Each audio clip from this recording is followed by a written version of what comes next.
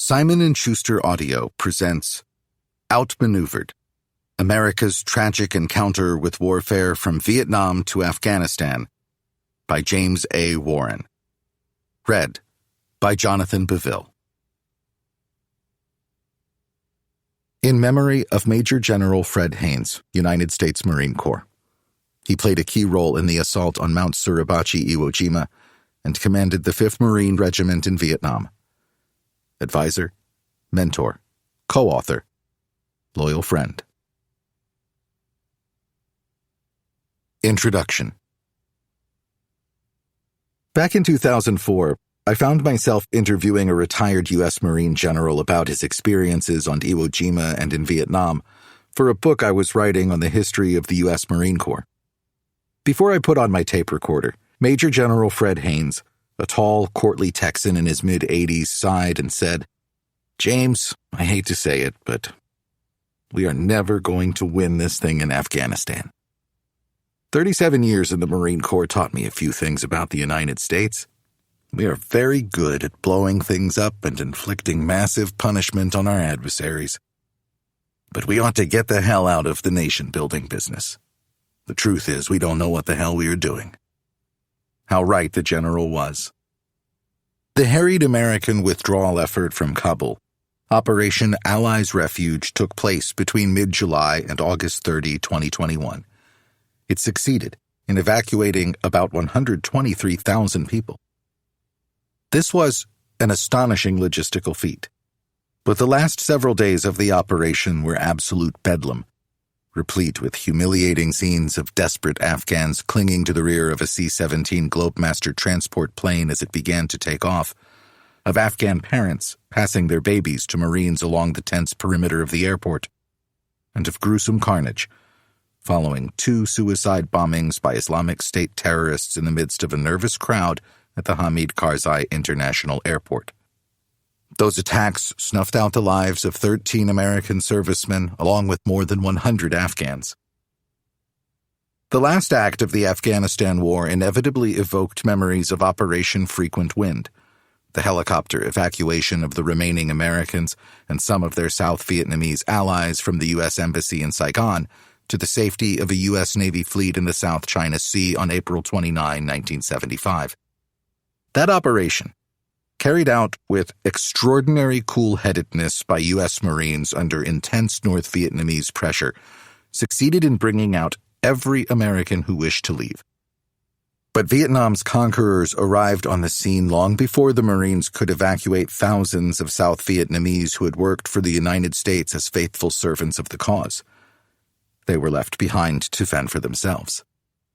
Many ended up serving multiple-year tours in communist re-education camps, or drowning in rickety boats in the South China Sea as they tried to make their escape. The Marines who took the last chopper off the embassy roof around 7:50 a.m. on April 30 were blinded for a few minutes by tear gas they themselves had fired to keep desperate Vietnamese from trying to jump into their overloaded aircraft. It was somehow a fitting end to America's long entanglement in Southeast Asia. Each of these evacuations brought an end to a failed crusade to export American-style democracy to foreign shores by policymakers transfixed by their own country's military power and by their missionary zeal to export its political ideology. It is demoralizing, to say the least. But we failed in Afghanistan for many of the same reasons we stumbled in Vietnam. The United States went into both ground wars half-blind, convinced that the righteousness of the cause and superior technology would ensure success. In both conflicts, the United States had enormous military power at its disposal, but little understanding of how local politics worked. Unfortunately, history has a way of confirming over and over that in conflicts between conventional armies and well-organized insurgencies, politics trumps military operations. Political organization, mobilization, and the production of effective narratives invariably prove to be more important than battles and raw military strength. United States forces never lost a big unit, i.e. multi-battalion battle in Vietnam or Afghanistan. But in light of Washington's failure to build a legitimate, functional government with the help of its local allies in either place, the Americans' tactical and operational victories proved to be strategically barren. As each conflict morphed from stalemate to quagmire to looming disaster, the American public was fed a steady diet of upbeat assessments served up by presidents and generals that had only tenuous knowledge of what was actually happening on the ground. As the futility of the fighting became increasingly apparent in each war, American ground forces were ultimately withdrawn. The American people were assured by the White House and the Pentagon that the cause was not lost, that the good fight would be carried on by our local allies with American advice and support. But this, too, was dissembling.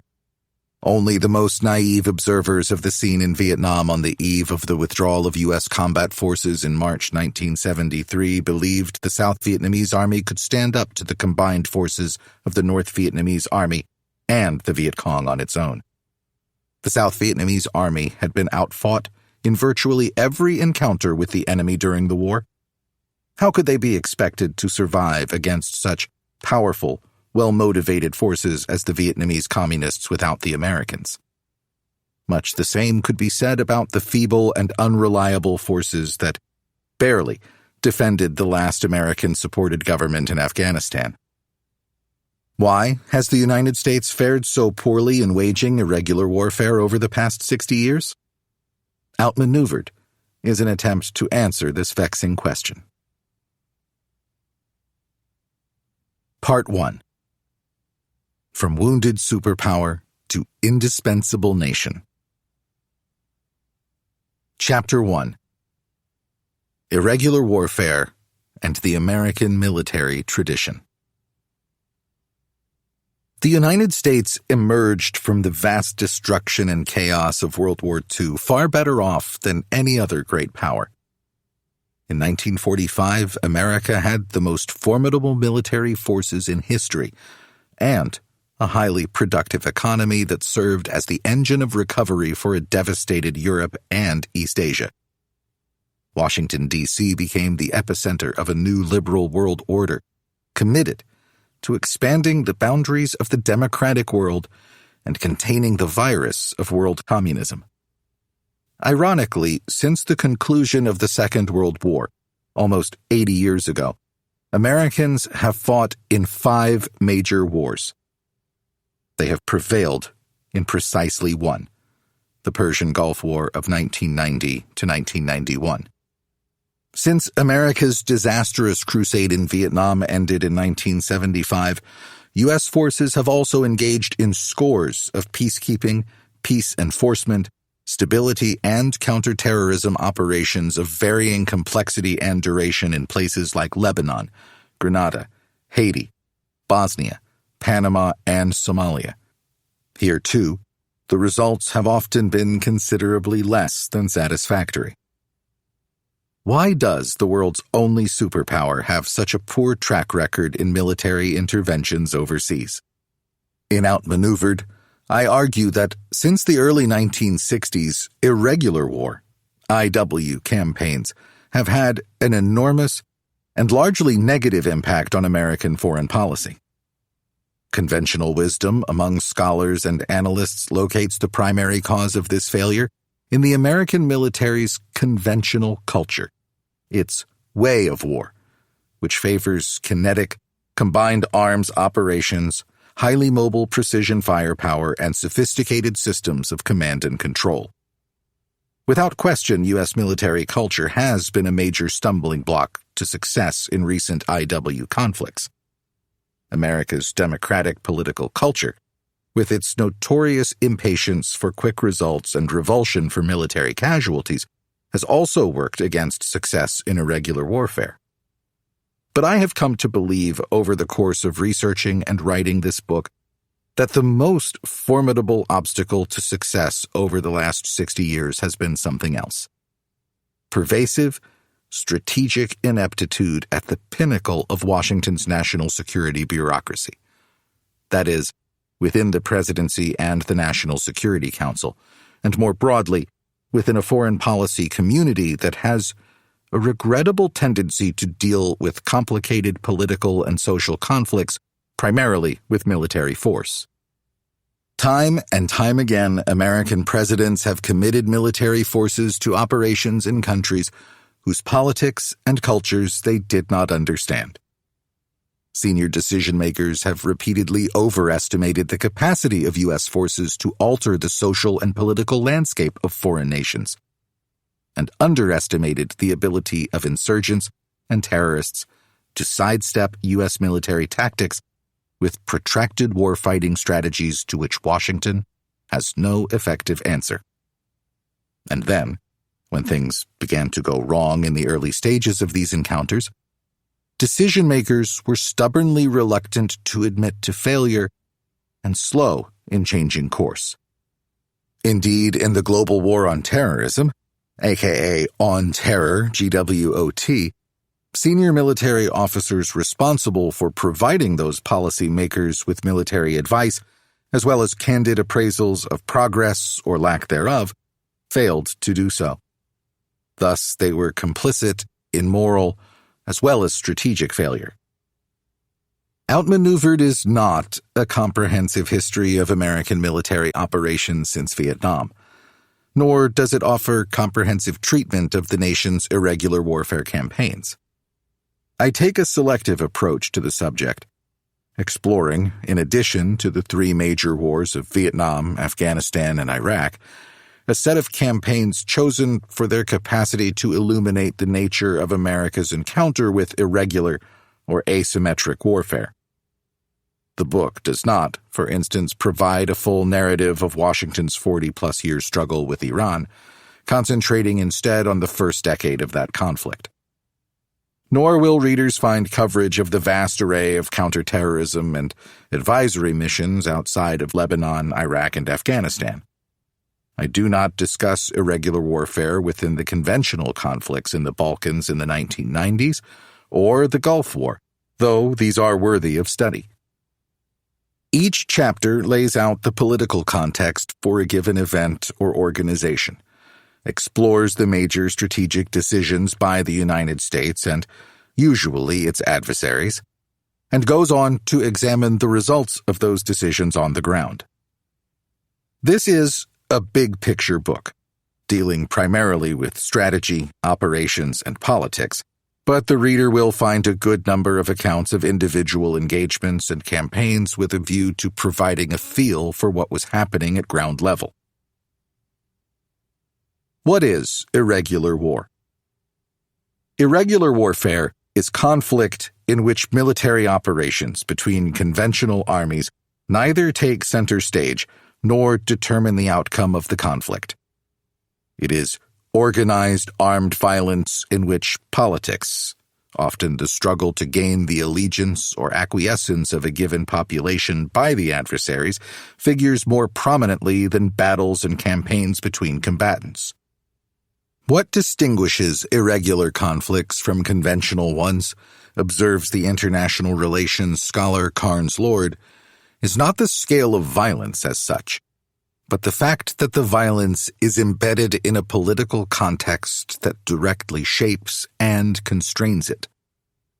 Low-intensity warfare is distinguished from other warfare by the extent to which politics dictates not merely strategy, but military operations and even tactics. In IW, coercive politics, assassination, terrorism, subversion, propaganda, the methodical construction of a shadow government figure prominently and cannot be countered by strictly military means alone. Human relationships and political mobilization are invariably more telling than military technology, and restraint in the use of armed force rather than sheer firepower is often critical to success. In IW, said a prominent U.S. Army Special Forces officer recently, "You can't kill your way to victory." In this book, irregular warfare is a loose umbrella term encompassing a welter of other labels used to describe types of organized violence, including asymmetric wars, small wars, unconventional and proxy war, insurgency and counterinsurgency, terrorism and counterterrorism. There are few hard and fast rules, and certainly no generic blueprint for achieving success in such ventures. Nonetheless, practitioners and theorists alike agree that successful strategies must be flexible and grounded in an intimate knowledge of local politics and history. Far more so than in conventional interstate conflicts, writes Marine General Anthony Zinni, IW requires cultural intelligence. What I need to understand is how these societies function, what makes them tick, who makes the decisions. What is it about their society that is so remarkably different in their values, the way they think compared to my values and the way I think? In counterinsurgencies, the crucial objective is not the outright defeat of the adversary through military means. Rather, it is to bring insurgents into the political process. Thus, competent and committed local allies are indispensable. Wars in which strategic success for the United States requires some sort of political transformation of the society in question have been far more challenging than those that require only the defeat of the enemy's military power. An abundance of IW experience. America's poor record in waging irregular warfare over the past 60 years is all the more curious when one considers the extraordinary diversity of experience Americans have had with the phenomenon earlier in their history. In the 17th and early 18th centuries, Euro-American settlers along the moving frontier of North America waged a long, more or less continuous series of wars against the indigenous inhabitants. In one of the most important and instructive of these struggles, King Philip's War of 1675 to 76, more than half of New England's 20,000 Native Americans rose up in rebellion against an ascendant and exploitive Puritan confederation. Over the course of less than a year, the Indians burned down 12 of the 90 New England settlements and severely damaged many others, forcing a great many of the region's 50,000 settlers to evacuate the hinterlands for the relative security of the larger towns on the coast, like Boston and Newport. Wampanoags, Narragansetts, Nipmucks, and other groups ambushed slow-moving Puritan columns and slaughtered garrisons holed up in many fortified blockhouses. They took scores of women and children prisoner. The colonists ultimately prevailed through a combination of scorched earth tactics, burning the Indians' villages and corn supplies, and the efforts of a handful of frontiersmen like Benjamin Church and Samuel Mosley, who adopted the Indians' guerrilla tactics, employing friendly native scouts to chase down and defeat hostile Indian bands.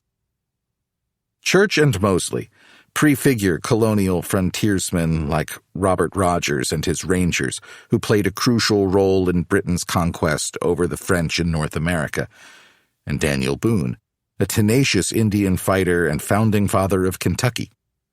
During the American Revolution, George Washington pursued a hybrid strategy of conventional and partisan warfare to wear down the British will to continue the fight. Washington lost most of his conventional battles, but ultimately, the continued survival of his army, coupled with a masterful IW campaign waged against the British in the South by General Nathaniel Greene with bands of irregulars, forced the British to retire to coastal enclaves in Wilmington, North Carolina, Charlestown, South Carolina, and Savannah, Georgia, and to surrender the interior to Greene.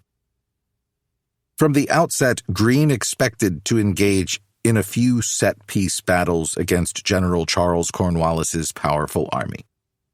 He hoped he might win one or two of these encounters, but he never expected to win in the traditional tactical sense of commanding the battlefield once the fighting was over. Holding ground wasn't important.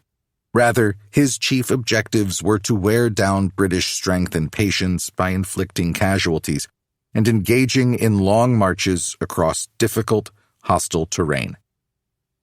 To withdraw from major clashes with an army ready to fight another day, Greene told his troops, would be a kind of victory in itself. In apt summary of his remarkable way of war, Greene wrote, "There are few generals that have run oftener, or more lustily than I have done. But I have taken care not to run too far, and commonly have run as fast forward as backward, to convince our enemy that we were like a crab that could run either way." Greene did his running with partisan bands and regular army troops alike, and historian Russell Weigley is surely right in claiming that Greene's genius as a strategist stemmed from his ability to weave the maraudings of partisan raiders into a coherent pattern, coordinating them with the maneuvers of a field army otherwise too weak to accomplish much, and making the combination a deadly one. The Army, the Indians, and the West. After the cataclysm of the Civil War, 1861-65, the mighty Federal Army of 1 million men was rapidly reduced in size to a skeletal force of about 25,000, roughly 15% of whom were stationed in the South during Reconstruction.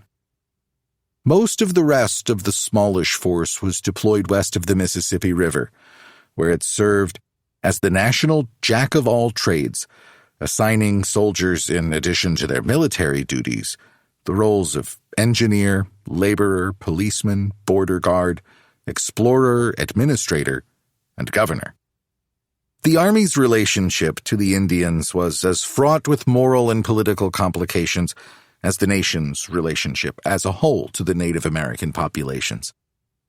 General William T. Sherman, commanding general of the U.S. Army from 1869 to 1883, got to the heart of the matter when he remarked that there are two classes of people in the United States, one demanding the utter extinction of the Indians, and the other full of love for their conversion to civilization and Christianity. Unfortunately, the Army stands between them and gets the cuff from both sides. Because the Bureau of Indian Affairs was notoriously corrupt and dysfunctional, the burden of managing the complicated politics of white Indian relations along the vast frontier fell upon the small officer corps and the roughly 10,000 to 12,000 troopers dispersed in about 100 smallish forts throughout the West. In 1866, there were 2 million settlers and 250,000 Indians west of the Mississippi. 25 years later, the numbers were 8.5 million, and perhaps 100,000 natives remaining. The Indians' military power had been completely destroyed, and they had been relegated to the margins of the country.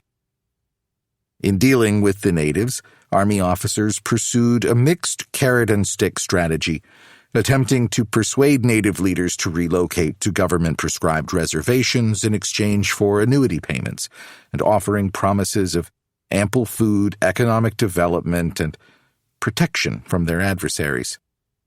Tribes that did not oblige, and there were many among the nomadic Indians, the Sioux, the Lakota, and the Apache most famously, were pursued for enormous distances by light cavalry units of 100 to 200 soldiers who traveled with pack mules and were supported by slow-moving wagon trains protected by infantrymen. Specialized elite units of friendly Indian scouts and highly experienced soldiers were tasked with finding resisting bands. Once a settlement had been discovered, 2 or 3 cavalry columns would converge on the Indian camp, forcing the warriors to flee or fight.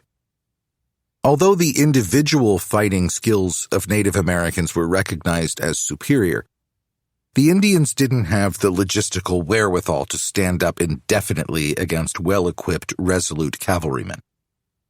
One by one, the tribes of the West submitted to U.S. government control. It is hard to believe, but true, despite the vast array of combat experiences against the Indians of the West, the Army never made a serious effort to develop doctrine or training for fighting insurgents based on its Indian experience. Much like the post-Vietnam Army, the Frontier Army's leadership remained focused on conventional military operations as exemplified by the Napoleonic Wars. It was widely believed that bringing Indian bands to heel was little different from fighting bandits, and that it could be successfully accomplished by conventionally trained forces. As the Indian Wars came to an end, there was a push for professionalization of the U.S. Army, and a new school was established at Fort Leavenworth, Kansas, for advanced officer training. Its purpose, wrote one senior Army officer, was to turn the service away from being an Indian police force to its true function, the art of war. The Philippine-American War. The U.S. Army's most successful counterinsurgency war was waged in the Philippines, which became an American possession as a result of the Spanish-American War of 1898. From late 1899 until July 1902, Filipino nationalists under the charismatic Emilio Aguinaldo waged a determined but poorly organized guerrilla campaign, avoiding open battle against American units, but executing hundreds of slashing attacks on supply columns and patrols. The war quickly devolved into a series of provincial struggles, in which U.S. Army commanders displayed considerable imagination and dexterity in developing localized counterinsurgency strategies. They made excellent use of local friendly forces as scouts and policemen, and were able to drive a wedge between the villagers and the insurgents. The insurgency lacked a centralized strategic vision, modern, reliable weapons, and inaccessible base areas. More Americans died from tropical diseases than from combat. General Arthur MacArthur focused on two objectives simultaneously: providing security for the local population and reducing the guerrillas' ability to wage war by destroying their bases and food supplies. American battalions and companies tended to stay in one place for their entire 12 to 16-month tours of duty, so they got to know the local population and political dynamics well. After Aguinaldo was captured in March 1901, the intensity of the struggle began to trail off considerably. By July 1902, the Army had initiated a series of welcome nation-building projects, and only 2 or 3 provinces remained troubled by insurgency. The U.S. Marines in the Caribbean and Central America. For 30 years after the conquest of the Philippines, the United States conducted a wide array of counterinsurgency and constabulary missions in Central America and the Caribbean. The nation, in the early years of the 20th century, had growing strategic as well as economic interests in the region. The government in Washington, astutely observes historian George Herring, had the power and was willing to use it to contain revolutions and maintain hegemony over small, weak states where people were deemed inferior. With few exceptions, these operations were spearheaded by U.S. Marines. Out of these deployments, several of which went on for more than a decade, in which Marines essentially established pro-American governments with the help of local allies, the Corps emerged as the one branch of the armed services truly comfortable with IW missions. At various junctures, Marine brigades came ashore in Haiti, the Dominican Republic, Nicaragua, and Cuba to fight guerrillas, to engage in small nation-building projects at the behest of the State Department, and to train local constabulary forces. In Nicaragua, Marine aircraft were used for close air support for the first time in military history. Marines also used light aircraft for reconnaissance and supply operations deep within the Central American jungles. Out of this deep wealth of experience came the one classic American work on irregular warfare known to every serious student of the subject, the Marine Corps' Small Wars Manual of 1940, which described techniques, tactics, equipment, and even the mindset for a wide range of activities including diplomacy, contacts with the civil population, and warfare of the most difficult kind. The situation is often uncertain, and the orders sometimes indefinite. As we shall see, the Marines were anxious to use what they had learned in Central America in the jungles of Vietnam. But neither the political nor the military leaders of the mid-1960s were enthusiastic about the Corps' approach. They pressed the Marines' senior leadership to shift most of their resources into multi-battalion search-and-destroy operations against regular communist forces, rather than working closely with the Vietnamese peasantry to free them from the yoke of Viet Cong domination. The U.S. Army turned its eyes and ears away from irregular warfare after Vietnam. The Marines, however, did not. And the Marine Corps would play an outsized role in the history of American irregular warfare, from Vietnam until today.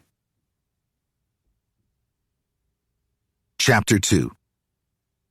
Vietnam, the Anatomy of Defeat. World War II gave birth to an eclectic array of independence movements against Western imperialism in Asia, the Middle East, and Africa. These revolutions, and the great powers' response to them, transformed both world politics and military history in myriad and unexpected ways. Nowhere in the colonized world was the struggle against Western domination waged with more determination and strategic acumen than in the ancient Indo-Chinese nation of Vietnam. Although dominated by their northern neighbor China for more than 1,000 years, the Vietnamese people had retained a sense of common identity for more than 2 millennia. A country of some 30 million in 1945, Vietnam had been colonized by the French in the mid-19th century in an exceptionally violent and exploitive way, and occupied by the Japanese during the Second World War. A nationalist visionary named Ho Chi Minh, he who enlightens in Vietnamese, who happened to be a communist, organized a politico-military front called the Vietnamese Independence League in 1941 in Cao Bang Province in northern Vietnam to challenge both the Japanese and the inevitable return of the French. Deep in the mountains of northern Vietnam, Ho and his lieutenant, Vo Nguyen Giap, began to build a formidable army and a shadow political apparatus of some sophistication. The political front was known in the West as the Viet Minh. The Revolutionary Army forged by Giap went through a number of name changes over the years. By the time of the American War in 1965, it was called the People's Army of Vietnam, PAVN. A few months after Japan's surrender in August 1945, a French expeditionary force of 25,000 men did indeed return, landing in Saigon. French statesmen took the view that reclaiming their overseas empire was necessary to restore their nation's sense of honor after its humiliating defeat at the hands of the Germans. Vietnam was the jewel in the crown of a French colonial empire that comprised a significant portion of North Africa and most of Indochina, Laos, Cambodia, and Vietnam. The Viet Minh leadership thought otherwise. By 1945, Ho, ably assisted by General Giap and senior Politburo member Li Duan, had successfully mobilized several million people in a quest to challenge France's effort to reassert dominance over the entire country. War broke out between the French and the Viet Minh in December 1946. The struggle between France and the Vietnamese revolutionaries turned out to be extraordinarily complex, brutal, and protracted. The First Indochina War lasted 8 very long years. For the first 4, the Viet Minh built up their strength and conducted limited guerrilla strikes against French columns while Giap patiently expanded and trained the army. The French Expeditionary Force, meanwhile, expanded to about 150,000, including troops from France's African colonies.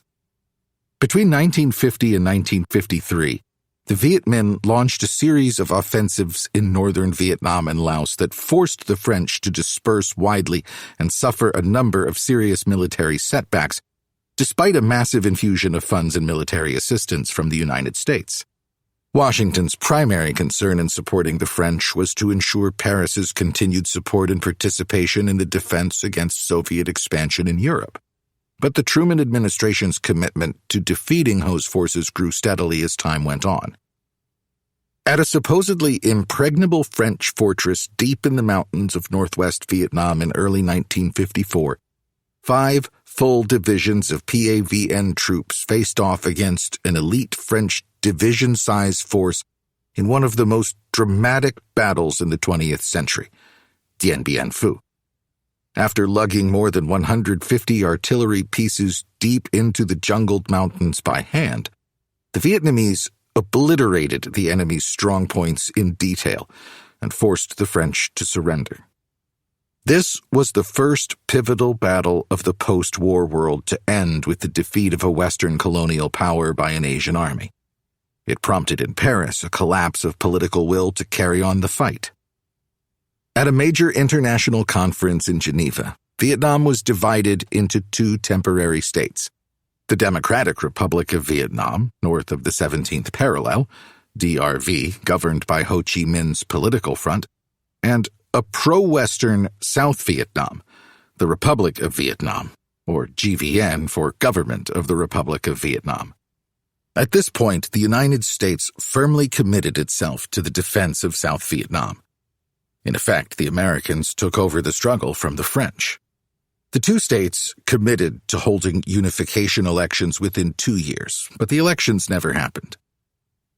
In 1959, after peaceful efforts to unite the country under a single government had failed, the North Vietnamese Politburo ordered some 10,000 clandestine soldiers and political operatives in the South to begin an armed insurgency against the American-supported regime in Saigon.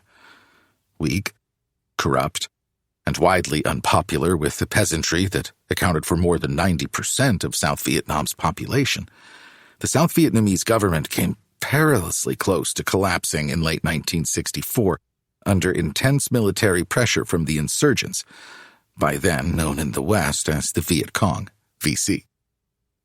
Unwilling to see South Vietnam fall, U.S. President Lyndon Johnson committed U.S. Marines initially to defend a major airbase at Da Nang and to a strategic air campaign against North Vietnam in March 1965, on the correct theory that the Politburo was directing the Southern insurgency.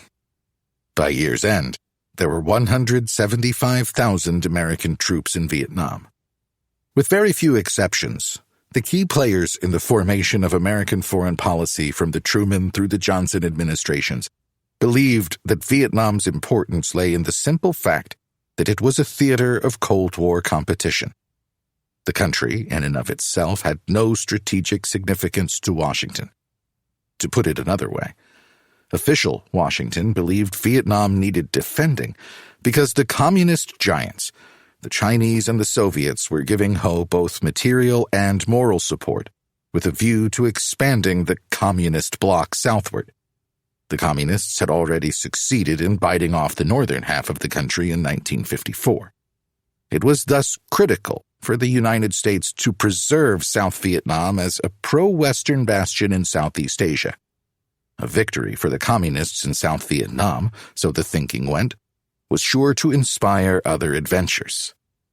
Communist wars of national liberation had to be challenged, John F. Kennedy had said in 1963. Johnson was not at all keen to have to go to war in Southeast Asia. He had a long list of domestic priorities, yet he felt obligated to defend South Vietnam against communist encroachment. American policymakers took the gravely misinformed view that the French defeat in Indochina had very little to do with the wide popular appeal of Ho's movement or the soundness of its politico-military strategy. Rather, the problem lay with France's inability to prosecute the conflict aggressively, or to train the South Vietnamese to do so.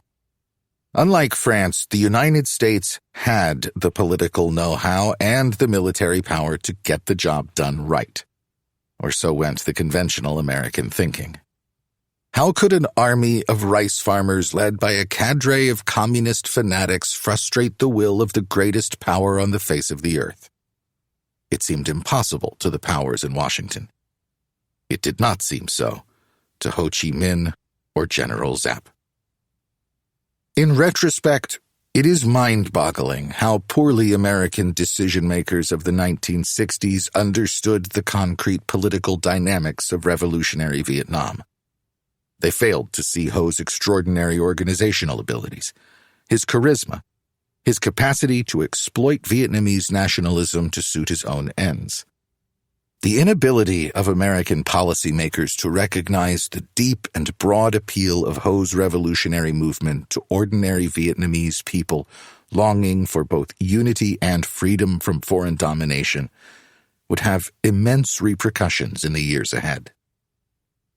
The American war in Vietnam lasted a full decade, an ingenious, protracted war strategy that integrated irregular and conventional warfare with tireless political mobilization efforts in South Vietnam's 2,500 villages, utterly confounded the Americans and their South Vietnamese allies. 2 years after the United States withdrew its ground forces in 1973, the People's Army of Vietnam crushed the South Vietnamese Army in a conventional invasion by more than 20 North Vietnamese divisions in early 1975. Hanoi's victory in Vietnam is widely viewed as one of the greatest achievements in world military history. In the United States, the war shook the country's institutional and ideological foundations, exacerbating deep cleavages in American society between liberals and conservatives, young and old, black and white. It left the country baffled and ambivalent about its role in the world, and widened the credibility gap between Washington and the American people.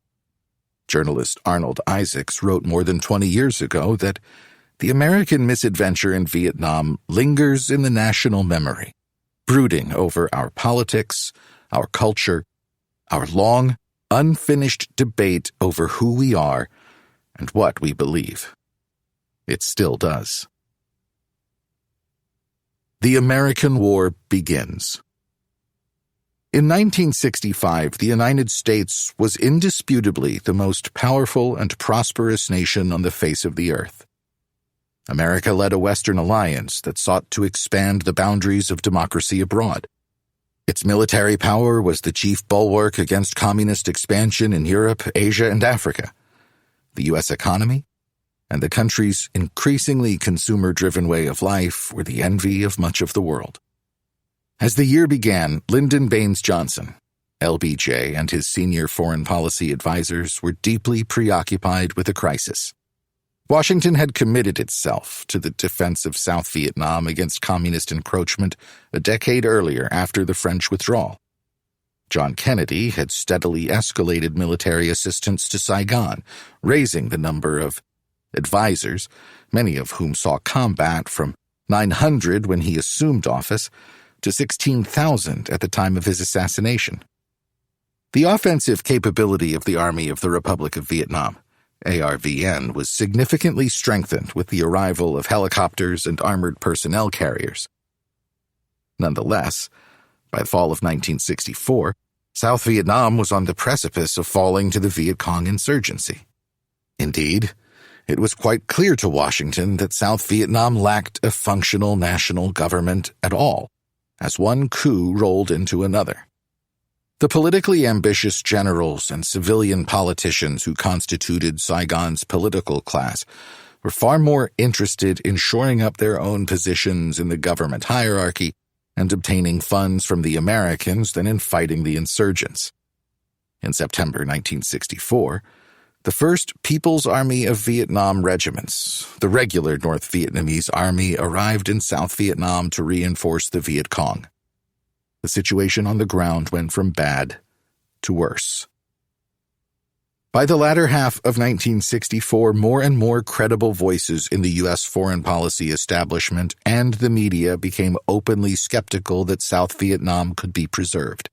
They proposed that the failure of the Saigon regime to get its act together offered LBJ an excellent opportunity, as well as a solid rationale to withdraw American forces and seek some sort of political solution.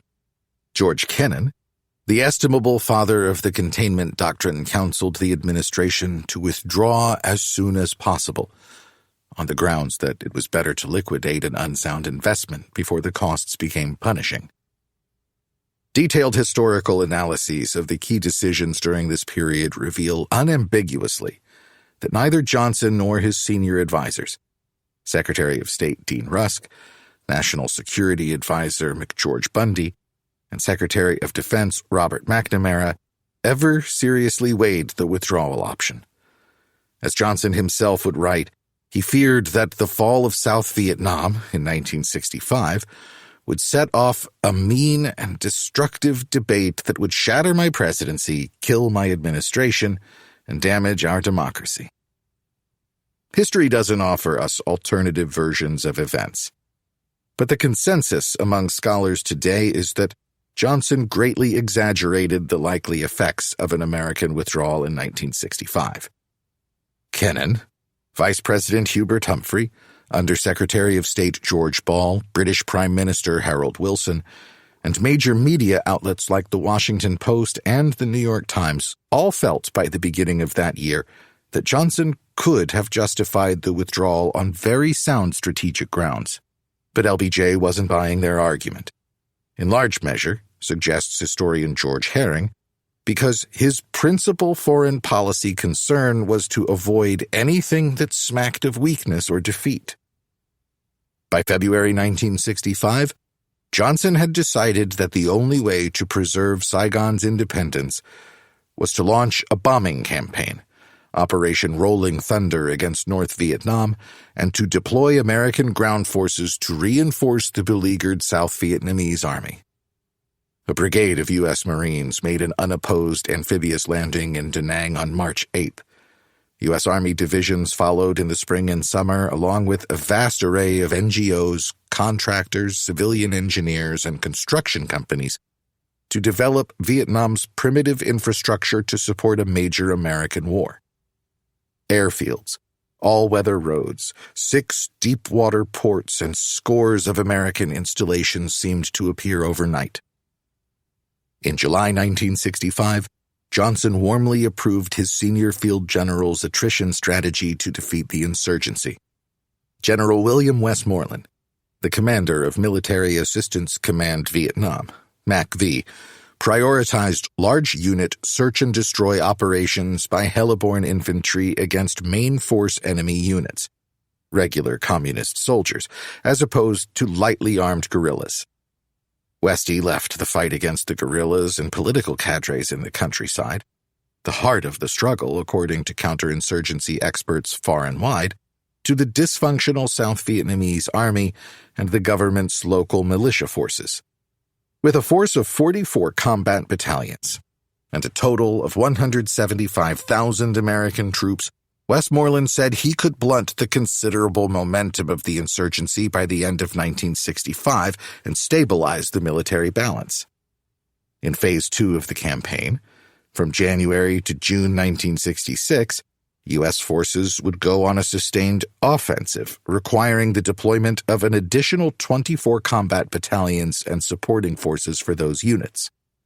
The combat battalions would find, fix, and destroy enemy main force units in the mountainous hinterlands of the Central Highlands, along the coastal villages of the northern part of the country, and in the major VC base camps surrounding the capital, Saigon. American infantry would both locate and engage enemy main forces, but most of the killing would be done through the immense firepower that supporting arms, artillery, aircraft, and naval gunfire could bring to bear. By the end of the 1966 offensive, or soon thereafter, Westmoreland projected, the war would likely reach a crossover point, where Hanoi would be taking more casualties per month than they could replace on the battlefield. Once Hanoi reached that grim plateau, Westmoreland reckoned, its will to continue taking punishment would weaken and then break. At that point, mop-up operations would begin. It might take another year or so to finish off the enemy for good. Such was the plan. In mid-November 1965, deep in the jungles of the Central Highlands, the North Vietnamese and American armies clashed for the first time in one of the most dramatic encounters in American military history, the Battle of Ia Drang Valley. There, one American battalion was almost annihilated, but prevailed against heavy North Vietnamese assaults for 3 days. Another U.S. battalion was completely destroyed in a vicious communist ambush just a day after the Americans had prevailed around the initial engagement at Landing Zone X-Ray. American losses were 304 dead and 524 wounded. The Army claimed to have killed more than 3,500 Vietnamese, but a more realistic figure, factoring in the American penchant for casualty inflation, would be 2,000. Westmoreland looked at the numbers and declared the battle a great victory. It had confirmed the soundness of his strategy. We'll just go on bleeding them dry until Hanoi wakes up to the fact that they have bled their country to the point of national disaster for generations, said America's senior field commander a bit later in the war. Trouble was, Westmoreland had misread the battle, as well as the war of which it was a part. While the big fight in the Central Highlands had vindicated air-mobile warfare in a limited tactical sense, Lieutenant Colonel Hal Moore and his air cavalry troopers had forced the enemy to withdraw from the main battlefield, the fighting there did not foil Hanoi's plan to cut South Vietnam in half, as General Westmoreland and many military historians claimed afterward. We now know that that had never been the North Vietnamese commander's intention. What's more, the frenetic pace of operations in Pleiku province placed enormous strains on the 1st Cavalry's logistical system. In fact, the division required emergency assistance from the Air Force just to keep a single brigade operating at a high tempo for a few days. Westmoreland and his superiors were looking at the bright side, not the whole story. Whatever else might be said, killing enemy forces with air-mobile assaults was both a very risky and an expensive business. Lieutenant Colonel Moore's celebrated American victory at Landing Zone X-Ray that was at the heart of the battle had been a very near thing. At several junctures during the first 2 days of combat, Moore's 400-man battalion might as well have been overrun and annihilated. Had the weather been poor enough to constrict air support, such an outcome seems more likely than not. Lieutenant Colonel Moore made a series of split-second decisions that proved to be right, despite limited information in a highly chaotic situation, and he was clearly a steadying, reassuring force to his men during their extreme trial under fire. Lieutenant Colonel Wen Hu-an, the tactical commander of PAVN forces at X-Ray, joined his superiors in sincerely thinking they had gotten the better of the Americans in the fighting. First off, they viewed the fighting through the lens of protracted warfare strategy, not by Western military standards. PAVN forces had fought with great determination and skill against an enemy with far more powerful weapons than their own, including lavish air power, and yet they had inflicted heavy casualties on the Americans. Despite communist propaganda to the contrary, Hanoi's senior leadership never expected its regular forces to defeat American units in set-piece battles. The most plentiful weapon the North Vietnamese had was people, and they were expendable. As General Zapp had argued frequently in strategy meetings and in his many writings, the Communists couldn't match the United States in raw military power, but they were superior to their adversaries in the arenas of political strength and organizational skill. The regiments that had fought in the Pleiku campaign could be rebuilt and refurbished, and indeed, they were. In light of the Ia Drang fight, Zapp and the other North Vietnamese strategists felt reassured that their forces could inflict enough casualties on the Americans to break the will of Washington and the American people to carry on the fight.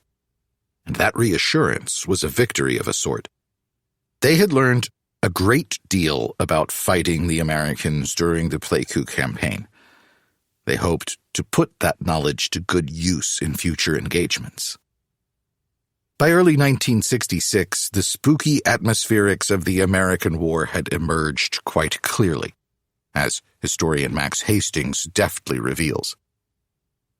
Everything about the war was hard. Vehicles, guns, shells, planes, body armor, bullets, C-ration cans, connexes, the will of the enemy. Everything except human flesh and most of the ground underfoot. Soldiers and civilians were carpeting the country with a network of bases, runways, all-weather roads, and PXs, post-exchange stores. For every American serviceman, 100 pounds of supplies and equipment was delivered daily, straining to the breaking point the port and airfield facilities of a relatively primitive Asian land. Theft on an industrial scale became endemic. Trucks bouncing breakneck along potholed roads brushed aside peasants and their lumbering water buffalo, while low-flying Hueys blew dust clouds over countless washing lines. Many Americans found it impossible to regard thatch and bamboo huts, their dim interiors boasting only a few pots and beds of woven straw, as the homes of people deserving of respect. Vietnamese watched with apparent indifference as soldiers or Marines probed their walls and straw piles with bayonets. Marine Lieutenant Phil Caputo was dismayed to discover that not all his Marines had a store of humanity as impressive as their combat skills. His sergeant observed that, "Before you leave here, sir, you're going to learn that one of the most brutal things in the world is your average 19-year-old American boy." Fear of the imminent collapse of South Vietnam had evaporated by the end of 1965. American military power had indeed saved the day. But astute observers noted some serious problems on the American South Vietnamese side. Although all the senior players in Washington and Saigon knew that the conflict in Vietnam ultimately hinged on the South Vietnamese government's ability to gain the loyalty and respect of the people in the villages, that part of the war was not going at all well. The South Vietnamese army was a broken institution, riven by corruption and political intrigue. It was not up to the tasks it had been assigned. Westmoreland's way of war, the U.S. Army's preferred way of war, did inflict ghastly casualties on the forces of the Revolution, by Western standards.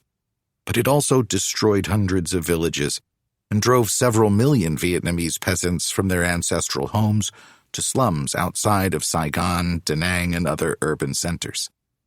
Once the American war machine was in full gear, as it was by early 1966, it began to shred the social fabric of the country it was supposed to be saving. Meanwhile, the leading players in the Saigon government successfully resisted pressure from the American ambassador and the State Department to undertake reforms necessary to bolster popular support. Massive influx of American funds only exacerbated a very serious corruption problem.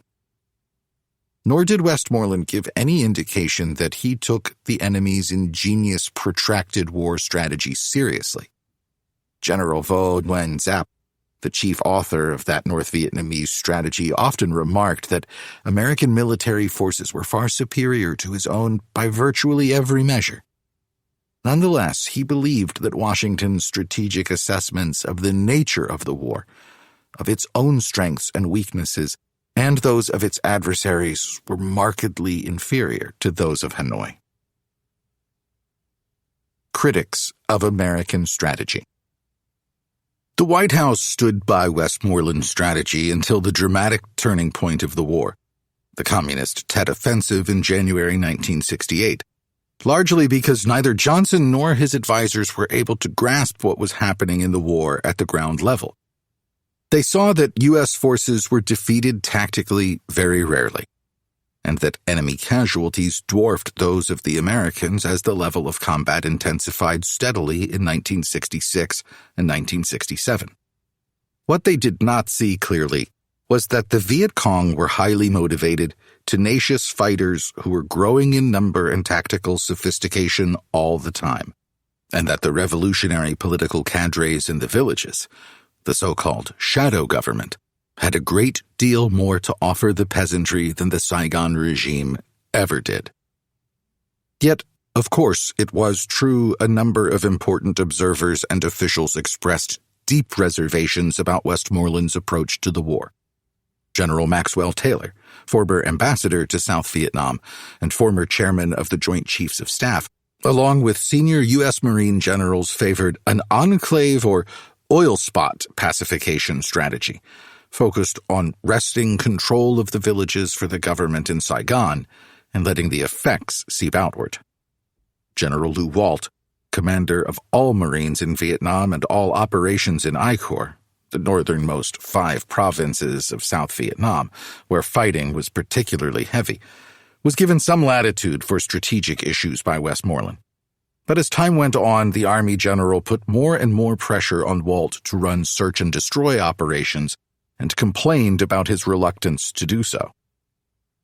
Meanwhile, the U.S. Army's Chief of Staff, Harold K. Johnson, continued to hold doubts about Westmoreland's ability to wrap his mind fully around the complexities of the hybrid battlefield in Vietnam, of its unique amalgam of conventional and irregular warfare and political struggle. General Johnson commissioned a team of Army strategists and civilian academics to look at alternative approaches. The classified study, a program for the pacification and long-term development of South Vietnam, PROVN, was published in March 1966 and then shared with only a very small number of key military and political players. But it expressed strong reservations about the trajectory of the war thus far and about Westmoreland's governing strategy. The situation in South Vietnam, SVN, has seriously deteriorated. 1966 may well be the last chance to ensure eventual success. Victory can only be achieved through bringing the individual Vietnamese, typically a rural peasant, to support willingly the government of South Vietnam, GVN. The critical actions are those that occur at the village, district, and province levels. This is where the war must be fought. This is where the war and the object beyond it, an independent, democratic South Vietnam, must be won.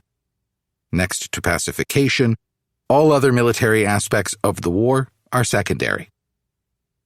General Westmoreland found the proven study unconvincing.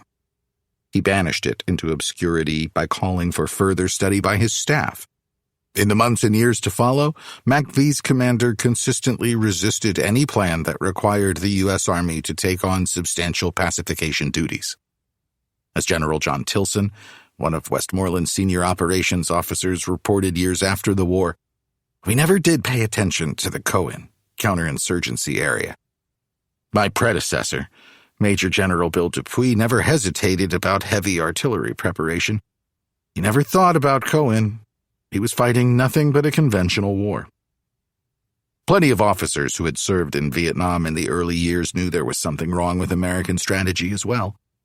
When General Johnson consulted a group of officers of the 1st Division about current strategy in the fall of 1965, he quickly learned that the consensus view was, as one colonel put it, "We just didn't think we could do the job the way we were doing it." The junior officers told Johnson flat out that, for the most part, the enemy avoided making contact when the Americans launched big unit search-and-destroy missions. Constant, intensive, small unit patrolling was the answer, and it would take a lot of time.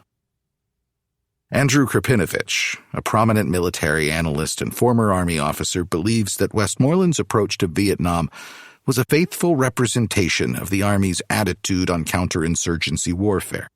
Give lip service to the classical doctrine on counterinsurgency, while focusing primary attention on standard operations. He makes a persuasive case for his conclusion. MACV was willing to cede to the ARVN and the regional and popular forces the burden of breaking the stranglehold of the NLF political infrastructure on the villages. Westmoreland would use the U.S. Army to fight the kind of war it had been trained to fight, rather than the war it found itself fighting. By early 1967, it was increasingly obvious that the crossover point was a bankrupt strategic concept. It failed to take account of several pivotal variables, such as the enemy's ability to limit his own casualties by avoiding battle, the limits on American combat operations imposed by Washington, and North Vietnam's demographics at the time. LBJ prohibited American forces from attacking communist formations in Laotian and Cambodian sanctuaries. He ruled out a ground invasion of North Vietnam. By the time of the dramatic Tet Offensive in early 1968, the Americans and South Vietnamese had killed about 220,000 enemy troops. 16 times the number of Americans who had been killed at the time.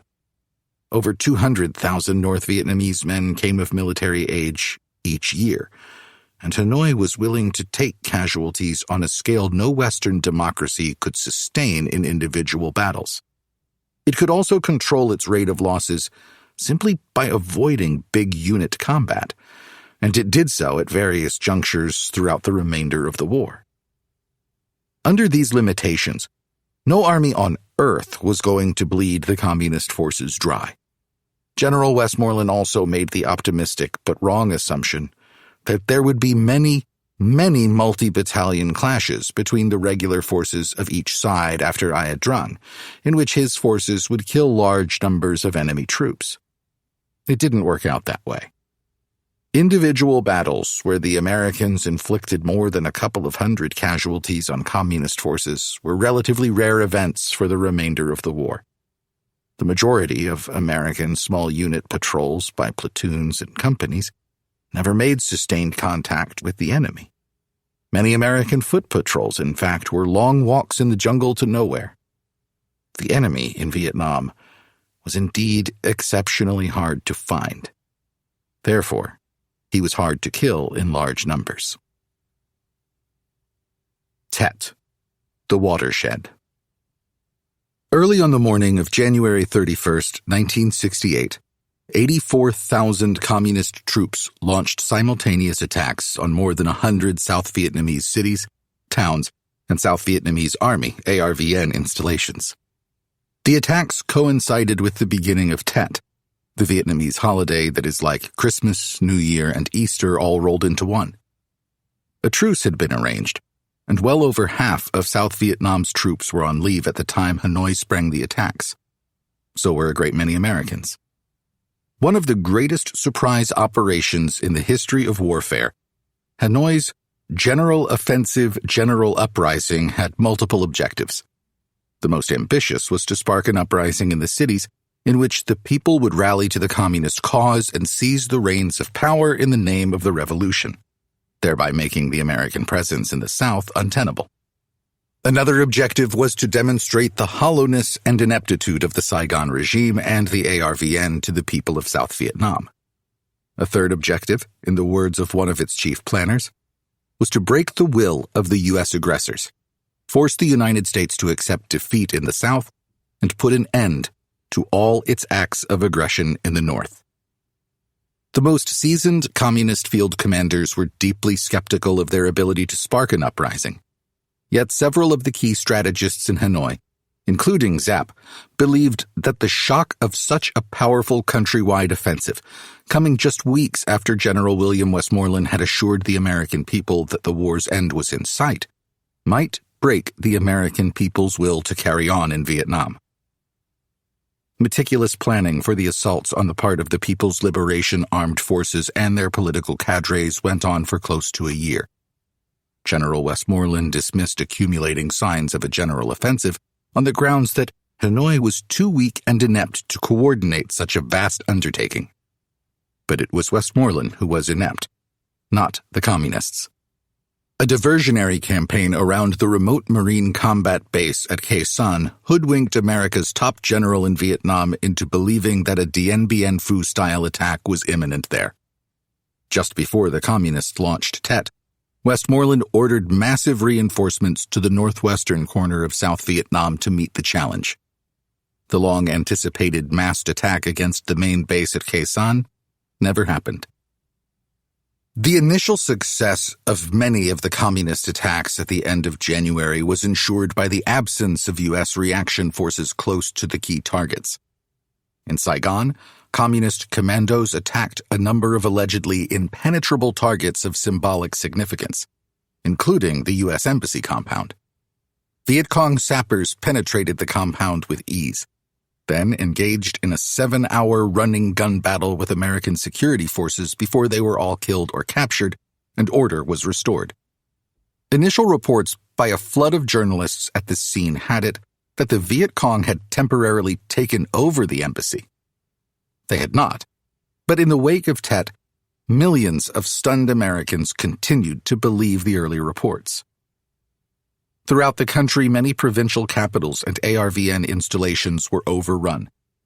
After a day or so of chaos and confusion, the Americans and ARVN mounted formidable counterattacks and reversed communist gains within a week pretty much everywhere. The most notable exception was Hue, the elegant cultural and intellectual capital of Old Vietnam, a city of 140,000 souls. The old part of the city, north of the Hung River, contained an enormous fortress enclosed by thick, 26-foot-high walls. Here, where Vietnam's emperors had lived in the 17th and 18th centuries, was a maze of pagodas and dynastic tombs, narrow streets, alleys, courtyards, and even a royal palace. It was called the Citadel. South of the river was the modern half of the city. Viet Cong sappers and political cadres had slipped into the lightly defended city in civilian clothes several days before the first wave of attacks, and prepared the way for a brilliantly executed assault by 2 regiments of North Vietnamese troops. As reinforcements poured in, communist political commissars set up a revolutionary administration within the city confines and proceeded to execute at least 2,000 GVN officials and sympathizers. They were buried in mass graves. It fell to the U.S. Marines at nearby Phu Bai Combat Base and elements of the 1st ARVN Division to wrest the city back from the enemy, while U.S. Army units struggled to cut off North Vietnamese supply and reinforcement lines from the A Shau Valley to the west. For 25 days, the Marines and the North Vietnamese hammered away at each other at point-blank range, fighting block by block in miserable weather. The Marines were tasked with clearing out the southern half of the city, with its large government buildings, university, and hospital. That took a bit more than a week, at which point they crossed the Hung River under heavy fire and doggedly fought their way through the citadel alongside the ARVN. More than half of the initial 84,000 communist troops were killed in the Tet Offensive, and the communists failed to hold on to a single strategic piece of real estate. But Tet's pivotal objective wasn't to gain and hold South Vietnamese territory. Rather, it was to inflict a devastating political blow on Washington and the American public by revealing the depth and strength of the revolutionary force's commitment and the failure of the American campaign to accomplish its objective despite 3 years of heavy combat. In this sense, Tet turned out to be a decisive strategic success for Hanoi. 2 months before the offensive, General Westmoreland had told Congress in a nationally televised speech that the enemy was on the ropes and that the end of the war begins to come into view. The offensive confirmed what so many astute participants and observers already knew. Westmoreland was well out of his depth. He simply didn't understand the war's crucial dynamics, nor did his senior superiors in the White House. Tet occurred simultaneously with an incipient economic crisis in the States and the capture of a U.S. Navy ship by North Korea. A crisis atmosphere enveloped the White House in February and March 1968. Supported by congressional hawks, General Earl Wheeler, chair of the Joint Chiefs of Staff, took the opportunity to press President Johnson to sharply escalate the war by calling up the reserves, pursuing a new counterinsurgency strategy, and sending at least an additional 100,000 troops to Vietnam as expeditiously as possible. Johnson viewed such a drastic expansion of the war as a nightmare for the nation. What's more, it would be politically suicidal for him personally. The outgoing Secretary of Defense, Robert McNamara, estimated the cost of this escalation to be more than $10 billion, and that it might ultimately take more resources than that to get the job done. Johnson's new Secretary of Defense, the consummate Washington insider Clark Clifford, was also deeply skeptical that more military power would make a difference.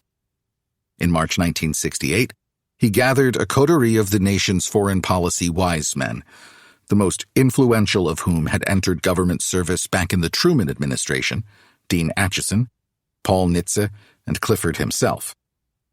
A consensus soon emerged among this august body. Vietnam was threatening both the economic and the worldwide strategic posture of the United States. The war had become so all-consuming that it was crippling the nation's capacity to defend its truly vital interests in Western Europe, East Asia, and the Middle East. It was time, urged the group's spokesman Dean Acheson, to extricate the country from Vietnam and to pursue a political solution of some sort to the conflict. The country, he said, can no longer do the job we set out to do in the time we have left, and we must begin to disengage. On March 31st, LBJ shocked the nation as well as his own advisors when he announced on national television a partial bombing halt over North Vietnam and put forward suggestions for beginning negotiations to end the conflict. And then, stunning even his closest advisors, he declared that he would not run for re-election. Johnson's war had consumed his presidency. Although LBJ never authorized the searching review of strategy the situation appeared to call for, senior officials quickly came to see that the United States had to begin preparing for extrication from a quagmire. The South Vietnamese armed forces ultimately would have to carry the burden of the fighting. Indeed, this was the brief for the next commander of Military Assistance Command Vietnam, a tough, astute tank officer named Creighton Abrams. Westmoreland was summarily kicked upstairs to Army Chief of Staff in Washington. Abrams had the thankless task of presiding over the gradual drawdown of U.S. forces that began in mid-1969, training the South Vietnamese, and keeping the Communist Revolutionary Forces off balance. Abrams put a halt to the large counterproductive search-and-destroy missions that had wreaked such havoc on the population, and stepped up pacification efforts in South Vietnam's 2,500 villages. On Abrams' watch, security in the rural areas improved considerably, in part because of much more effective attacks on the Viet Cong political infrastructure through the Central Intelligence Agency's Phoenix program, which focused on kill-or-capture operations against communist political operatives. It also helped that Hanoi opted from 1969 to 1971 to limit insurgency operations in favor of preparing for large-scale conventional operations once America's forces had withdrawn in significant numbers. Republican Richard M. Nixon easily defeated Hubert Humphrey in the 1968 presidential election, in large part by promising that he had a secret plan to bring the Vietnam War to an honorable close.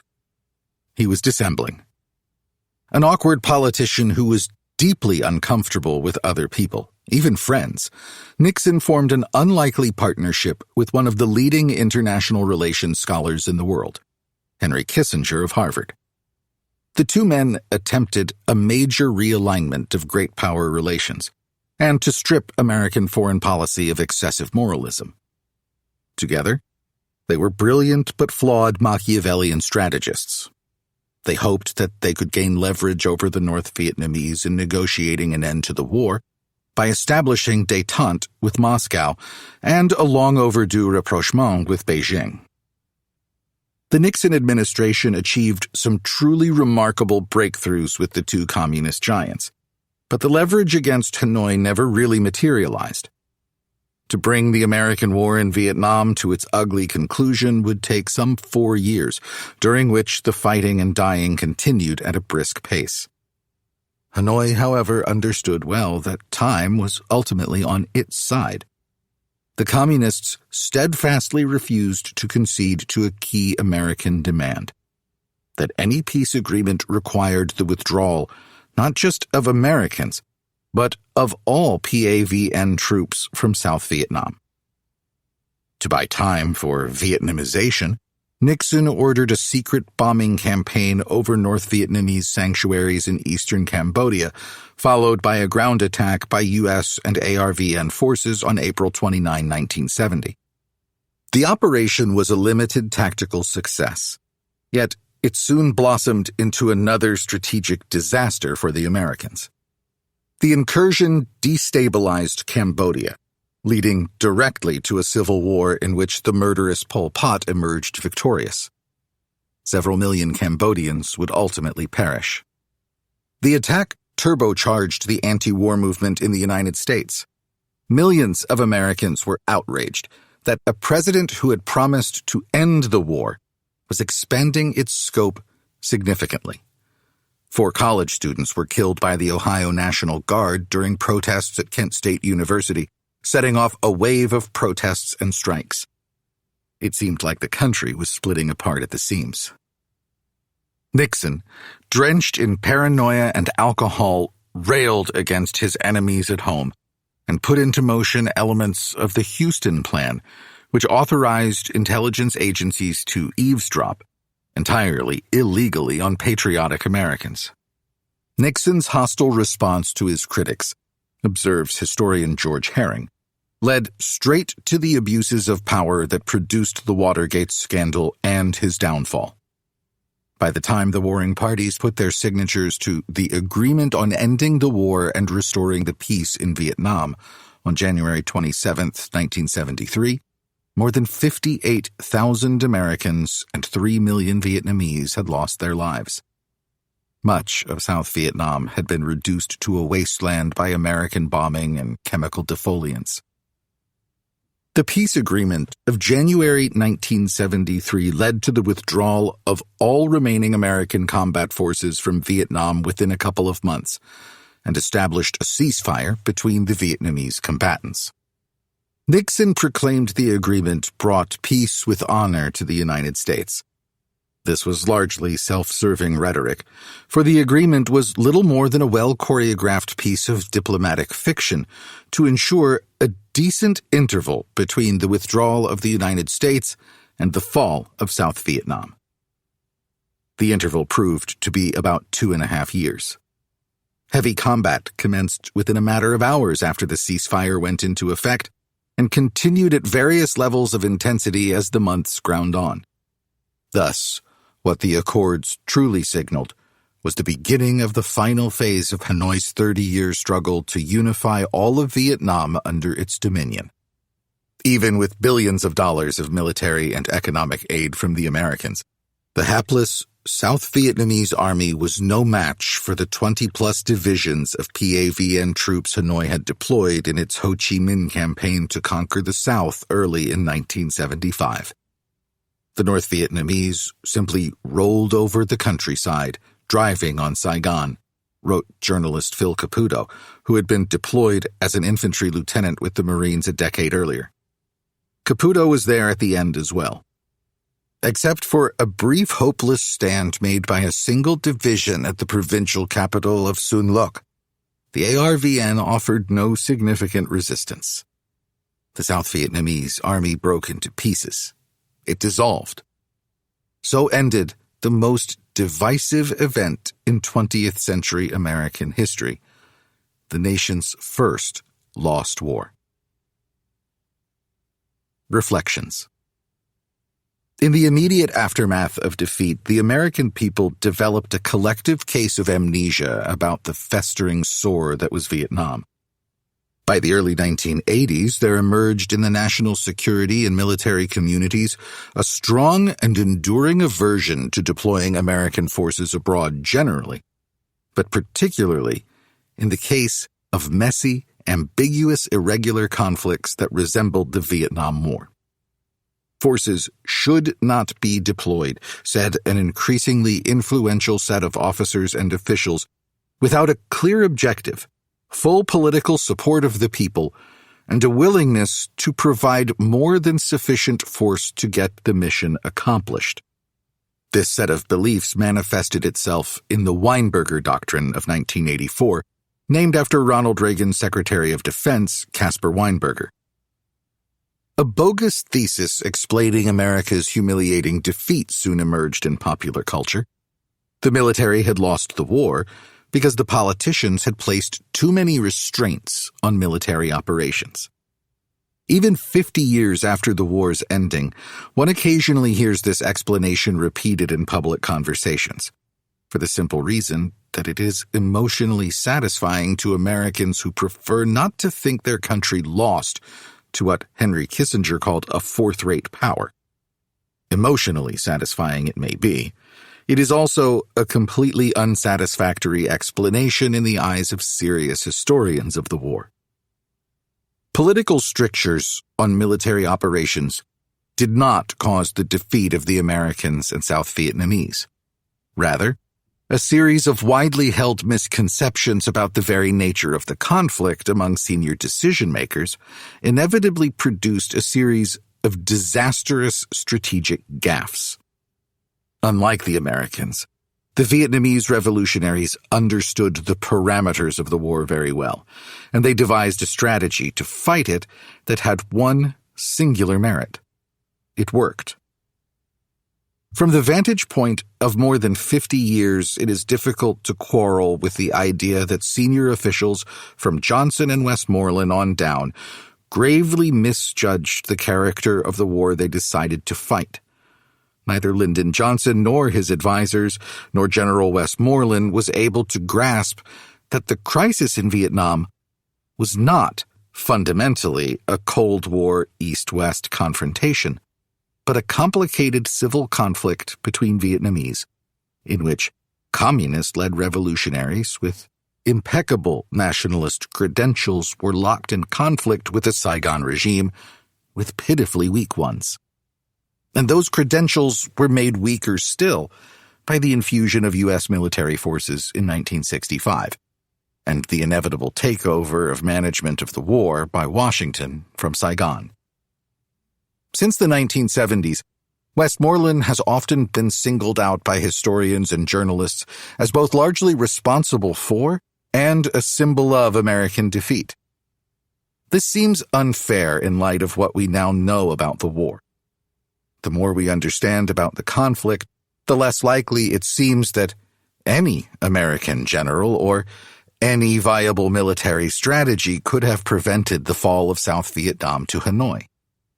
Could the United States have waged a well-executed counterinsurgency strategy given the American people's notorious impatience for concrete results when their troops are fighting and dying? Could the South Vietnamese political and military leaders have somehow escaped their fractiousness and dysfunction? No one knows the answer to either question for sure. No one ever will. My best guess, having studied the conflict for several decades, is that the answer to both questions is a simple no. The United States made many mistakes in fighting the war in Vietnam, but the mother of them all was deciding to fight with its own ground forces there in the first place. The dangers inherent in that decision, of course, were not lost on quite a few knowledgeable people both inside and outside the administration during the early part of the war. Look, for instance, at this remarkably perceptive April 1965 analysis by Harold P. Ford of the CIA, written just as the U.S. Marines were granted permission to go on offensive operations against the Viet Cong for the first time. This troubled essay proceeds from a deep concern that we are becoming progressively divorced from reality in Vietnam, that we are proceeding with far more courage than wisdom toward unknown ends. There seems to be a congenital American disposition to underestimate Asian enemies. We are doing so now. We cannot afford so precious a luxury. Earlier dispassionate estimates, war games, and the like told us that the communists in Vietnam would persist in the face of such pressures as we are now exerting on them. Yet we now seem to expect them to come running to the conference table ready to talk. The chances are considerably better than even that the United States will in the end have to disengage from Vietnam and do so considerably short of our present objectives. Many historians of the war have argued that the Cold War consensus in domestic politics pushed Johnson and his advisors inexorably toward major war, leaving them, in effect, no other choice. According to this argument, both major political parties, the elite foreign policy establishment, and even the public at large had accepted responsibility for challenging the expansion of communism in Europe by 1947. By the mid-1960s, China had replaced the Soviet Union as the engine of communist revolution, and Vietnam had become the crucial battleground. If the Johnson administration failed to meet the challenge in Indochina, asserts this viewpoint, it would face even more difficult challenges elsewhere in Asia, Africa, and Latin America. Historian Frederick Logevall demolished this line of argument in his exceptionally perceptive book about American decision-making in the early and mid-1960s, Choosing War.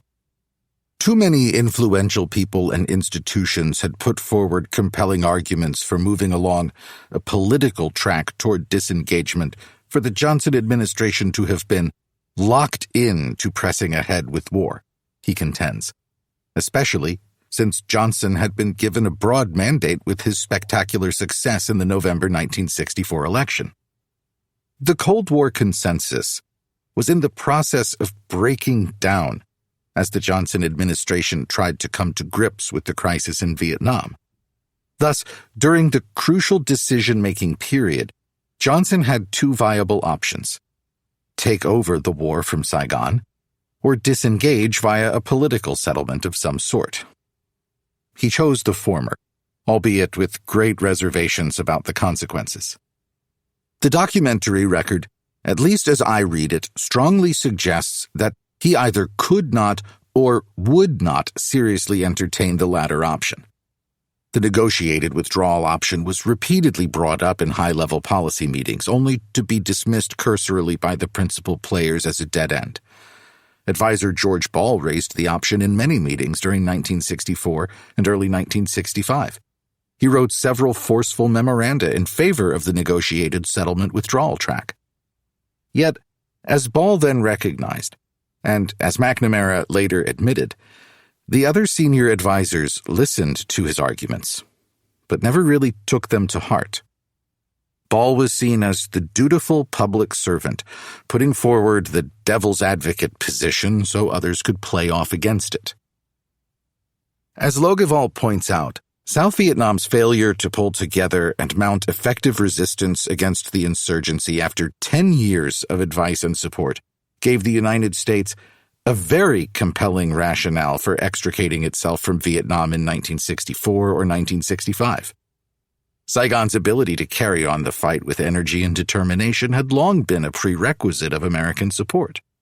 By late 1964, Saigon was not only losing the war, it lacked a functional government and a motivated army. As leading Democratic senators and our allies in London and elsewhere were at pains to explain to the administration, a withdrawal from Indochina under these circumstances was highly unlikely to have a substantial impact on American credibility. Vietnam was already a lost cause. It had never been of more than marginal relevance to Western security interests. Cutting American losses at this time made good geopolitical sense. The American commitment to fighting in Vietnam, historian Max Hastings observes wisely, was fatally flawed because its foundation was on the perceived requirements of U.S. domestic and foreign policy, re-elections and containment of China foremost among them.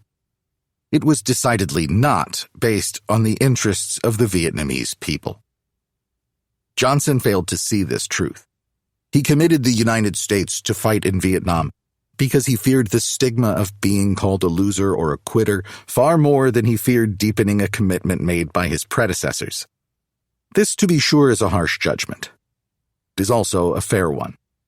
Having failed at the outset to recognize the true nature of the Vietnam War, the administration and its chief field commander continued to misread the dynamics of the fighting on the ground badly. It seemed to escape Johnson and his lieutenants entirely that the collective will of Hanoi and the revolutionary forces had always been unyielding, while the will of the United States and its patrons in Saigon was anything but. The Tet Offensive exposed this truth in spades. It soon became clear to the most perceptive American observers of developments in Vietnam that no amount of military force short of complete obliteration would force Hanoi to submit to Washington's dictates. As the People's Army of Vietnam's armored divisions were bearing down in their final attack on Saigon, Washington journalist David Broder remarked, that the experience of Vietnam left a rancid aftertaste that clung to almost every mention of direct military intervention. Broder was describing a political phenomenon that exercised a powerful influence on American foreign policy for the rest of the 20th century, the Vietnam Syndrome, a general reluctance to deploy U.S. military forces abroad, and an aversion to deployments in ambiguous and politically complex crises and irregular wars.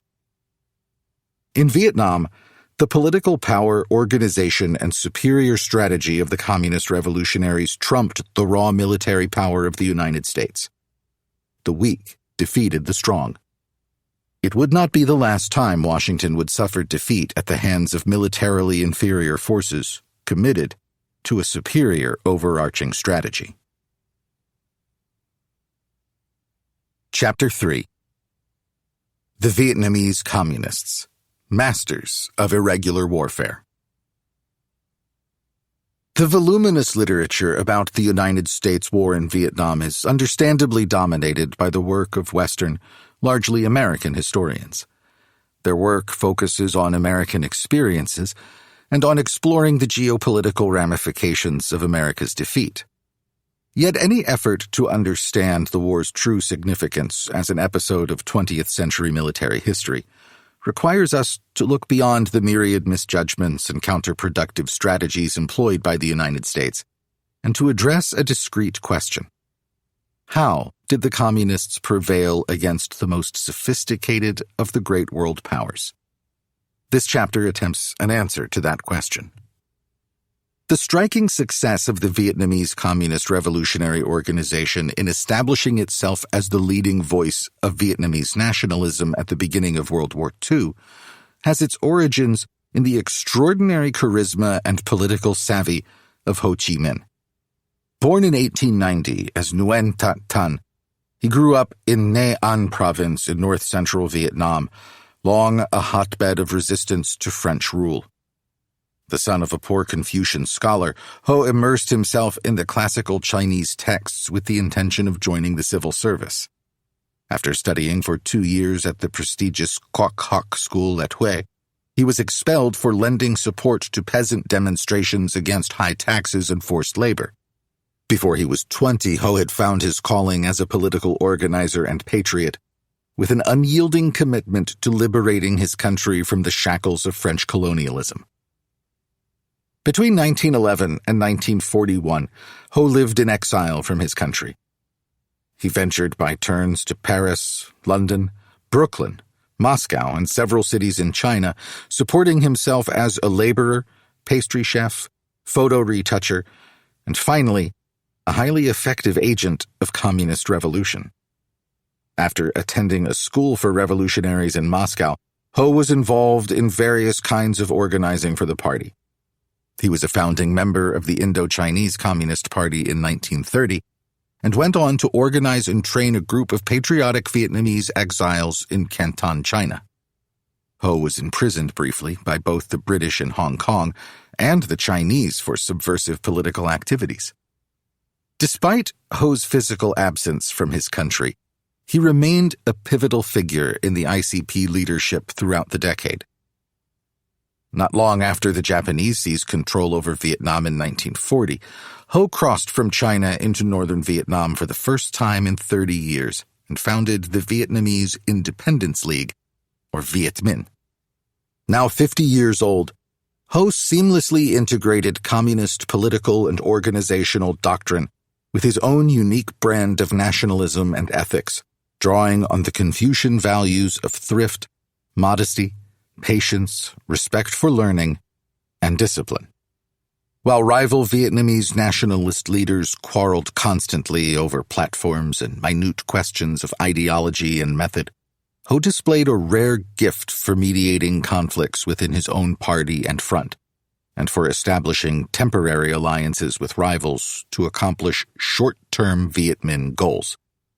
One revolutionary who met Ho before World War II remarked tellingly that the father of Vietnamese independence possessed an imperturbable dignity that enveloped him as though it were a garment. He conveyed a sense of inner strength and generosity of spirit that impacted upon me with the force of a blow. Alone among a dozen or more Vietnamese nationalist organizations, the Viet Minh recognized the latent power of the peasantry and sought to marshal that strength in the fight for independence. Ho has often been described as an organizational genius by serious students of history for a good reason. He was.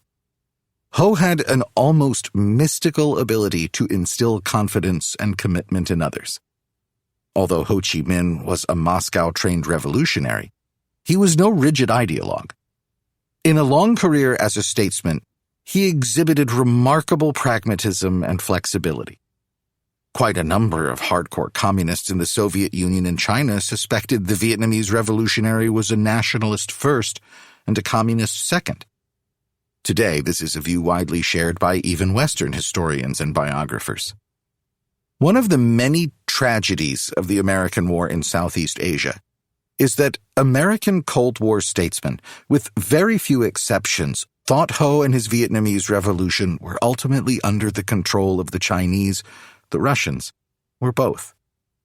Ho proved ready and willing to work cooperatively with powers hostile to communism, including France and the United States, to achieve his dream of Vietnamese independence.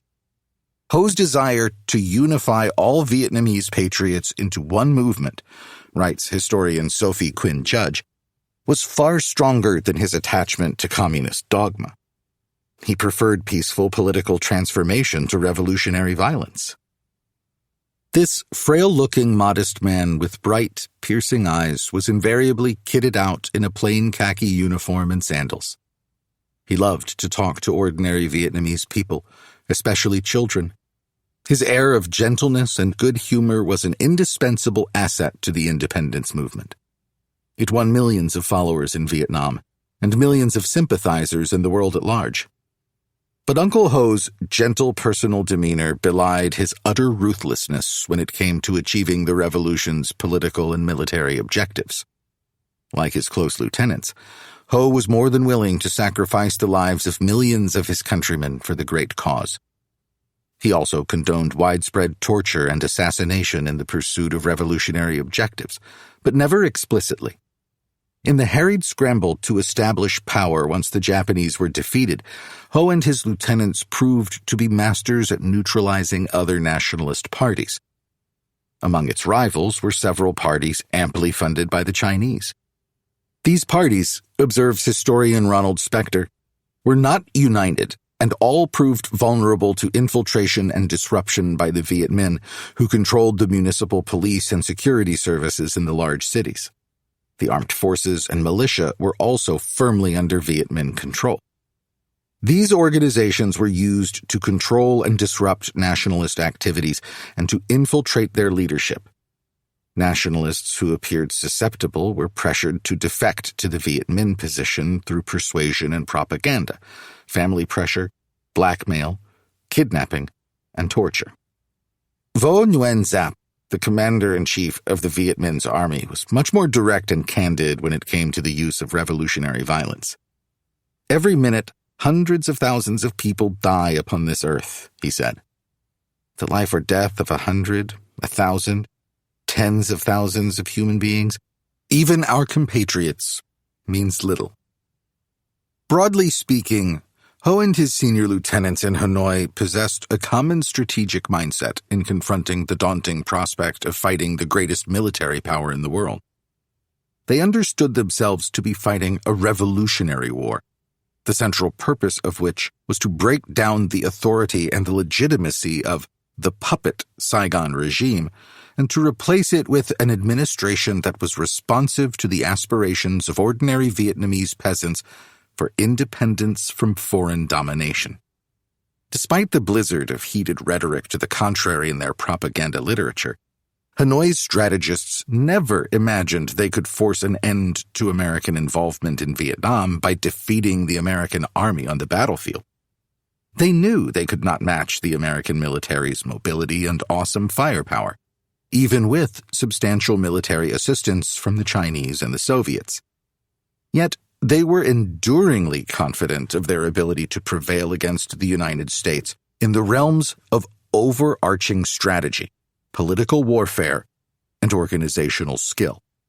Hanoi dismissed the assumption that the principal and primary means, test of success in the war, must be military combat, observes Douglas Pike, a long-serving U.S. Foreign Service officer in Vietnam during the war. They realized that it might be possible to achieve a change of venue and determine the war's outcome away from the battlefield.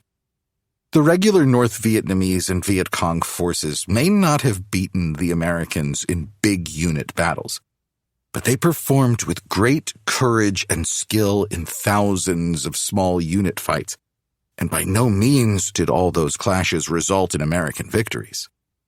Moreover, the people of the revolution as a whole, porters, construction workers, farmers, soldiers, Viet Cong agents who worked on U.S. and South Vietnamese army bases, were able to frustrate America's crucial military initiatives. By continuously expanding and improving the Ho Chi Minh Trail, the main conduit for supplies and replacement troops from North Vietnam to the southern battlefields, and by deploying large numbers of troops in Cambodia and Laos, the North Vietnamese defeated the pivotal American effort to isolate the battlefield from 1965 to 1968. The Communists' most important assets in the war against the United States were first, a distinctly Vietnamese conception of Mao Zedong's protracted war strategy. It was called Dao Tran, loosely translated into English as struggle movement, and it involved the mobilization of vast numbers of people, especially peasants, against the South Vietnamese government, GVN, and the Americans along two broad tracks: political struggle and military struggle. Another crucial asset was the revolutionary movement's politically indoctrinated three-tier army. The organizational vehicle for the execution of Dao Tran, the National Liberation Front, that remarkably dynamic and cohesive organization of organizations, was a third critical asset.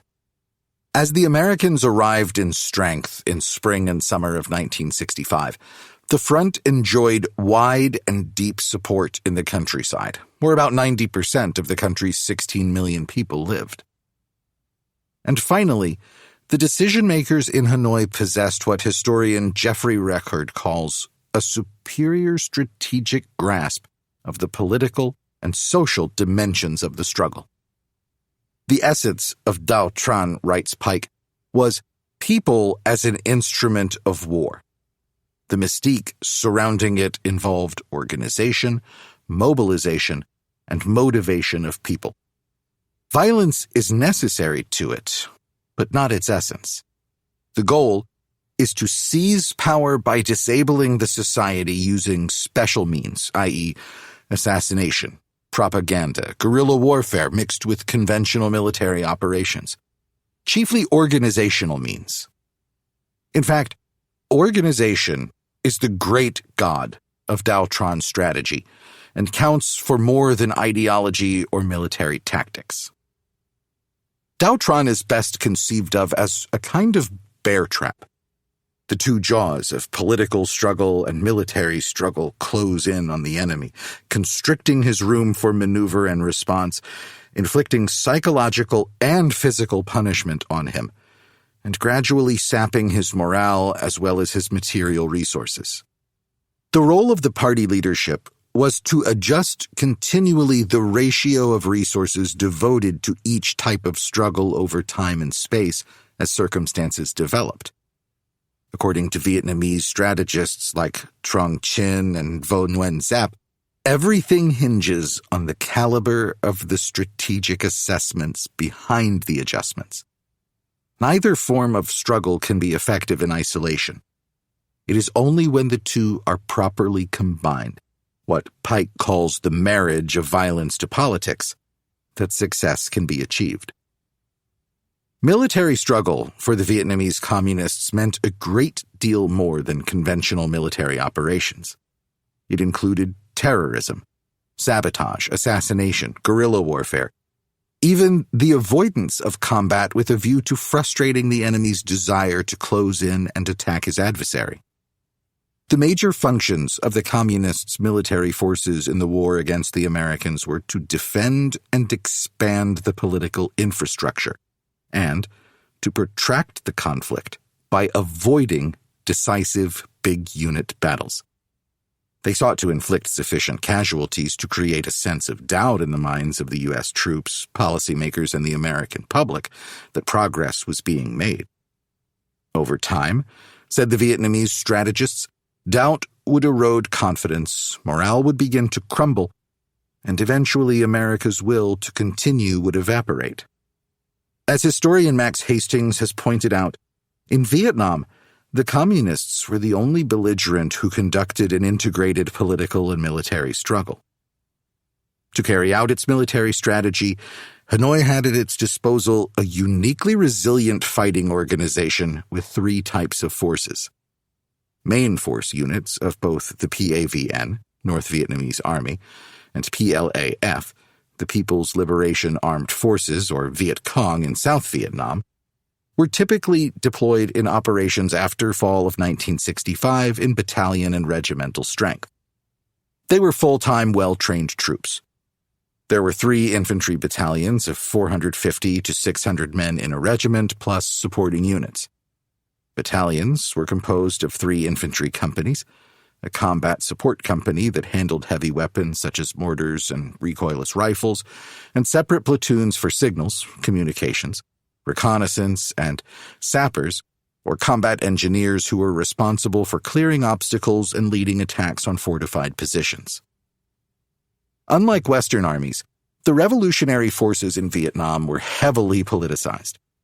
All main force units of company size or greater were commanded by a military officer and a political officer or commissar.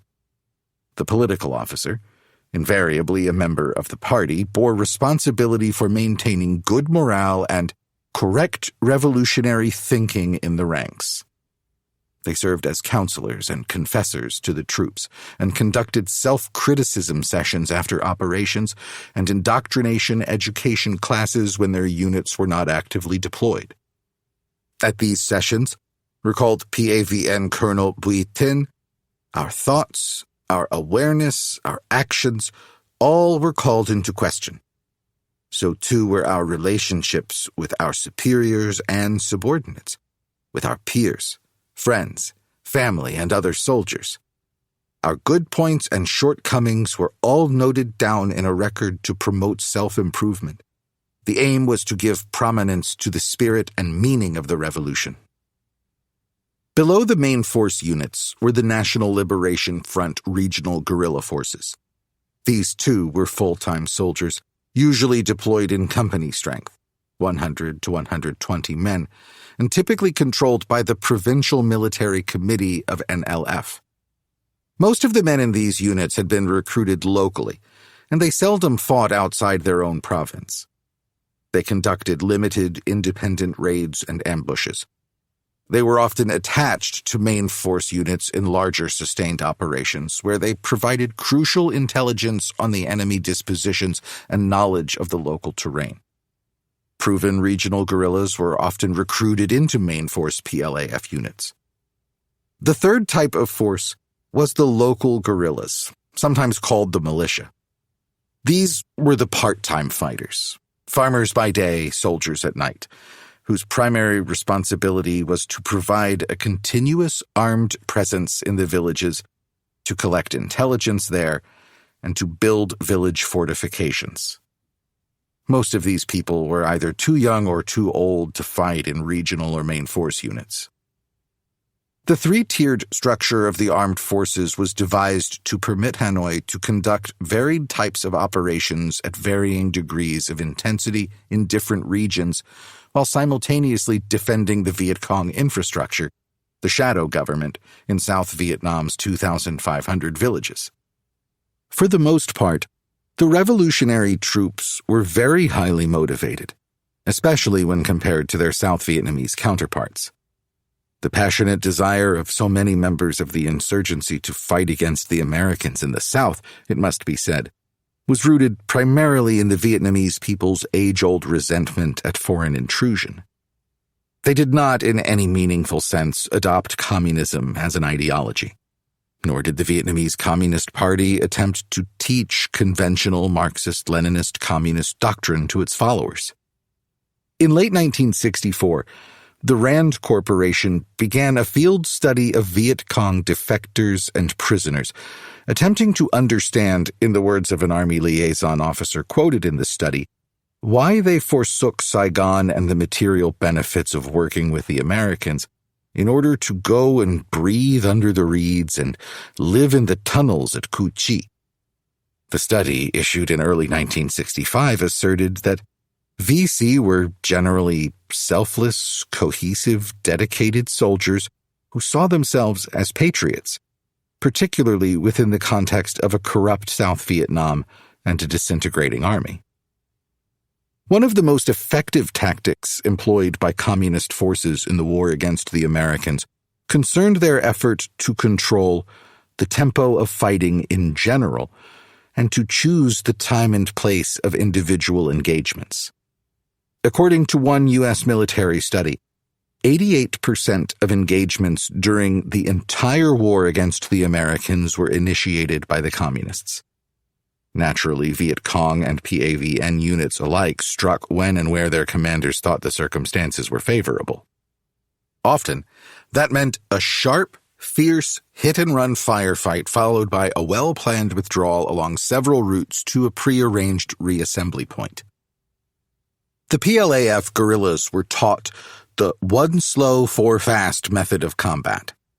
Slow preparation, fast attack, fast exploitation and pursuit, fast clearing of the battlefield, fast withdrawal to an agreed-upon site. When main force units did stand and fight for protracted periods of time, a comparatively rare event, they invariably tried to fight their adversaries at close range, in order to limit the Americans' use of air and artillery support fire. Colonel Hung Van Ba, a PAVN artillery officer, remarked after the war that, in order to fight the Americans, you had to get close to them. You couldn't fight them from a distance. The best way to attack them was while they were on the move or at night when they were all stationed together. So our tactics were different from theirs. Their idea was to surround us with ground forces, then destroy us with artillery and rockets rather than attacking us directly with infantry. To avoid detection, the VC and the PAVN moved often and with stealth, seldom remaining in one camp for more than 3 or 4 days. Main forces and guerrillas alike displayed a truly extraordinary ability to traverse long distances undetected, by breaking down into small groups and arriving at a common assembly point at an agreed time. The revolutionary forces were masters of camouflage and silent marching. They relied for sustenance on NLF-controlled villages, many of which had hidden caches of food and ammunition buried in tunnel complexes, and on remote base camps in Western Vietnam, Laos, and Cambodia. Political warfare. Political struggle, says Pike, was conceived of by revolutionary strategists as 3 discrete but interrelated action programs. 1. Dich Van. Action among the people controlled by the enemy and in the world at large, especially people controlled by the South Vietnamese government and the people in the United States. Dich Van involved the production and distribution of propaganda tracts, leaflets, cartoons, radio broadcasts, newspaper stories, and the like, conveying key revolutionary themes and disputing the American government's main narrative about the war, in order to shape perceptions of the conflict as a David versus Goliath struggle in which the revolutionary forces were seen as virtuous liberators of the people. North Vietnamese strategists were well aware that public opinion was the Achilles heel of the American war effort, and their highly successful propaganda campaign was designed to fuel anti-war sentiment not only in the United States but in the world at large. As Colonel Bui Tin, a 30-year veteran of combat in Vietnam, put it, the anti-war movement was essential to our strategy. The American rear was vulnerable. Every day our leadership would listen to the world news over the radio to follow the growth of the anti-war movement. It gave us confidence that we should hold on in the face of battlefield reverses. The conscience of America was part of its war-making capability, and we were turning that power in our favor. 2. Binvan. Action among the ARVN and the Saigon government administration. Since most of the enlisted ranks of the ARVN were peasants, the political cadres of the NLF focused a great deal of attention on bringing them into the revolutionary fold, or at the very least convincing them to desert the South Vietnamese army. Again, the chief method was to inundate prospects with social pressure and propaganda. Leaflets were distributed, and radio broadcasts highlighting corruption and incompetence in the ARVN were a staple feature of Binvan efforts. One-on-one meetings with troops when they were on leave was perhaps the most effective method of conversion to the cause. VC cadres also put pressure on the families of ARVN troops to convince their sons and daughters not to fight for the government. 3. Danvan. Action among the people within the liberated zones. This was the vast multi-dimensional effort to mobilize, motivate, and direct the energies of the people already under the sway of the NLF. Political cadres enlisted the people in mass associations of farmers, women, laborers, and students, and engaged them in rigorous indoctrination classes and one-on-one meetings where they stressed simple, clear themes. All the leading communist strategists were convinced that they could mobilize and sustain the power of the masses through political and military struggle long enough and with sufficient force to demoralize the Americans and their Vietnamese allies and frustrate their efforts to win the allegiance of the people. Now, of course, all countries, including the United States, engaged to some degree in political struggle. The United States mounted a massive propaganda campaign to shape perceptions about the war at home and abroad, but it was poorly executed and largely unconvincing even to people who lived in Western democracies. What seems different about the Communists' political warfare campaign in retrospect is that Hanoi understood this work to be in many ways more important than military operations, and it was carried out with great vigor and skill. Although General Zapp's role in the shaping of war strategy against the United States was far more circumscribed than Washington and MacV thought at the time of the war, his writings remain a crucial source of insight into Tao Tran, protracted war strategy. The political and military line of our party was published in December 1964, just a few months before the first Marines landed at Da Nang. It offers a clear window into the strategic thinking of Hanoi at that crucial time. Our people in the South enjoy a clear political superiority over the enemy. They also have traditions and experience in political struggle and armed struggle, and are animated with ardent patriotism and high revolutionary spirit. The enemy are strong materially and technically, but the social basis of the reactionary forces in the service of the United States imperialists being extremely weak, they are in a state of complete political isolation, and their political weakness is irremediable. The war of liberation now being waged by our countrymen in the South is a revolutionary war, using simultaneously the two forms of struggle, regarding both as fundamental and decisive. Armed struggle, which becomes more and more vigorous, does not make political struggle decrease in intensity, but on the contrary, gives it a stronger impulse. Together, they pursue the aim of annihilating and dislocating enemy armed forces, striking vigorously where the enemy is basically weak, on the political ground. Perhaps the greatest advantage the Communists possessed in the looming fight with the Americans was their superior understanding of the kind of war in which they were engaged. While General Westmoreland saw the primary object of the war to be the destruction of the enemy's armed forces, and Washington clung to the politically convenient notion that it was primarily a war of aggression by North Vietnam against South Vietnam, Hanoi understood itself to be engaged in a revolutionary war of considerable complexity. Such a conflict, wisely observes military analyst and former U.S. Marine Samuel Griffith, is never confined within the bounds of military action. Because its purpose is to destroy an existing society and its institutions, and to replace them with a completely new state structure, any revolutionary war is a unit of which the constituent parts, in varying importance, are military, political, economic, social, and psychological. For this reason, it is endowed with a dynamic quality and a dimension in depth that orthodox wars lack. In the United States, we go to considerable trouble to keep soldiers out of politics, and even more to keep politics out of soldiers. Guerrillas do the opposite. They go to great lengths to make sure their men are politically educated and thoroughly aware of the issues at stake. The end product is an intensely loyal and politically alert fighting man. The American soldier would find his adversary in South Vietnam to be a very tough customer. Tellingly, revolutionary soldiers were far more deeply committed to their cause than either the Americans or the notoriously corrupt South Vietnamese military.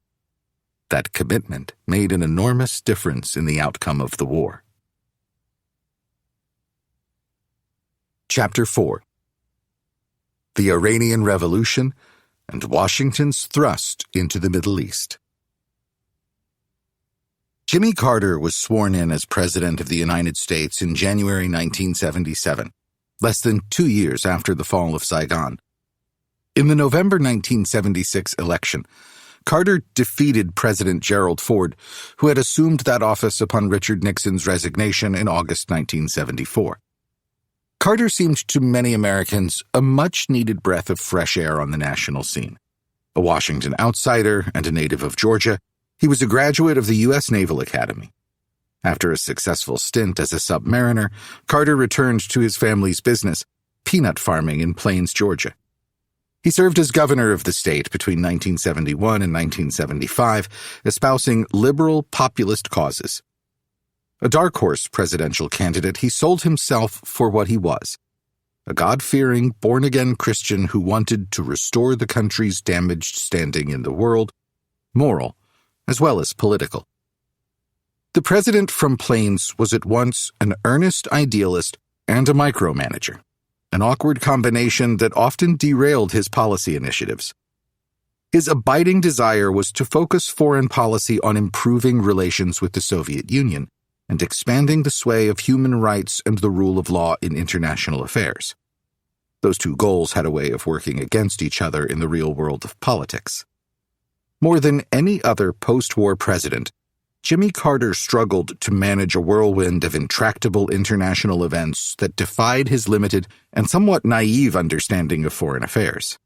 Most foreign policy historians, including this one, believe his temperament and the internal disagreements among his senior foreign policy advisors made a number of very difficult situations worse than they would have been under a leader with a more sophisticated sense of how international politics worked. The crux of the problem in many ways was that Carter was short on strategic coups d'oeil. The president, observes historian George Herring, lacked a sense of history and the ability to see how events and issues were connected. Under Carter's watch, détente fell into steep decline. An oil embargo exposed Washington's vulnerability to OPEC manipulations, and the collapse of Washington's strategic ally in the Middle East, Iran, led to a kind of national crisis of confidence in both the nation and in Carter's leadership. This is not to say that Carter's presidency was bereft of accomplishments. He opened diplomatic relations with China and brokered the flawed but tremendously significant Camp David Accords between Egypt and Israel. Carter appointed more blacks and women to the federal bench than all his predecessors combined. But these accomplishments were overshadowed at the time by his administration's failure to sense the fragility of the Shah's position in Iran and the implications of the radical Islamic revolution that removed him from power in 1979 and established the world's first modern Islamic republic. Jimmy Carter's botched response to the Iranian hostage crisis that began in November 1979 intensified Americans' feelings of vulnerability and lack of confidence.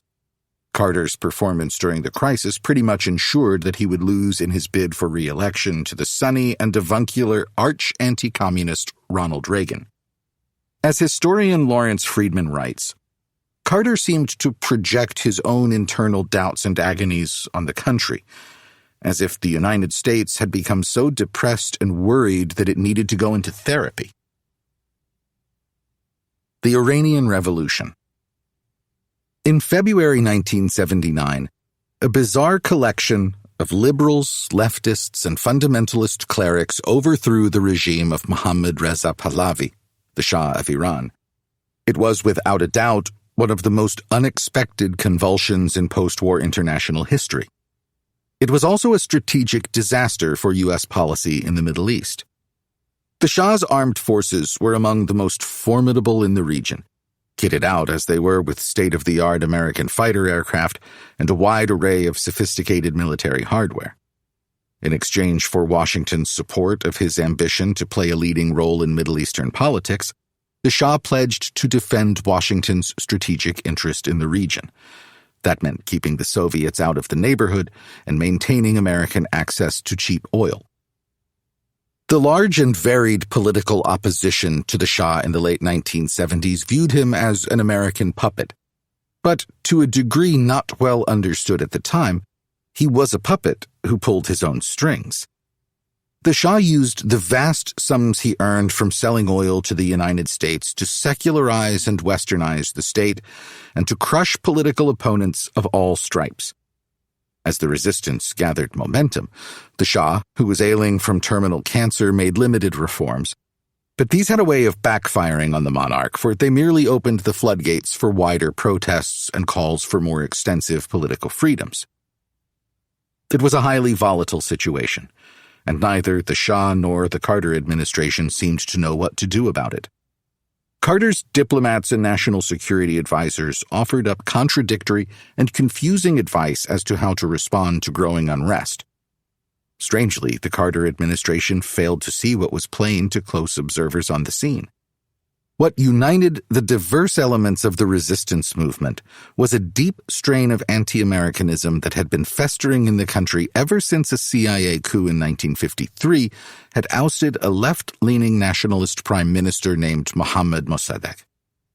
Although the CIA had been charting the steadily intensifying resistance to the Shah's regime, Carter seemed tone-deaf to the volatile situation unfolding in Tehran. The president incensed Iranian liberals in Iran and in the United States when on New Year's Eve 1977, he hosted the Shah in the White House and praised him effusively as a leader who had made Iran an island of stability in one of the more troubled areas of the world. Hopes that Carter would pressure the Shah to make reforms and concessions went up in smoke, at least in the eyes of the Iranian reformers, heightening the sense that Washington was indifferent to the opposition's grievances. Led by a glowering Shiite cleric with mysterious charisma, the Ayatollah Ruhollah Khomeini, the Islamic radicals outmaneuvered and marginalized their revolutionary allies and established the world's first modern Islamic republic in April 1979. The Ayatollah seemed a figure cut directly out of the first century of Muslim history, i.e. the 7th century AD, yet he exploited his religious authority and his deeply felt anti-Americanism deftly. He was thought by many followers to have a semi-divine status. The Ayatollah sought to export his creed of Sharia law and death to America across the Islamic world. He enjoyed considerable success in doing just that. Ever since the emergence of Khomeini, the United States and Iran have been locked in enmity, a 45-year struggle between the two nations to gain influence and power in the Middle East. This Twilight War, as historian David Christ has labeled it, has been waged through a bewildering array of political, economic, and diplomatic means, but also through proxy wars in Lebanon, Iraq, Syria, Israel, and the Palestinian territories.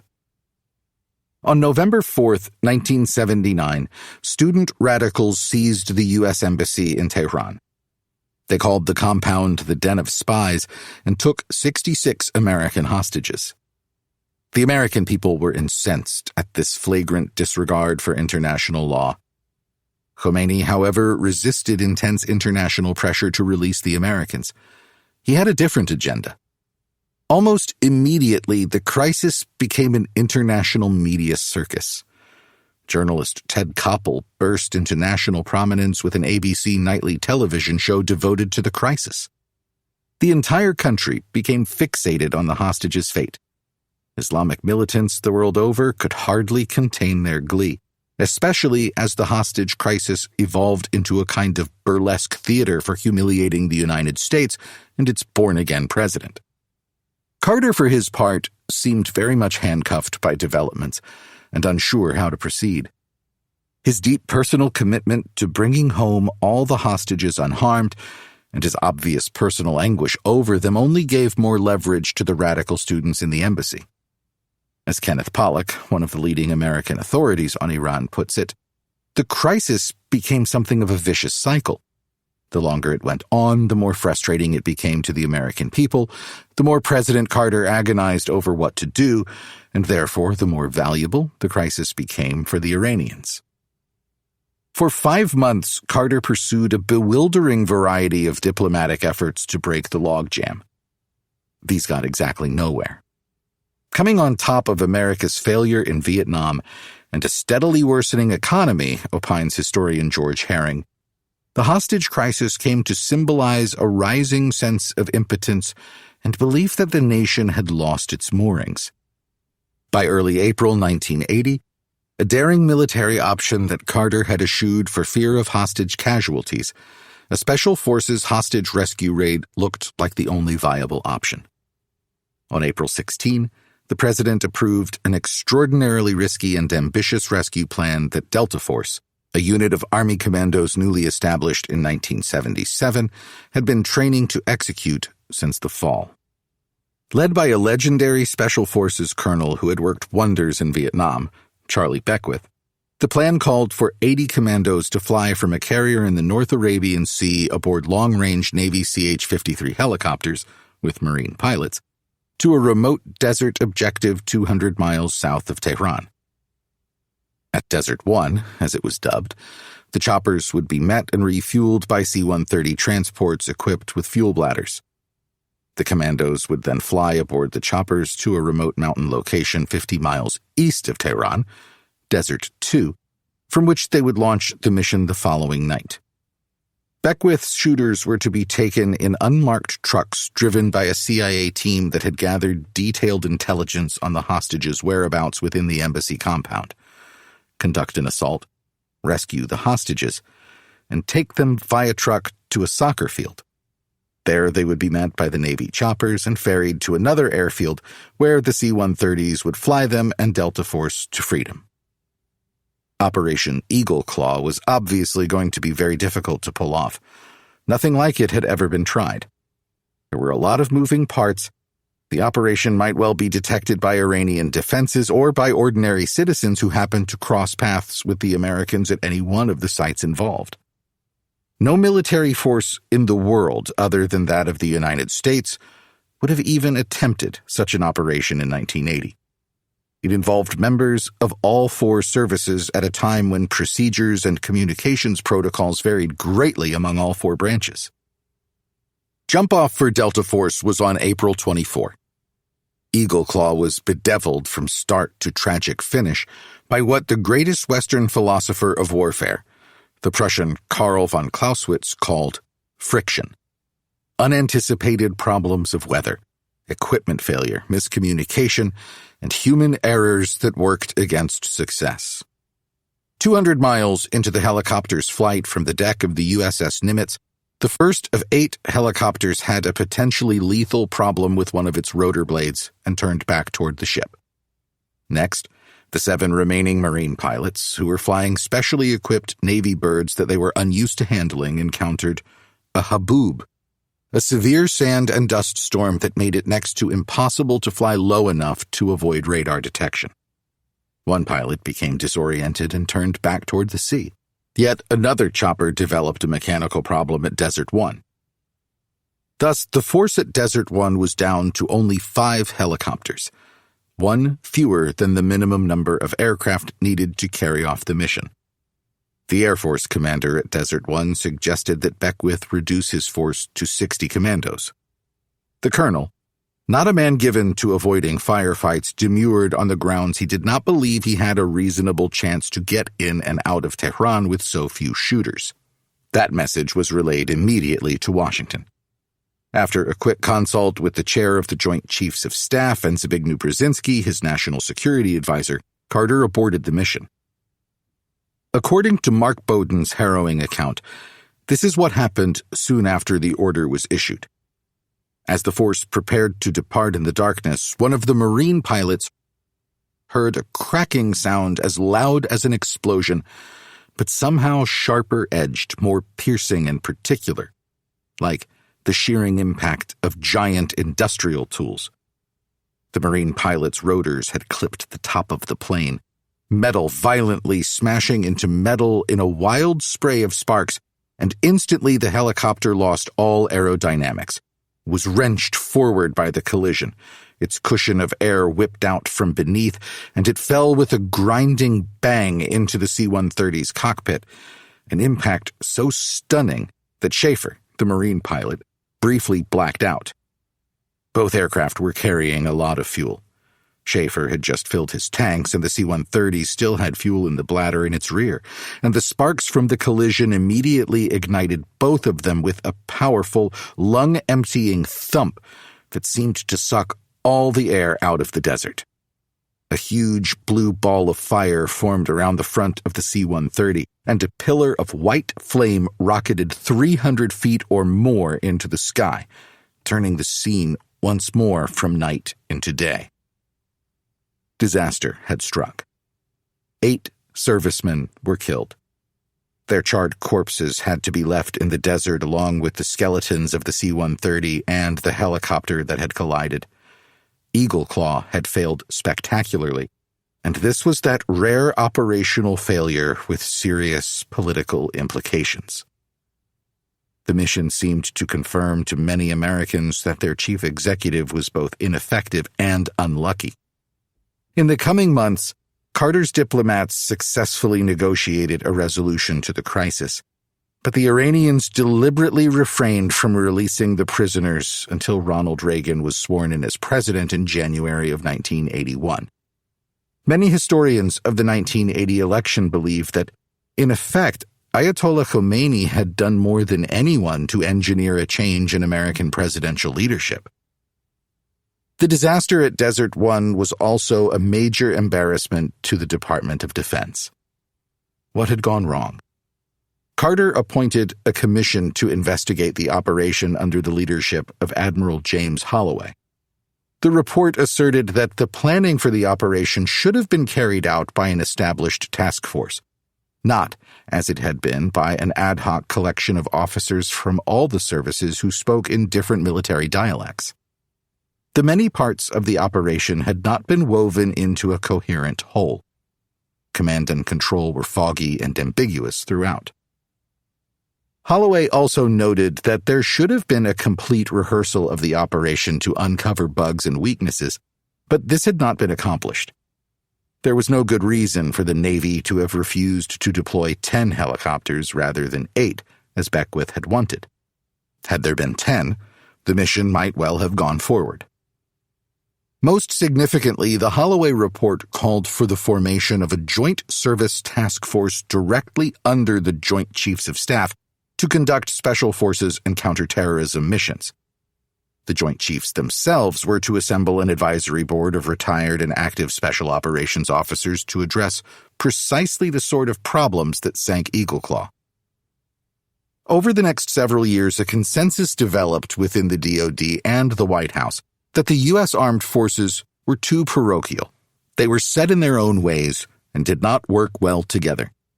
Each service planned, trained, and operated along different axes and spoke a slightly different language. It was essential that the services learn to work seamlessly together or close to it. And nowhere was jointness deemed more important than in special operations. By late 1980, the DoD had established Joint Special Operations Command, JSOC, a joint headquarters charged with studying special operations requirements, ensuring interoperability, and developing training and tactics for all special operations troops.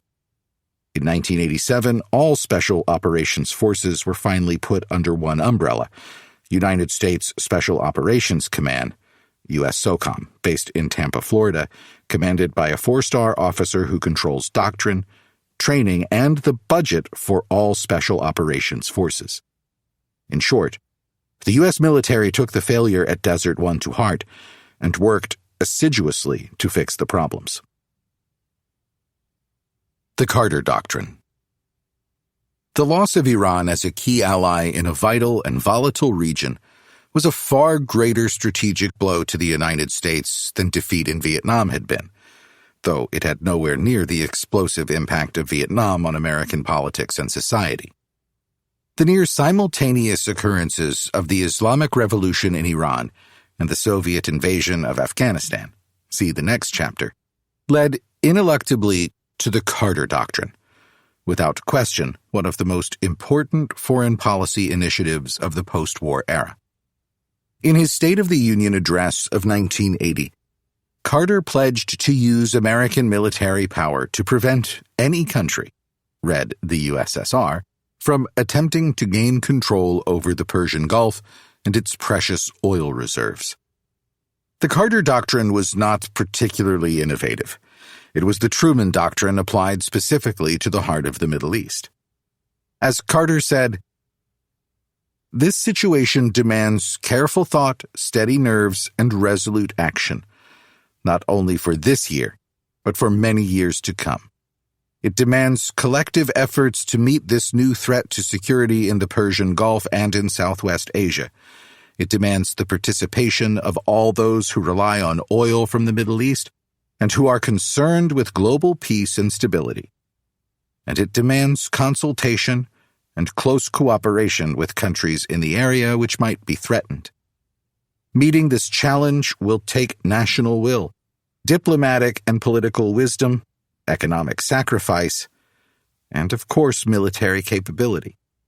We must call on the best that is in us to preserve the security of this crucial region. Let our position be absolutely clear.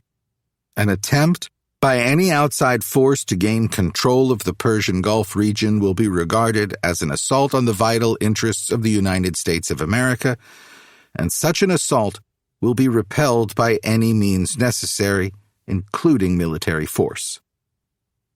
The chief military initiative to spring from the Carter Doctrine was the Rapid Deployment Force, the first true Joint Armed Forces command in American history.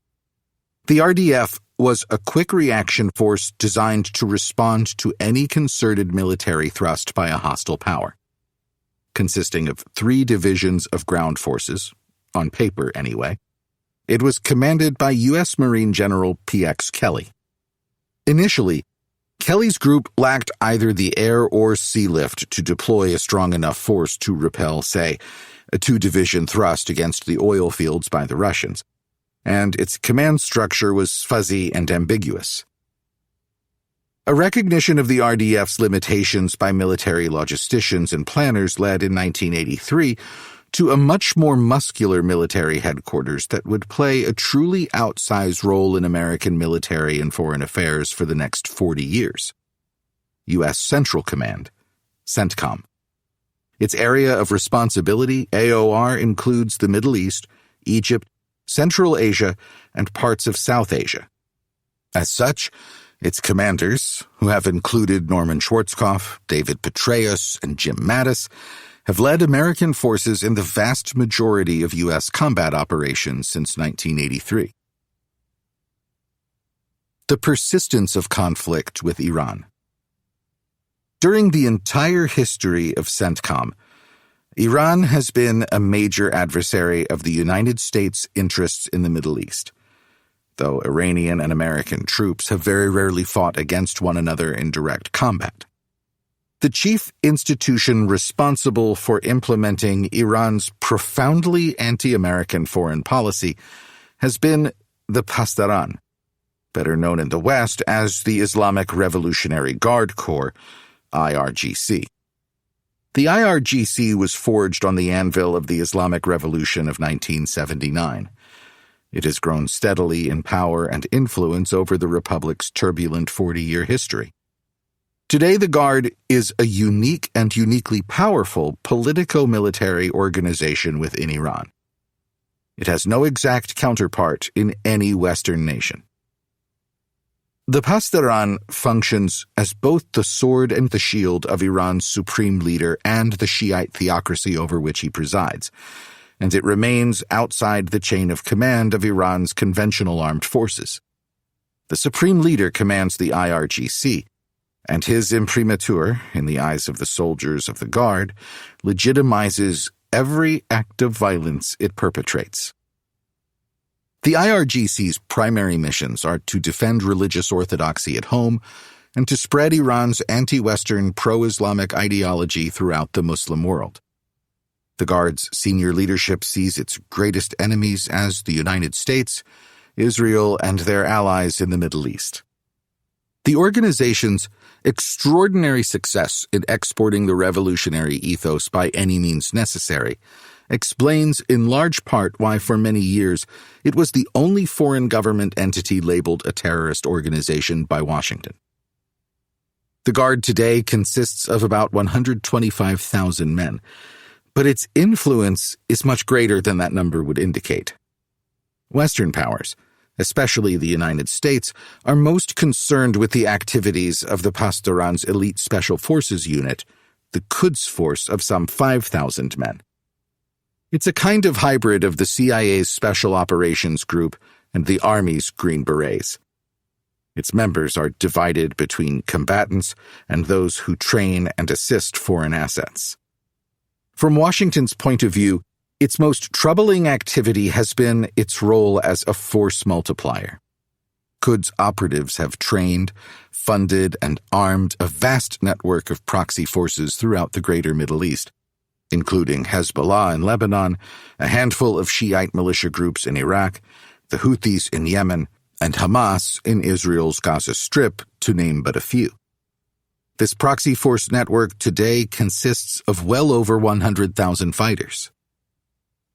Iran has deployed its proxies against the United States or its allies in the Lebanese civil war of the 1980s, the wars in Afghanistan and Iraq, the civil war in Syria, the Saudi Houthi struggle in Yemen, and the Israel-Hamas war.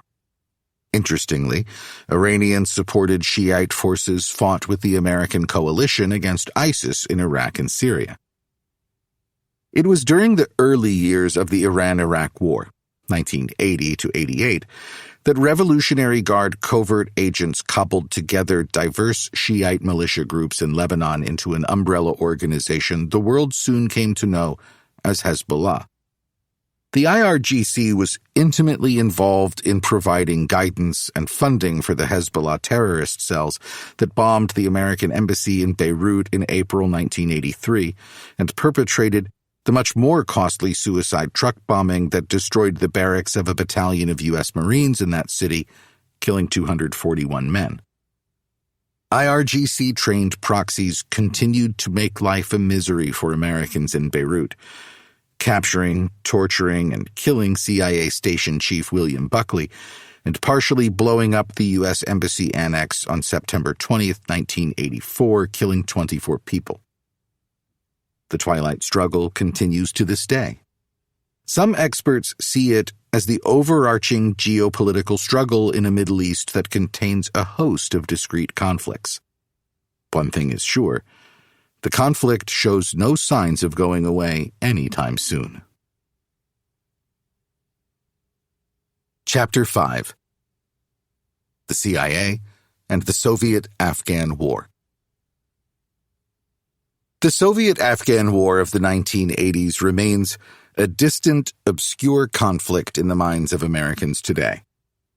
It has been largely neglected by American historians, even though the Central Intelligence Agency sees its campaign to support the Mujahideen resistance movement in their fight against the Soviets and their Afghan proxies to be one of its glittering irregular warfare success stories.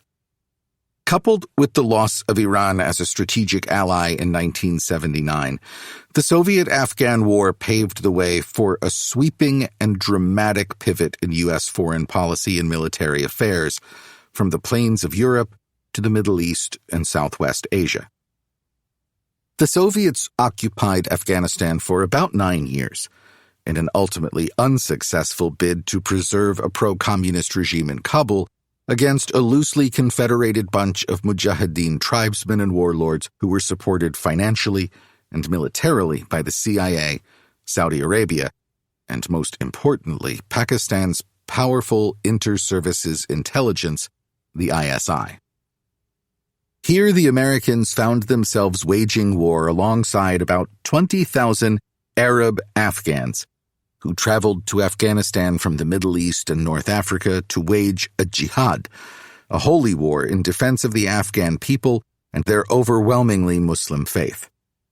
A pious Islamic radical from Saudi Arabia named Osama bin Laden was a co-founder of an organization dedicated to recruiting and training these Arabs to join forces against the Soviet Union. The war was a tragically destructive conflict, in which as many as 1.3 million Afghans died along with 15,000 Soviet troops. Astonishingly, about 70% of the 650,000 Soviet troops who deployed to Afghanistan throughout the conflict were either discharged or repatriated for sickness or wounds. All told, the United States provided the Afghan Mujahideen with some $4 billion in financial and military aid, a sum that was matched by Saudi Arabia. Most of the CIA funds were funneled through Pakistan's ISI, which sought to ensure that its neighbor to the west was governed by an administration sympathetic to Karachi in its strategic rivalry with India. By the time the last Soviet soldier departed Afghanistan on February 15, 1989, the Soviet Union itself was on the road to implosion, and the festering sore that was the Soviet-Afghan War had contributed significantly to the collapse of confidence preceding the demise of that empire. Lying along the strategic trade routes connecting South Asia to Europe and the Middle East, Afghanistan is a landlocked mountainous nation about the size of Texas. It has been the scene of many great power invasions going back to the time of Alexander the Great. Although the fiercely independent array of tribes, clans, and ethnic groups that compose its population have never formed a strong central government, time and time again, the Afghan people have put aside their internecine quarrels and territorial disputes and joined together to frustrate the ambitions of foreign powers, including the British, the Russians, and most recently, the Americans and their allies. All these efforts by outsiders to shape the destiny of the Afghans have failed. The spectacular Hindu Kush, a mountain range with peaks as high as 15,000 feet, forms a barrier between northern Afghanistan, which is dominated by the country's Persian and Tajik-speaking minorities, such as the Uzbeks, Tajiks, and Hazaras, and the rest of the nation. The north is a landscape of fertile foothills and plains. Most of the agricultural products of the country come from this region. The south and east are inhabited by the majority Pashtun tribes, which together constitute about 40% of the country's population. The southern terrain consists largely of desert and arid plains. In the east, a series of jagged peaks and deep ravines and valleys stretch across the border to Pakistan's federally administered tribal areas, where the largely Pashtun population retains substantial autonomy from Karachi. The tribal areas have long served as a sanctuary for tens of thousands of Islamic militants who chose to challenge both the Soviets in the War of 1979 to 1989 and the United States in its war, 2001 to 2021. It was from the rugged fortified caves of Tora Bora, near the border with Pakistan, that Osama bin Laden and his chief lieutenants made their escape from Afghan forces hired by the United States in December 2001. Afghanistan has long been one of the poorest and least developed nations on Earth. About 80% of the people live in the countryside as simple farmers, and literacy rates remain low to this day, despite the efforts of the American-backed government before it fell to the Taliban in 2021. The beginning. It began with a coup in October 1979 in Kabul. Pro-Soviet President Nur Muhammad Taraki was assassinated by Hafizullah Amin, whom Moscow strongly suspected of pro-Western leanings. The Politburo, under Soviet President Leonid Brezhnev, somewhat reluctantly ordered an invasion with a view to assassinating Amin and placing Babrak Karmal in power. On December 27, Spetsnaz troops, Soviet special forces, killed Amin and established control over Kabul within a few days. By March of 1980, 80,000 Soviet troops were deployed in Afghanistan, mostly in the country's few large urban centers and along the key lines of communication and supply. The Soviet invasion was not, in fact, the first phase of a thrust toward Middle East oil, though most people in the American national security establishment were convinced it was.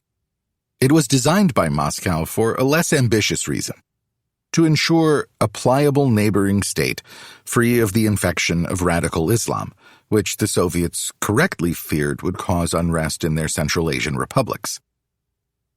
Jimmy Carter was sharply taken aback by the Soviet invasion, so much, in fact, that he seemed to abandon all hope for nurturing détente and firmly embraced containment once again as the best way to deal with Soviet adventurism. Carter fell under the sway of his hawkish national security advisor, the prolific Columbia University international relations scholar Zbigniew Brzezinski. The professor joked that he was the first Pole in 300 years to be able to stick it to the Russians. And so he was. Brzezinski proposed putting aside Washington's current anxieties about Pakistan's secret nuclear weapons program and working with and through Pakistan to fund and train a number of small Afghan tribal and ethnic armies to challenge Soviet hegemony. There was a cynical element to Brzezinski's thinking. Neither he nor anyone else in the West thought the Mujahideen had any real chance of winning. But with the right funding, advice, and weapons, the Afghan resistance could tie the Soviet forces down and inflict serious punishment on them, leading in time to a quagmire along the lines of what the United States had suffered in Vietnam. In July 1979, Carter approved $500,000 in covert aid for the resistance. After the Christmas invasion, he leveled a bevy of sanctions against the sale of high technology to Moscow and boycotted the 1980 Moscow Winter Olympic Games. On January 5, 1980, he announced the Carter Doctrine, see the previous chapter, a major strategic initiative along with the steepest defense expenditure hike since the 1950s. He also ordered the Defense Department to strengthen the military's rapid deployment force to directly challenge any Soviet run on the Persian Gulf.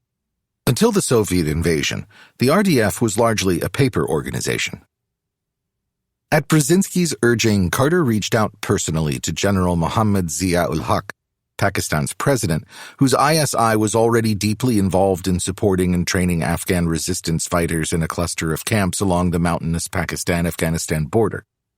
A kind of two-tier relationship emerged, in which Pakistan kept its distance from Washington in public to preserve its non-aligned status, while the CIA and the ISI developed elaborate protocols and procedures to support the resistance effort with intelligence, weapons, funds, and advice. The Americans provided weapons, cash, and satellite intelligence, while the Pakistanis distributed the funds and weapons to the Mujahideen it considered ideologically and pragmatically reliable. The first arms purchased by CIA operatives were thousands of old Lee Enfield British rifles and aging Eastern Bloc RPG-7 grenade launchers that were nonetheless effective in stopping Soviet tanks.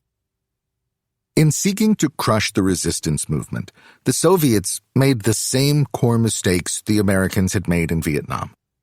They misjudged the nature of the war they were engaged in and seriously underestimated the willpower and guerrilla fighting prowess of their enemies. Like the Americans in Vietnam, they tried to win a counterinsurgency war with conventional military operations consisting of air and motorized assault brigades. These highly kinetic operations were not very effective in isolating Mujahideen fighting forces, who knew the rough and unforgiving terrain far better than the Soviets, but they inflicted massive punishment on Afghan civilians in the countryside. Soviet efforts to clear the guerrillas out of their sanctuaries resulted in an astonishing 5 million Afghan refugees by the mid-1980s. For their part, the Mujahideen proved to be extraordinarily adept at setting ambushes and conducting hit-and-run attacks on isolated Soviet and Afghan army installations and supply columns. The local population hated the Soviet invaders more for their indiscriminate airstrikes than their utterly foreign culture. By late 1981, Mujahideen units were operating effectively in all of Afghanistan's 29 provinces. Much like the Americans in Vietnam, the Soviets lacked the kind of detailed ground-level intelligence that only local operators could provide. By mid-1982, the war had devolved into a stalemate, with the Russians and their Afghan allies in control of key urban areas, but the resistance swimming effectively in the sea of the countryside. In the game of cat and mouse out in the rugged mountains and valleys, the cats found the mice frustratingly difficult to pin down and kill. Morale in the Soviet army, a force composed largely of conscripts who would rather have been anywhere save Afghanistan, began to plummet. The best military strategist among the Mujahideen was not the beneficiary of CIA aid until late in the war. The Pakistani and Saudi Arabian intelligence services remained distrustful of him, largely because he was a Tajik and not part of the Pashtun tribal forces favored by Karachi and Riyadh. The gangly and intense Ahmad Shah Massoud, known as the Lion of Panjshir for the valley that was his stronghold, saw politics and war as parts of the same cloth. A serious student of guerrilla war, Massoud and his hardened force of northern Afghans had repulsed no fewer than 6 direct assaults by Soviet forces determined to wipe out his men with a view to keeping open the Salang Highway, the primary supply route between Kabul and the Soviet supply base at Termez in Uzbekistan. American journalist Steve Call nicely describes Massoud's preferred mode of operations. When a Soviet convoy tried to pass along the highway, Massoud's fighters streamed down from the mountains, unleashed a fusillade of gunfire, raided the convoy, and disappeared into the shadows. They would take apart whatever they had pilfered from the Soviets, be it an anti-tank missile or an entire tank, pack it onto the backs of horses, and trek to the Panjshir where mechanics reassembled it for the rebels' future use. Reagan steps in. Ronald Reagan, Carter's immediate successor in the White House, was entirely congenial to his predecessor's covert war in Afghanistan. An ardent Cold Warrior for decades, Reagan knew little of the details of his own foreign policy, but he had an abiding intuitive sense that time was running out for communism as an ideology and a social system. Like Brzezinski, he saw very clearly how the Soviet Colossus's battle with Islamist resistance fighters could expose and deepen Moscow's overall weakness. Reagan was delighted with the January 1984 CIA estimate that 17,000 Soviet soldiers had been killed in the fighting, and the Soviet army's morale was at its lowest ebb. The Mujahideen, for their part, controlled some 62% of the countryside. There were signs that the Soviet Politburo's will to carry on the campaign was weakening. Things would soon get worse for the Soviets on the battlefield thanks to the energetic lobbying efforts of a bibulous wheeling and dealing congressman from Texas named Charlie Wilson. Wilson scoured wealthy donors and pushed his fellow congressional representatives to pressure the administration to provide more lethal offensive weaponry and financial backing for the resistance. He proved an effective advocate. In March 1985, Reagan signed National Security Decision Directive 166, a classified document that vastly increased the level and type of assistance given to Pakistan's ISI for distribution among the resistance armies. The CIA and DoD signed an agreement permitting the transfer of roughly $250 million in defense funds to the coffers of the CIA for Afghanistan. In the last several years of the anti-Soviet campaign, the CIA provided detailed satellite intelligence, sniper rifles, plastic explosives, and night vision goggles to the Mujahideen. The driving force behind the accelerated CIA support inside the administration was Reagan's redoubtable CIA director, a tough Irish-American from Queens who had made a fortune in the law and politics after a short but distinguished career as an Office of Strategic Services agent in Europe during World War II. William J. Casey was the first high American official who expressed confidence that, with the right funding and strategy, the Mujahideen could actually win the war against the Soviets. The CIA warmly approved the covert delivery of the superbly accurate and effective shoulder-fired Stinger missile to the Mujahideen. Soviet helicopters suddenly found themselves vulnerable to being shot out of the sky. Dozens were. Ultimately, the Stingers forced the chopper pilots to fly much higher, limiting their effectiveness as offensive weapons. As Casey remarked, "Here's the beauty of the Afghan operation. Usually it looks like the big bad Americans are beating up on the natives. Afghanistan is just the reverse. The Russians are beating up on the little guys. We don't make it our war. The Mujahideen have all the motivation they need. All we have to do is give them help, only more of it." In 1985, the United States provided $250 million to the resistance. In 1986, the figure jumped to $470 million, and in 1987 it topped $625 million. Unhappy with ISI management of the supply and advisory effort, Casey sent covert CIA operators into the hinterlands to form independent relationships with various Mujahideen militias and armies, helping them to organize and plan a number of anti-Soviet operations. By late 1986, the war was not going at all well for Moscow. The chief of the General Staff of the Armed Forces, Marshal Sergei Akromiev, told the Politburo on November 13 that it will not be possible to solve the problems of Afghanistan with military action. There is no single piece of land in this country that has not been occupied by a Soviet soldier. Nevertheless, the majority of the territory remains in the hands of the rebels.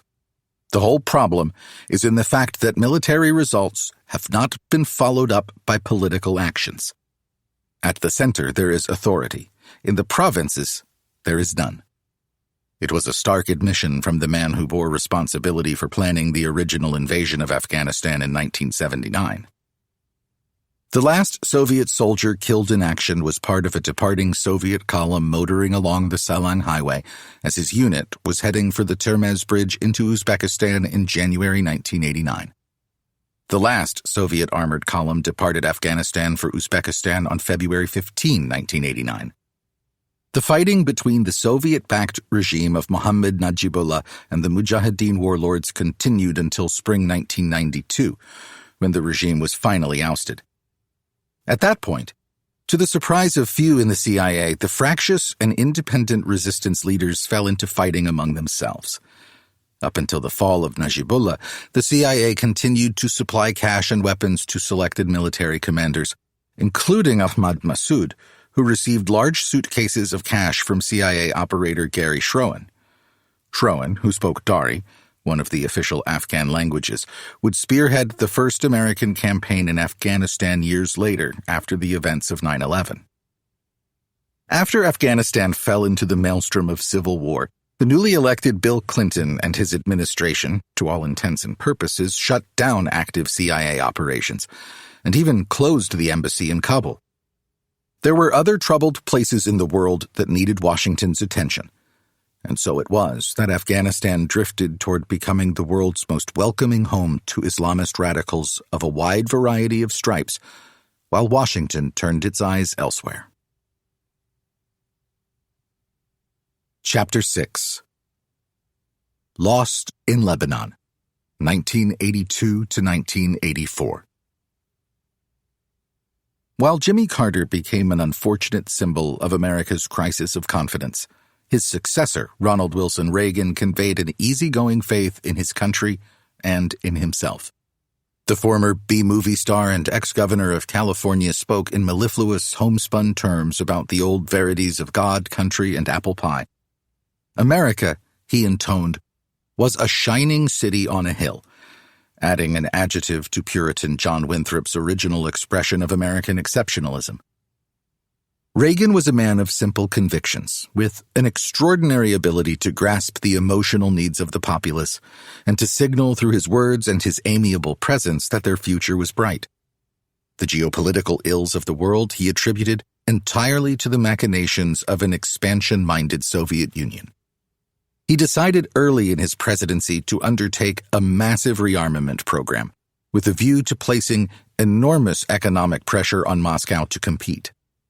He believed, again more intuitively than through serious study and reflection, that the Soviet system was rotten to the core, and that it could not compete militarily with the United States while meeting the needs of its own people.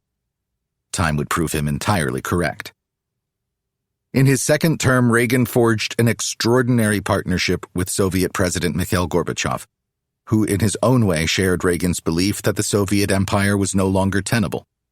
Under Reagan's successor, George H.W. Bush, the Soviet Union did implode, ushering in a sea change in geopolitics.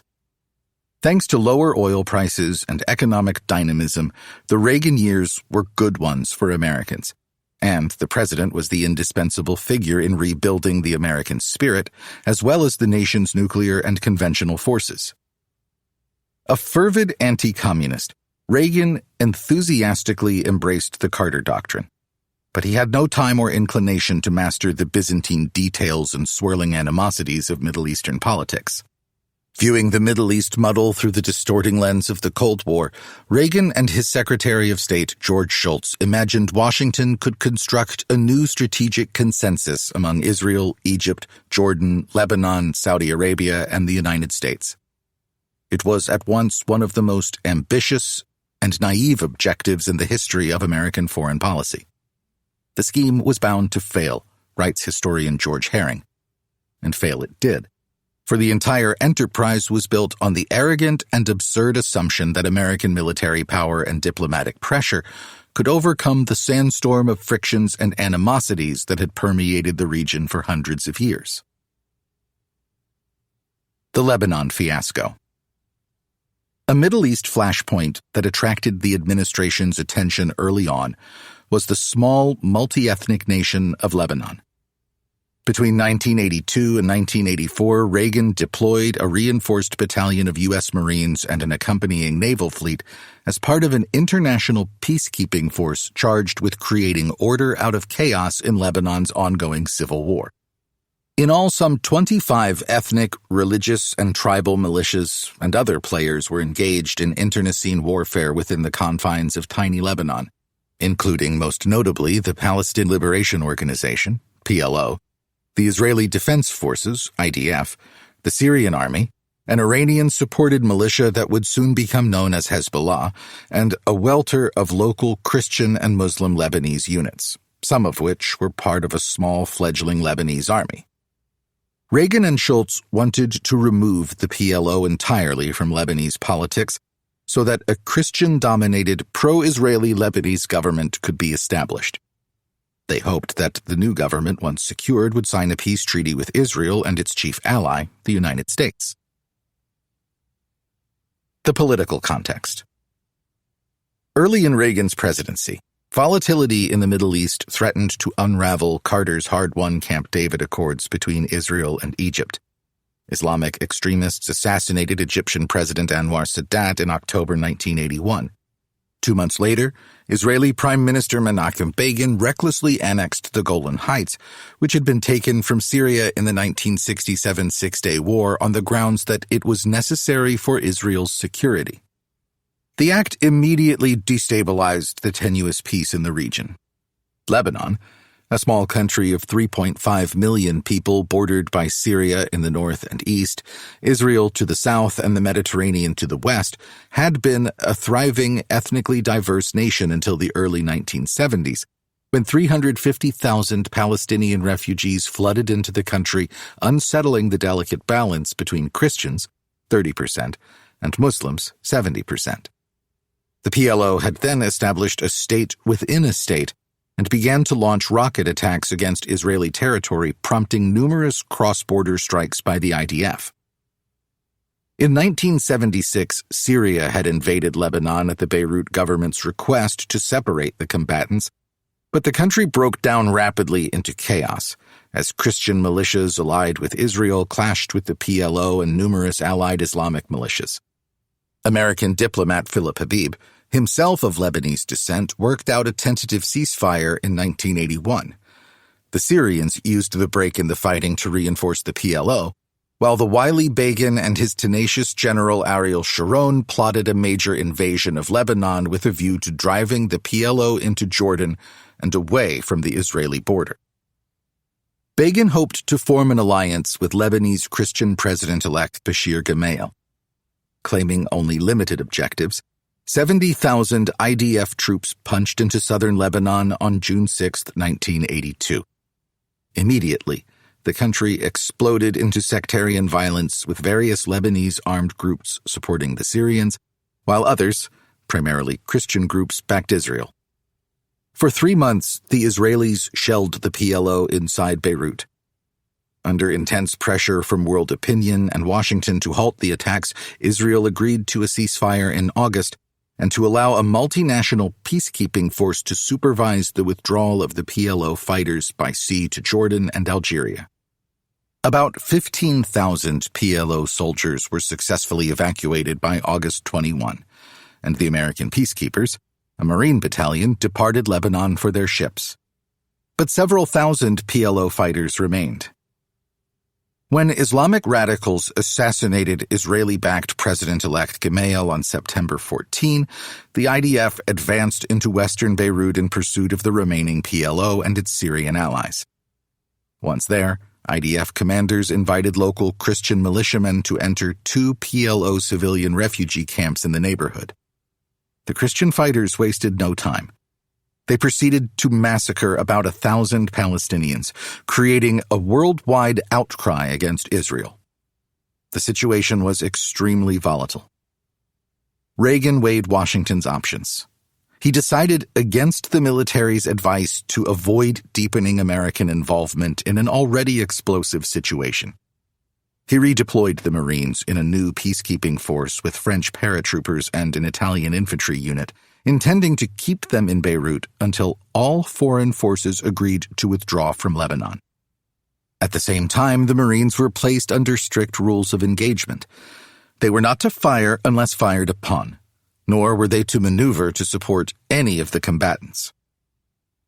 At the end of October 1982, Reagan signed a directive calling for the United States to advise, train, and supply the weak Lebanese defense forces. In May of 1983, the Lebanese and Israelis signed an agreement ending hostilities, but the Syrians objected strenuously and would not agree to evacuate on the grounds that to do so would leave Israel with far too much political sway in Lebanon. To the Muslims in and around Lebanon, it was beginning to look like the American Marines were not so much neutral peacekeepers as active supporters of the Christian Lebanese and their Israeli allies. As historian Lawrence Friedman recalls, in February 1983, the Marines' presence was extended to include patrolling in East Beirut, which made it harder to claim neutrality in Lebanon's domestic disputes. There were joint Lebanese Christian U.S. Marine checkpoints and even patrolling. The line was still drawn against participation in direct combat support, but the relationship was getting palpably closer. In April 1983, after a short but tentative period of peace, pro-Iranian suicide bombers blew up the American embassy in Beirut, killing 17 Americans and 46 others. The IDF then rapidly and recklessly pulled back from the Shuf, a strategically important area south of Beirut where it had served as a partition between pro-Syrian and pro-Israeli militias. Intense fighting broke out between the combatants. The Lebanese army entered the fray, and Reagan authorized the Marines to engage in aggressive self-defense. To aid in that defense, the USS New Jersey's massive 16-inch guns provided the Marines with the heaviest naval gunfire support American troops had received since the Vietnam War. When pro-Syrian forces attempted to take the high ground overlooking the Marines' position at the Beirut airport, they were turned back by deadly naval gunfire. The Marines began to take casualties. 2 were killed and 3 wounded on September 5 as they patrolled in Shuf neighborhoods with their Lebanese counterparts. By October 22, the Marines had suffered 7 dead and 47 wounded. Most of October remained relatively quiet, except for lots of chatter picked up by American intelligence concerning possible terrorist attacks against the multinational peacekeepers. It was increasingly apparent to seasoned observers in Beirut that political considerations often trumped sound military judgment. Colonel Timothy Garrity, the commander of the 24th Marine Expeditionary Unit based at the Beirut airport, was troubled by the permissive environment of his unit's disposition. More than 30 commercial flights came in and out of the airport daily. He had no real control over his own perimeter. Repeated requests to button up his defensive positions were turned down by his superiors.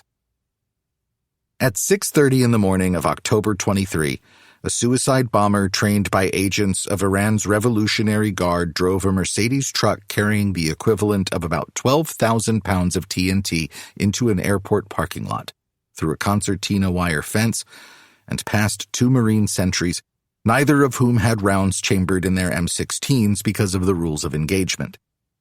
The truck driver sped right into the lobby of a 3-story concrete building that housed hundreds of men from the 1st Battalion, 8th Marines, and detonated the explosives.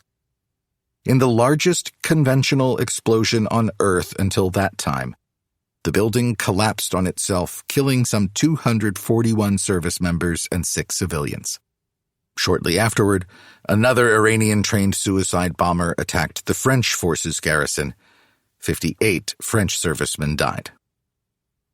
A Navy chaplain serving with the Marines at the airport, George W. Pucciarelli, was billeted in another building near the destroyed barracks. He was awakened by the blast and recalled, "I kept looking for the building. As I came around the edge of the shrubbery, I found out the building wasn't there anymore. It was leveled. I could see the gray ash and dust just all over the place, on jeeps, on grass, on trees, on all the rubble that was down there. And then suddenly I began to see things move within the rubble, and then realized that these things moving were our fallen comrades, those who were wounded." The bombing proved to be a major strategic success for the Islamic radicals, and for all of Israel's adversaries. For after several months of doubt and debate, President Reagan quietly withdrew the Marines, and thus the United States, from the Lebanese Civil War. Historians have not been kind to Reagan's bungled intervention in Lebanon. Caspar Weinberger and the Joint Chiefs of Staff had urged the president to keep U.S. forces out of the Lebanese cauldron altogether. The wisdom of their advice was clear well before the catastrophe of October 23. It was hopelessly naive to think that a smallish multinational peace force could somehow wrest order out of chaos in a multi-ethnic tinderbox in the heart of the Middle East. Once again, the United States had attempted to use its military might and prestige to deal with tortuous political problems and ancient grievances it simply did not understand. In essence, observes historian Andrew Bacevich, the crisis of the moment had induced a bout of strategic inanity. Senior officials talked themselves into believing that by helping Lebanon's army prevail over its adversaries, a reinforced battalion of Marines could pave the way for Middle East peace. Colin Powell, then an Army colonel and a military advisor to DoD Secretary Caspar Weinberger, offered up this comment. "What I saw from my perch in the Pentagon was America sticking its hand into a 1,000-year-old hornet's nest with the expectation that our mere presence might pacify the hornets." The Lebanon intervention has the unenviable distinction of featuring the first act of state-sponsored terrorism to have a direct impact on American foreign policy in the Middle East. It would not be the last. Indeed, the bombings of the U.S. Embassy and the Marine Battalion barracks in Beirut are widely considered the beginning of the modern era of suicide bombing against the United States and the West. Cheap, relatively easy to plan, and extremely difficult to thwart, suicide bombing promised martyrdom for the believers who volunteered, and fiendish tactical and strategic success for the organizations that perpetrated the attacks. It was Ayman al-Zawahiri, the Egyptian militant terrorist who provided a politico-religious rationale for its use by al-Qaeda and its allies in the mid-1990s. But Shiite Muslims supported by Iran were in fact the first to adopt the tactic against American targets. The suicide bombers who had so boldly attacked the embassy and the barracks were part of a non-state military organization soon to be known to the world as Hezbollah. That organization went on to employ the tactic dozens of times against Israeli and Christian targets in Lebanon throughout the 1980s and 1990s. Aftermath. Reagan ordered an investigation of the Marine disaster headed up by James Holloway, the now retired admiral who had assessed the Operation Eagle Claw fiasco a couple years earlier. Congress also established a commission to explore what had happened and why. Both commissions concluded that there had been significant mistakes and misjudgments at all levels of command. The congressional report assigned principal responsibility for failing to provide robust defense measures around the battalion's position to its commander, Lieutenant Colonel Timothy Garrity. In light of the bombing of the U.S. Embassy in April, one could make an argument that the colonel should have been at pains to ensure that his unit could not be exposed to a suicide bomb explosion. Historians have been much kinder to Garrity than the commission report was, and with good reason. Garrity had sought to improve his defenses, but had been overruled from above more than once. Like the coterie of admirals and generals who'd visited his unit at the airport and failed to suggest buttressing the Marines' weak defensive positions, Garrity's chief failure was one of imagination. He simply did not believe that, in a world full of wide-open American targets, a suicide bomber would try to attack a heavily armed U.S. Marine battalion at an international airport. The fact that Garrity billeted 1/3 of his troops in a single vulnerable building testifies to the fact that he wasn't thinking about such a possibility. In truth, the people who bore the burden of responsibility for the disaster were the men who put the Marines in an impossible position in the first place: Ronald Reagan and his chief foreign policy advisors, not Garrity. In the wake of the bombing, the Reagan administration conducted an intensive internal study of the threat of terrorism. National Security Decision Directive 138 called on a variety of departments and agencies to significantly enhance efforts to strengthen the government's ability to protect U.S. citizens and foreign nationals at home, and to ameliorate the subversive effects of terrorism abroad. Our program, said the directive, must include measures which will deter terrorist attacks, improve protection for those threatened, and reduce the effectiveness of those attacks that do occur. President Reagan also reduced the strictures on CIA intelligence gathering and covert action to combat terrorism, and pushed for development of special operations forces to combat terrorist attacks.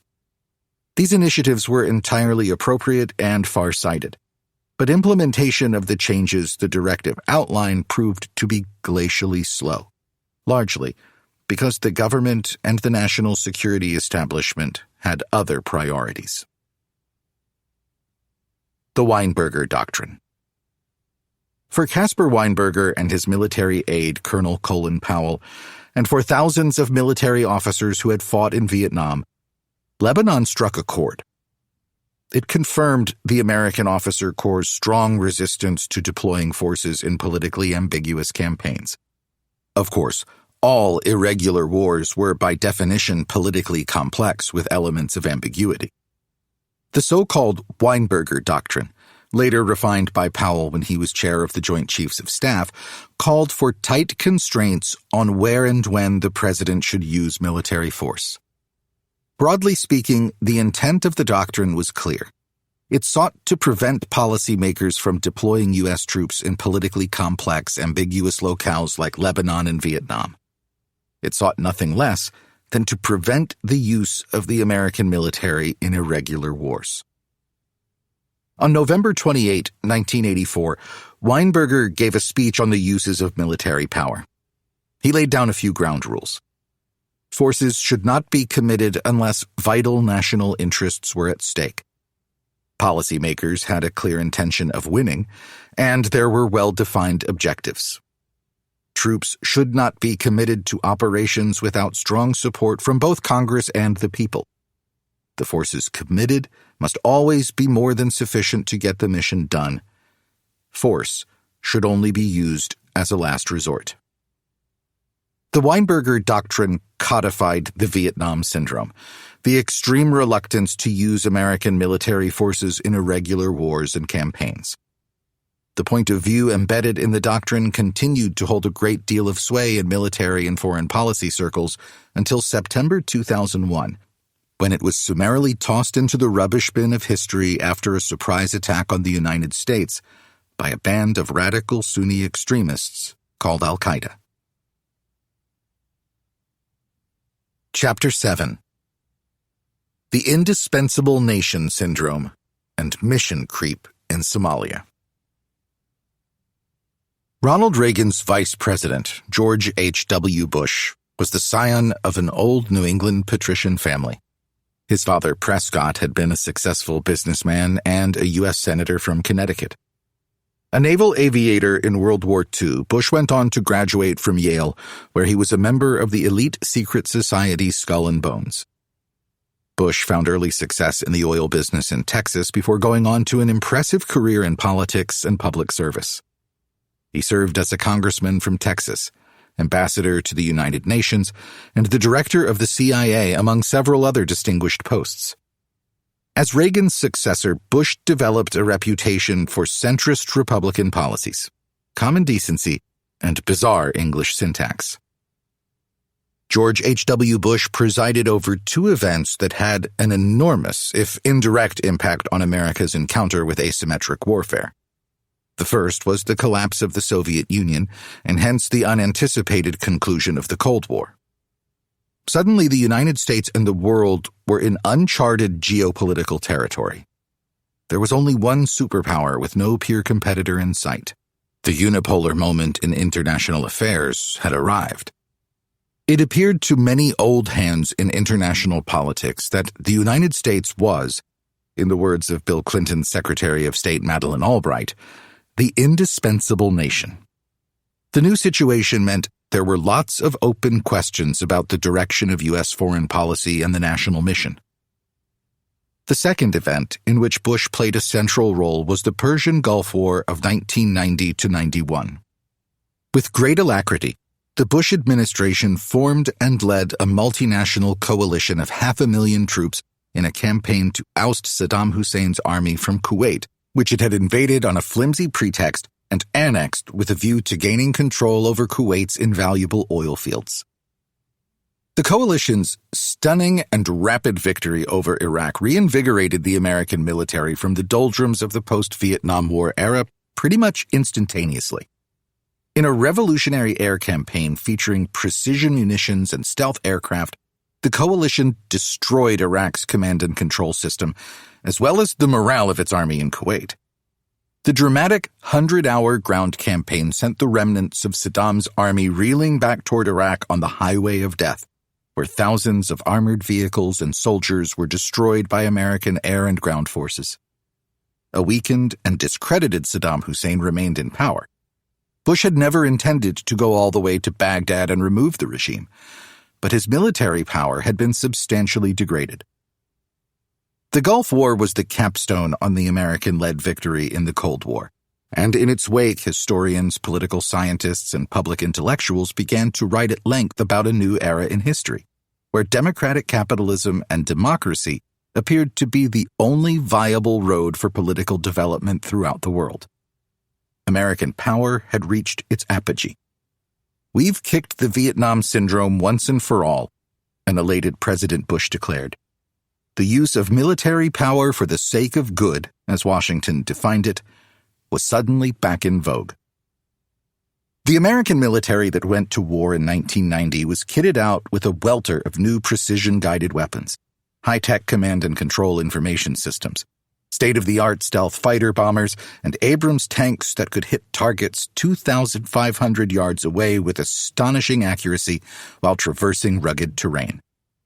In short, the new American military possessed a level of striking power unprecedented in the history of warfare. Indeed, the Gulf War heralded an entirely new American way of war, in which the information dimension had become crucial to the outcome in battles and campaigns. Long-range precision strike weapons coupled to networks of sensors and to redundant command and control systems seemed to ensure success in every conflict.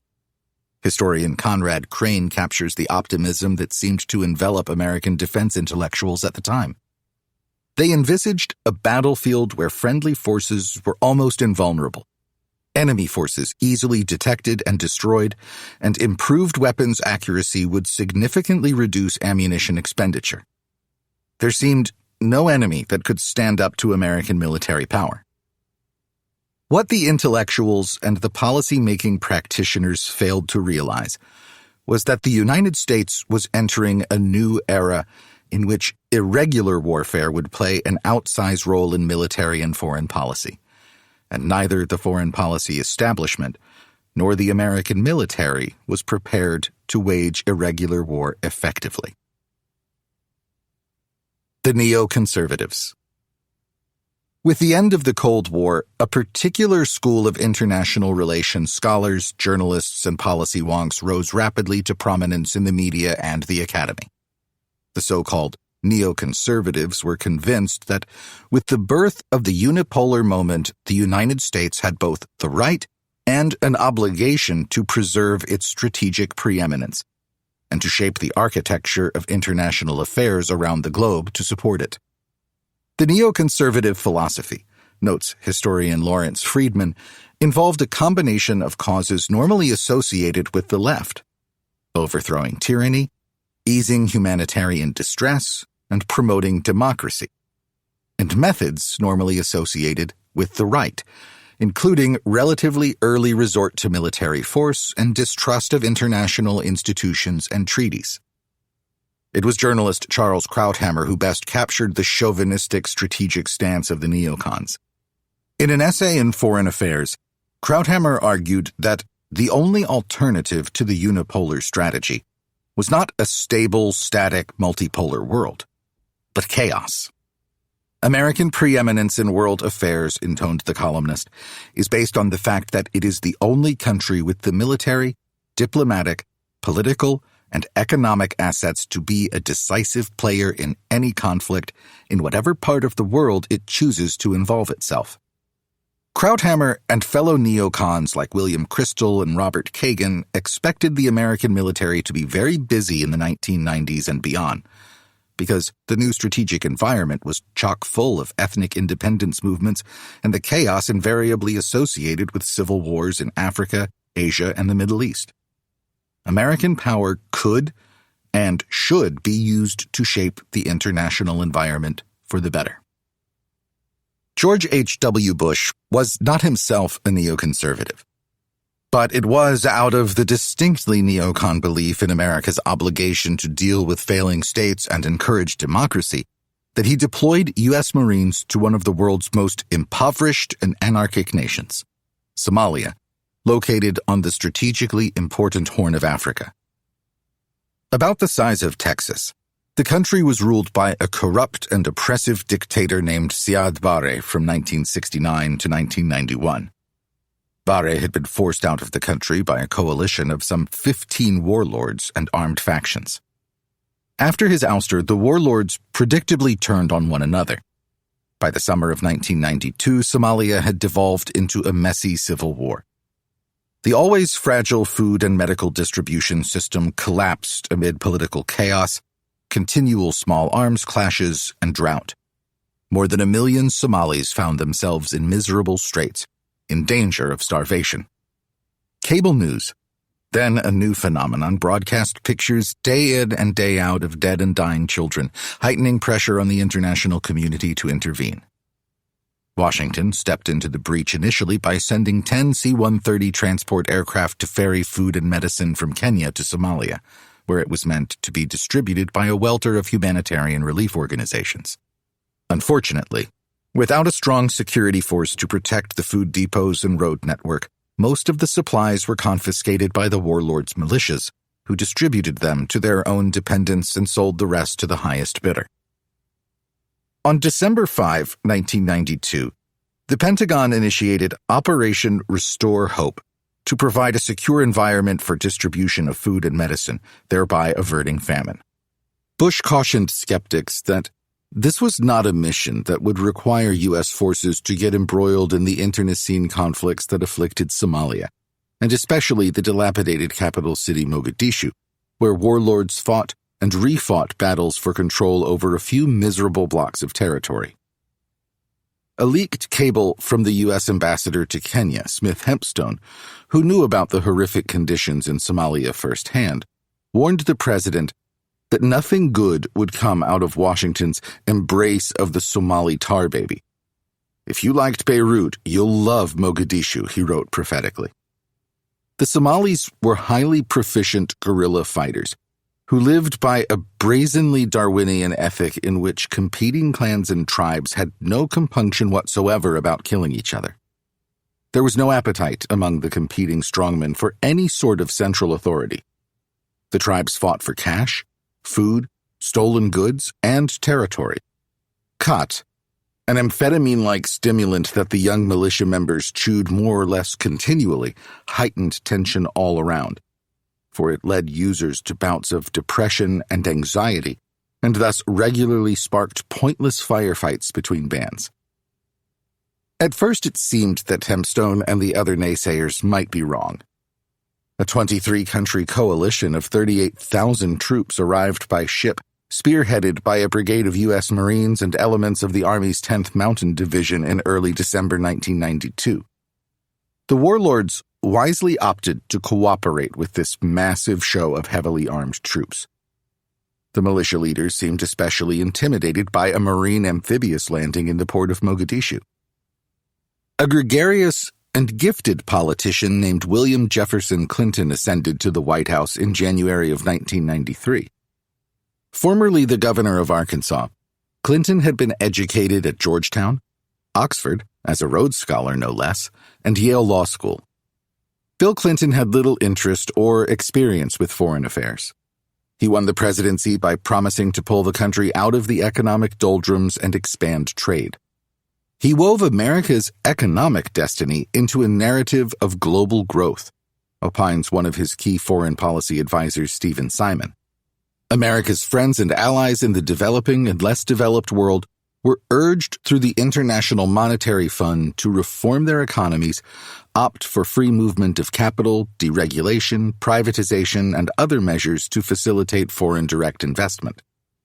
At home, he presided over the deregulation of the financial sector, privatization of public services, and trimming the social safety net. Clinton's first significant foreign policy challenge came in trying to extract most of the large U.S. force out of Somalia while preserving the initial success of Operation Restore Hope. This was a tall order. The American force was reduced to only 1,200 troops by spring 1993.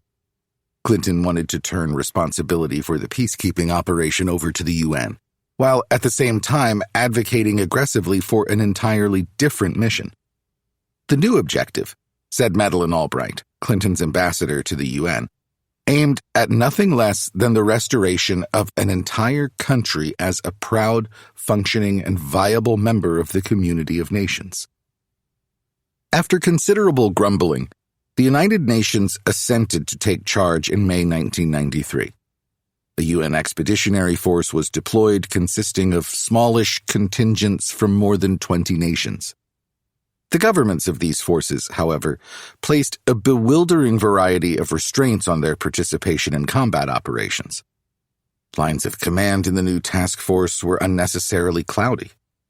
a Turkish general was ostensibly in command of all forces save the sole American contribution, a reinforced battalion-sized Quick Reaction Force, QRF, consisting of elements from the 10th Mountain Division and a Special Forces group. A retired American admiral, Jonathan Howe, was placed in charge of the new nation-building effort, but he held a great deal of sway over military developments as well. The most powerful and capable warlord in Somalia was surely Mohammed Farah Aidid. A former general under the Barr administration, Aidid was ambitious. He wanted to gain control over Mogadishu's refugee-swollen population of 1.5 million people. He had a very different vision of the Somali future than UN Secretary-General Boutros Boutros-Ghali, Bill Clinton, or Admiral Howe, and he was not afraid to use force to achieve it.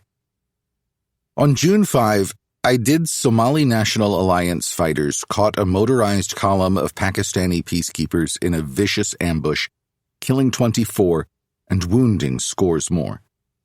The UN Security Council called on the military task force to bring Aidid and his forces to justice. Admiral Howe placed a $25,000 reward on Aidid's head. The extant forces under the Turkish general were not up to this task. After Aidid's forces ripped into a battalion of Moroccan troops, one country after another withdrew its forces. They had signed up for peacekeeping, not urban combat. The burden of the operation now fell on the American QRF. The July 12 kill or capture raid by U.S. Army forces on an Aidid safe house in Mogadishu failed to seize the warlord or any of his senior lieutenants. It did, however, result in the deaths of several dozen of his clan members. An angry mob of Aidid's followers turned on 4 unfortunate Western reporters in the vicinity, killed them, and put their corpses on display for the large cadre of international media on the scene, who broadcast the images to the world. After 4 U.S. soldiers were killed by a road mine, President Clinton on August 8 ordered a new unit of special operators, Task Force Ranger, to Mogadishu to take out Aidid and his senior leaders. Between August and September, Task Force Ranger conducted 6 raids against Aidid's leadership, but managed to snatch only 1 senior individual. The raids led to dozens more civilian casualties, and thus to ever-deepening bitterness and resentment among the ordinary people of the city against both the UN and the Americans. Aidid's prestige and power among the population skyrocketed as he dodged America's premier hunter-killer forces. The CENTCOM commander, Marine General Joseph Hoare, was increasingly concerned about the volatility of the situation. As he remarked at the time, a coherent plan which involves the politics, humanitarian, and security needs of the country has yet to emerge. Control of Mogadishu has been lost. On October 3, 160 Rangers and Delta Force operators from TF Ranger set out on a kill or capture raid, their 7th since their deployment, in 19 helicopters and a dozen armored personnel carriers. The plan called for the commandos to rappel from their helicopters to the roof, systematically search the house, secure the targeted individuals and other suspects, and spirit them away in the waiting APCs out on the street. Journalist Mark Bowden describes the scene as the American helicopters swept in over the city from the ocean and turned to the northeast to fly along the city's western edge. It was as if the city had been ravaged by some fatal urban disease. The few paved roads were crumbling and littered with mountains of trash, debris, and the rusted hulks of burned-out vehicles. Those walls and buildings that had not been reduced to heaps of gray rubble were pockmarked with bullet scars. Everything of value had been looted, right down to the metal window frames, doorknobs, and hinges. Every open space was clotted with makeshift villages of the disinherited. The raid started off well. The commandos landed on the roof, cleared the building, and secured the 2 targeted individuals, as well as 22 other suspects. Then, in an instant, Aidid's forces struck back. They had been expecting such a raid and were well prepared to challenge the Americans. Aidid and the lesser warlords had been intimidated by the original military force deployed in Somalia in December 1991, especially by the Brigade of U.S. Marines. But taking on an anemic UN-led force of lightly armed peacekeepers there to enforce the coercive dictates of foreigners was another matter.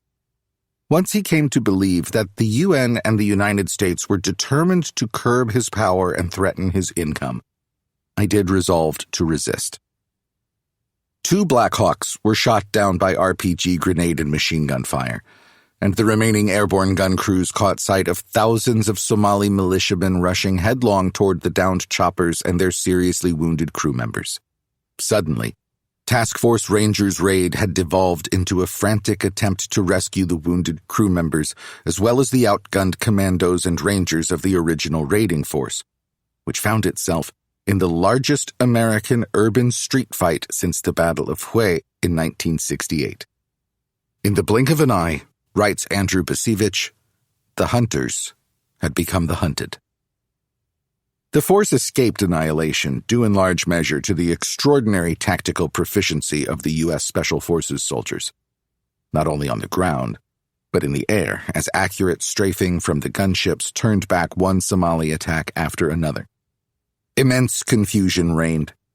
As Garrison tried to keep track of the chaos and direct the motorized rescue effort, which was dogged by poor maps, inaccurate intelligence, and strong resistance from angry Somalis wielding AK-47s and RPGs. By the time it was all over, 18 American soldiers had been killed, along with somewhere between 500 and 1,000 militia members. The battle shocked the American public. Newsweek featured a grim picture of a badly banged-up helicopter pilot, Michael Durant, who at the moment of the photo found himself a prisoner of Aidid's small army. The headline read, "What in the world are we doing?" Senator John McCain of Arizona, a former POW of the North Vietnamese, was outraged by the loss of American lives in a place that had no clear connection to American national security interests. President Clinton claimed in the wake of the operation that the United States would stay the course in Somalia. He may have believed it when he said it, but he soon changed his mind. A token U.S. force remained in place at the Mogadishu airport until May of 1995, but it kept pretty much to itself. The bounty on Aidid's head was quietly dropped. The Somali warlord became a folk hero to Muslims the world over for standing up to America. Clinton's Somalia policy had been exposed to be as bankrupt as Reagan's had been in Lebanon a decade earlier. Somalia was the first test of American military intervention in what former President Bush and the pundits were calling the New World Order. Yet, as events there and elsewhere in Asia, Africa, and the Middle East soon made clear, 2 defining characteristics of the new era were, 1, ubiquitous disorder, and 2, the extreme sensitivity of the United States military operations to even a handful of casualties. Osama bin Laden, who had made a modest contribution to the training of the Somali fighters who engaged the Americans, began to tell his associates after the Battle of Mogadishu that the United States was a paper tiger. Clinton, for his part, had made the same mistake that Lyndon Johnson committed in Vietnam and Reagan committed in Lebanon. He tried to do nation-building on the cheap without a realistic understanding of the local politics and people. Clinton had labored hard to turn over responsibility for managing the nation-building to a reluctant United Nations, even though experts in the State Department were well aware of that organization's limited capacity to run such an operation. Somalia offers us yet another example of what happens, as Bacevich observes, where there is a gap between military muscle and political acuity. Once again, the United States had misread the political dynamics, or perhaps more accurately ignored them, and sent forces into harm's way. The result, another strategic setback. Part 2. The Struggle Against Islamic Militancy. Chapter 8. The Rise of Islamic Extremism and Al-Qaeda. One of the great ironies of recent American military history is that many of the Arab Afghans, including Osama bin Laden and Ayman al-Zawahiri, fought on the same side as the Central Intelligence Agency in the Soviet-Afghan War. Therefore, in a general sense, the future adversaries shared in a victory when the Soviets departed the country in their own Vietnam. Somewhere between 15,000 and 25,000 Arab fighters from the Middle East and North Africa made a distinctly minor contribution to the ouster of the Soviet Union and then to the defeat of the Soviets' Afghan proxies in 1992. Most of these fighters were recruited, trained, and sustained in military operations by an organization called the Services Bureau. Founded in 1984 in Peshawar, Pakistan by a colorful and combative figure in the second wave of Islamic militancy, Abdullah Azzam, and his protege Osama bin Laden, a pious and gangly scion of a Saudi construction magnate with close ties to the royal family in Riyadh, the Bureau morphed into Al-Qaeda, the base in Arabic, in 1988. Soon, this new organization developed and publicized an agenda that resonated deeply with legions of disenfranchised young men across the Middle East and Africa: to reestablish an Islamic caliphate and drive the United States and the secular Islamic regimes the Western powers supported out of the Muslim world once and for all. In 1992, Al-Qaeda's senior leadership reestablished itself near Khartoum, Sudan, which had become a kind of mecca for Islamic militants of all stripes. Here, the group matured ideologically and organizationally.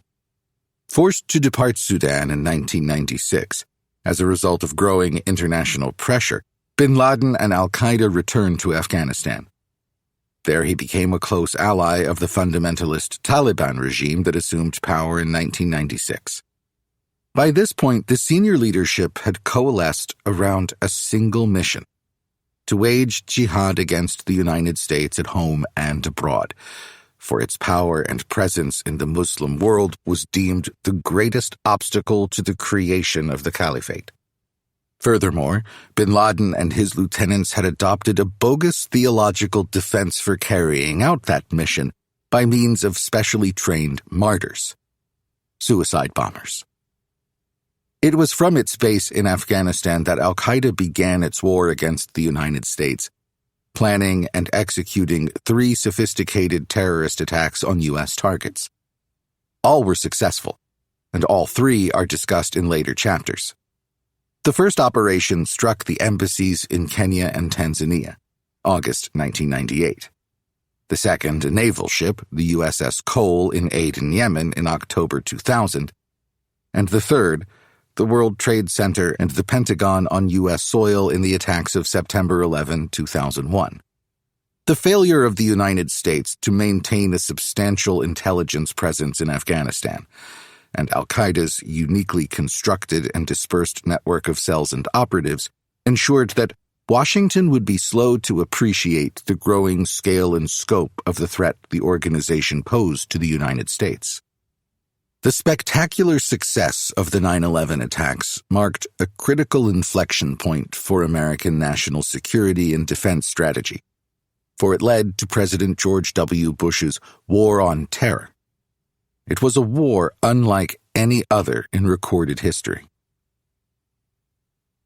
Ideology and political context. The ideas and political context that help explain Al-Qaeda's rise emerged during the first wave of Islamic radicalism that began with the establishment of Israel and the expulsion of close to 1 million Palestinians in 1948. The Muslim men who formed the backbone of Islamic militancy at this time shared a common sense of shame and humiliation over the creation of the Jewish state and the persistence of Western dominance over the Middle East and Northern Africa.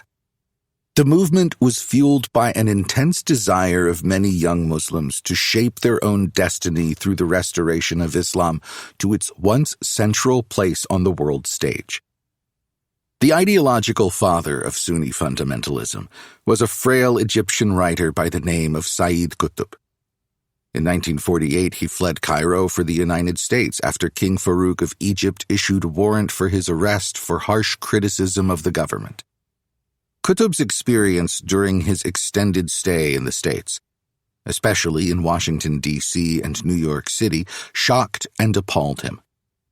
He was repelled by America's unbridled materialism, its superficiality, and its self-indulgent individualistic culture. The sexes mixed freely on the streets, and even discussed sex openly. American spirituality was anchored, he said, in a primitivism that reminds us of the ages of jungles and caves. Qutb noted in his writings that America had produced a PhD dissertation on the best way to clean dishes, a subject that seemed to be of greater impact than the Bible or religion. The soul has no value for Americans. Returning to Egypt after the arrest warrant was rescinded, Qutb wrote extensively and with great passion on the necessity for Muslims to rise up and fight against Western-backed, spiritually bankrupt regimes in the Arab world. Journalist Lawrence Wright nicely captures the astonishing ambition of Qutb's critique. His extraordinary project was to take apart the entire political and philosophical structure of modernity and return Islam to its unpolluted origins. For him, that was a state of divine oneness, the complete unity of God and humanity. Only by restoring Islam to the center of their lives, their laws, and their government could Muslims hope to recapture their rightful place as the dominant culture in the world. Sayyid Qutb would become a martyr to his cause in August 1966 when he was executed for subversive activities by the government in Cairo. A significant number of Qutb's acolytes came to see violence as indispensable to achieving their goals. Among the most charismatic was a fiery Palestinian scholar, theologian, and jihadist named Abdullah Azzam. He spoke with great force and eloquence of the evils of Western and secular influences. Azzam was a sort of Islamic samurai, a warrior priest who told spellbinding tales of faith-inspired miracles on the Afghan battlefield. A much-quoted slogan of Azzam's was, "Jihad and the rifle alone. No negotiations, no conferences, no dialogue." Not for nothing was Abdullah Azzam known as the father of global jihad. One of Azzam's most devoted admirers in Jeddah, Saudi Arabia, where he led prayers at the mosque of King Abdulaziz University, was Osama bin Laden. It was Azzam who piqued bin Laden's interest in waging jihad in Afghanistan. With Azzam's stature and bin Laden's ample pocketbook and connections to wealthy, like-minded Saudis, the two men formed the Maktab al-Khidamat, known in English as the Services Bureau, in order to recruit and train foreign Muslims to wage holy war against the Soviet Union and its Afghan minions. By 1987, with the end of Soviet occupation coming into view, the student began to surpass the master. Partly this was due to friction between Azzam and leading Egyptian jihadists who were drawn to bin Laden's gentler manner of dealing with other people and his imaginative and radical ideas about jihadist strategy. In the end, Azzam was not congenial to the strategic direction the Services Bureau adopted, primarily at bin Laden's urging. And there was another key factor at play. Bin Laden's reputation as a brave and inspiring leader was significantly enhanced by an apocryphal account of his performance as a military commander at the Battle of the Lion's Den in April 1987. The mythic account put forward by bin Laden and his fighters was that their fortified outpost in Afghanistan's Paktia province was attacked by 200 Soviet Spetsnaz troops. Bin Laden claimed he and 9 of his men endured heavy mortar fire for a full day, then repulsed an assault by the Russian troops, killing some 35. As a prize for his valor, an Afghan mujahideen who had fought beside him bestowed the compact AK-74 submachine gun that accompanied bin Laden in almost every video or still photo of the al-Qaeda emir after he had achieved worldwide notoriety. The only thing that is known for sure about the Battle of the Lion's Den is that it was of no operational or strategic significance whatsoever. But in bin Laden's own mind, and those of thousands of other jihadists, it came to be seen as a crucial turning point in the war that led to the Soviets' demise. This delusional thinking seemed to lie at the heart of bin Laden's growing mystique. A mystique the Saudi was adept at conveying and marketing through sophisticated online propaganda campaigns and militant-friendly traditional media. What forces and events shaped bin Laden's vision for al-Qaeda? Without question, the Gulf War of 1990-91 loomed large. Saddam Hussein's flagrant invasion of Kuwait raised the very real specter in Riyadh that a powerful Iraqi army of 1 million men might well roll over Saudi Arabia's anemic armed forces and seize the kingdom. King Fahd, the Saudi leader, knew his only real option was to accept an American-led coalition, including troops from several Arab nations, on Saudi soil once he had received assurances from the Bush administration that U.S. forces would indeed depart after the crisis was resolved. Bin Laden returned to Saudi Arabia in a fit of pique when he learned of the king's invitation to the inchoate U.S.-led coalition. In an audience with Prince Turki bin Faisal Al Saud, the urbane and sophisticated head of Saudi intelligence services, he pleaded for the king to reverse his decision and made the following proposal. Bin Laden would return from Afghanistan to Saudi Arabia with 100,000 fighters to defend the kingdom from Iraq. You don't need the Americans. You don't need any non-Muslim troops, he told the prince. We will be enough. Turki was taken aback by the absurd naivete of the proposal and saw bin Laden to the door. Soon after, the American coalition defeated the Iraqi army in a lopsided 100-hour ground war. It became evident to all parties that American forces would remain in the Saudi kingdom to act as a deterrent to further Iraqi mischief. This was a deep and humiliating shock to bin Laden and many others who had gathered around him in al-Qaeda's senior leadership. They soon coalesced around the objective of taking down the far enemy, the United States, in the Middle East and at home. In the early 1990s, bin Laden's personal advisor and imam, an Iraqi Kurd named Abu Hajar, issued 2 fatwas that, to all intents and purposes, turned al-Qaeda from a militant politico-military organization into an Islamic terrorist group. The first authorized attacks on all U.S. troops deployed in Muslim lands. The second placed a religious imprimatur on the killing of innocent civilians in pursuit of forcing the Americans out of the Middle East and restoring the caliphate.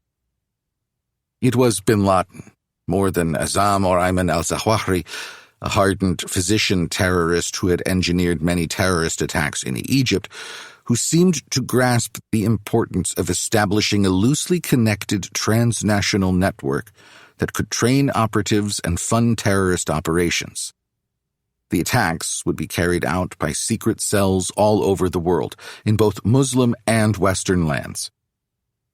The al-Qaeda of the mid-1990s had discrete committees devoted to intelligence, military affairs, finances, political work, and propaganda and media affairs. It was in Khartoum that bin Laden formed a close alliance with Sudan's de facto political leader Hassan al-Turabi, and began to build a complicated network of businesses, construction companies, and financial institutions, all of which were used to expand al-Qaeda's reach and capabilities. Many of these businesses were, in essence, fronts for al-Qaeda to procure weapons, explosives, and military and intelligence expertise. Kofor Black, the astute CIA operator who in 1993 found himself to be the CIA station chief in Khartoum, had but one mission: to collect intelligence on Islamic radicals in that old British garrison city, which had sunk into a hellhole of neglect, replete with slums and downed power lines and impassable roads.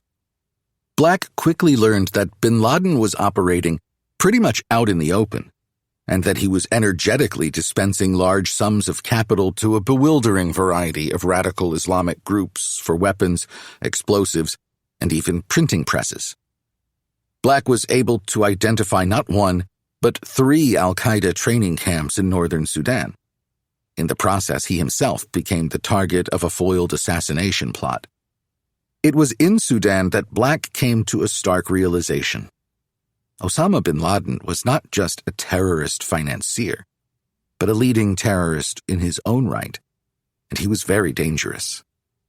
CIA operatives and local agents, writes journalist Steve Cole, watched him move around Khartoum like a prestigious sheikh, acolytes and bodyguards at his heel. He prayed and lectured at local mosques. He lived in a 3-story compound continually surrounded by Arab-Afghan veterans. Bin Laden liked to sit in the front yard and lecture about politics and jihad every Thursday after sunset prayers. He was wary of newcomers to his inner circle and told his aides to watch for agents of Middle Eastern intelligence services posing as volunteers. Over the next few years, however, Black would have some difficulty selling his view that bin Laden was a very dangerous character to his immediate superiors at the CIA. One of the reasons the intelligence community underestimated al-Qaeda was that neither bin Laden, Abu Hajar, nor Zawahiri had a coherent strategy for accomplishing their crucial mission. How could they? In the end, their goal was to turn back time. It was not an objective that could be accomplished in real history. They did have a few novel ideas about tactics and operations.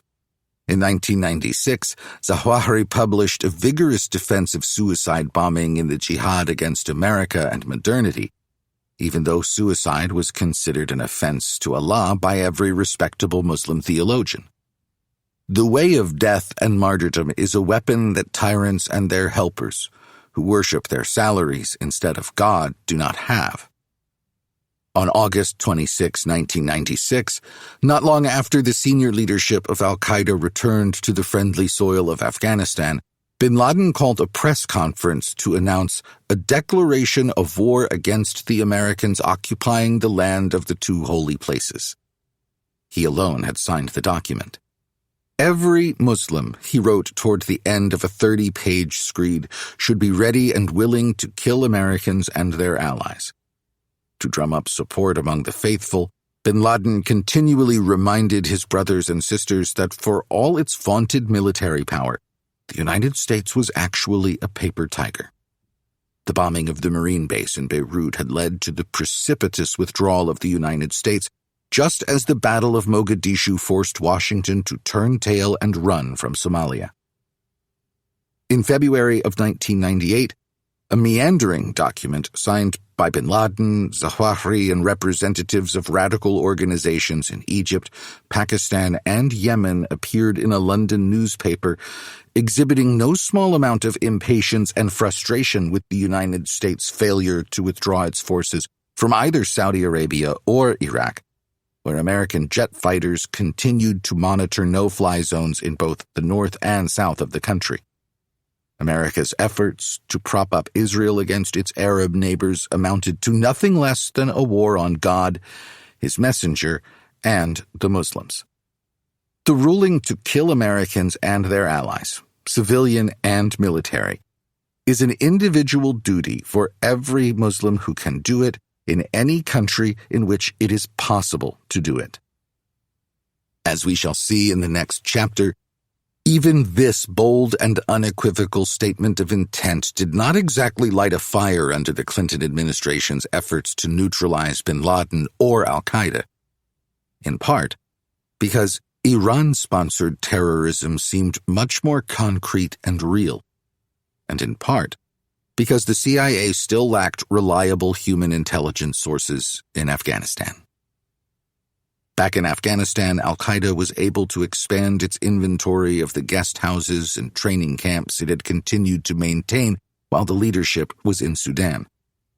These facilities, according to the 9/11 Commission report, were part of a larger, loose network of organizations for recruiting and training militants. Bin Laden's relationship with Mullah Omar of the Taliban was at first tentative and distant. It didn't stay that way for long. It warmed in light of the Saudis' generous direct payments to Taliban coffers and a willingness on the part of al-Qaeda to buttress the Taliban's armed forces with its fighters. The Taliban, said the Commission report, provided al-Qaeda with a sanctuary in which to train and indoctrinate fighters and terrorists, import weapons, forge ties with other jihad groups and leaders, and plot and staff terrorist schemes. The Pakistan's ISI knew by this time what Washington did not. Bin Laden had become a de facto member of the Taliban's senior leadership by 1998.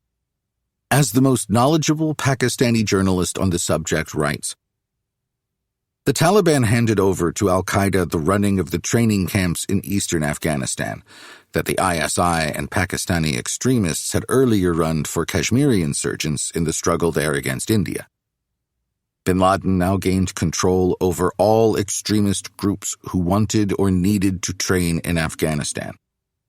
In return, he began to fund some of Mullah Omar's pet projects, such as building a grand mosque in Kandahar and constructing key roads. Until then, the Taliban had not considered America an enemy and showed little understanding of world affairs. But now Taliban leaders began to imbibe the ideas of global jihad. Roughly 30,000 foreign and local men were trained in al-Qaeda's camps in Afghanistan between 1996 and 2001. By late 2000, a quarter of the Taliban's fighters were Pakistanis, Chechens, or Arabs.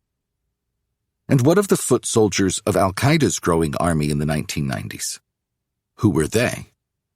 By and large, they were men who had become through radicalization enemies of their own governments, whether in Yemen, Saudi Arabia, Algeria, or elsewhere. Young men thoroughly disillusioned and frustrated by the broken, unproductive societies they had been born into. Societies that failed to provide reasonable economic or political opportunities for their own people. Thousands of these young men had been incarcerated for their political ideas, some banished from their countries of origin for the ideas they held to so tenaciously. Indeed, for many Islamic militants in the making, the prisons of the Middle East and North Africa served as universities, specializing in Islamic extremism and mobilization. They were men, journalist Lawrence Wright explains, who had experienced brutal repression. Some were simply drawn to the bloody chaos. From the beginning of al-Qaeda, there were reformers and there were nihilists. The dynamic between them was irreconcilable and self-destructive. But events were moving so quickly that it was almost impossible to tell the philosophers from the sociopaths. By the turn of the new century, CIA analysts were describing the organization as a series of concentric circles, with the core group, dubbed Al-Qaeda Central, located in Kandahar, Afghanistan, which sustained and guided cells of militants who were dispersed in at least 60 local and regional groups around the world, in Muslim countries and Western ones as well. Supporting these cells were hundreds of soft organizations, mosques, madrasas, Muslim schools, charitable organizations, and political parties. In short, the American intelligence community knew a good deal about al-Qaeda and its associates in the world of Islamic extremists, but it did not know quite enough. Chapter 9. Terrorism and Counterterrorism in the 1990s. On Bill Clinton's watch, Islamic militancy first emerged as a major national security problem of considerable complexity. During these years, al-Qaeda committed its first 2 terror strikes against American targets abroad. These attacks, in 1998 and 2000, injected a level of intensity into Washington's scattered and diffuse efforts to understand the nature of a new kind of terrorism, that formulated by a loose network of like-minded extremist Muslims acting independently of any nation-state. It was in the mid to late 1990s that al-Qaeda mushroomed from a small band of Islamic radicals committed to turning back history into a highly lethal terrorist organization with a covert presence all around the world, including Western Europe and the United States. United States intelligence agencies, the FBI and the National Security Council, struggled hard against bureaucratic inertia and obtuseness, as well as congressional skepticism over the high cost of combating terrorism at home and abroad, despite the rising number of serious terrorist attacks against Western targets. Among the most prominent attacks on U.S. soil during Clinton's presidency was an attempt to bring down the World Trade Center towers in February 1993 via car bomb that killed 6 people and inflicted massive damage on the structures. This attack was carried out by a Pakistani engineer trained in explosives at an al-Qaeda camp in Afghanistan, though he was not formally part of that organization. Bill Clinton was above all else a quick study. Certainly by 1995 he grasped, as he would later say on national television, that the United States was at war against Islamic terrorism. He made a sustained and serious attempt to address the problem. Clinton introduced major legislation to counter terrorism at home and abroad, but he ran into serious resistance from civil libertarians who were reluctant to intrude on American civil rights, as well as Republicans who often voted against counter-terrorist initiatives because of their expense, or simply because they were proposed by Clinton, whom many of them despised. After 2 embassy bombings in Africa in August 1998, Clinton approved and encouraged a series of plans involving CIA and Afghan operatives to kill or capture Osama bin Laden. But the senior leadership of the U.S. military was particularly strident in its resistance to launching a commando raid, or even airstrikes, typically on the grounds that intelligence on the target was neither accurate nor timely, or that significant casualties might be incurred by the commandos or the local civilian population in Afghanistan. Clinton's successor, George W. Bush, was the son of George H.W. Bush. A recovering alcoholic who had adopted the persona of a Texas good old boy, Bush Jr. had followed in his father's footsteps and gone to Yale, then on to Harvard Business School. He was an undistinguished student and had enjoyed only middling success in the oil and Major League Baseball businesses. George W. Bush was, however, personable, a member of a Republican dynastic family and a former Texas governor with a respectable record. Richard Clarke and the first World Trade Center bombing. Of the extraordinary mosaic of government officials involved with counterterrorism efforts against Islamic militants in the years before 9/11, a second-tier official, Richard Clarke, stands out as the driving force and chief advocate in the federal government for taking al-Qaeda and like-minded Islamic extremist organizations seriously and developing countermeasures to protect the United States and its allies. Clarke, who served as the counterterrorism czar for both Clinton and Bush, was a master of interagency bureaucratic politics who could persuade and cajole people to do unpalatable or uncomfortable things. During the Clinton administration, he became the most influential person in terms of shaping reviews of intelligence assessments and policy proposals. According to journalist Steve Call, Clarke had also learned how to manage a formal, seemingly inclusive interagency decision-making process, one that involved regular meetings at which minutes were kept while privately priming the process through an informal back-channel network of personal connections. Rivals attributed to Clarke the unseen powers of a Rasputin, and even where these fears were exaggerated, Clarke did little to disabuse the believers. He shook his head modestly and said he was just trying to bring people together. One of Clarke's talents was to sense where national security issues were going before most other people did, and to position himself as a player on the rising questions of the day. It was Clarke, as chief counterterrorism advisor on the National Security Council in both the Clinton and Bush administrations, who did more than any other individual to sound the klaxon about the gravity and urgency of the al-Qaeda threat.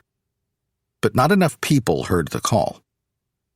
On February 26, 1993, Ramzi Youssef, a hardened Islamic terrorist from Pakistan who had been trained in explosives by al-Qaeda, set the fuse on a 1,500-pound bomb in a rented truck that he had parked in an underground garage below Tower 1 of the World Trade Center in Lower Manhattan.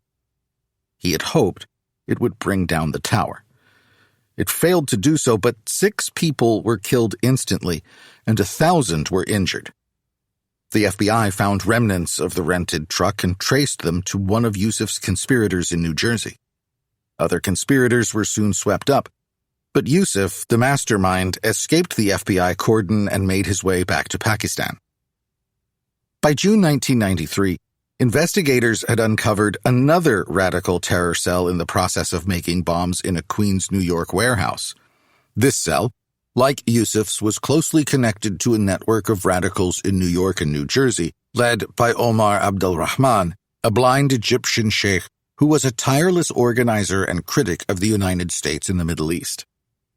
Abdulrahman told his followers that Americans were descendants of apes and pigs who have been feeding at the dining tables of Zionists, communists, and colonialists. The blind sheikh, as he was known, and his acolytes at this time were in the process of planning an operation that called for near-simultaneous attacks on such New York landmarks as the Holland Tunnel, the UN building, and the FBI field office in Federal Plaza. At last, during the first week of 1995, there was news of Yusuf. Philippine police told the FBI they had uncovered a bomb-making lab, along with incontrovertible evidence that Yusuf, who had recently been training members of Abu Sayyaf, an al-Qaeda-funded group, had conspired with his uncle, Khalid Sheikh Mohammed, to place bombs on a dozen 747 jets heading to the United States from various points in Asia. Yusuf again escaped, fleeing Manila for Pakistan. A month later, a snatch team of U.S. federal agents arrested Yusuf in a Quetta, Pakistan hotel room after being tipped off by one of his associates. The Yusuf plots and the Oklahoma City bombing of a federal building that killed 168 people in April 1995 did a great deal to focus the Clinton administration's energies on the rising threat of terrorism, particularly Islamic terrorism. The latter was the subject of 2 classified reports, one from the FBI, the other from the CIA. The former report noted the rise of a new generation of terrorists over the last several years. Increasingly, Islamic extremists are working together to further their cause. Unlike traditional forms of terrorism, such as the state-sponsored or the Iran-Hezbollah model, Sunni extremists are neither surrogates of nor strongly influenced by one nation. There was good reason, said the FBI report, to believe that Yusuf had tapped into Osama bin Laden's network. Indeed, he had done so, though there is no evidence to date to show that al-Qaeda Central had devised or ordered the first attack on the World Trade Center. The CIA report, noting Yusuf's scheme to take down civilian airliners simultaneously, went on to predict that civil aviation will figure prominently among possible terrorist targets, and that other possible targets included prominent national symbols such as the White House, the Capitol, and Wall Street. Thus, the American intelligence and law enforcement agencies were slowly piecing together a realistic picture of a new, very serious national security threat. Still, the newfound knowledge of al-Qaeda's operation and operations of other less prominent extremist groups did not exactly light a fire under Washington's collective effort to tackle the problem of Islamic terrorism. The pace of the intelligence agency's effort to uncover threats in the making was hampered by a lack of truly reliable local agents and contacts in the places these militants lived and worked. As Steve Call has noted, Washington had few reliable allies in the Middle East and Central Asia. The CIA's paramilitary forces were small and sometimes less than nimble. The Pentagon thought in terms of larger attack operations. Tactical intelligence about the enemy was patchy, fleeting. In February 1995, Senator Joe Biden of Delaware co-sponsored the Clinton administration's sweeping Omnibus Counterterrorism Act, which called for substantial changes in the U.S. criminal code, legal system, immigration, and federal aviation safety, among other things. It urged a comprehensive effort to strengthen the ability to deter terrorist acts and punish those who aid or abet any international activity in the United States. It was a piece of legislation ahead of its time. Predictably, it met serious and stubborn resistance from civil libertarians who believed that some of the intelligence-gathering protocols violated fundamental civil rights of American citizens. Many Republicans felt it was simply too expensive a remedy given the level of threat such terrorism posed to everyday life in the United States. It failed to pass into law.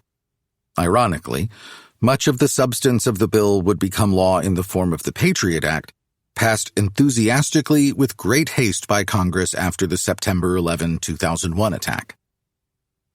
Following the Oklahoma City bombing by right-wing extremists, Clinton signed Presidential Decision Directive 39, the first such presidential directive on terrorism since 1986.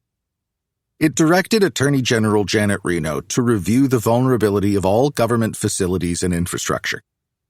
For its part, the CIA was granted extensive powers to investigate the finances of potential individual terrorists and terrorist organizations. This element of the directive led ineluctably to the creation in January 1996 of a virtual CIA station initially located in the Northern Virginia suburbs. ALEC Station was devoted exclusively to ferreting out intelligence on al-Qaeda, and it was ALEC Station, which had at least one FBI agent as a member from the very beginning, that would do most of the grunt work in filling in the blanks about al-Qaeda's intentions and structure. Although the Clinton team failed to achieve a major overarching piece of legislation aimed at reconfiguring American counterterrorism policy, it did secure major additional funding for such projects. In 1995, the federal budget for counterterrorism was $5.7 billion. It rose to $11.1 billion for fiscal year 2000.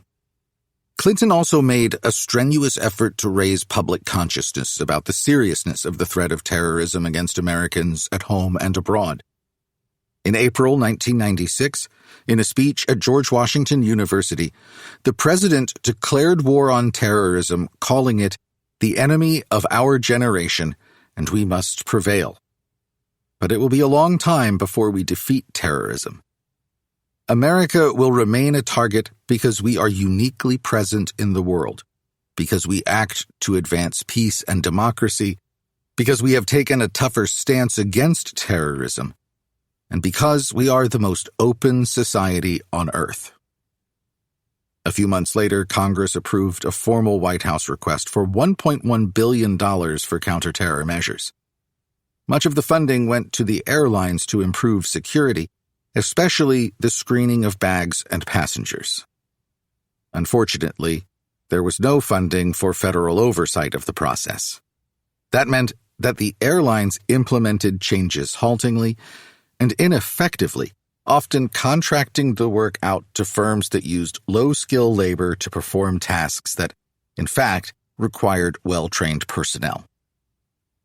In 1996, the intelligence agencies were the recipients of a gold mine of solid intelligence on al-Qaeda, when one of the organization's original members defected after embezzling funds from al-Qaeda coffers.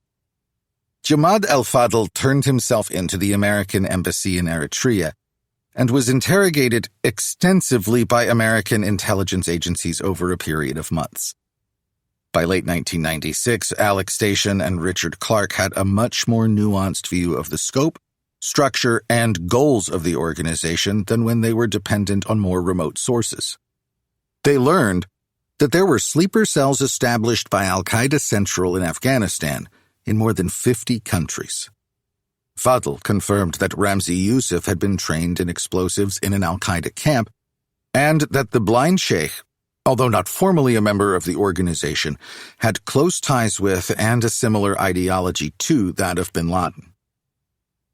By early 1998, Richard Clarke and ALEC Station's team of agents had reached a consensus.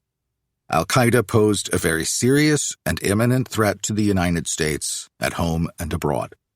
Action needed to be taken to capture or kill the Saudi emir of al-Qaeda. Serious discussions commenced around this time as to how to go about accomplishing the mission without violating the extant presidential ban on assassination and without inflicting substantial collateral damage on civilians in Afghanistan. And then, on August 7, 1998, not long after the NSC had decided against launching an attack on bin Laden's main installation in Afghanistan, heavily fortified Tarnak Farm near Kandahar, Al-Qaeda successfully executed its first multi-target terrorist operation against the United States. 2 teams of suicide bombers went into action with truck bombs against the American embassies in Kenya and Tanzania. The Nairobi attack commenced first, at 10:30 a.m., as a truck bomb was driven into the parking lot behind the embassy and detonated. Journalist Lawrence Wright described the scene. The face of the embassy had sheared off in great concrete slabs. Dead people still sat at their desks. The tar-covered street was on fire and a crowded bus was in flames. Next door, a secretarial college had completely collapsed. Many were pinned under the rubble, and soon their cries arose in a chorus of fear and pain that would go on for days until they were rescued or silenced by death. 9 minutes later, Ahmed the German drove his truck into the parking lot of the American embassy in Dar es Salaam and pushed the detonator. Fortuitously, between him and the embassy there was a water tanker truck. It was blown 3 stories high and came to rest against the chancery of the embassy. The toll was 11 dead and 85 wounded, all of them Africans. It took only about a week for the intelligence agencies to formally declare the embassy attacks an al-Qaeda operation. Emotions ran high inside Alex Station, where more than one agent felt the bombings could have been prevented with prompt action. One of the captured al-Qaeda conspirators in the attack defiantly told an FBI interrogator that his organization was planning a big attack against the American homeland, and there was nothing the Americans could do to stop it. In response to the embassy strikes, Clinton approved Operation Infinite Reach, a cruise missile strike on al-Qaeda targets in Afghanistan and Sudan that failed to neutralize bin Laden or any other senior al-Qaeda leader, but did kill more than a dozen innocent civilians. It was something of an embarrassment for the administration, revealing as it did the limitations of Washington's intelligence gathering capacity in the region. The problem facing the administration was obvious. Lack of real-time intelligence that could have been provided by an agent inside al-Qaeda, or at least close to it. That contact never materialized. A significant improvement in U.S. intelligence gathering came into play in late summer 2000 in the form of the Predator drone, an unmanned aircraft that could linger for long periods over defined locations and provide a video feed to CIA agents on the ground. Meanwhile, Clinton had stepped up pressure on Mullah Omar to turn over his most infamous guest for a trial in an Arab capital, or perhaps even in New York. Not long after the arrival of the Predators in Afghanistan, al-Qaeda struck again, and hard. Suicide operatives in a small motorized boat chock full of C4 explosives detonated right next to the hull of the USS Cole, a guided missile destroyer docked in the port of Aden, Yemen. The explosion tore a gaping hole through the hull, killing 17 sailors. The vessel almost sank in port. Al-Qaeda claimed responsibility for the attack. In response, the U.S. Navy revised its procedures and protection protocols for ships in foreign ports, but neither the Clinton nor the Bush administration that followed it struck back directly against the perpetrators. The attack is widely considered to have triggered a boom in al-Qaeda recruitment throughout the Middle East. According to Philip D. Zelikow, executive director of the National Commission on Terrorist Attacks upon the United States, the government commission that investigated 9/11, there were a total of 9 pivotal moments when President Clinton and the NSC might have struck al-Qaeda's senior leadership after the embassy attacks of August 1998. The ineffective Infinite Reach missile strike was the only time the administration pulled the trigger. But Clinton wasn't the primary obstacle to launching pre-9/11 attacks. There was widespread reluctance on the part of the Pentagon to use commandos in a raid, and the CIA's Tenet also weighed in against several schemes proposed by his lieutenants in the bin Laden counterterrorism unit. Bush takes over. Bill Clinton's successor, George W. Bush, had little experience of foreign cultures or foreign policy. His inclination, however, was to shun humanitarian interventions and scorn nation-building as a pretentious liberal pursuit. There was a clear vein of chauvinism in his few proclamations about foreign affairs during the campaign. He was outspoken in his willingness to act unilaterally in the interests of the United States. To compensate for his lack of foreign policy experience, he brought on board a number of Washington heavyweights, many of whom had been closely associated with his father's administration. Dick Cheney, a former Secretary of Defense, was famously secretive in his dealings. As Bush's vice president, he essentially took over the foreign policy portfolio, working closely with his longtime associate Donald Rumsfeld in the Pentagon. Rumsfeld was determined to make the American military machine leaner, faster, and more deadly. He and his lieutenants in the DoD, Paul Wolfowitz and John Bolton, were keen to exploit the country's extraordinary position as the world's only superpower to reshape politics and society elsewhere. They shared a bizarre fixation on bringing down Saddam Hussein once and for all, on the grounds that he was, or might well be, trying to procure weapons of mass destruction, WMDs. Colin Powell, the immensely popular retired general, took the helm at the State Department. He would act as a brake on the aggressive bent of Cheney and Rumsfeld in geopolitics. But in the end, the president usually came down in favor of Cheney and Rumsfeld's initiatives.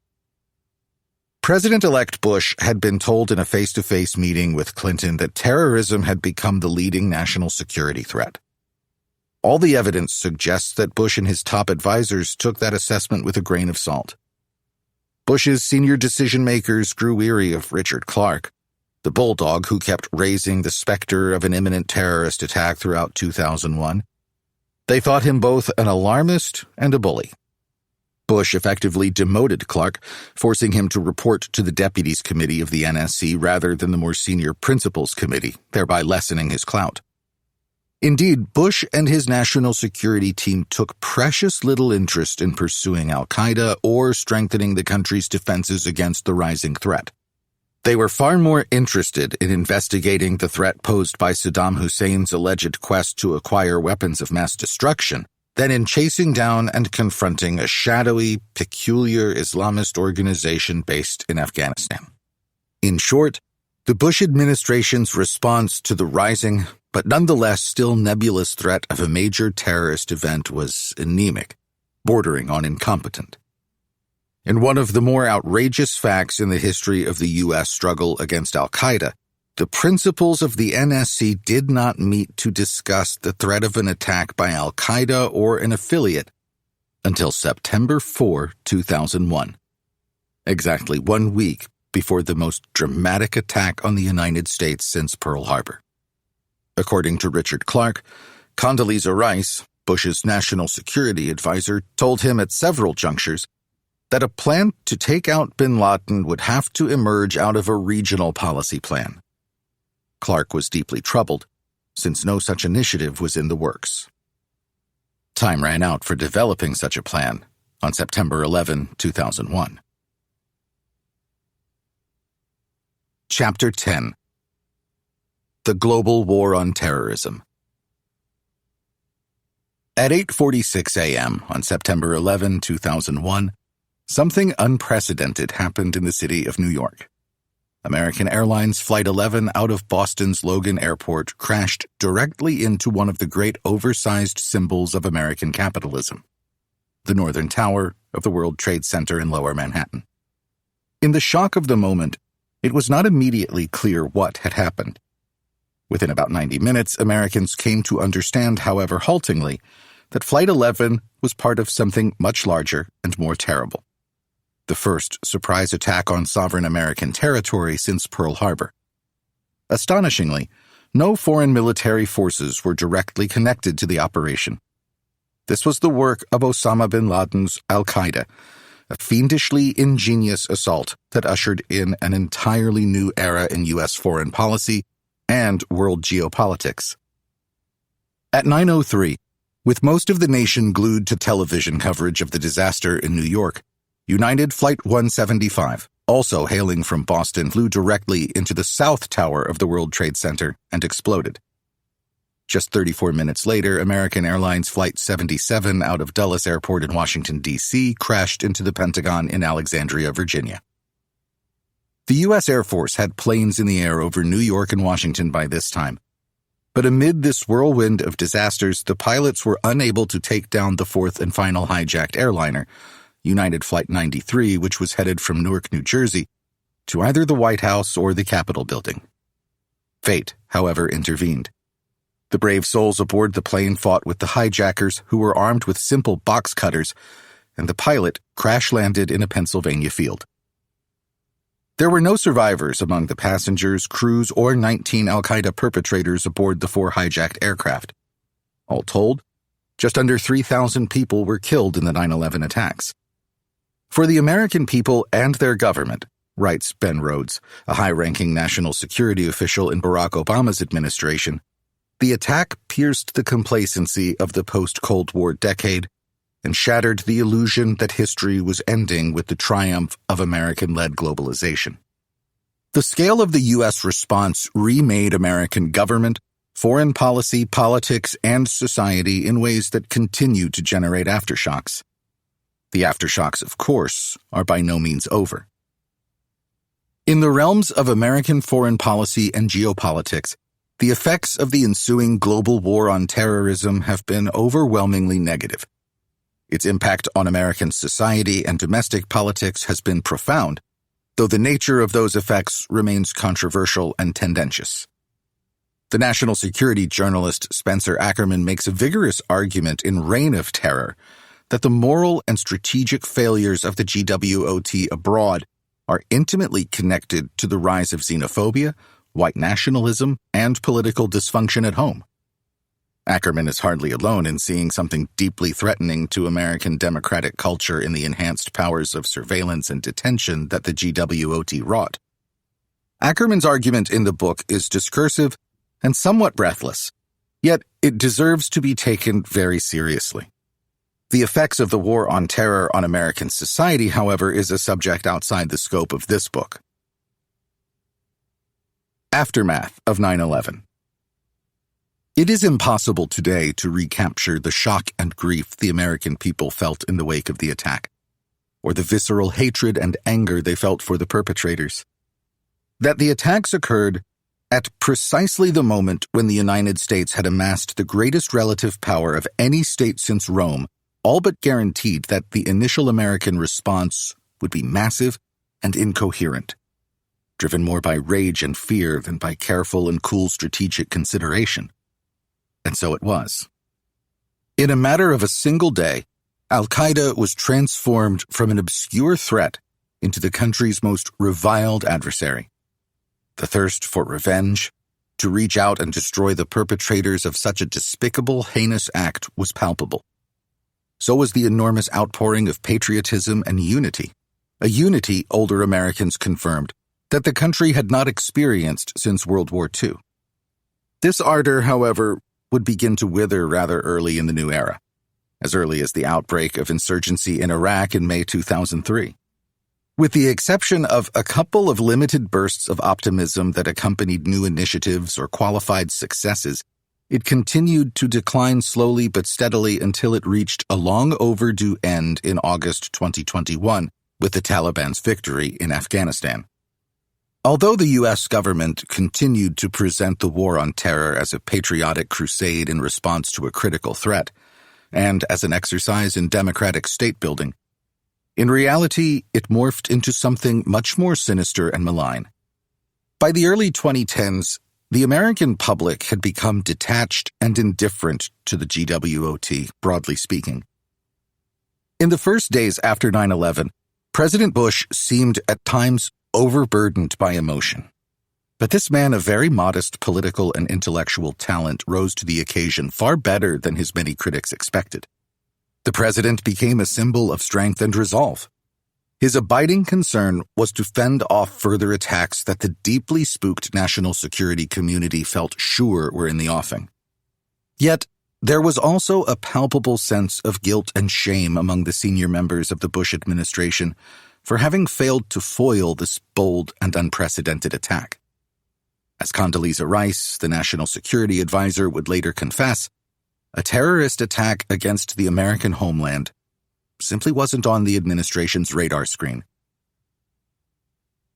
Why Washington failed to foil the September 11 attacks.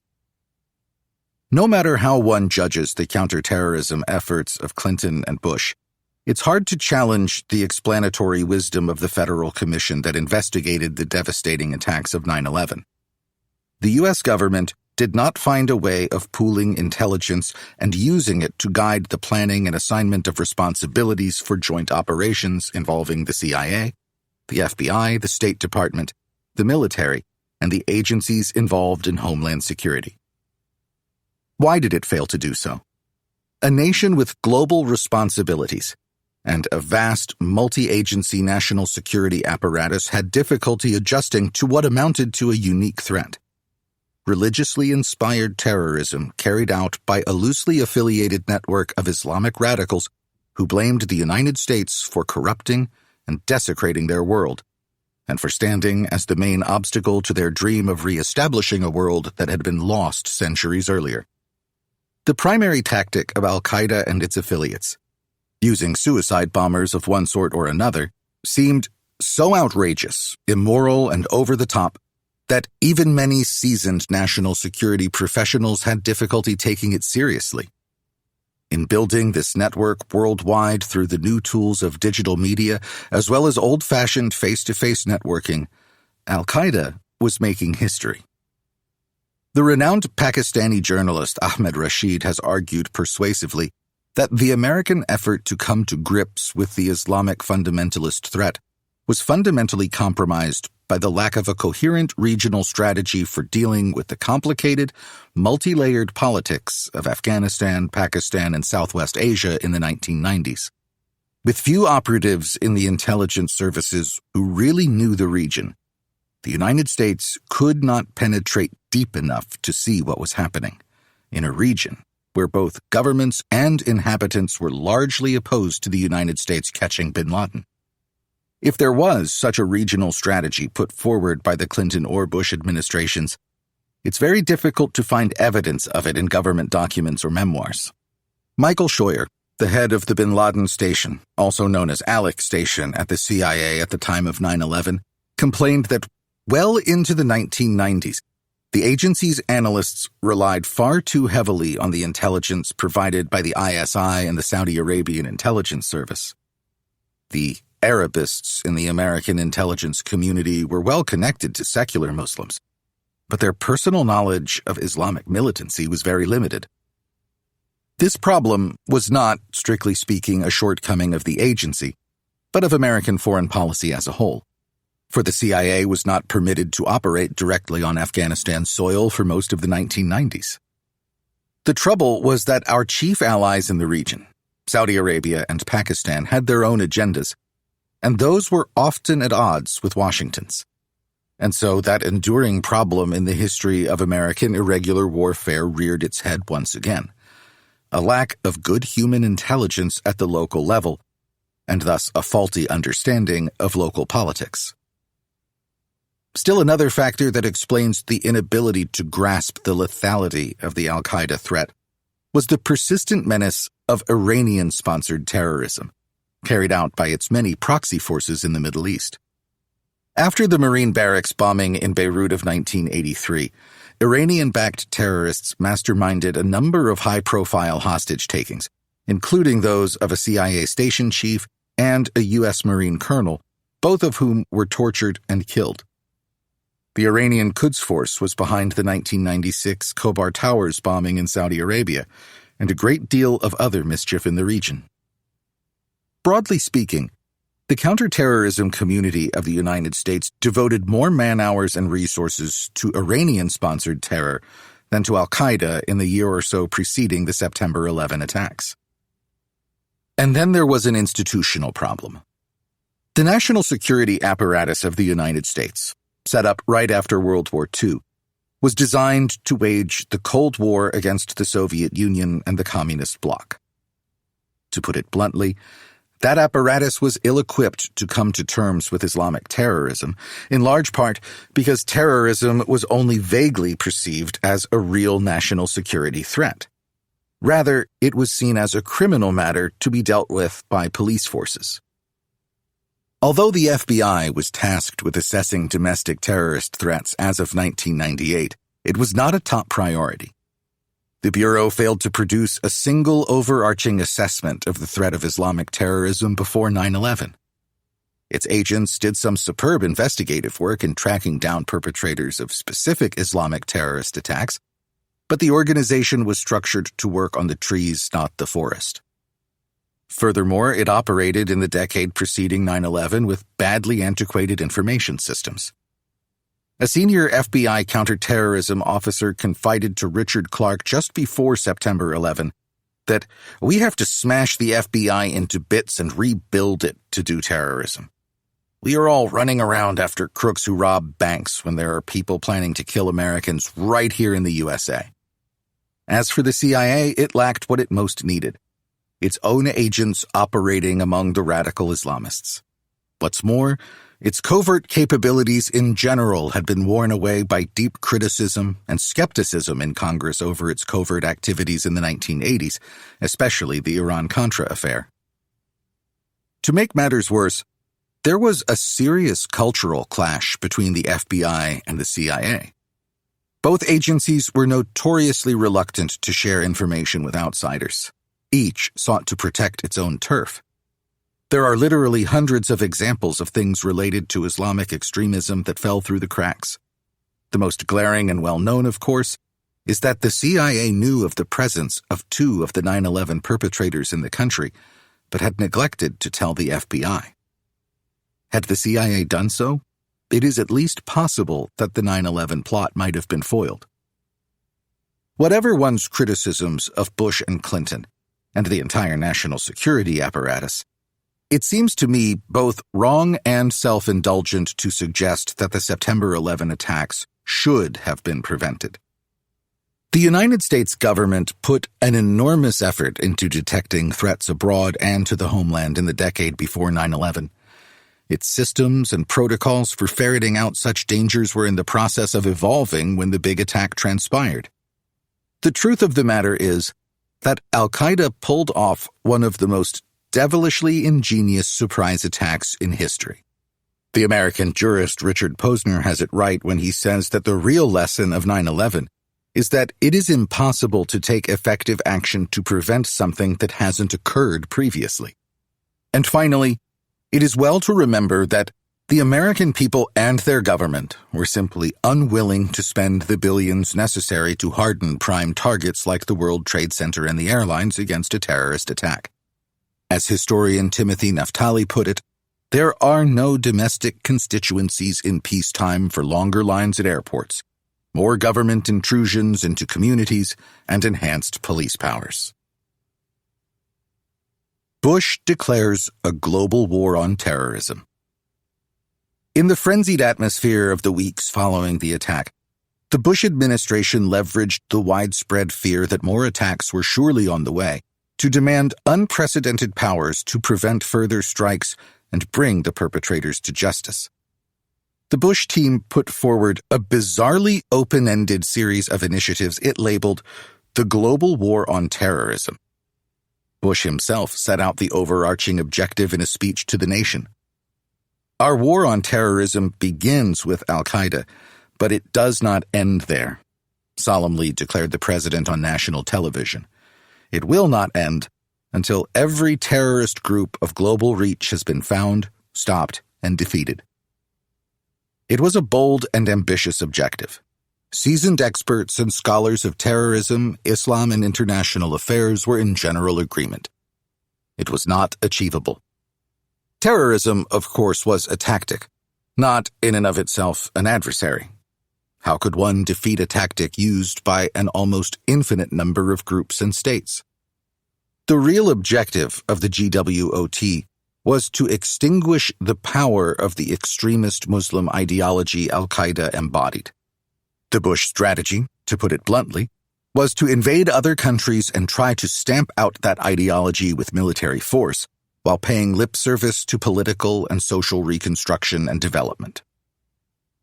With little fanfare, and against almost no congressional resistance, Congress in September 2001 passed the Authorization for the Use of Military Force Resolution, AUMF, which granted the president unrestricted power to use all necessary and appropriate force to destroy not only al-Qaeda, but other organizations or individuals the president determined had planned, authorized, committed, or aided al-Qaeda in the attacks.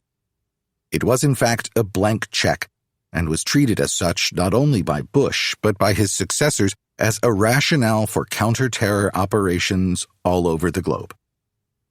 Close on the heels of the AUMF came the Patriot Act. This legislation voided a great many restraints on the government's ability to tap into the personal information of U.S. citizens and foreigners alike, with a view to identifying potential threats. It also demolished the wall between foreign intelligence agencies and American law enforcement organizations. The Bush administration granted unprecedented powers to the CIA and to other intelligence agencies to conduct extraordinary rendition, moving terror suspects to countries with few restrictions on interrogation, and to use interrogation techniques widely regarded as torture. A new Department of Homeland Security was created to monitor the flow of people and goods in and out of the country. Civil libertarians have long seen the Patriot Act and other Bush initiatives as dangerous and unnecessary attacks on American civil rights. But as of this writing, they have made little progress in reversing those measures. Bush rapidly approved a daring CIA plan for Afghanistan to link small, i.e. 12 to 16 members, CIA Special Forces teams, with an array of anti-Taliban warlords and tribal leaders. The most important among these fighters were the members of the Northern Alliance the CIA had cultivated on and off since the Soviet-Afghan War. The president also instructed Secretary of Defense Rumsfeld to begin planning for an invasion of Saddam Hussein's Iraq even before the initial bombing campaign began against the Taliban and al-Qaeda. Soon, senior national security officials with an ambitious and chauvinistic agenda coalesced around the theory that the Iraqi strongman had directly supported al-Qaeda's attack. When that proved baseless, they adopted a new rationale. It was necessary to foil the evil dictator's diabolical plan to obtain weapons of mass destruction. When evidence failed to materialize to support that theory, the administration began to defend its war in Iraq primarily as a high-minded effort to construct a pro-Western democratic government there. Of course, in the minds of several of the administration's key foreign policy players, particularly Rumsfeld, Cheney, and Wolfowitz, and eventually Bush himself, vanquishing terrorists was part of a larger, even more ambitious project. They saw 9/11 as an irresistible opportunity to reconfigure power relations in the most volatile geopolitical region in the world, and in so doing, enhance American primacy. There were delusions of grandeur inherent in the project from the outset, as historian Andrew J. Bacevich notes. A principal aim of the global war on terrorism was to unshackle American military power. Doing so held the key to preserving the American way of life and all that it entailed. From the outset, in other words, the war's purposes looked beyond any immediate danger posed by al-Qaeda or even by the disordered condition of the greater Middle East. Ultimately, the war's architects were seeking to perpetuate the privileged status that most Americans take as their birthright. Doing so meant setting down a new set of rules, expanding the prerogatives exercised by the world's sole superpower, and thereby extending the American century in perpetuity. Bush and his senior advisors shared a naive faith that the much-heralded Revolution in Military Affairs, RMA within the American military, had produced a superb tool for transforming the international environment in strategically important places. According to the disciples of the RMA, U.S. forces could move with unrivaled speed and precision over longer ranges, disorienting as much as destroying. The RMA, writes historian Lawrence Friedman, played to U.S. strengths. It could be capital rather than labor-intensive. It reflected a preference for outsmarting opponents. It avoided excessive casualties, and it conveyed an aura of effortless superiority. Many patriotic Americans believed in American military power, including, by way of example, Lieutenant Colonel Ralph Kozlarich, who commanded an infantry battalion in the 2007 troop surge in Iraq. He had faith in the RMA, and in something much broader, the power of Americans to prevail in any project they put their hearts into. As the colonel said to a Washington Post journalist, "We are American. I mean, we have all the resources. If we decide, just like we did in World War II, if we all said, this is our focus, this is our priority, and we are going to do everything that we have to do to win it, then we would win it. This nation can do anything it wants to. The question is, does America have the will?" The administration's strategy for obtaining its objectives was astonishingly lazy and sloppy. Assisted by partners and allies around the globe, the U.S. military juggernaut would topple the bad guys. First Al-Qaeda and the Taliban in Afghanistan, followed by Saddam Hussein in Iraq. Then, as if by magic, the locals, having been liberated from the yoke of oppression, would come together, eschew Muslim fundamentalism, and transform themselves into pro-Western, stable nations with a bit of help from America and her allies. The GWOT, to put it bluntly, was a poorly conceived effort to eliminate an extremist political ideology through force. Precisely the kind of military campaign that would ensure that that ideology would gain strength and popularity in the Muslim world. The administration's wishful thinking went beyond delusions about the efficacy of American military power. Certainly, an international aid program would be required to help right these two nations and other places where terrorism lurked. But as President Bush made clear time and time again before and after 9/11, the United States was not about to get bogged down in any Vietnam-style nation-building. After all, according to the implicit thinking in the administration, deep in the heart of every good Afghan and Iraqi, there was a freedom-loving American struggling to be set free. It would all work out somehow. There was no urgency in Washington about planning for stability operations or nation-building programs that inevitably must follow combat operations. By the spring of 2003, reality began to intrude, exposing bit by bit the Bush strategy's many weaknesses. The global war on terrorism ultimately forced the United States into just the sort of nation-building Bush claimed to disdain early in his tenure. For neither America's wealthy European and East Asian allies nor the United Nations were enthusiastic about funding or managing massive social engineering projects in Afghanistan or Iraq. Today, historians are in all but universal agreement that the efforts made in that direction were inadequately funded and mismanaged from beginning to end.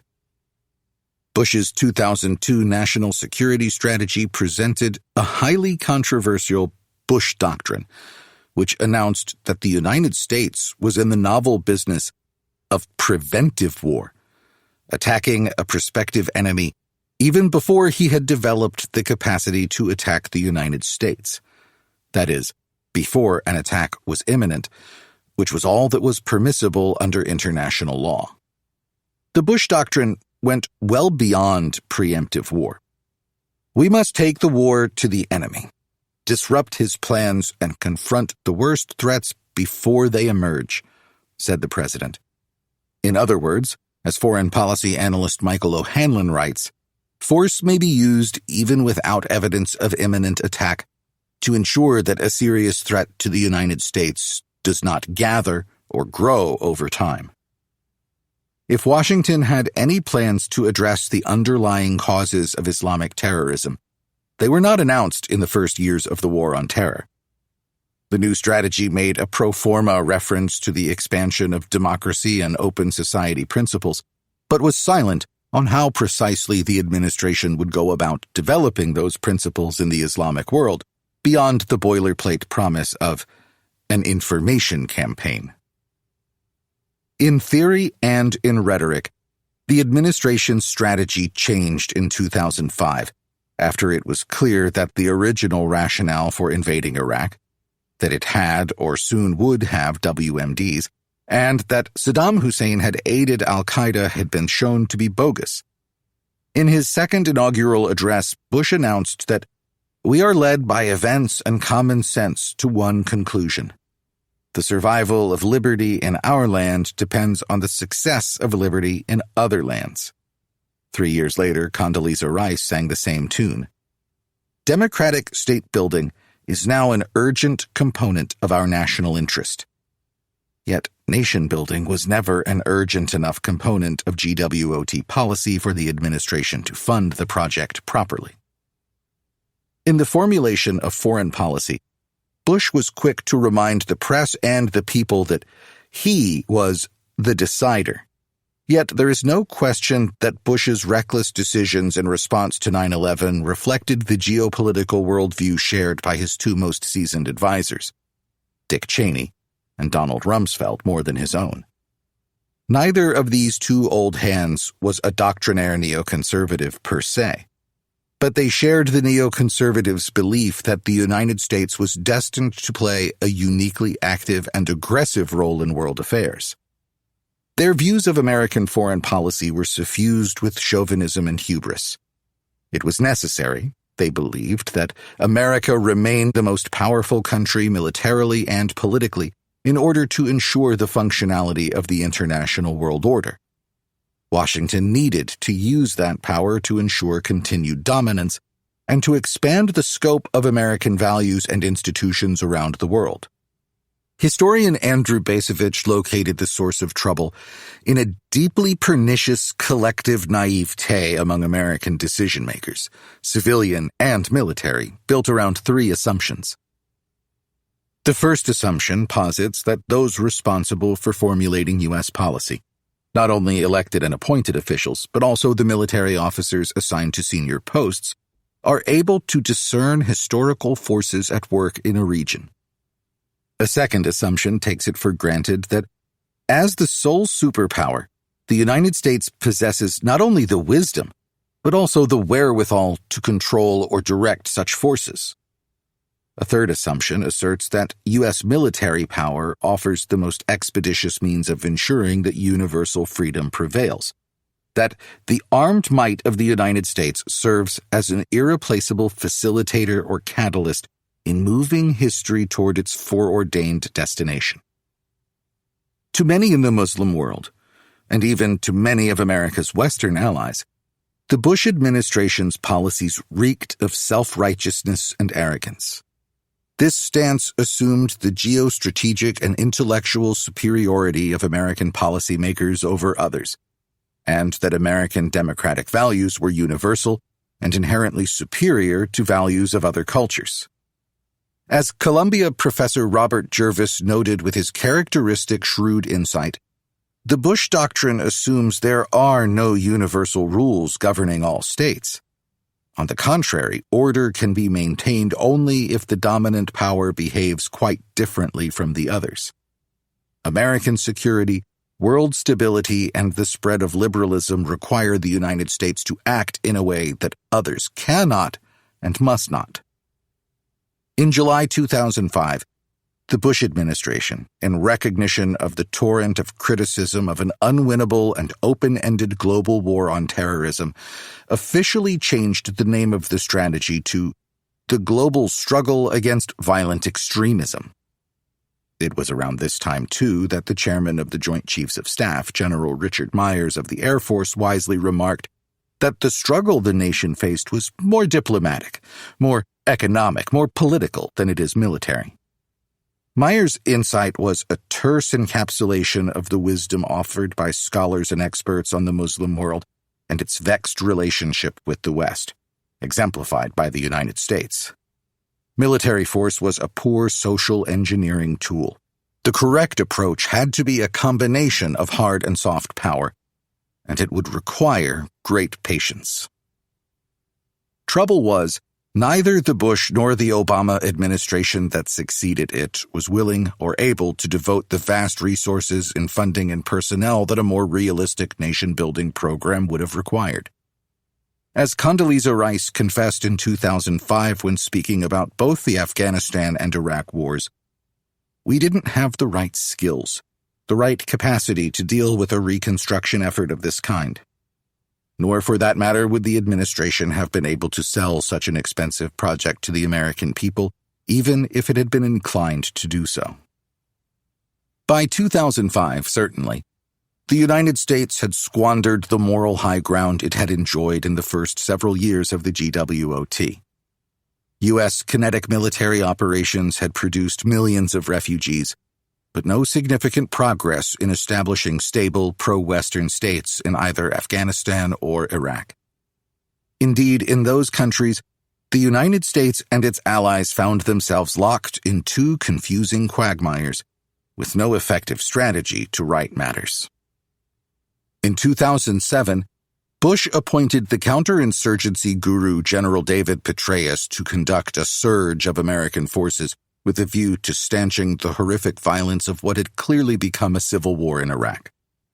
The irrepressibly upbeat Army general spoke with candor when he told a congressional committee that we're not after Jeffersonian democracy. We're after conditions that will allow us to disengage. The stories of those wars are told in several chapters that follow. What the global war on terrorism wrought.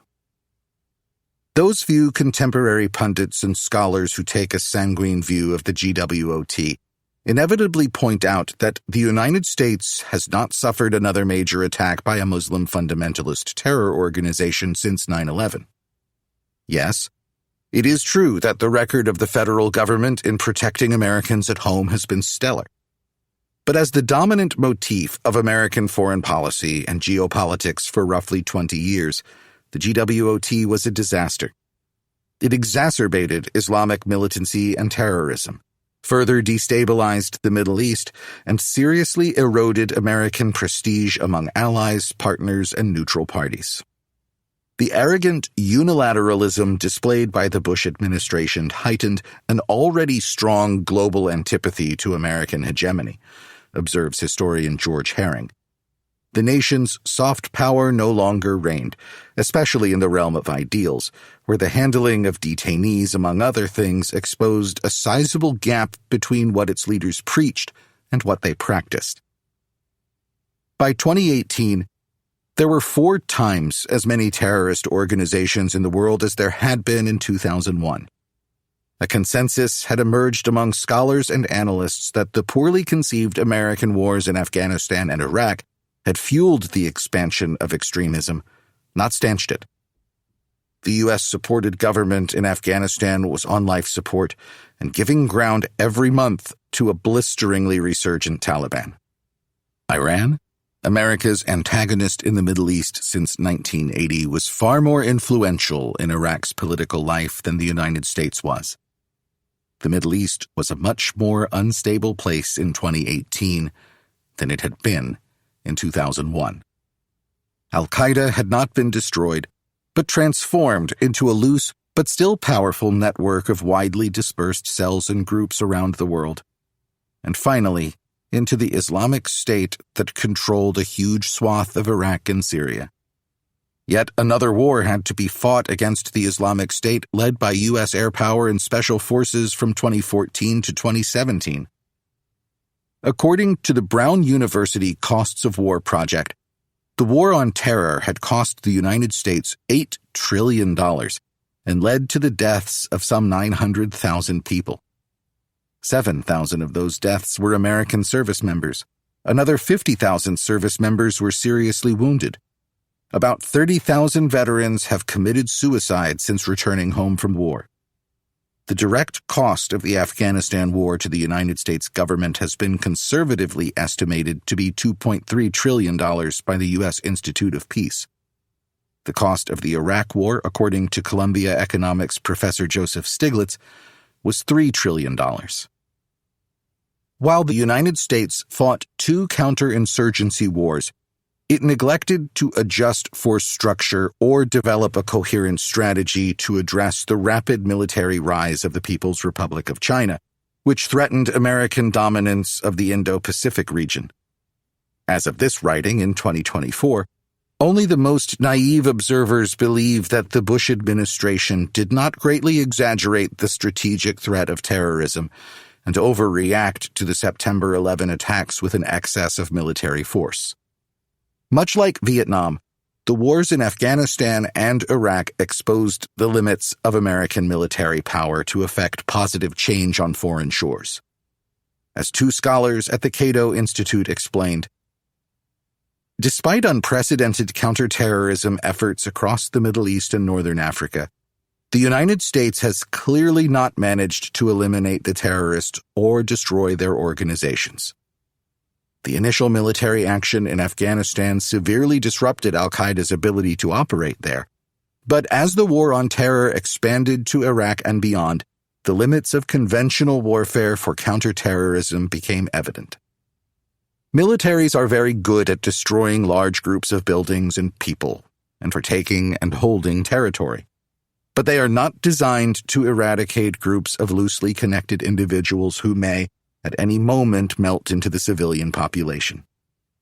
Even with drones and special forces, the ability of the United States to dismantle al-Qaeda and its affiliates has proven quite limited. Moreover, the chaos sown by the invasions of Iraq and Afghanistan inadvertently helped spawn the birth and rapid growth of new jihadist groups, including the Islamic State. In short, the global war on terrorism was the greatest failure in American foreign policy since the Vietnam War. The War on Terror and the National Zeitgeist. The gaffes and naivete of the Bush decision-makers in the global war on terrorism were echoed and regurgitated by the American media and the society to which it reports. Vietnam was the first TV war. By the time of the GWOT, Americans had real-time access to their nation's experience of war from their living rooms and computers. As the wars in Afghanistan and Iraq ground on month after month, year after year, the public gradually tuned out the stories of endless, indecisive combat, preferring instead the good stories of NGOs and military civil affairs units working assiduously to bring the Afghanis out of the Stone Age and create democracy in the very heart of the Middle East. Today, we are well aware that those stories were largely puff pieces, PR masquerading as real journalism. When the military produced a well-crafted counterinsurgency manual in 2006, a swell of naive optimism gripped the country and the military. The United States could and would adapt and win. The ship would be turned around. The new manual was featured on the front page of the prestigious Sunday New York Times Book Review. Yet, like so many American initiatives in the war on terror, the counterinsurgency revolution failed to deliver the strategic goods. By the time of America's defeat in Afghanistan, using American infantry soldiers in large numbers in counterinsurgency operations had become politically untenable. Chapter 11. The War in Afghanistan, Phase 1. 2 weeks after September 11, a 59-year-old CIA paramilitary officer named Gary Schroen and his squad-sized team of operatives flew from a remote secret base in Uzbekistan into the Panjshir Valley in northern Afghanistan to rekindle an old partnership with the Northern Alliance, a loose coalition of some 20,000 Tajik, Uzbek, and Hazara fighters that constituted the primary resistance to the Taliban regime and their al-Qaeda allies. Lying about 90 miles north of Kabul near the Hindu Kush Range, the Panjshir Valley is surrounded by ochre peaks as high as 14,000 feet. Some 62 miles long, the valley leads to two strategically crucial passes that had been used by the country's would-be conquerors, Alexander the Great, the British, who tried multiple times over nearly a century to annex it from their base in India, and of course, more recently, the Russians. Until September 9, 2001, the hard-pressed alliance had been led by the most gifted and charismatic of the Mujahideen to emerge from the war against the Soviets, Ahmad Shah Massoud, the Lion of Panjshir. On that fateful day, Massoud had been assassinated by two al-Qaeda agents posing as journalists. These two operatives have the dubious distinction of being the first two suicide bombers in modern Afghan history. Shroen was there to make Mohammad Fahim, Massoud's successor, an offer he could not refuse. He wanted the Northern Alliance to join the United States in a bold and quite risky military campaign to oust the Taliban administration from power in all of northern Afghanistan and take down al-Qaeda. Other Afghan fighters, men of the dominant Pashtun ethnic group, would join with a different set of CIA Special Forces teams to drive out the enemy from the south and eastern regions of the country. The American planners anticipated that the CIA Special Forces campaign would establish a series of bases from which conventional American and Allied forces would deploy to finish the job started by Shroen and his comrades. Shroen, who held the equivalent rank of lieutenant general in the CIA's paramilitary service, had been a crucial liaison between the agency and the alliance during the latter stages of the Soviet war and for a few years after the Soviets departed. At that point, Washington pulled all its intelligence assets out of a country it had lost interest in monitoring. He knew more about Afghans' fractious tribal politics than anyone else in the CIA, and had postponed his retirement at the request of his superiors to take on this vital post-9/11 mission. Shroen explained the campaign plan to Fahim's senior commanders. American teams of anywhere from 12 to 16 men with state-of-the-art satellite phones and communications equipment would be attached to Northern Alliance ground force units. The Americans had a variety of sophisticated intelligence gathering and military skills, the most important of which were the ability to call in airstrikes with precision-guided munitions and to provide expert tactical and operational advice. The Special Forces teams would also provide ample weapons, ammunition, and logistical support.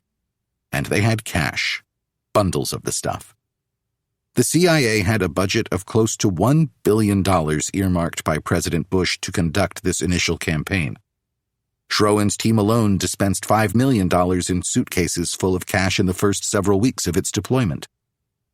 By the 1st of October, substantial U.S. forces were assembling to support the initial campaign in great strength in the Arabian Sea, including 4 carrier battle groups, 2 Marine Expeditionary Battalions, Navy SEALs, and an entire Army Special Forces group. Although details of the plan remained fuzzy and inchoate at the time, the ultimate objective was to replace the Taliban with a democratically elected government committed to the rule of law and representative government. It was a challenging objective, to say the least. For, in truth, the country had been in the throes of a continuous civil war since 1979. Almost no one in the West, including U.S. diplomats, knew very much about the country or its highly factionalized political culture. No census or economic data had been compiled by international institutions since the late 1970s. The Civil War had laid waste to the cities, even to Kabul, a way station for hippies and other Western spiritual adventurers on their way to India. In Kabul and a handful of other cities, most of the infrastructure, roads, power lines, sewer systems, telephone lines, lay in disrepair. Afghanistan remained a largely rural, agricultural country with low literacy rates and little industry. It had a small professional class that held liberal ideas, but out in the countryside, reports American journalist Anand Gopal, conservatism still reigned and women lived cloistered in their homes. The state was largely absent and civil society non-existent. Politics worked through kinship and patronage, leaving clan leaders and landlords to run their own fiefdoms. The campaign plan. The plan for wresting Afghanistan from the grips of the fundamentalists had its origins in the pre-9/11 CIA blueprint for killing or capturing bin Laden and other senior members of al-Qaeda that involved hiring a group of specially trained Afghan fighters to do the intelligence work and the raid itself. For a variety of reasons, President Clinton had opted not to implement that operation, mostly because of the lack of good real-time intelligence on the location of al-Qaeda's emir, and fear of too much collateral damage. Remarkably, in the first days after September 11, the Pentagon did not have any sort of contingency plan on the shelf to invade Afghanistan. Donald Rumsfeld saw terrorism as a police matter, not worthy of the attention of the armed services. All that General Hugh Shelton, the chair of the Joint Chiefs of Staff, could offer President Bush were two options: another cruise missile attack on key Taliban al-Qaeda military targets, or a conventional ground invasion which would have taken a minimum of 2 months to execute. Neither option held much appeal. The CIA then stepped into the breach. Director George Tenet and Cofer Black, the head of the agency's Counterterrorism Center, first presented the plan on September 15. The president warmed to the concept immediately, in large measure because it was the only option that could be developed and executed rapidly. Black, one of the agency's most savvy and capable case officers, told the president at the conclusion of his presentation, "You give us the mission, we can get them. When we're through with them, they will have flies walking across their eyeballs." 2 days after that meeting, Bush signed a secret directive giving the agency enormous discretionary power to develop and execute the plan in conjunction with General Tommy Franks, CENTCOM, which would provide a vast array of military intelligence and logistics. Colonel John Mulholland's 5th Special Forces Group would provide the Special Forces Alpha teams to liaise with the Afghan commanders. Over the next 5 months, a mere 300 Special Forces members and 120 CIA paramilitary officers would lead a dozen or so smallish Afghan armies in killing or expelling from Afghan soil roughly 65,000 Taliban and al-Qaeda fighters.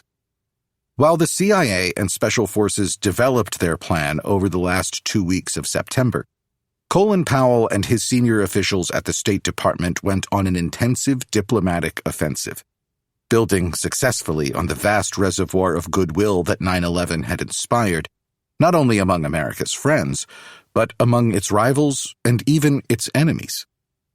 The invasion of landlocked Afghanistan, with its primitive transportation infrastructure and difficult terrain, simply would not have been possible had Powell failed to gain the support, sometimes open, sometimes covert, of Russia, the Central Asian republics, particularly nearby Uzbekistan, Iran, and, of course, Pakistan, with whom the United States had very poor relations at the time because of Karachi's secret development of nuclear weapons. It helped a great deal that the Taliban were deeply unpopular among the other nations in the region, most of whom feared the spread of the virus of Islamic militancy to their own soil. Pakistan was the pivotal regional power, and its support from the beginning to the end of the Afghan conflict was mired in intrigue, betrayal, and ambiguity. President Pervez Musharraf of Pakistan recognized that his country had no choice but to support the American effort, given the extraordinary pressures placed on him by Washington, the UN, and world opinion in a general sense. Indeed, Deputy Secretary of State Richard Armitage basically threatened to choke off Pakistan's relationship with the wider world if it did not support the United States. Armitage also dangled many carrots before the Pakistani general: vast sums of cash, the removal of sanctions, support for a variety of developmental projects.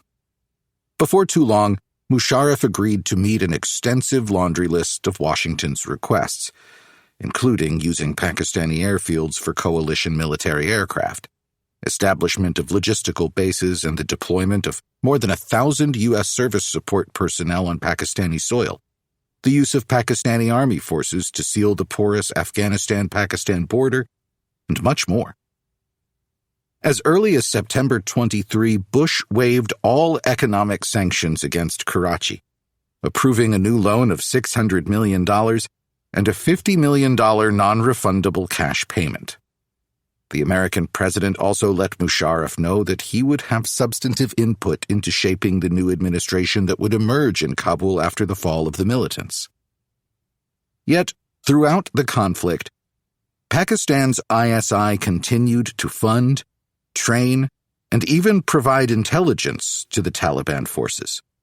For in Pakistani foreign policy, it was essential that Afghanistan remain a country dominated by Pashtuns, people who could be counted on to resist India's efforts to gain influence in the country. And so, in one of the war's many ironies, America's leading logistical ally worked to preserve the power of the very force the Americans sought to vanquish.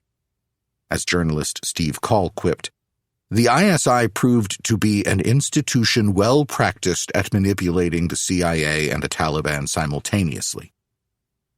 In any event, the ISI and the Pakistani army turned a blind eye in the first weeks of the war as some 10,000 Pakistani militants trekked across the rugged, federally administered tribal areas, FATA, into Afghanistan proper to buttress the Taliban against the incipient American onslaught. Meanwhile, the Taliban's mysterious emir, Mullah Omar, resisted the staggering pressure placed on him by the world community, and particularly Washington, to turn bin Laden over to another Muslim country or the United States to face justice.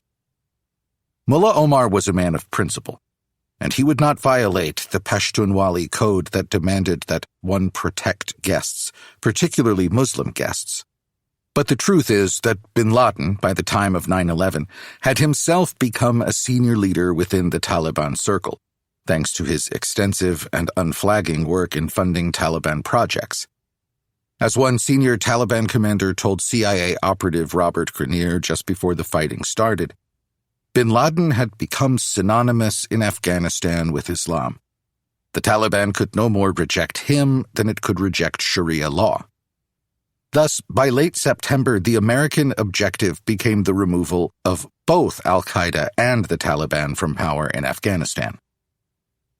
The main effort in the campaign was initially directed against a key transport and trading hub in the north, Mazar-e-Sharif.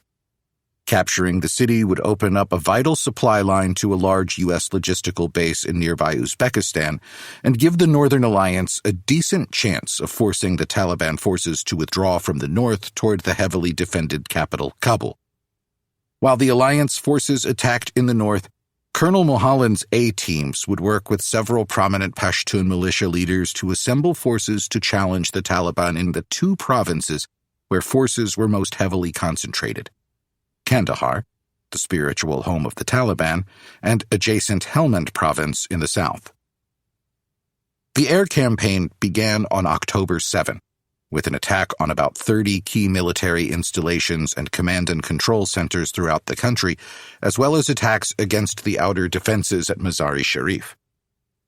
The first ground attacks commenced 2 weeks later, when Special Forces A-Team Captain Mark Nutch and his CIA counterpart joined forces with the most powerful and ruthless of the Northern Alliance warlords, Abdul Rashid Dostum, in a cavalry charge against the outer defenses right after they had been pummeled by B-52 bomber strikes.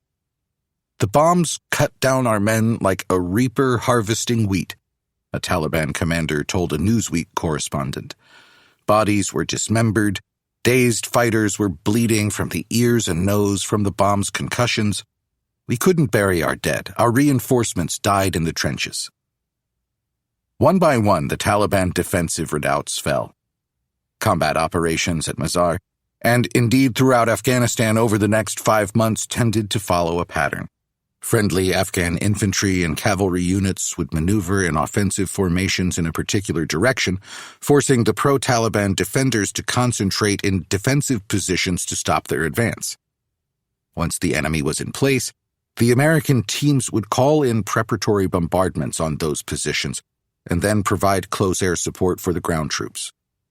Invariably, the outgunned Taliban and al-Qaeda fighters would begin to withdraw, at which point their ragged retreating columns became targets for U.S. airstrikes. By November 8, the alliance forces reached the Tangi Gap, a high mountain pass that served as a natural choke point. Here, resistance was the heaviest of the operation. Dostum's troops sustained significant losses from machine gun and mortar fire from the high ground. Nutch called in B-52 strikes on these positions, obliterating more than a dozen Taliban strongpoints and sending the remaining defenders into a headlong retreat. Before the end of the day, Dostum's troops had entered the city against desultory resistance. The fall of Mazar-e-Sharif, along with its 2 airports, unnerved the Taliban military command. Resistance throughout the north diminished markedly over the next few days. A couple of weeks earlier, on October 20, Mohammed Fahim and his SF advisors had settled into an observation post on the Shomali Plain with a superb view of the Taliban defenses north of Kabul. For 2 weeks, American airstrikes reduced those defenses to rubble, fracturing the Taliban's tenuous command and control. Mullah Omar, deeply distressed by the ferocity of the American air campaign, ordered a withdrawal from the capital on November 12. Fahim's men entered the city the following day. In the wake of the fall of the capital city, writes historian Carter Malkassian, collapse fanned out from Kabul. Word spread south and undermined Taliban morale everywhere. Taliban fighters outside the city, in the eastern and southern regions, started laying down their arms, blending into their villages, heading into Pakistan or making for the mountains. In a few places, local Taliban leaders decided it was better to spare the people the bombing, a Northern Alliance assault and the accompanying atrocities than stand and fight. The authority of the religious state crumbled. After Kabul fell, several thousand fundamentalist fighters withdrew into the city of Kunduz. Here, the A-Team split into 3 elements to ensure around-the-clock airstrikes on the defensive lines around the city proper. A 2-week bombardment destroyed a dozen old Soviet tanks and several dozen bunker complexes. Casualties from these attacks, most with precision munitions, amounted to about 1,000 men in a 5,000-man garrison.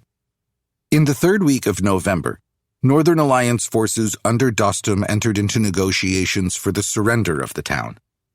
There was, however, a complication. Several hundred officers and soldiers of Pakistan's ISI were assisting the Taliban in its defense. Musharraf secretly obtained permission from President George Bush to evacuate these people by air over the course of about 2 days. The most knowledgeable authority on Pakistan's role in the war, journalist Ahmed Rashid, believes that the ISI officers in charge of the operation evacuated dozens of senior Taliban and al-Qaeda operatives at this time as well. On November 25, about 3,500 militant fighters surrendered their weapons in exchange for a promise that they would be allowed to return to their homes in the south and east of the country. Some were indeed allowed to go home, but as many as 1,000 were suffocated in boxcars that the Northern Alliance used to ship the POWs to a prison at Sheberghan, Dostum's hometown. The last days of November witnessed a bloody and confusing revolt among Taliban and al-Qaeda prisoners taken at Mazar-e-Sharif. Some 400 men were delivered to an immense medieval fortress in northern Afghanistan, Kala-i-Jangi prison. Once ensconced there, they overpowered poorly trained guards and broke into the armory, securing small arms.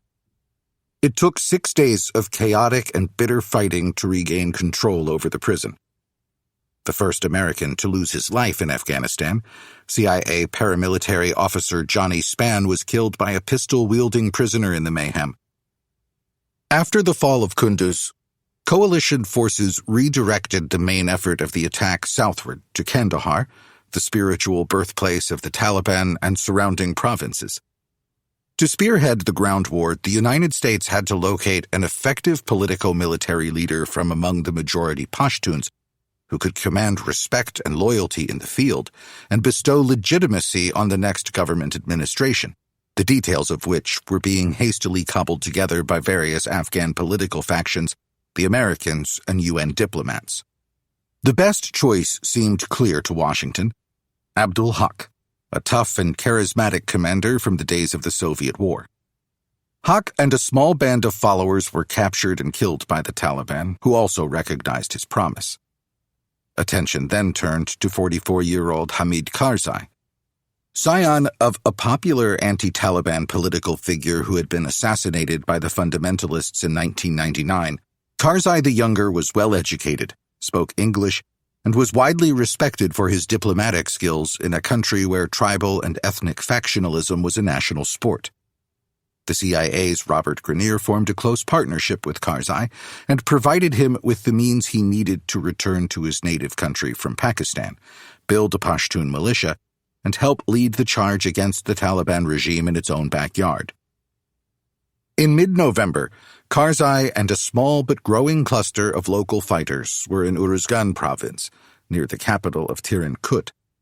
The local Taliban commander caught wind of his presence and resolved to inflict the same fate on Karzai that had befallen Haq.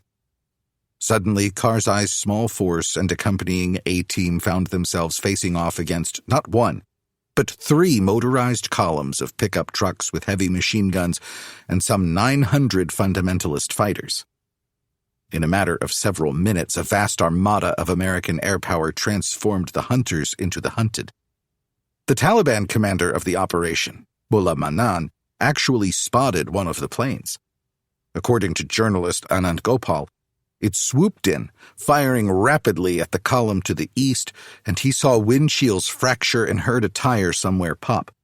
Already the column was breaking up. Trucks struggled to turn around or lay jackknifed across the road. Everywhere, explosions echoed through the valley. Manan's fighters were abandoning their vehicles and fleeing on foot. The townsfolk, allied with the Americans, jumped into trucks to give chase. Those they caught, they executed. The battle was over.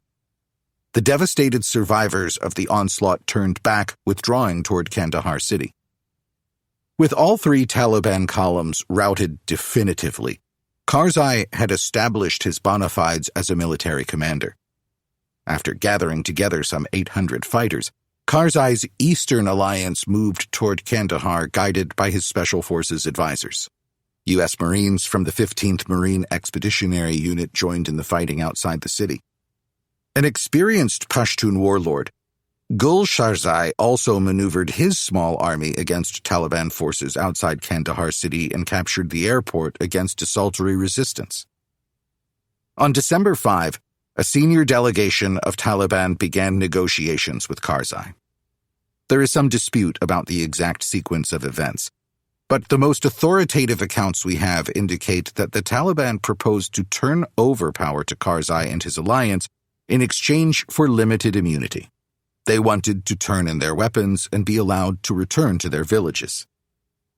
Karzai was in favor of the delegation's proposal, and said as much to his Special Forces advisor, Captain Jason Amarine, the commander of Operational Detachment A574. After all, this was how politics had worked in Afghanistan, with more or less continual changes of allegiance among various groups as power dynamics shifted.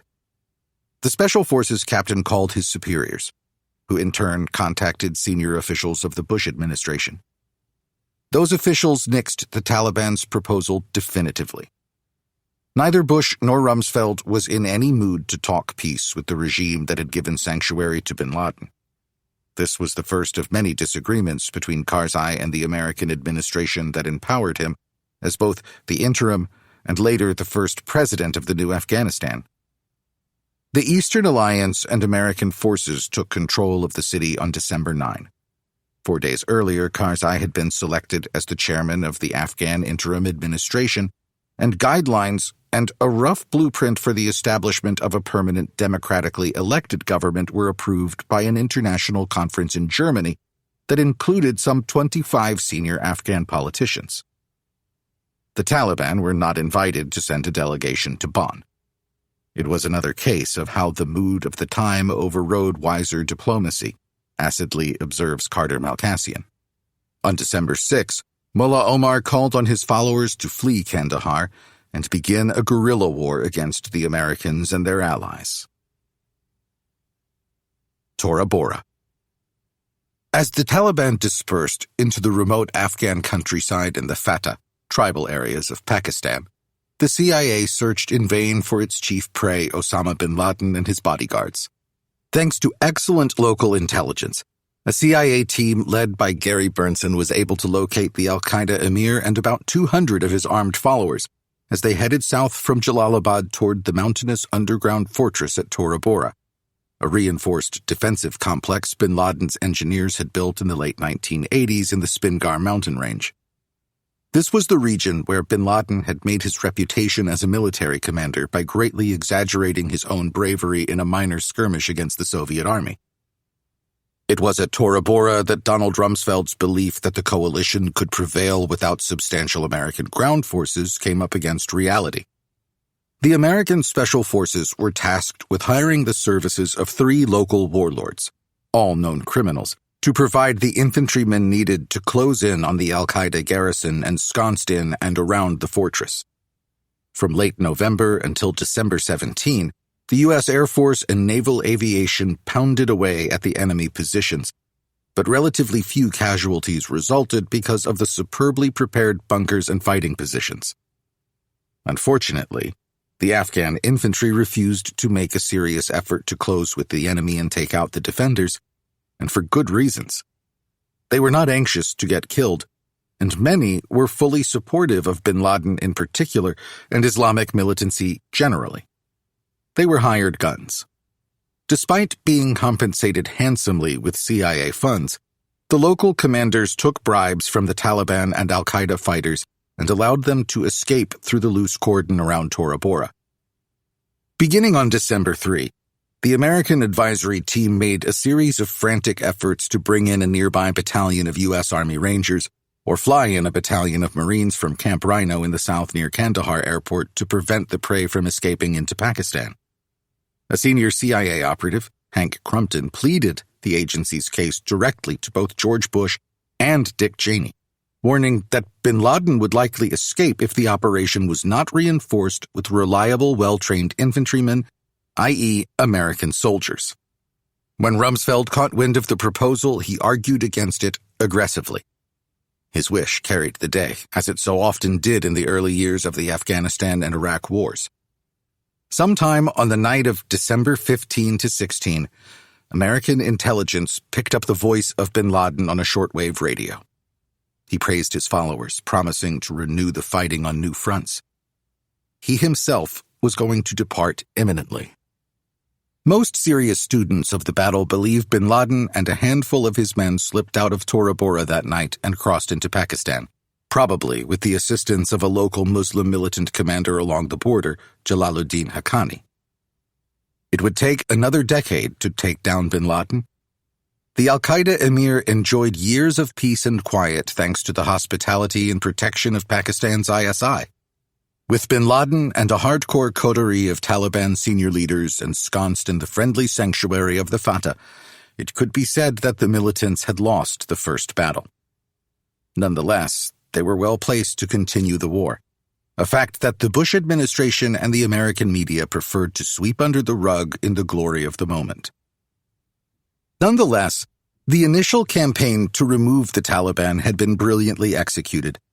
It foreshadowed the dominant mode of irregular warfare that America would adopt as its own after the bubble of enthusiasm for using American forces en masse in counterinsurgency operations burst around 2014. Special forces and CIA teams of advisors linking local ground troops to the United States' vast logistical and air power capacities. The ominous end of Phase 1. The new year saw a sharp decline in combat operations against Taliban forces. The search for al-Qaeda operatives, however, accelerated. Dozens of suspects were detained and interrogated using techniques widely regarded by the international community as torture. And there were tragic mistakes that resulted from unvetted intelligence. On the night of January 23, an Army Special Forces unit conducted a raid against 2 compounds in the Khas-Uruzgan district of Uruzgan province. Drawing on local contacts, intelligence officers had identified both complexes as al-Qaeda redoubts. The Americans killed 21 Afghan fighters and detained 26 more in a wild melee. A number of the Americans were wounded seriously. The master sergeant who led the raid was later awarded a Silver Star, and 7 of his team members earned Bronze Stars for valor under fire. trouble was, the Americans had attacked pro-coalition forces, not al-Qaeda. In a 30-minute stretch, the United States had managed to eradicate both of Khaz Uruggan's potential governments, writes journalist Anand Gopal. The core of any future anti-Taliban leadership, stalwarts who had outlasted the Russian invasion, the Civil War, and the Taliban years, but would not survive their allies. People in Khaz Uruzgan felt what Americans might if, in a single night, masked gunmen had wiped out the entire city council, mayor's office, and police department of a small suburban town. Shock, grief, and rage. Far more often than the Pentagon would ever admit, local Afghans would use the Americans to eliminate their own local political and military rivals by identifying them falsely as having links to al-Qaeda or the Taliban.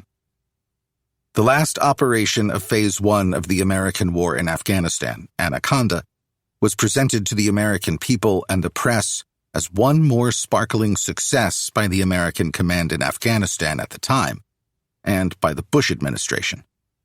This was one of the earliest examples of the dissembling that would flow like a mighty stream from the White House and the military command in the years to come. In early March 2002, about 800 Taliban and al-Qaeda hardcores were holed up in a cave and tunnel complex in the Shah-e-Kot Valley in Paktia province, more than 8,000 feet above sea level and surrounded by peaks as high as 12,000 feet. There they had sought refuge from the torrential rain of American air power, Operation Anaconda, in which 1,200 Afghan fighters joined about 800 U.S., Australian, and British Special Forces troops, buttressed by about 700 more from the 10th Mountain Division, was meant to take them out. The scheme of maneuver called for the Afghan fighters to move up the valley from the south with continual precision American air support and to clear out the enemy positions in detail. Most of the Western troops were used initially in blocking positions.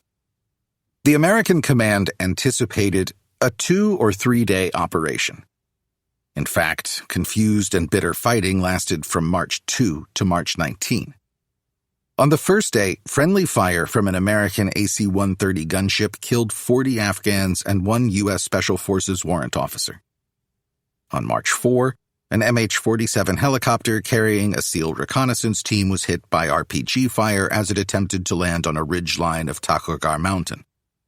One of the SEALs, Petty Officer First Class Neil Roberts, fell out of the chopper and landed at the base of a hill, where he was quickly surrounded by enemy fighters who poured out of the mountain.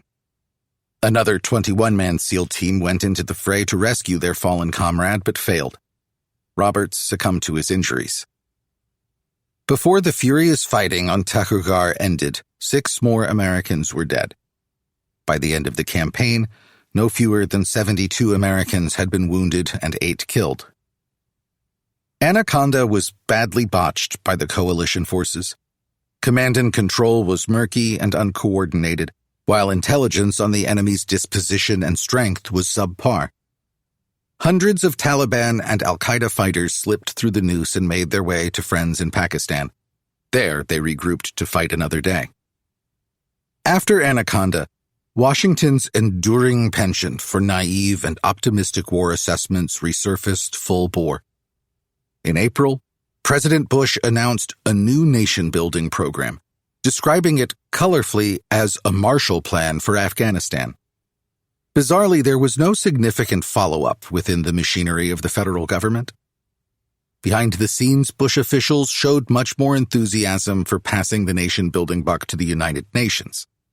The idea seemed to be that the United States had cleared out the bad guys with a bit of help from the British and the Australians. Now, the international community could do its part. By the time of Bush's Marshall Plan speech, the Pentagon and the CIA were already drawing down intelligence and combat resources from Afghanistan, so they could be repurposed for the Bush team's next military campaign, the invasion of Iraq. The decision to invade Iraq, writes terrorism czar Richard Clarke, made about as much sense as invading Mexico after the Japanese attacked Pearl Harbor. There was, too, a sense of grim satisfaction at the rapid and striking success of Phase 1 of the Afghanistan War among the American public. What they failed to appreciate was that the United States had not thrown its lot in with a bunch of freedom-loving Democrats, but with a cluster of power-hungry warlords who were deeply suspicious of one another, as well as of the Americans. Their loyalty to the American project in their country was purchased with greenbacks, not shared democratic principles. As Pakistani journalist Ahmed Rashid observed, "It was clear by the summer of 2002 that the warlords were becoming stronger, while the Karzai regime lacked the resources to compete. The unstated strategy was to leave Karzai ineffectual in the capital, protected by friendly forces, while relying on the warlords to keep Pax Americana in the countryside and the U.S. Special Forces to hunt down al-Qaeda. It was a minimalist military strategy that ignored nation-building, creating state institutions, or rebuilding the country's shattered infrastructure. Indeed, trouble was on the horizon for the Americans and their allies." Chapter 12. Invading Iraq. Among historians and international relations experts today, there is virtually universal agreement that George Bush's decision to invade Iraq in March 2003 has been the worst single decision in American foreign policy in the 21st century, bar none. The Iraq War further poisoned the already deeply problematic relationship between the West and Islamic militancy. It seriously eroded the nation's strategic position in the Middle East. Looking back from the vantage point of 2 decades, it seems altogether clear that such a reckless and ill-advised initiative would not have been possible but for the shock and anger that afflicted the American body politic in the wake of 9/11. That attack, coming just a decade after the nation's stunning victory in the Cold War, opened the door for aggressive U.S. military action throughout the Muslim world, at a time when the most influential of Bush's national security officials, Cheney, Rumsfeld, and Paul Wolfowitz, were already chomping at the bit to use American military might to shape geopolitics according to their grandiose designs. These people were so confident in their own vision and strategic judgment that they saw little need to immerse themselves in the intricacies of Iraq's problematic politics and culture before sending in the Marines. Nor were they much interested during the planning phase in working out a realistic scheme for putting the country together again after the inevitable conquest of Baghdad. They would figure it out on the fly, or better still, leave it up to lesser mortals in the United Nations to sort out. That's what mighty America, which stood alone as the only military and moral superpower in the world, could and should do. In the event, the strikingly successful invasion produced results very much at odds with their dreams and desires. First came a very nasty surprise. A surprise to the policymakers, but not to serious students of Iraqi politics in the CIA or in the think tanks.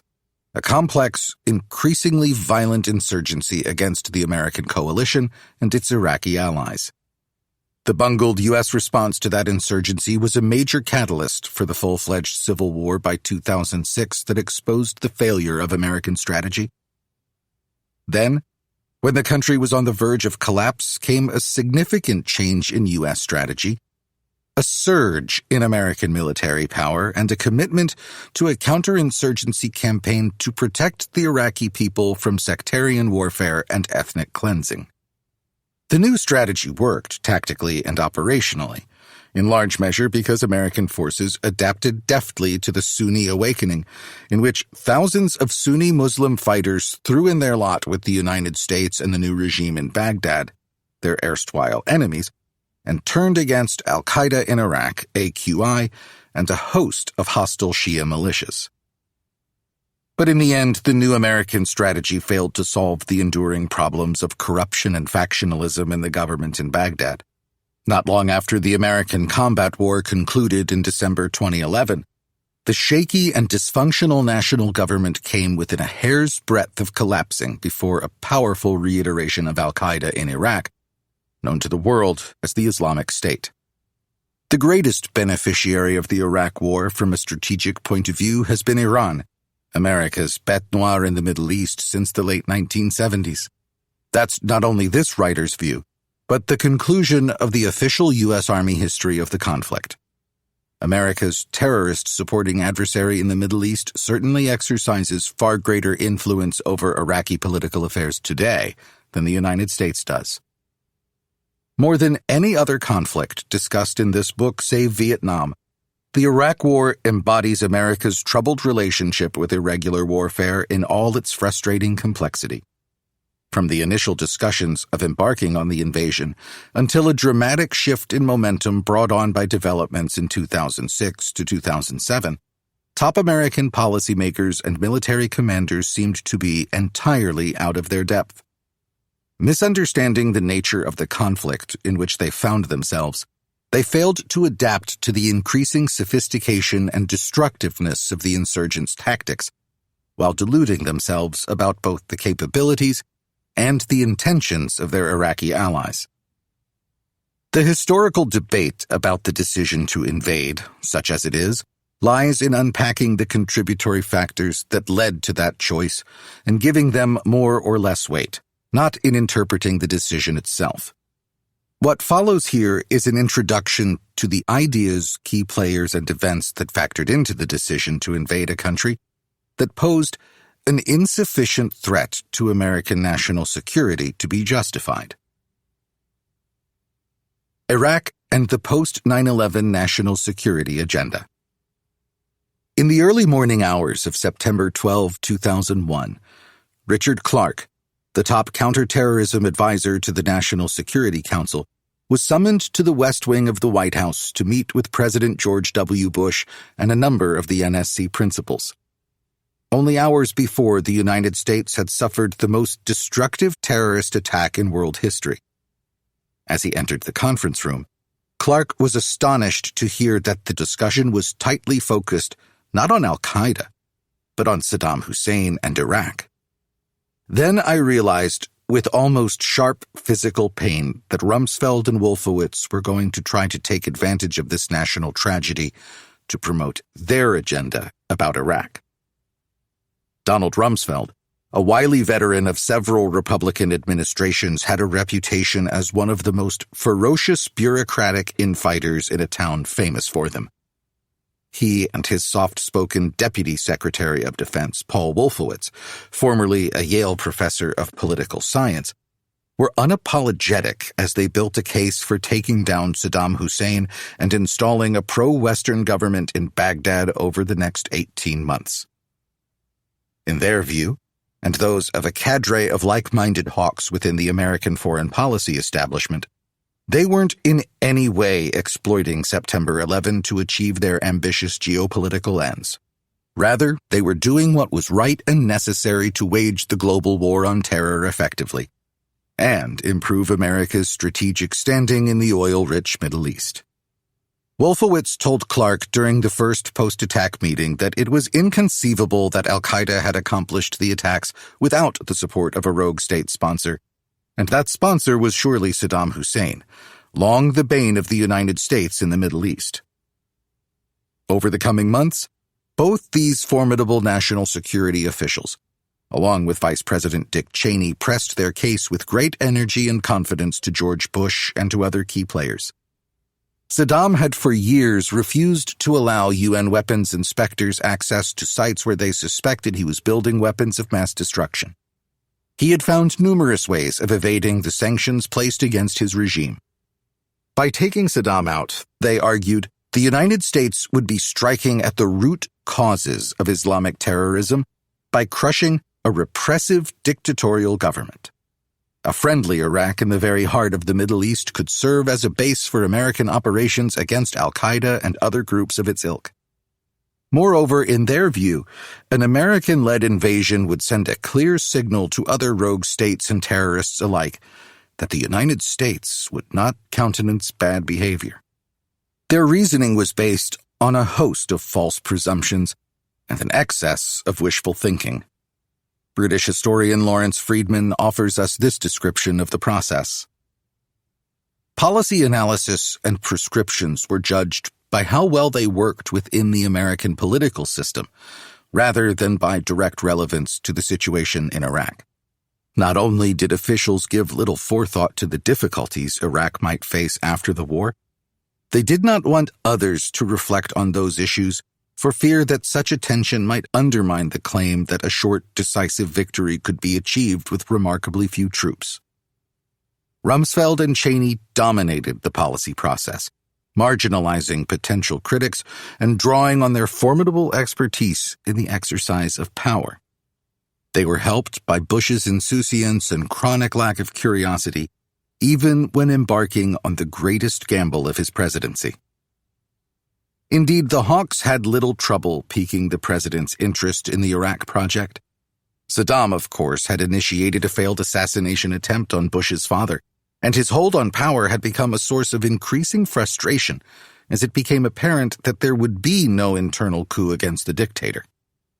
By early March of 2002, after the stunning operational success of the first phase of the war in Afghanistan, the hawks had convinced George Bush to conquer Iraq, despite the considered reservations of Secretary of State Colin Powell, the CIA, and a clear majority of experts on military affairs and the politics of the Middle East.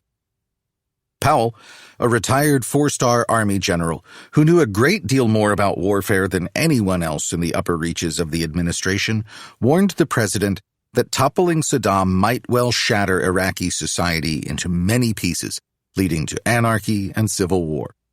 The United States could find itself confronted with a Hydra-headed insurgency.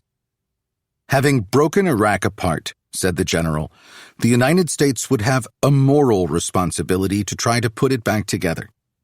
Two officials who had counseled Bush's father during and after the Persian Gulf War of 1990 to 1991, Brent Scowcroft and James Baker, offered Bush similar advice. By late 2001, Bush seemed to be increasingly uncomfortable with the counsel of these deeply experienced soldiers and diplomats. Powell, he thought, was overly cautious, especially when it came to deploying American boots on the ground. Scowcroft and Baker simply failed to grasp how 9/11 had changed everything in the Middle East, and indeed in world affairs more generally. They either did not or could not see that containment of Saddam, America's strategy since the conclusion of the Gulf War, was no longer viable. Rumsfeld and Wolfowitz were right, or so Bush came to believe. If ever there was a time for bold and unprecedented action in the Middle East, this was it.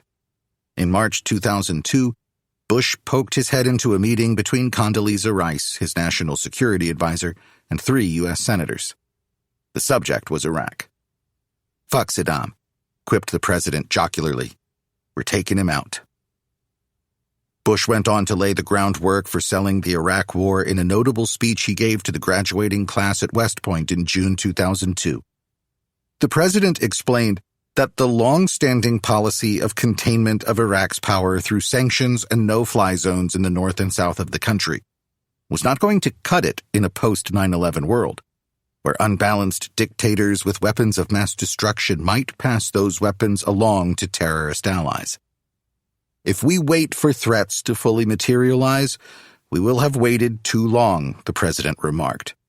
"The war on terror will not be won on the defensive. We must take the fight to the enemy, disrupt his plans, and confront the worst threats before they emerge."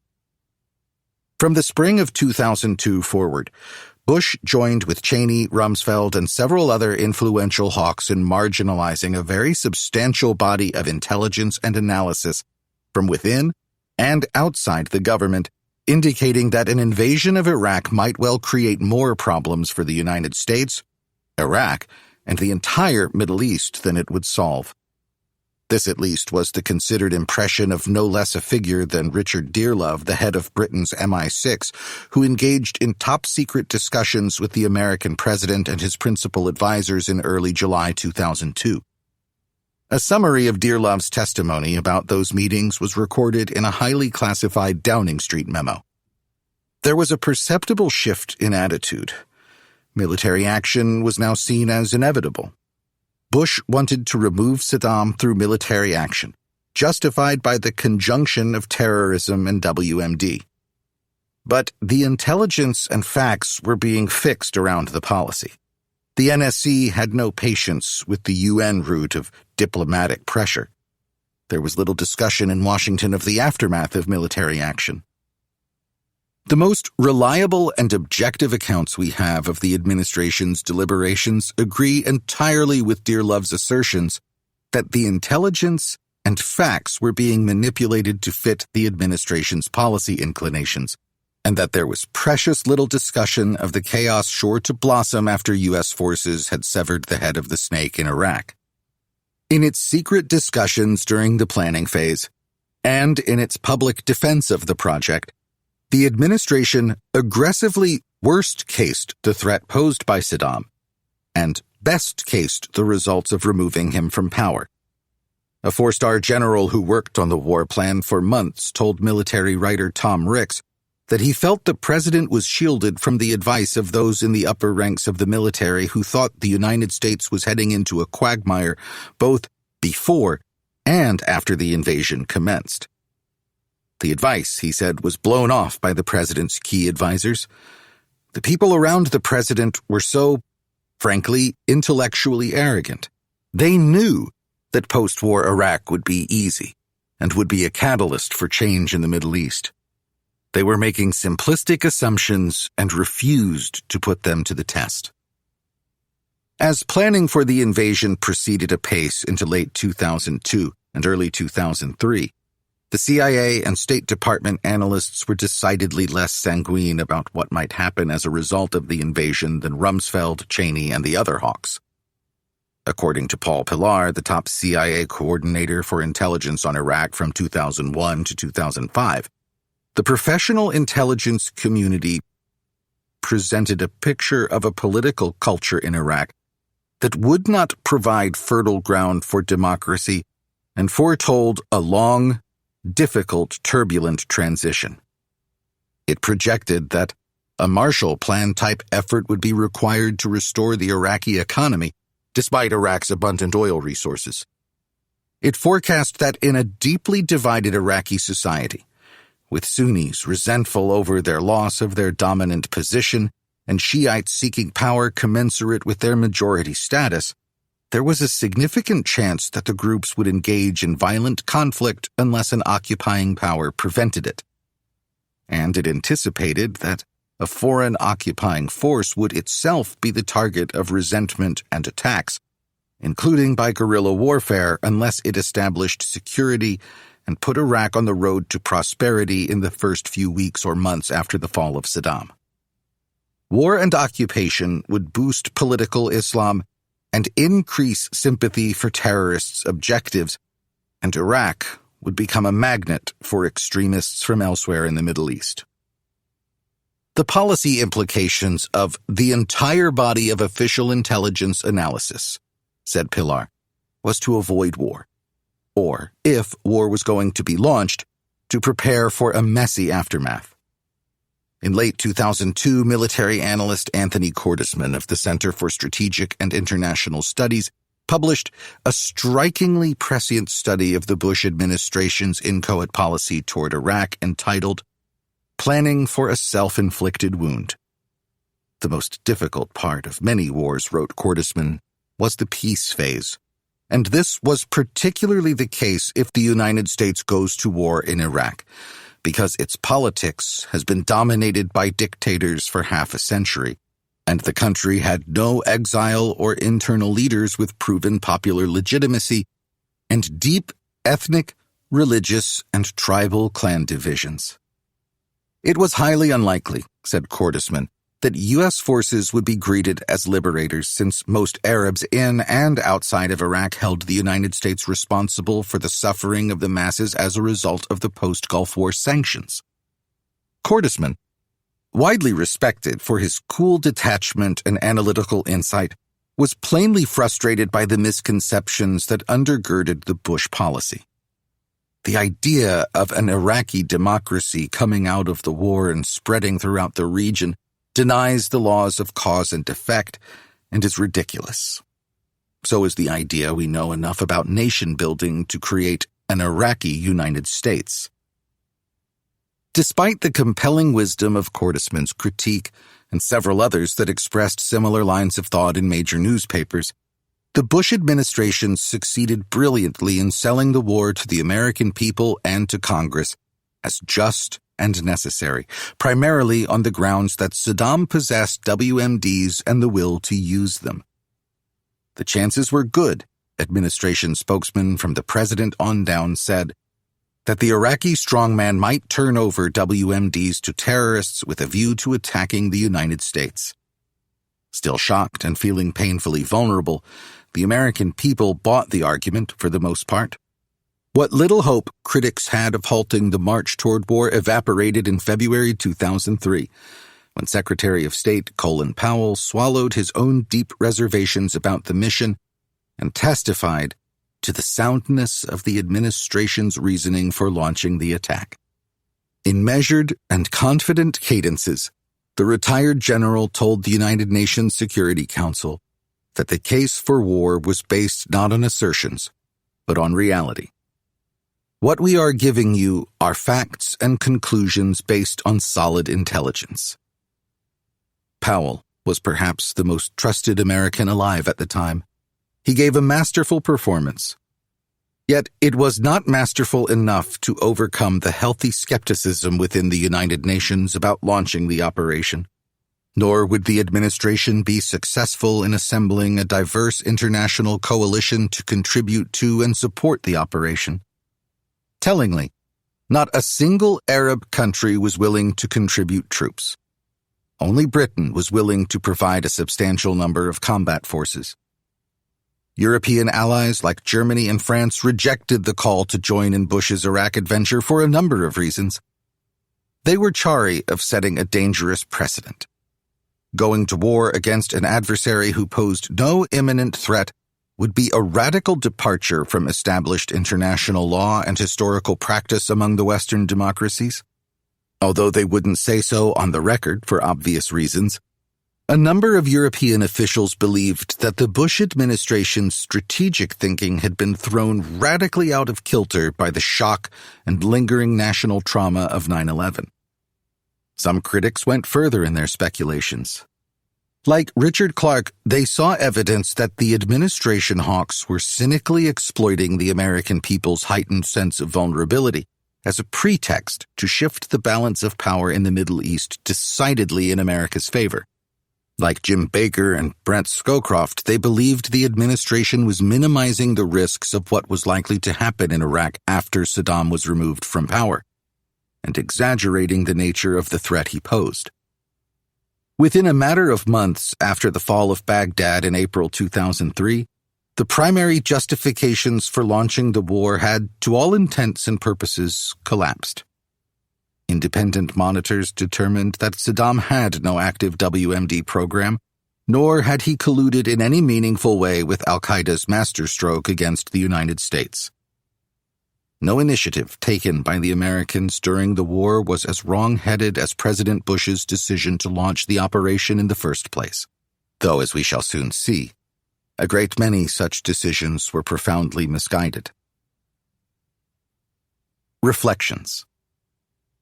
The collapse of the administration's leading justifications for launching the war shortly after combat began, coupled with the widely held belief among many experts at the time that those justifications were merely pretexts, lends credence to the argument that Bush administration strategists went to war because they saw a weak and demoralized Iraq as an irresistible opportunity to implement their own muscular, chauvinistic vision of American foreign policy.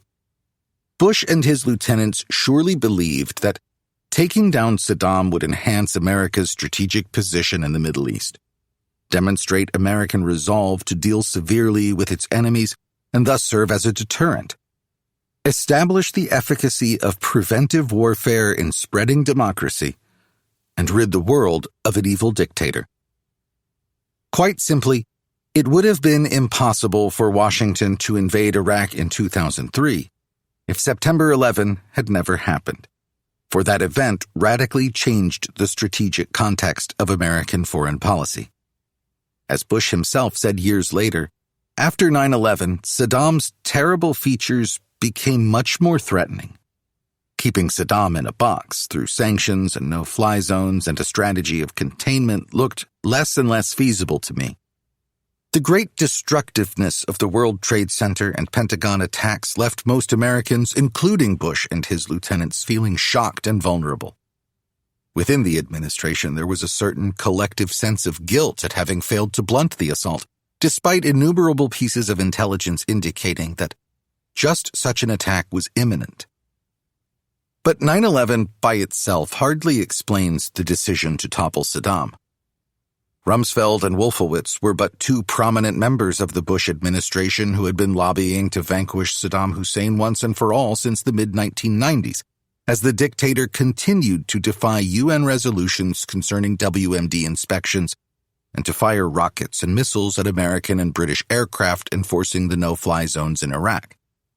In pressing their case for action inside the NSC, Rumsfeld, Wolfowitz, and the other hawks drew both inspiration and support from a loose network of highly visible foreign policy analysts, academics, and journalists we have already discussed. The neoconservatives, who preached a decidedly activist, chauvinistic brand of American foreign policy. According to leading members of the group like Bill Kristol, Robert Kagan, and Charles Krauthammer, the United States had both a right and a moral obligation to expand the boundaries of democratic capitalism. It was, they said, the only viable system for organizing a society that respected human rights and democracies, seldom, if ever, provoked wars against other nations. The neoconservatives viewed the American military as an ideal implement to expand the scope of democracy in a world that desperately needed it.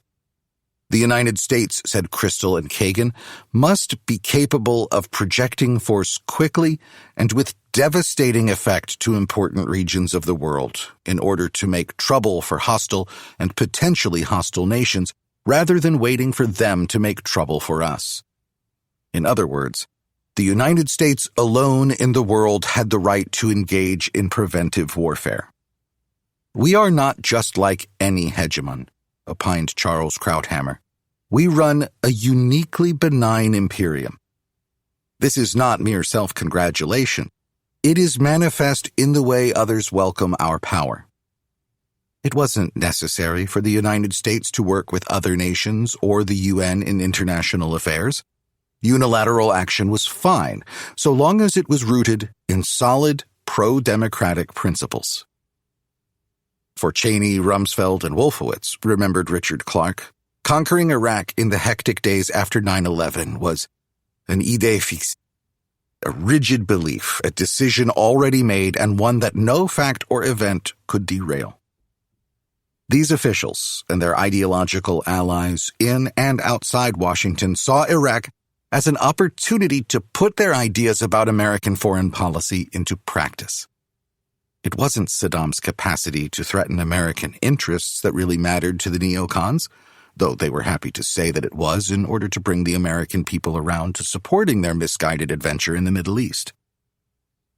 The neocons had been deeply frustrated for years over the naysayers in the State Department and the CIA, who advocated caution and restraint in using force to achieve the nation's objectives.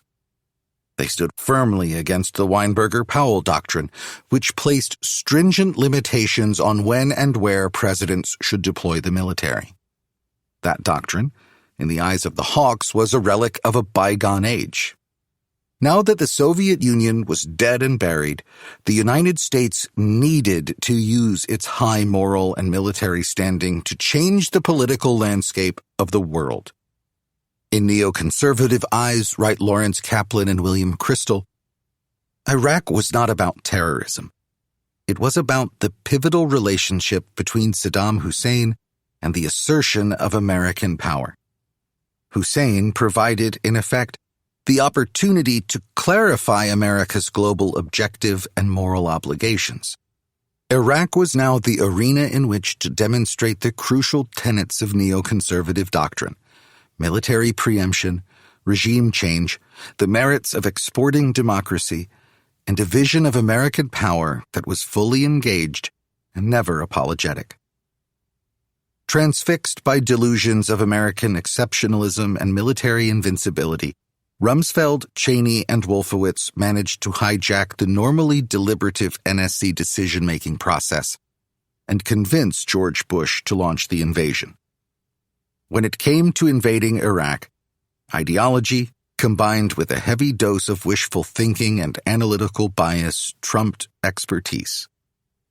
Bush, with a bit of help from Powell in the end, convinced the American people and Congress that the operation was just, appropriate, and necessary. How Bush and his junta succeeded in deflecting America's anger from bin Laden to Saddam Hussein, remarked the celebrated British novelist John le Carré, is one of the great public conjuring tricks of history. Chapter 13. Iraq, stumbling from insurgency to civil war. The war plan developed for the invasion of Iraq bore the imprint, first and foremost, not of any Army or Marine general, but of Donald Rumsfeld. The former Princeton wrestler and Navy pilot rejected out of hand the military's detailed on-the-shelf plan for establishing control over Iraq in the aftermath of Saddam's ouster. Marine General Anthony Zinni, CENTCOM commander in the late 1990s, was the main architect of that plan. He believed it would take at least 350,000 troops to stabilize the country and preserve order. Zinni still thought so when consulted in 2002 about the plan Rumsfeld was then developing. He anticipated, in fact, that an American invasion would cause the Iraqi state to fall apart like a cheap suit, leaving chaos and mass violence in its wake as various factions vied for power. Zinni's plan, Rumsfeld dismissively remarked on more than one occasion, was far too cautious and lumbering. It was, he said, the embodiment of everything wrong with the military.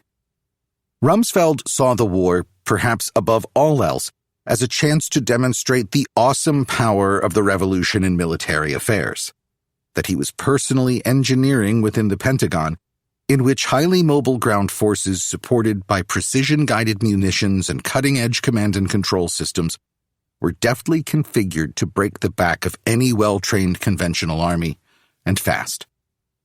In the case of Iraq, Rummy ardently believed that the shock and awe inspired by the American onslaught would destroy Iraq's creaky and antiquated command and control system in a matter of hours, rendering Saddam's forces blind and directionless. With the help of an extraordinarily pliant CENTCOM commander named Tommy Franks, a good old boy in the Texas tradition, and a docile Joint Chiefs Chair, the affable Air Force General Richard Myers, Rumsfeld successfully bullied the military's senior leadership into developing a war plan with an extraordinary light footprint. Only 140,000 American troops were to be deployed in the initial invasion. Franks seemed entirely comfortable dismissing the concerns of the entire land warfare military establishment and the State Department that the planning for stability and reconstruction operations had to be realistic. With so few troops on hand, the consensus view among the experts was that Franks would not have sufficient numbers to secure his own lines of communication, let alone establish law and order throughout a country the size of California. When Senator Chuck Hagel of Nebraska, a Vietnam vet on the Armed Services Committee, caught wind of the plan, he remarked, "If you think you're going to drop the 82nd Airborne on Baghdad and finish the job, I think you've been watching too many John Wayne movies." Few who knew Franks doubted that he'd seen his share of the Duke's war films. On the verge of retirement, he had little interest in what would happen after the conquest. He was not troubled by ambiguities. He was, however, absolutely determined to please Donald Rumsfeld, and Rumsfeld had convinced himself that what happened after the seizure of Baghdad was not his problem. When James Roche, the Secretary of the Air Force, asked his old friend Don Rumsfeld if he realized that Iraq could easily become another quagmire along the lines of Vietnam, the Secretary of Defense guffawed and said, "Of course it won't be Vietnam. We're going to go in, overthrow Saddam, get out, that's it." Franks and Rumsfeld thought of the imminent struggle as a conventional conflict of fire and maneuver against regular enemy forces. This, of course, reflected the U.S. Army's institutional culture. It was what the U.S. Army did, and did superbly. Franks, like pretty much everyone in the Army save the Special Operations Forces, found it difficult to work up much enthusiasm for ambiguous conflicts in failed nation-states, where friend and foe were hard to distinguish, and the dynamics of the conflict had more to do with local politics than military capability. The underlying assumptions of the invasion plan were, 1. The vast majority of the Iraqi people would view the American forces as liberators and embrace the conquerors. And 2, the military would be able to hand off responsibility relatively quickly, i.e. in a matter of a few months, to an interim Iraqi government that would use the extant army and police forces to maintain law and order. During the months before the invasion, the planning for stability operations and reconstruction never gained momentum. Indeed, as would soon become apparent, no one from the president on down had a concrete and specific idea of what they wanted the new Iraq to look like. Without an overarching vision, real planning was impossible. Rumsfeld and Franks were consumed with developing a meticulous and saleable invasion plan. The DoD secretary also spent a fair amount of time fending off State Department attempts to develop in-depth plans for stability and reconstruction, on the grounds that such plans were an unnecessary complication of the process. The great bureaucratic manipulator even managed to create an ad hoc mini-State Department within the Pentagon, giving his trusted aide Douglas Feith and a small band of mid-level officials responsible for planning for a post-Saddam Iraq. According to numerous sources familiar with the office, though, Feith couldn't see the forest for the trees. He spent many hours each day correcting the grammar on his subordinates' memos rather than reaching out for help from people who had run Phase 4 stability operations in the real world. The consensus view of Feith among the war's historians is that he had difficulty managing his own office, let alone planning how to minister to a traumatized and broken country with a population of 24 million people. The invasion. The operation began with powerful airstrikes to destroy Saddam's command and control apparatus and military facilities on March 20, 2003. The ground operation was spectacularly successful in rolling up the half-hearted resistance of the Iraqi Republican Guard and the rest of the army. Inclement weather and overstretched supply lines proved almost as much of a hindrance in reaching the national capital as armed resistance. Baghdad was captured on April 9, and Saddam Hussein went into hiding. Casualties were quite light considering the immense firepower the United States brought to bear. Roughly 15,000 Iraqi troops, 3,500 civilians, and about 150 coalition forces were killed. On May 1st, President Bush landed in a Navy jet on the deck of the USS Abraham Lincoln just off the coast of San Diego. A helicopter landing was thought to be insufficiently dramatic, and declared an end to major combat operations in Iraq. By that date, however, the real war was just beginning. Iraq, aptly described by journalist Thomas Powers at this time as a seething cockpit of warring religions, political movements, social classes, and ethnic groups, was just beginning to disintegrate into lawlessness and anarchy. Looters descended on the government ministries in Baghdad, and pretty much every other urban public installation throughout the country like locusts. Police stations and army bases were overrun. Anything that could be sold was taken, including computers, office equipment, government vehicles, copper wiring, and hundreds of thousands of small arms and large quantities of explosives. The Iraq Museum in Baghdad was ransacked. Some 15,000 irreplaceable antiquities were stolen over the course of 2 days. Rumsfeld dismissed the seriousness of the collapse of public order. "Stuff happens," he told the press on April 11. "Freedom's untidy, and free people are free to make mistakes. One can understand the pent-up feeling that may have resulted from years of repression." Coalition troops stood by idly watching the destruction of the country's infrastructure. They were told to keep out of the skirmishing and rioting. By early summer, a large number of armed and angry groups were mobilizing all over the country. One American official in Baghdad at the time remarked that militias metastasized like a malignant cancer in the body politic of Iraq.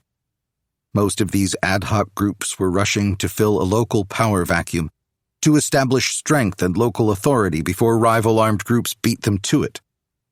Soon the country was awash in localized power struggles with street brawls, firefights, and political maneuvering on a massive scale. The Lebanese-American scholar Fuad Ajami was right.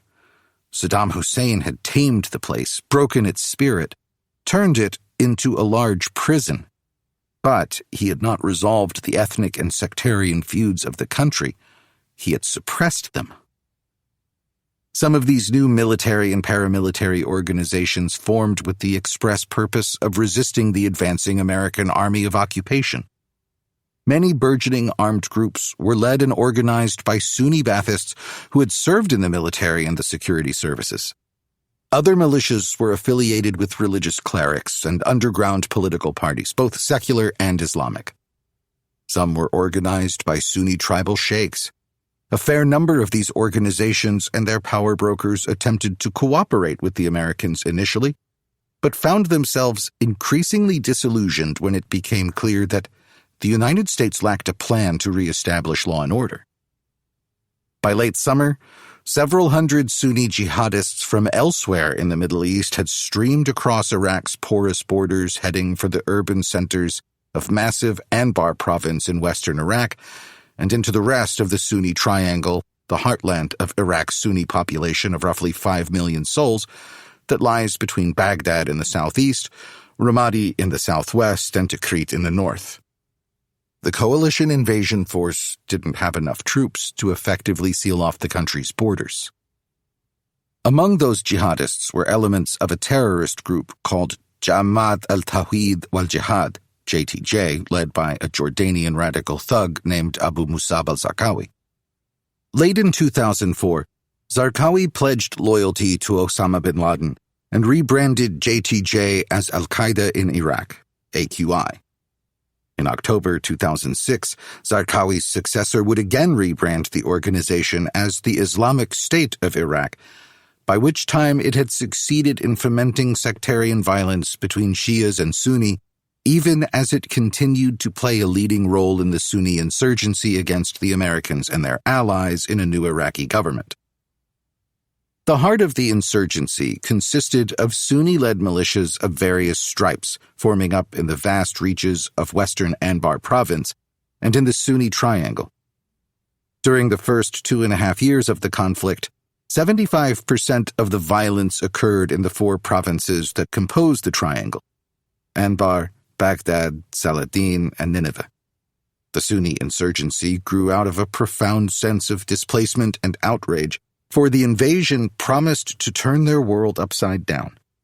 As one Baathist who had been a member of Saddam's secret police put it, "We were on top of the system. We had dreams. Now we are the losers. We lost our positions, our status, the security of our families, stability. Curse the Americans." In the spring of 2004, Muqtada al-Sadr's Mahdi army, a Shiite force, began to attack American and Iraqi government troops and would go on to establish control over numerous cities in Shiite-dominated southern Iraq. Broadly speaking, this Hydra-headed insurgency evolved steadily in strength and tactical sophistication from late summer of 2003 through 2006. According to DoD figures, the number of daily attacks on coalition forces rose from 10 to 35 in 2003, to 25 to 80 in 2004, and reached 65 to 90 a day in 2005. American deaths escalated sharply. In 2003, 315 Americans were killed in action. In 2004, the number rose to 848. In 2005, 844 Americans were killed. And in 2006, the grim tally fell a bit to 704. Altogether, over this period, more than 90 different hostile armed groups and terrorist organizations were identified by American intelligence officers within the confines of Iraq. Many of these changed names during different phases of the fighting. Insurgent networks, write two leading analysts of the insurgency, tended to be concentrated in neighborhoods, villages, and towns that were home to large numbers of ex-Baathists and former regime military and security personnel, in areas where unemployment was rampant, and in neighborhoods associated with mosques used as weapons depots, recruiting centers, and meeting places. Most insurgent networks were composed of clusters of small cells devoted to particular missions, including small unit combat, manufacture of improvised explosive devices, emplacement of explosive devices, recruiting, propaganda, and in some organizations, political activities. CENTCOM estimated that, although initially uncoordinated, the Sunni insurgency was by mid-2005 led by roughly 10 individuals. However, there was no conventional military chain of command. Rather, the insurgency was a web of networks linked by personal, tribal, and organizational ties that communicate by cell phone, the internet, and courier. The insurgents in Iraq studiously avoided large, extended battles for the most part. They favored hit-and-run small arms attacks with squad and platoon-sized groups. But their signature weapon, the weapon most feared by the Americans and their allies, was the improvised explosive device, IED, usually made from artillery shells, TNT or plastic explosives, all of which were widely available from unguarded Iraqi army armories and other installations during the looting phase of the conflict. Early on, IEDs were mostly planted in roads and detonated by a hard wire. As time went on and the Americans became adept at detecting the wires, remote detonation using cell phones, car alarm transmitters, or other devices became the rule. During the first year or so of the fighting, a large number of American convoys ferrying troops and supplies around the country were badly chewed up by insurgent IEDs and small unit ambushes. The motor transport personnel running these convoys were for the most part insufficiently trained to respond to attacks, and their vehicles lacked life-saving armor plating. Lack of proper planning and preparation on the part of the U.S. military was indeed a real killer. Soldiers and Marines had to jury-rig steel plating on their Humvees and other vehicles for far longer than they should have. In the first 3 years of Operation Iraqi Freedom, coalition forces encountered more than 16,000 roadside bombs, 1,300 car bombings, 150 suicide car bombings, and 75 suicide vest bombings. IEDs of one sort or another accounted for more than 50% of American combat deaths between 2003 and 2005. The truth was there was no security in the major urban centers and wide swaths of the countryside where Sunnis and Shias lived as neighbors. This became increasingly apparent to both Washington and the American people, a majority of whom, by June 2005, believed they had been intentionally misled by the Bush administration into going to war in Iraq. The insurgency's varied groups held different visions for a post-war Iraq, about the proper relationship between Islam and politics and Islam and the West. But they were firmly united in their desire to prevent an American-led crusade to transform Iraq into a pro-Western democracy. The interim Iraqi government installed in June 2004 by the dysfunctional and disorganized American Coalition Provisional Authority, CPA, would go on to adopt a democratic constitution and to hold several elections.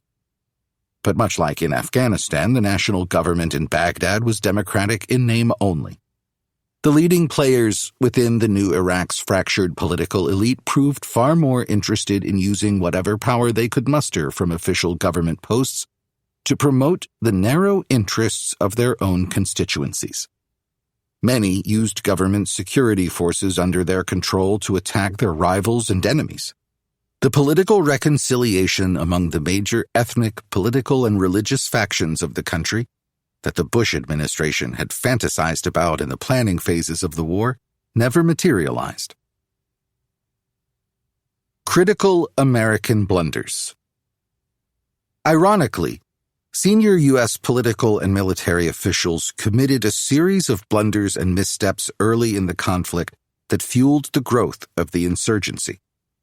In May 2003, Paul Bremer, the strong-willed former ambassador to the Netherlands who led the CPA, went against the sound advice of old Iraqi hands in Washington and issued 2 directives with a view to cleaning house. He barred senior members of Saddam's Ba'athist Party from holding any government office of any type. In so doing, he eliminated about 40,000 of Iraq's best-educated and most experienced bureaucrats and technicians from serving in a new Iraqi administration that was desperately short of qualified personnel. Next, he disbanded the Iraqi army, in effect creating a 250,000-man recruiting base of disaffected and disillusioned armed men for the insurgency. Tens of thousands of these soldiers did join in the resistance. Many became militia commanders and trainers for the thousands of young Muslim men who flocked to Iraq to take on the Great Satan. In early July, the Iraq theater commander, Lieutenant General David McKiernan, was inexplicably replaced by a newly promoted lieutenant general named Rick Sanchez. Sanchez set up a much smaller headquarters with a new and largely inexperienced intelligence staff. Sanchez was a tough and dedicated soldier, but subordinates as well as superiors came to realize within a few weeks that he lacked the patience and political subtlety to lead U.S. forces in a complicated, irregular war. Richard Armitage, the Deputy Secretary of State who had served 3 combat tours in Vietnam, came away from his first meeting with Sanchez feeling that the young general was in exactly the wrong place. This guy didn't get it. Sanchez failed to convey a clear strategic vision to his commanders for a simple enough reason. He did not have one.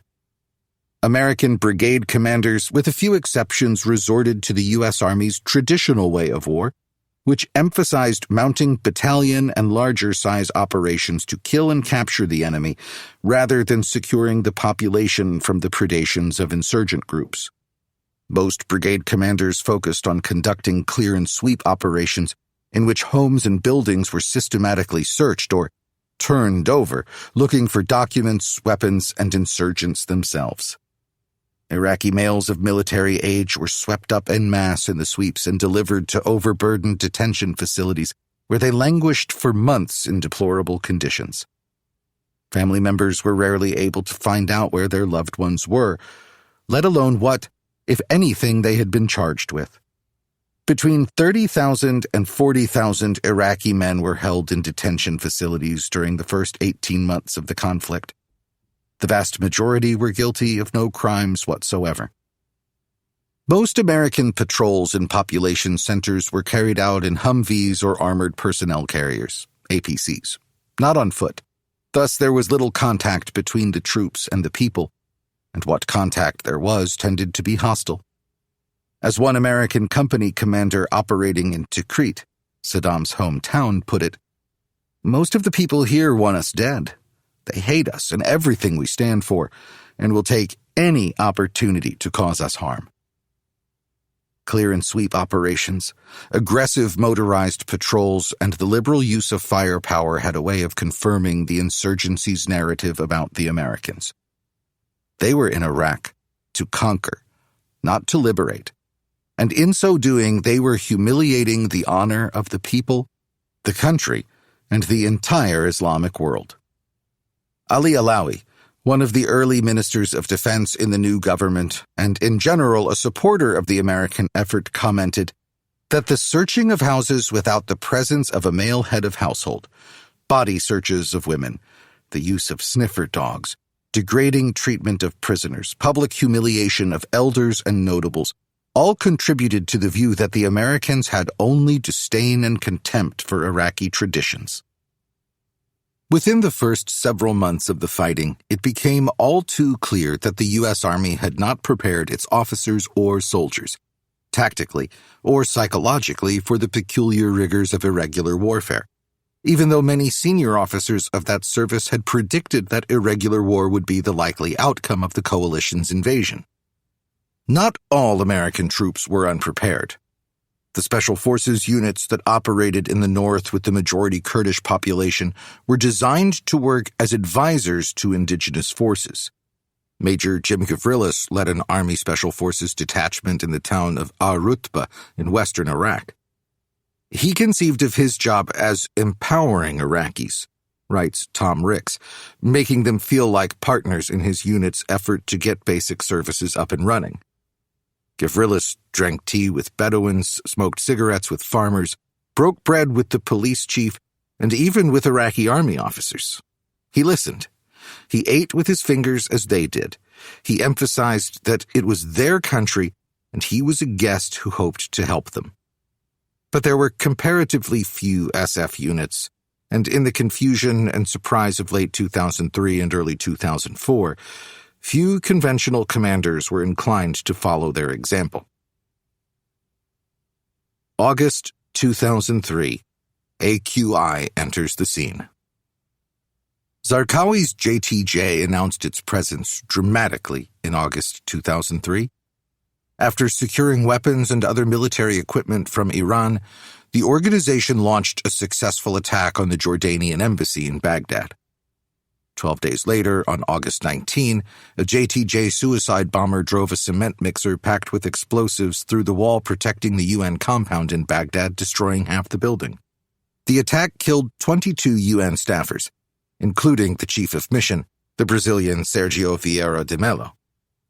On August 29, Zarqawi launched the most destructive attack thus far in the war, sending his own father-in-law to his death in a car bombing outside a Shia holy shrine in Najaf. Among the 90 people killed was Ayatollah Mohammed Bakir al-Hakim, a key American ally. The attack succeeded in enhancing Zarqawi's profile and in discouraging international assistance to the coalition.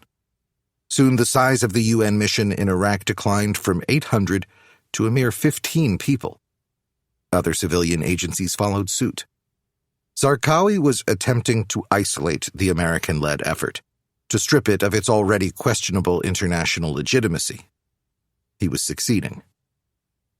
On December 13, a special task force consisting of a Delta Force squadron and conventional army troops pulled a scruffy, heavily bearded Saddam Hussein from a spider hole on a farm near his hometown of Tikrit. Senior members of the Bush team rejoiced. Not for the last time, administration spokesmen predicted that a major turning point had been reached. Major General Ray Odierno, commander of the 4th Infantry Division at the time, described the capture as a major operational and psychological defeat for the resistance. It proved to be neither. The insurgency continued to grow in both numbers and lethality in the months ahead. Most of Saddam's Baathists were indifferent to his fate and determined to press grimly on. American political and military leadership continued to struggle to understand the hybrid and dispersed nature of the resistance and how best to deal with it. Early on, their efforts were considerably hobbled by the administration directive to focus American intelligence assets on finding evidence of WMDs and a Saddam al-Qaeda nexus rather than what was happening on the ground among the people. As political pressure from Washington for good news intensified, the CPA and the military command began to present metrics of activity. Numbers of towns cleared, number of insurgents killed, number of Iraqi civilians who voted in one election or another as evidence of progress that anticipated a major shift in the momentum of the conflict. But time after time, their assessments proved to be naively optimistic. In late 2003 and early 2004, the Army rotated its combat divisions out of Iraq and replaced them with fresh units. Redeployment was seen as necessary for the morale of the troops in the theater, but the move severely curtailed the American situational awareness and put green American troops against hardened, experienced enemies. The rotation system stayed in place with some modifications, But that was a relatively small matter in the litany of problems confronting the coalition effort. The most troubling of those issues was the glaring absence of a coherent politico-military strategy. As General Zinni remarked to a group of Marine and Navy veterans in the fall of 2003, "There is no strategy or mechanism for putting the pieces together. We are great at the tactical problems, the killing and the breaking. We are lousy at the strategic part." What Zinni did not say, but certainly inferred, was that along with a lousy strategy, the United States had the wrong people in charge in Iraq. By March 2004, this became a consensus view within the national security community in Washington and in the press as well. Neither Bremer nor Sanchez was leading effectively. Their closest subordinates could see that. Insurgencies require one overarching authority. In Iraq, there were two. Sanchez was responsible for security, and Bremer was responsible for everything else. Unfortunately, everything else depended on security. Within a matter of days, the two men were blaming each other for mistakes and misjudgments. Soon they barely spoke to one another, and to observers they looked more like adversaries than partners. Neither American leader seemed able to take sound advice on board without erupting in anger. Bremer and Sanchez were very different men, but they shared two things. Both were control freaks, and both were well out of their depth in dealing with the rising chaos and violence in Iraq. The military in general took a very dim view of the coalition provisional authority and its leaders' management abilities. A May 2004 study from the Center for Army Lessons Learned reflected the military's frustration quite well. The common perception throughout the theater is that a roadmap for the rebuilding of Iraq does not exist. There is not a plan that outlines priorities with short, medium, and long-term objectives. If such a national plan exists with the CPA, it has not been communicated adequately to coalition forces. Task force staffs at all levels of command have reiterated there is no clear guidance coming from Baghdad. This inability to develop or articulate a plan contributes to the lack of effort between the coalition, the military command, and the CPA. Coalition commanders and staff view the CPA as understaffed, sluggish, hesitant to make a decision, and often detached from the true situation on the ground. CPA directives appear to be out of sync with the current situation. Abu Ghraib and a crisis of legitimacy. In April 2004, a big story broke that cast a pall over the American project in Iraq. At the same prison where Saddam Hussein had conducted ghoulish torture of his political enemies, Abu Ghraib, a poorly trained U.S. National Guard military police unit had lost its moral compass, regularly engaging in incidents of sadistic and wanton abuse of detainees. American interrogators had circumvented the Geneva Conventions and engaged in torture, including applying electric shocks to detainees' genitals, waterboarding, beatings, and other very nasty procedures. Cell phone pictures of female MPs leading nude Iraqis crawling on all fours on dog leashes, detainees wearing female underwear on their heads, and prisoners forced to masturbate in front of female soldiers quite naturally outraged the Iraqi people, and made Americans question how it was possible for an American army to sink so low. When the Bush administration and the Army proceeded to scapegoat the prison commander and the enlisted personnel without punishing senior commanders who had condoned, and in some cases encouraged the abuses, the legitimacy of the American crusade was severely damaged. General Antonio Taguba, who led one of the first investigations into the abuses and violations at Abu Ghraib, would write years later, "Washington's use of torture greatly damaged national security. It incited extremism in the Middle East, hindered cooperation with U.S. allies, undermined U.S. diplomacy, and offered a convenient justification for other governments to commit human rights abuses." In spring 2004, around the time that the Abu Ghraib scandal broke, The first of two major battles between the Sunni insurgency and U.S. forces broke out in the drab, nondescript city of Fallujah, about an hour by car west of Baghdad. Fallujah was home to about 250,000 Iraqis, including as many as 20,000 Baathists who had served in Saddam's army and security services. Marines under the command of Major General Jim Mattis had been preparing to conduct a classic counterinsurgency campaign focused on securing the city one neighborhood at a time with the help of the Iraqi army and police to rid the city of more than 5,000 insurgents. On March 31, 4 security guards from the military contractor Blackwater were killed in an ambush in Fallujah. Their bodies were torn apart by a raucous, celebratory mob, and then 2 burned corpses hung up on a bridge across the Euphrates. The images of these acts of savagery were broadcast around the world. The Bush administration ordered CENTCOM to mount an aggressive response, and fast. Mattis thought this was a very bad idea. Far better to let the Marines pursue their methodical, steady counterinsurgency campaign and settle up with the perpetrators of the attack later on. He was overruled and ordered to launch an attack even before he had completed shaping operations.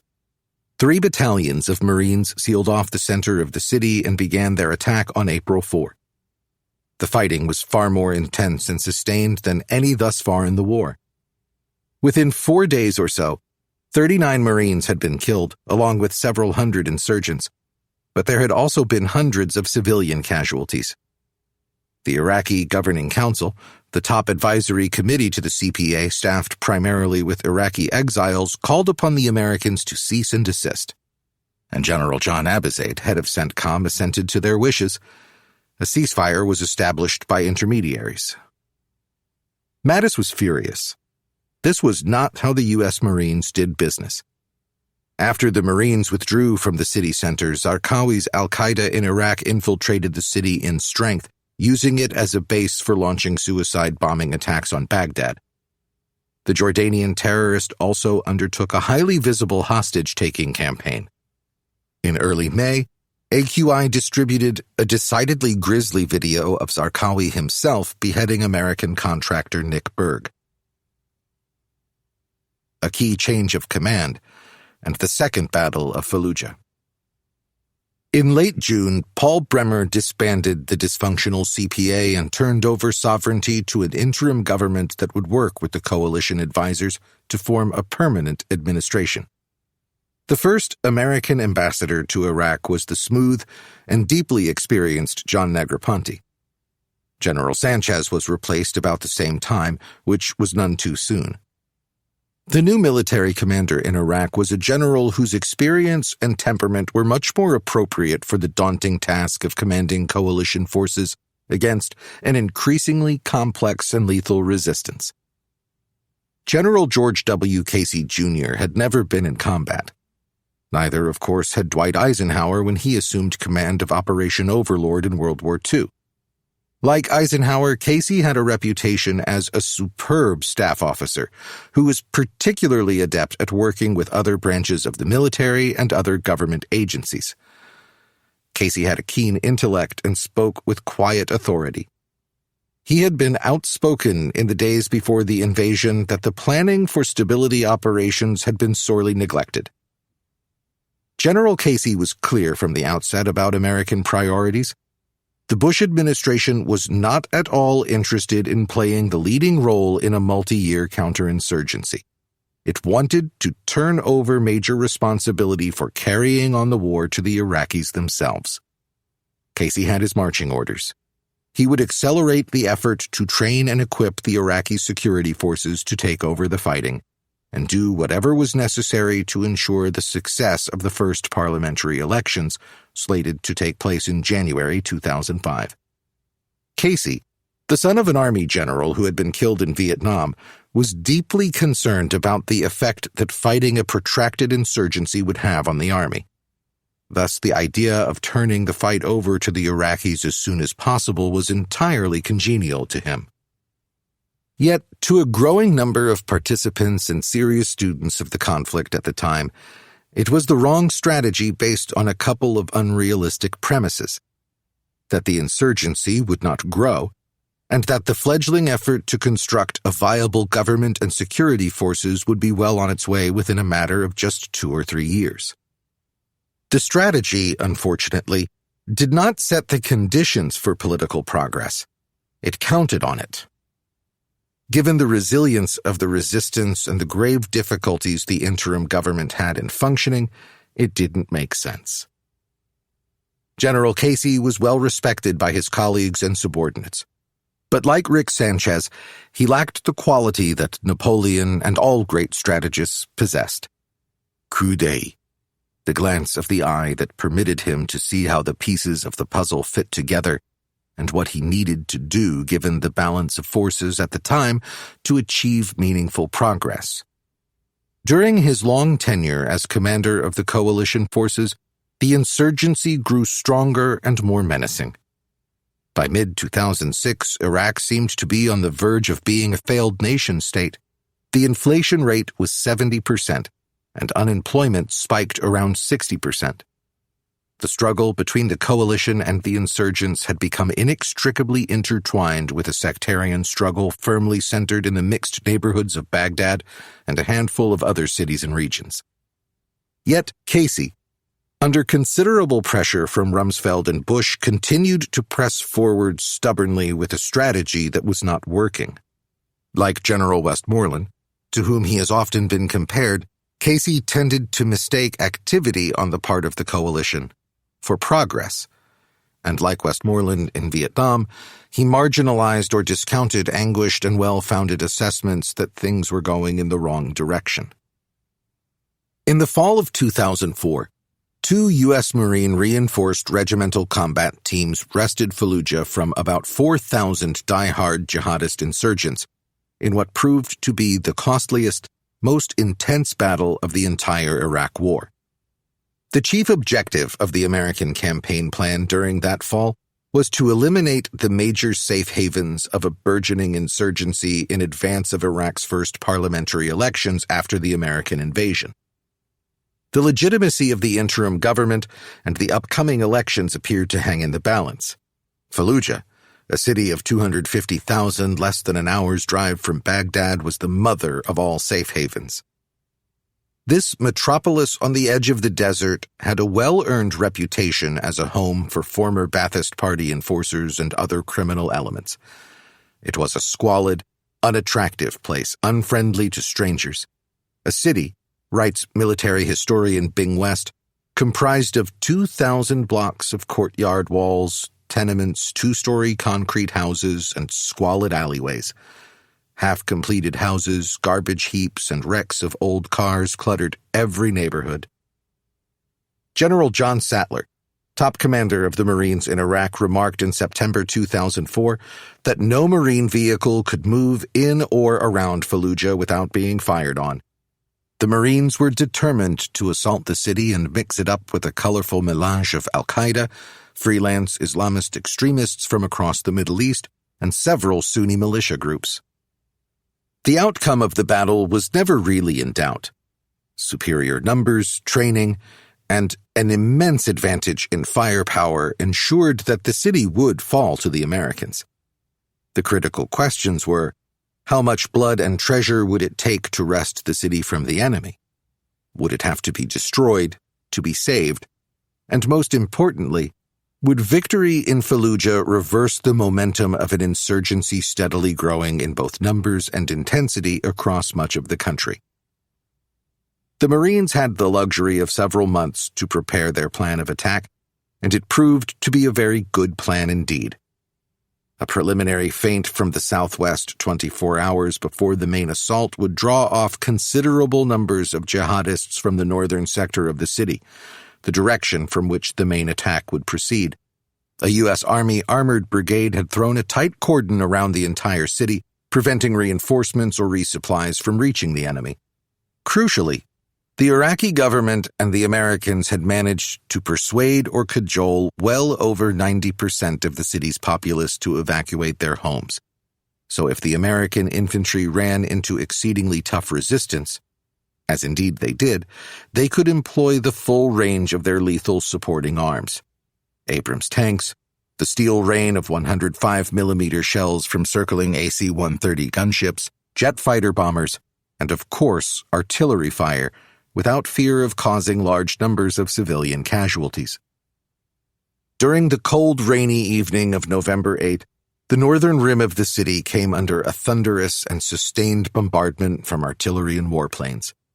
Hundreds of 155mm shells and 500-pound high-explosive bombs shook the earth across a 3-mile front, obliterating a train station and a large apartment complex on the outskirts of the city. An eerie silence followed. Suddenly, 2 regimental combat teams of Marine infantry and Army armored battalions, about 8,000 men in all, crossed a railroad embankment and began to push south into the city proper.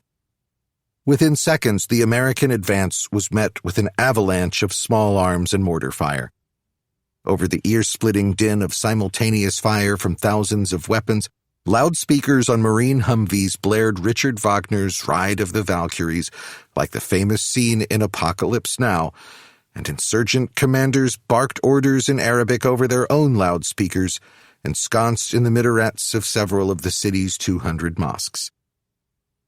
So began 10 straight days of brutal, close-in fighting to sweep through this labyrinth of a city north to south and wrest it from the insurgents' grasp.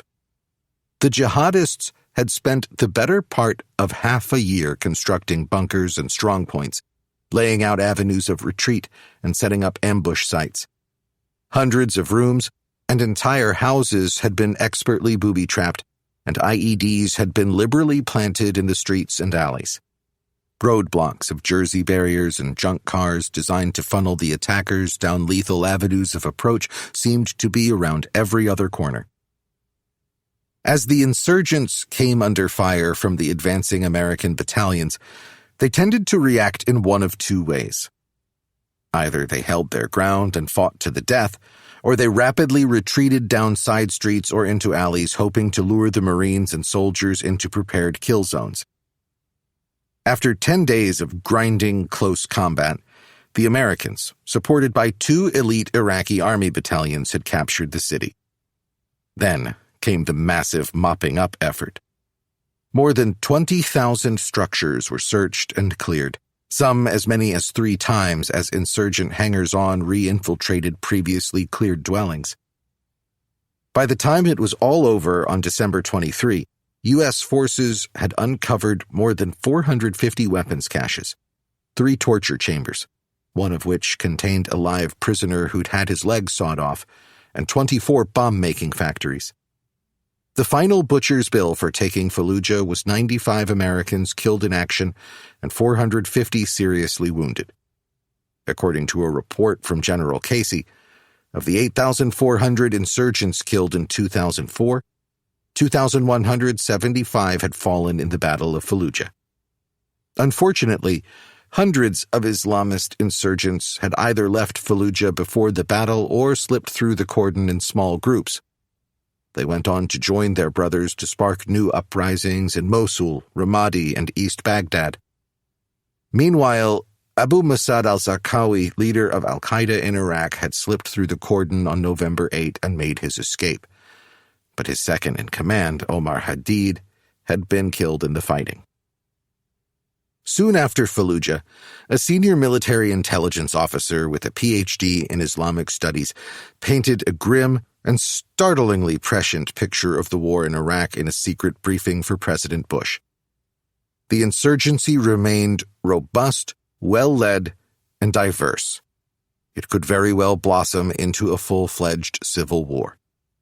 The insurgents have the means to fight this conflict for a long time, and they have a different sense of time than we do, and are willing to fight. After Fallujah.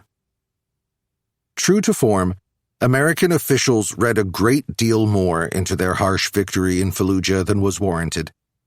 They did the same thing with the Iraqi national election of 2005. It was described as a major step toward democracy and a defeat for the resistance. Trouble was, the Sunni population pretty much boycotted the election, ensuring that they would be on the outside looking in when it came to selecting a prime minister and writing a constitution. two tasks that fell to the Shiite-dominated parliament. It took about 3 months of intense wrangling between constantly shifting coalitions to select Ibrahim al-Jafari as prime minister. And Jafari was selected in the end more for his weaknesses than strengths.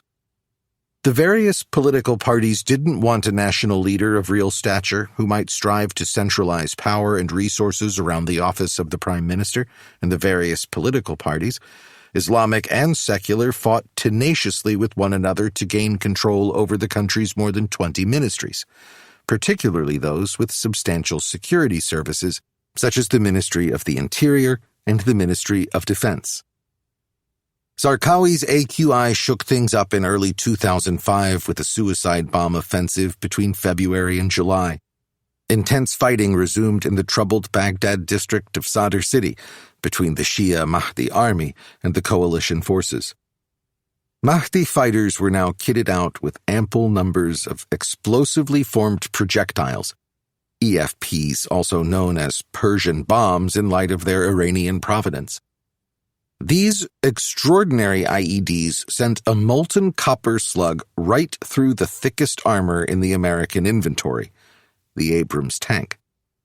The presence of these weapons confirmed a wealth of other intelligence that Iraq's shadowy Quds Force, a cross between the CIA and the Special Forces, was actively supporting Shiite armed groups in their attacks on Americans. In July 2005, Zalmay Khalilzad, the urbane and highly experienced former U.S. ambassador to Afghanistan, arrived to take over the ambassadorship from John Negroponte. The new envoy recognized almost immediately that all was not well with the current American approach to the war. He put together a joint civilian-military task force, the Red Team, to study the conflict in detail and offer recommendations. It came to an unambiguous conclusion. The current strategy was failing. The struggling Iraqi security forces showed a distinct lack of proficiency and reliability. Indeed, there was a good chance they could lose ground to the insurgency in central and western Iraq, or perhaps lose control of Baghdad. The United States needed to shift to a population-centric counterinsurgency strategy, and it needed to be led by American maneuver units working with the Iraqi forces. General Casey balked. The Bush administration, too, was unwilling in the fall of 2005 to abandon the fanciful idea that somehow a coherent professional security force could be fashioned and put into the forefront of the struggle. It would take another 15 months of largely bad news and declining support for the American war around the world and at home for President Bush to shift gears. But it would not be all bad news. Tal Afar. In mid-2005, Tal Afar, a city of 250,000 in western Nineveh province near the Syrian border, was a Sunni insurgent stronghold and training ground.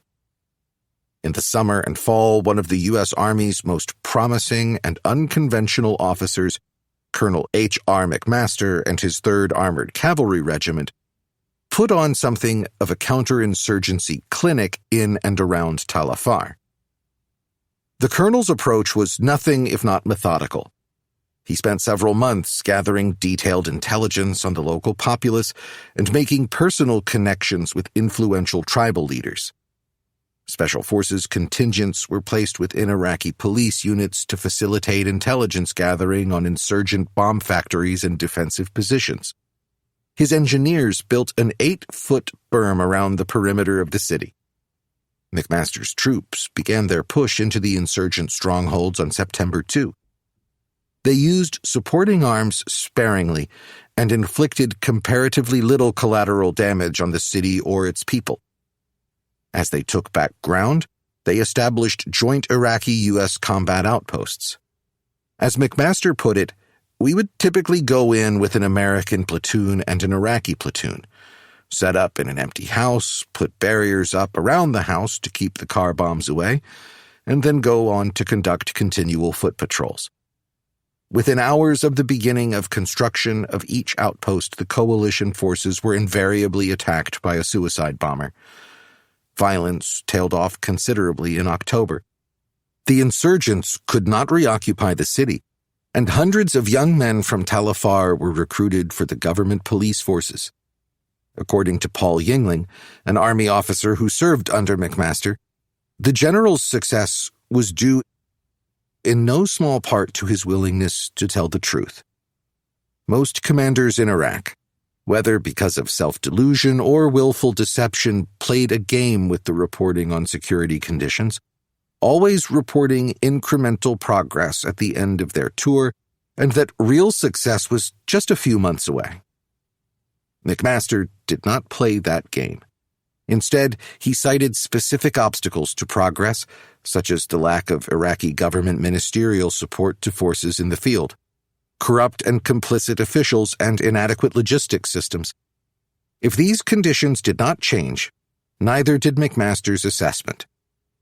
These blunt assessments infuriated McMaster's bosses, but also garnered the regiment resources unheard of for other brigade combat teams, including national intelligence assets, de facto control of U.S. Special Forces, and a massive infusion of reconstruction funds. At about this same time, the U.S. Marines used essentially the same strategic approach to oust al-Qaeda in Iraq from its stronghold in Qaim and 4 surrounding towns in Anbar province. Here, a well-regarded battalion commander, Lieutenant Colonel Dale Alford, established small local outposts from which his troops ran constant patrols. He also negotiated an agreement with 5 anti-AQI tribal chiefs to provide a battalion of local militia to help them keep AQI and other insurgents out of the area. The chiefs had grown resentful of AQI's draconian regulation of everyday behavior and its co-opting of their own smuggling networks. Alford's efforts marked the beginning of the Sunni awakening, in which tens of thousands of Sunni fighters abandoned the insurgency during 2006 and 2007 in favor of fighting with the Americans against the AQI-dominated insurgency.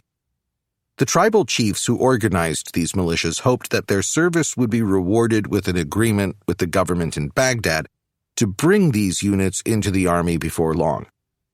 Casey, for his part, supported the efforts of McMaster and Alford, who were operating on the geographical margins of the fighting, but he resisted the idea of expanding population-centric counterinsurgency efforts to his entire command. The awakening would play a crucial role in the next phase of the war. Iraq explodes in sectarian violence. Zarqawi had long sought to foment violence between the Sunni and Shia communities on a massive scale, both to ensure the failure of the American-supported regime and to encourage Sunnis to turn to his own organization for protection. In 2006, he succeeded, though he would not live to see the sectarian violence reach its dreadful pinnacle in the fall of 2006. On February 22, after AQI insurgents dressed as Iraqi government commandos destroyed the Great Golden Dome of the Al-Askari Mosque in Samarra, a much revered Shiite shrine, Iraq, to all intents and purposes, disintegrated into civil war. Before the attack, most Shiites had followed the advice of the Grand Ayatollah Ali al-Sistani, an influential Shiite cleric, to refrain from launching armed reprisals against the Sunni insurgents. After the attack, Shiite militia mobilized and began to launch dozens of attacks against Sunni religious sites as well as Sunni neighborhoods. The locus of the fighting was in the mixed neighborhoods of Baghdad and to a lesser extent other cities in the 4 provinces that make up the Sunni Triangle. The intensity of the violence sharply escalated in the spring and early summer. By June, the UN reported that more than 100 civilians a day were being killed in sectarian violence. Baghdad descended into a kind of Hobbesian universe of anarchy, terror, and hundreds of local battles between armed groups struggling to gain and maintain control over a few square blocks of real estate. In August, General Casey launched Operation Together Forward, a futile effort to stem the surge in violence and re-establish government control over the city. The trouble was many of the Iraqi army and police units sent in to secure the neighborhoods, once American forces had cleared them of insurgents, became the perpetrators of further violence against the Sunni population. They denied Sunnis access to food and to hospitals. At night, Shia death squads tortured and killed Sunni civilians and left their corpses in the streets. An American battalion commander in the thick of the clearing operations realized, much to his chagrin, that his Iraqi National Police allies were in place not to protect, but to facilitate attacks on the population, to intimidate and dominate the Sunni population and support the militias that were doing the dirty work. Meanwhile, Zarqawi's forces kept up a steady drumbeat of suicide bombings and IED attacks and established control over a substantial number of neighborhoods in Baghdad thanks to its success in establishing a network of training centers, bomb-making facilities, and defensive strongholds in towns and villages on the outskirts of the city. The Iraqis called them the belts of Baghdad. The belts also included the networks of roadways, rivers, and other lines of communication that lie within a 30-mile radius of Baghdad and connect the capital to the rest of Iraq. AQI also established control over the Triangle of Death south of the city and in many towns north of the capital along the Tigris River. Wherever it gained control, Al-Qaeda in Iraq imposed its draconian edicts on the population, banning music, smoking, and drinking, and killing anyone who failed to adhere to its rigorous social-religious program. Zarqawi was killed at a JSOC airstrike on June 7, 2006, but his successor, Abu Ayyub al-Masri, had little difficulty continuing to launch IED and suicide bombing attacks of increasing sophistication. In October 2006, Masri rebranded AQI as the Islamic State of Iraq, ISI. Things were not looking good for the United States. A secret CENTCOM study dated October 18 presented a very grim picture of the overarching dynamics. One dramatic slide showed a graphic that got to the heart of the matter. On a spectrum between peace at one end and chaos on the other, Iraq had been moving steadily toward the chaos red zone every month since February. The index factored in a great number of variables: levels of militia activity, civilian assassinations, declining influence of moderate political figures, and the numbers of civilians forced to flee their homes to escape sectarian cleaning operations, among others. Violence, the report said, was at an all-time high, spreading geographically. On November 23, ISI launched its most ambitious and destructive series of attacks thus far in the war. Sunni insurgents first laid siege to the headquarters of the Shiite-run health ministry in northeastern Baghdad, about 3 miles west of Sadr City. Gunmen blasted away at the ministry with mortars and machine guns, then fled with the arrival of ground forces and American helicopter gunships after about 2 hours. Over the course of the day, no fewer than 5 powerful suicide bombs exploded in marketplaces and key intersections in Sadr City, turning the poor Shia district into a charnel house. More than 200 people were killed, and even more were wounded. Most of the victims were Shias. An American national intelligence estimate at this time asserted that the Iraq War had become the cause célèbre for jihadists, and is shaping a new generation of terrorist leaders and operatives. Political leaders from Sunni, Shia, and Kurdish political parties appeared on television together and made an urgent appeal for an end to the killings. But the vicious fighting continued. On November 26, Prime Minister Nouri al-Maliki said in a news conference that Iraq's politicians were largely responsible for the surge in violence that had engulfed the country over the past week. These actions are the reflection of political backgrounds and wills, and sometimes the reflection of dogmatic, perverted backgrounds and wills, he said. The crisis is political, and the ones who can stop the cycle of aggravation and bloodletting of innocents are the politicians. What was to be done? This was the pressing question for the Bush administration as a new year approached. Chapter 14. Iraq, the Surge, and Afterward.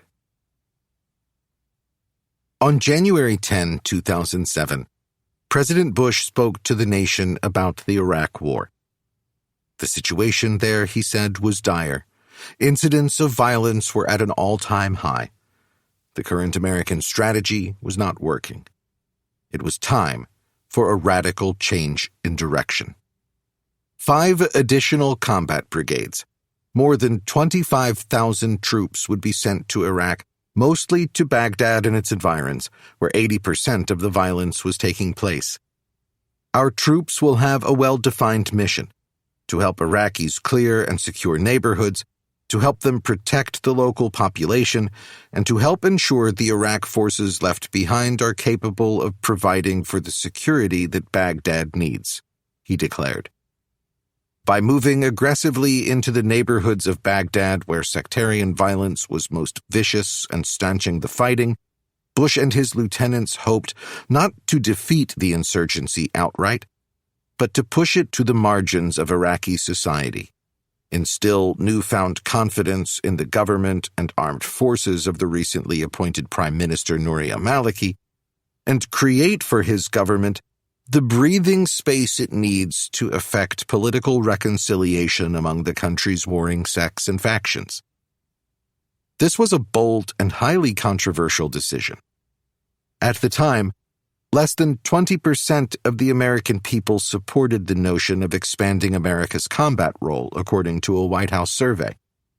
The Republican Party had been trounced in the congressional elections just 2 months earlier.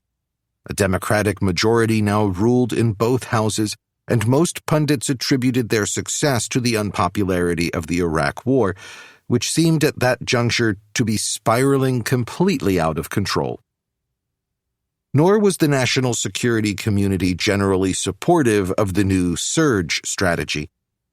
Only a month earlier, the prestigious Iraq Study Group, led by Republican foreign policy heavyweight and Bush family confidant James Baker and former Congressman Lee Hamilton, a Democrat with superb foreign policy credentials, had called on the administration to revamp and accelerate the training of the Iraqi security forces and to begin a diplomatic offensive with Iran and Syria with a view to working out a new regional security plan. The United States needed to be diminishing its role in the fighting, not expanding it. Senator Joe Biden was a member of a group of foreign policy experts who favored partitioning Iraq into 3 regions, one for the Kurds, one for the majority Shia, and a third for the Sunni populace. The Joint Chiefs of Staff expressed strong reservations about Bush's new plan, on the grounds that expanding America's combat role in Iraq while the Afghanistan conflict was still brewing would have a deleterious effect on morale and readiness in the services to deal with other contingencies. Many soldiers and Marines in combat units had already served 3 or 4 tours in war zones. The fact was that neither service was organized to fight 2 long-running ground wars simultaneously. Many military and Middle East experts were outspoken in their view that the new strategy was too little too late. Iraq, they said, was now a failed state, wholly given over to violence, not only between major ethnic, religious, and political groups, but within those groups as well. Besides, the critics said the Maliki government was hopelessly corrupt. Its ministries crammed with officials who were using government resources and security personnel to settle scores with their rivals and enemies. Nonetheless, by Thanksgiving of 2006, Bush had decided that the surge strategy offered the United States a realistic chance to reverse the slide toward total chaos in Iraq. His thinking had been shaped by a diverse group of advisors, formal and informal. His own NSC staffers, Brent McGurk and Megan O'Sullivan, had pointed out as early as August 2006 that General Casey had no plan in the works for stanching the rising violence and chaos in Baghdad, and that given the weakness of Iraqi forces, more American combat forces would be needed to restore some semblance of order. Casey's strategy had been overtaken by events.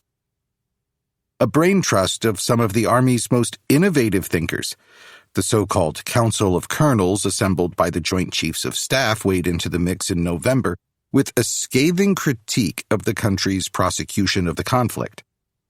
The United States, said the colonels, was losing the war.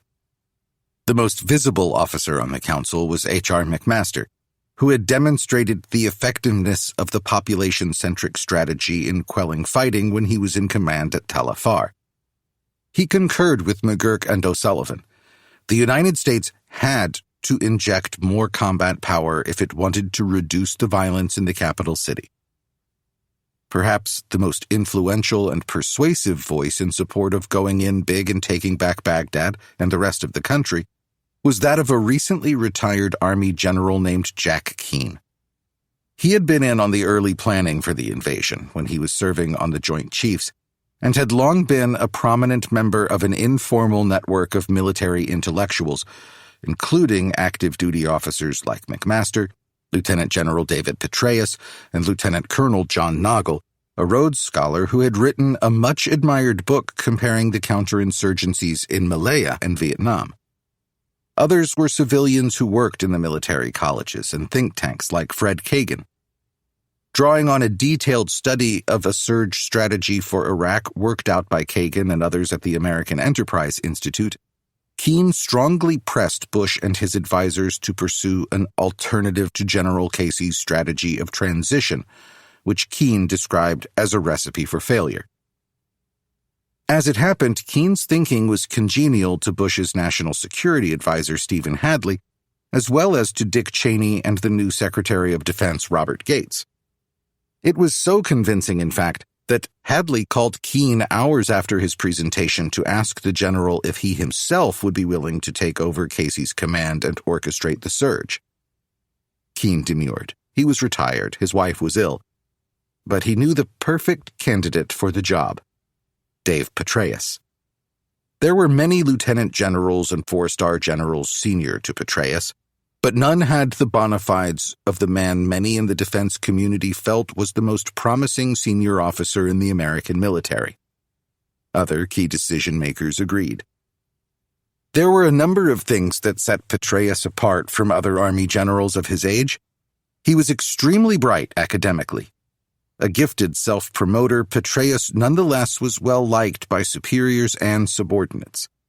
He was an excellent communicator and had an ingrained habit of thinking for himself, but he also tested his ideas and policies by subjecting them to formal and informal criticism.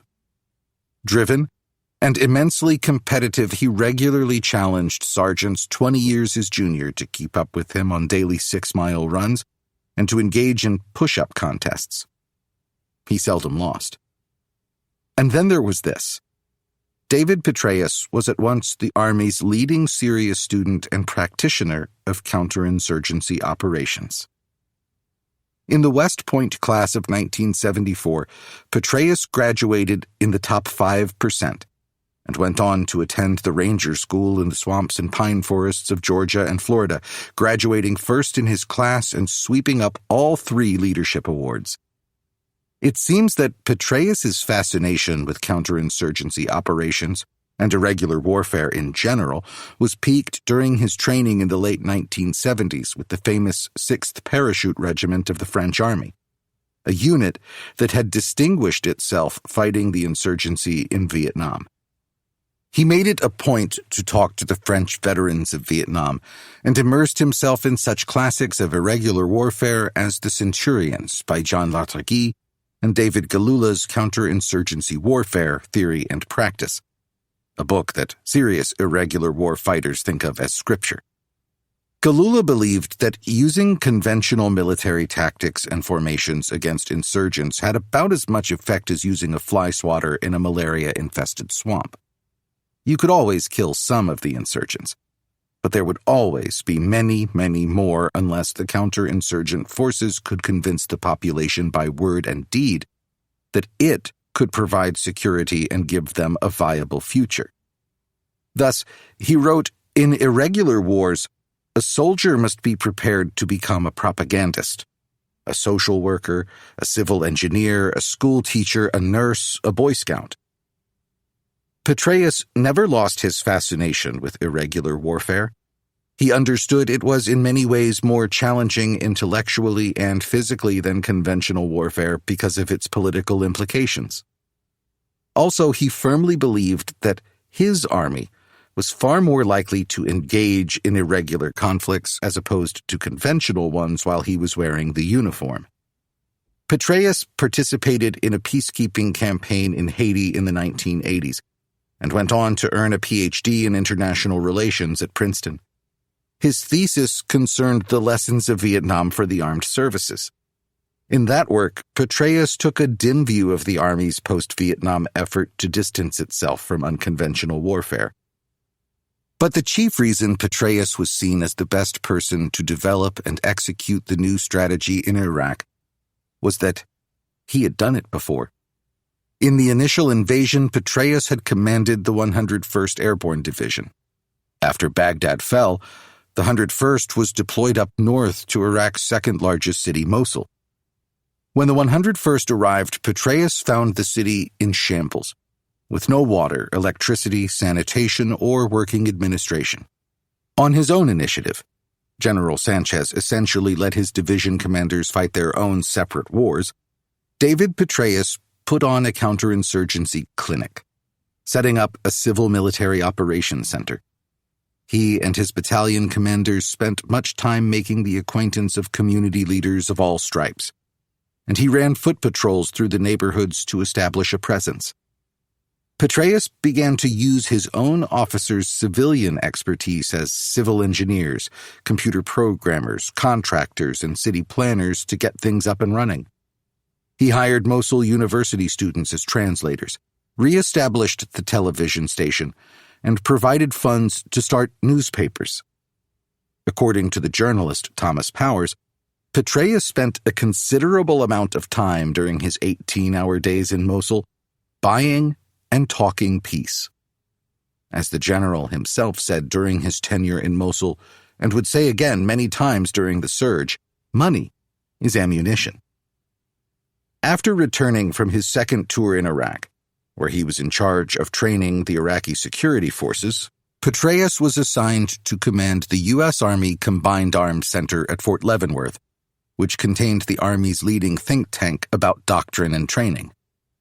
At Leavenworth, Petraeus, with the support of the U.S. Marines' most respected General Jim Mattis, pulled together some of the military's other independent thinkers, including H.R. McMaster and John Noggle, to write and publish a new Army-Marine counterinsurgency manual. The book was greeted with a very enthusiastic review on the front page of the New York Times Book Review, no less. The publication of the manual, coming as it did in the thick of a war that seemed to be on the verge of being lost, amounted to a sort of oblique self-criticism by the Army. The traditional focus on kinetic, high-tech operations had failed. The U.S. Army had to change the way it thought as well as the way it fought. Petraeus wanted to employ American soldiers in the way that David Galula had envisioned in order to pull Iraq back from the edge of anarchy and disaster. What exactly was the surge strategy? The term surge has come to be associated in the popular mind with a series of military offensives from spring 2007 to July 2008, first in Baghdad and its surrounding belts, and later in other contested areas of Iraq that resulted in a dramatic decrease in violence between the country's warring militias and the marginalization, however temporary, of al-Qaeda in Iraq.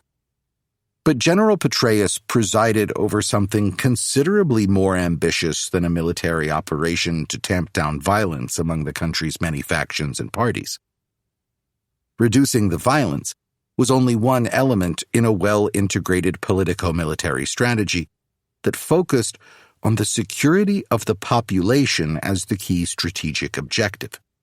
The central thrust, writes one of the Army's leading strategists, was a bottom-up and top-down political effort to foster reconciliation by improving local living conditions and simultaneously beginning the slow growth in the local and provincial government's ability to respond to the needs of its citizens.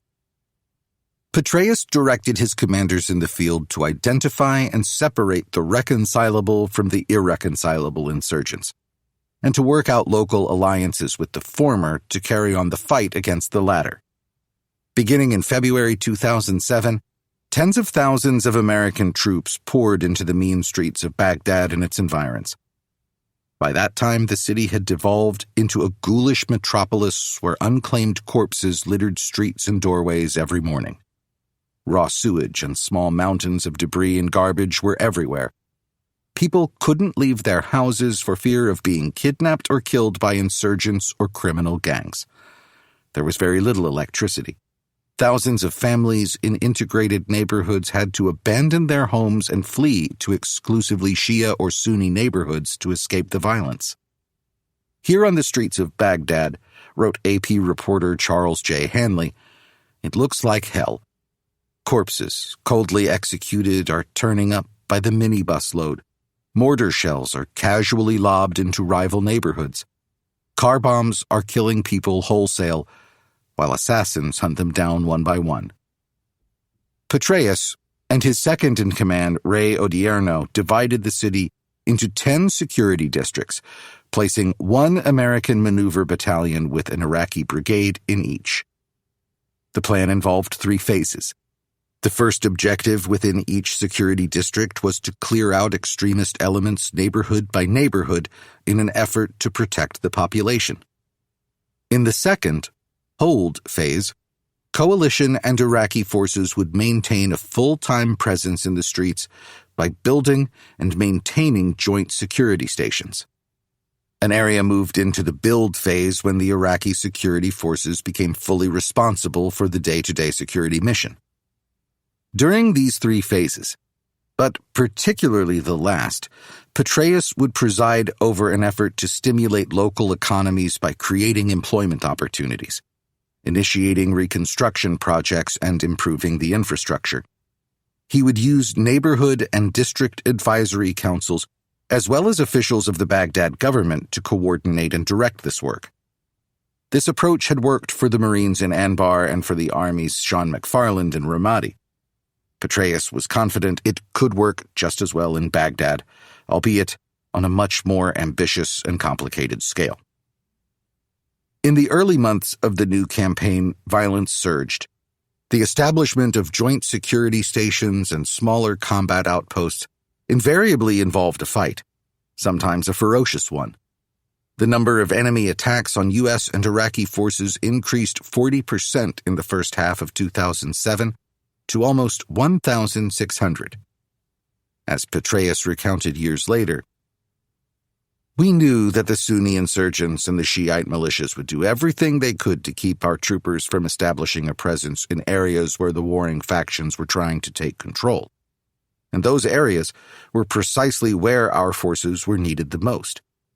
The insurgents would do all that they could to keep us from establishing our new operating bases, sometimes even employing multiple suicide car bombers in succession in attempts to breach outpost perimeters. In December 2006, an AQI document captured in a raid confirmed what Petraeus and Odierno had suspected for some time. It claimed that the most important battle which is happening now is the Battle of the Baghdad Belts.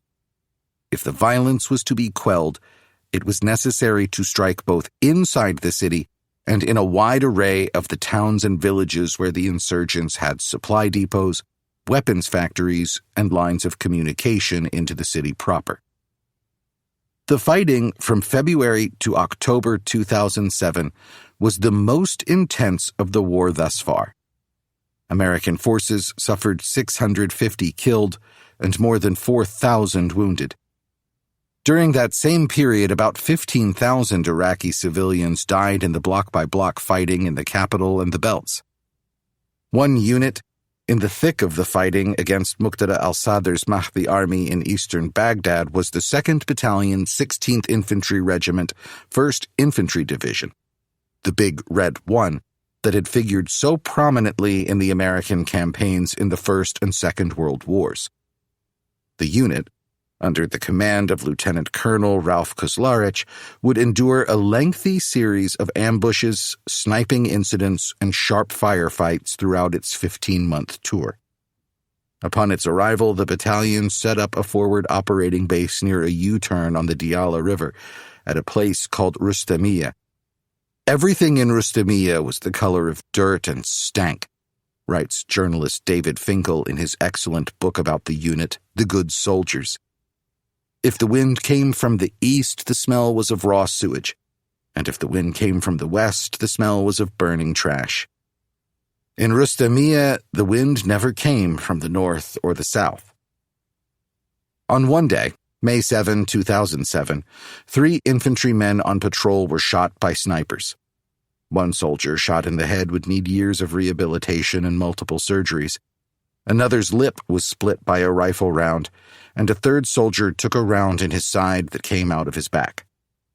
But snipers were not the most feared enemy. Explosively formed projectiles, EFPs, were. The first death sustained by the unit was inflicted by an EFP explosion. An IED worth about $100 destroyed a $150,000 Humvee instantaneously. As Finkel recounts the scene, in went the slugs through the armor and into the crew compartment, turning everything in their paths into flying pieces of shrapnel. There were 5 soldiers inside. 4 managed to get out and tumble bleeding to the ground, but 1 soldier remained in his seat as the Humvee, on fire, now rolled forward, picked up speed and crashed into an ambulance that had been stopped by the convoy. The ambulance burst into flames as well. After that, 1,000 or so rounds of ammunition inside the Humvee began cooking off and exploding, and by the time the Humvee was transported back to the base, there wasn't much left to see. As the battalion doctor noted on the soldier's death report, severely burned, and then added, beyond recognition. June was a tough month for Kozlarich's battalion. The unit sustained 4 killed. In addition, 1 soldier lost a hand, 1 lost an eye, 1 was shot in the head and survived, and another was shot in the throat.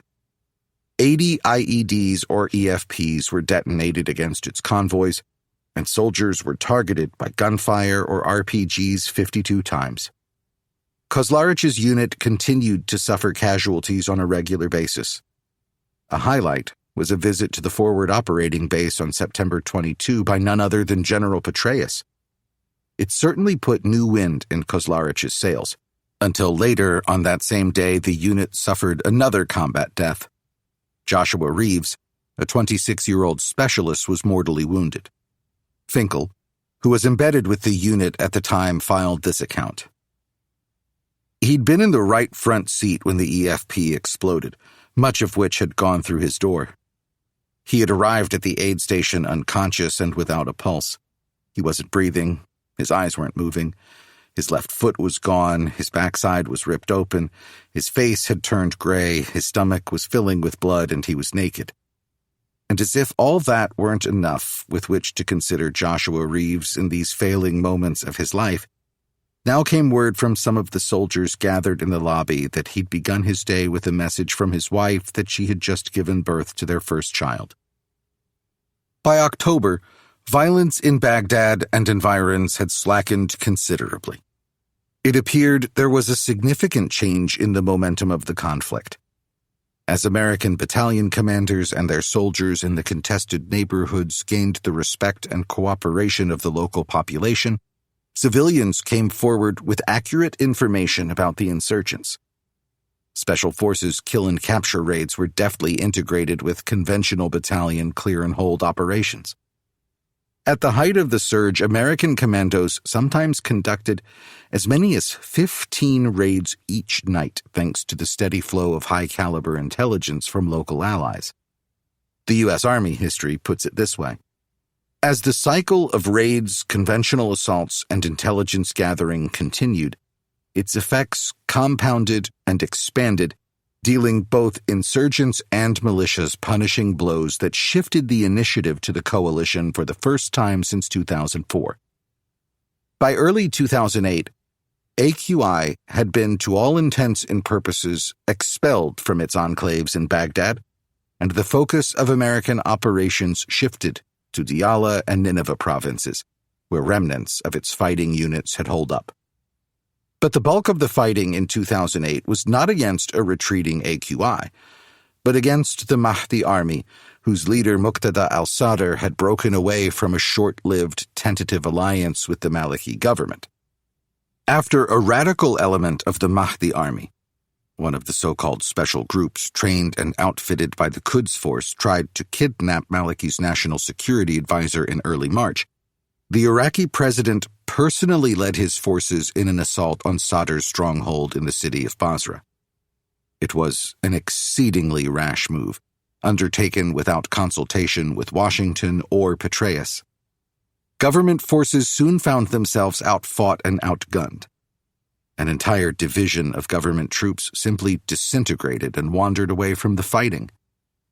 Petraeus rapidly sent in combat advisors, intelligence assets, and most importantly, air power, and the battle quickly turned.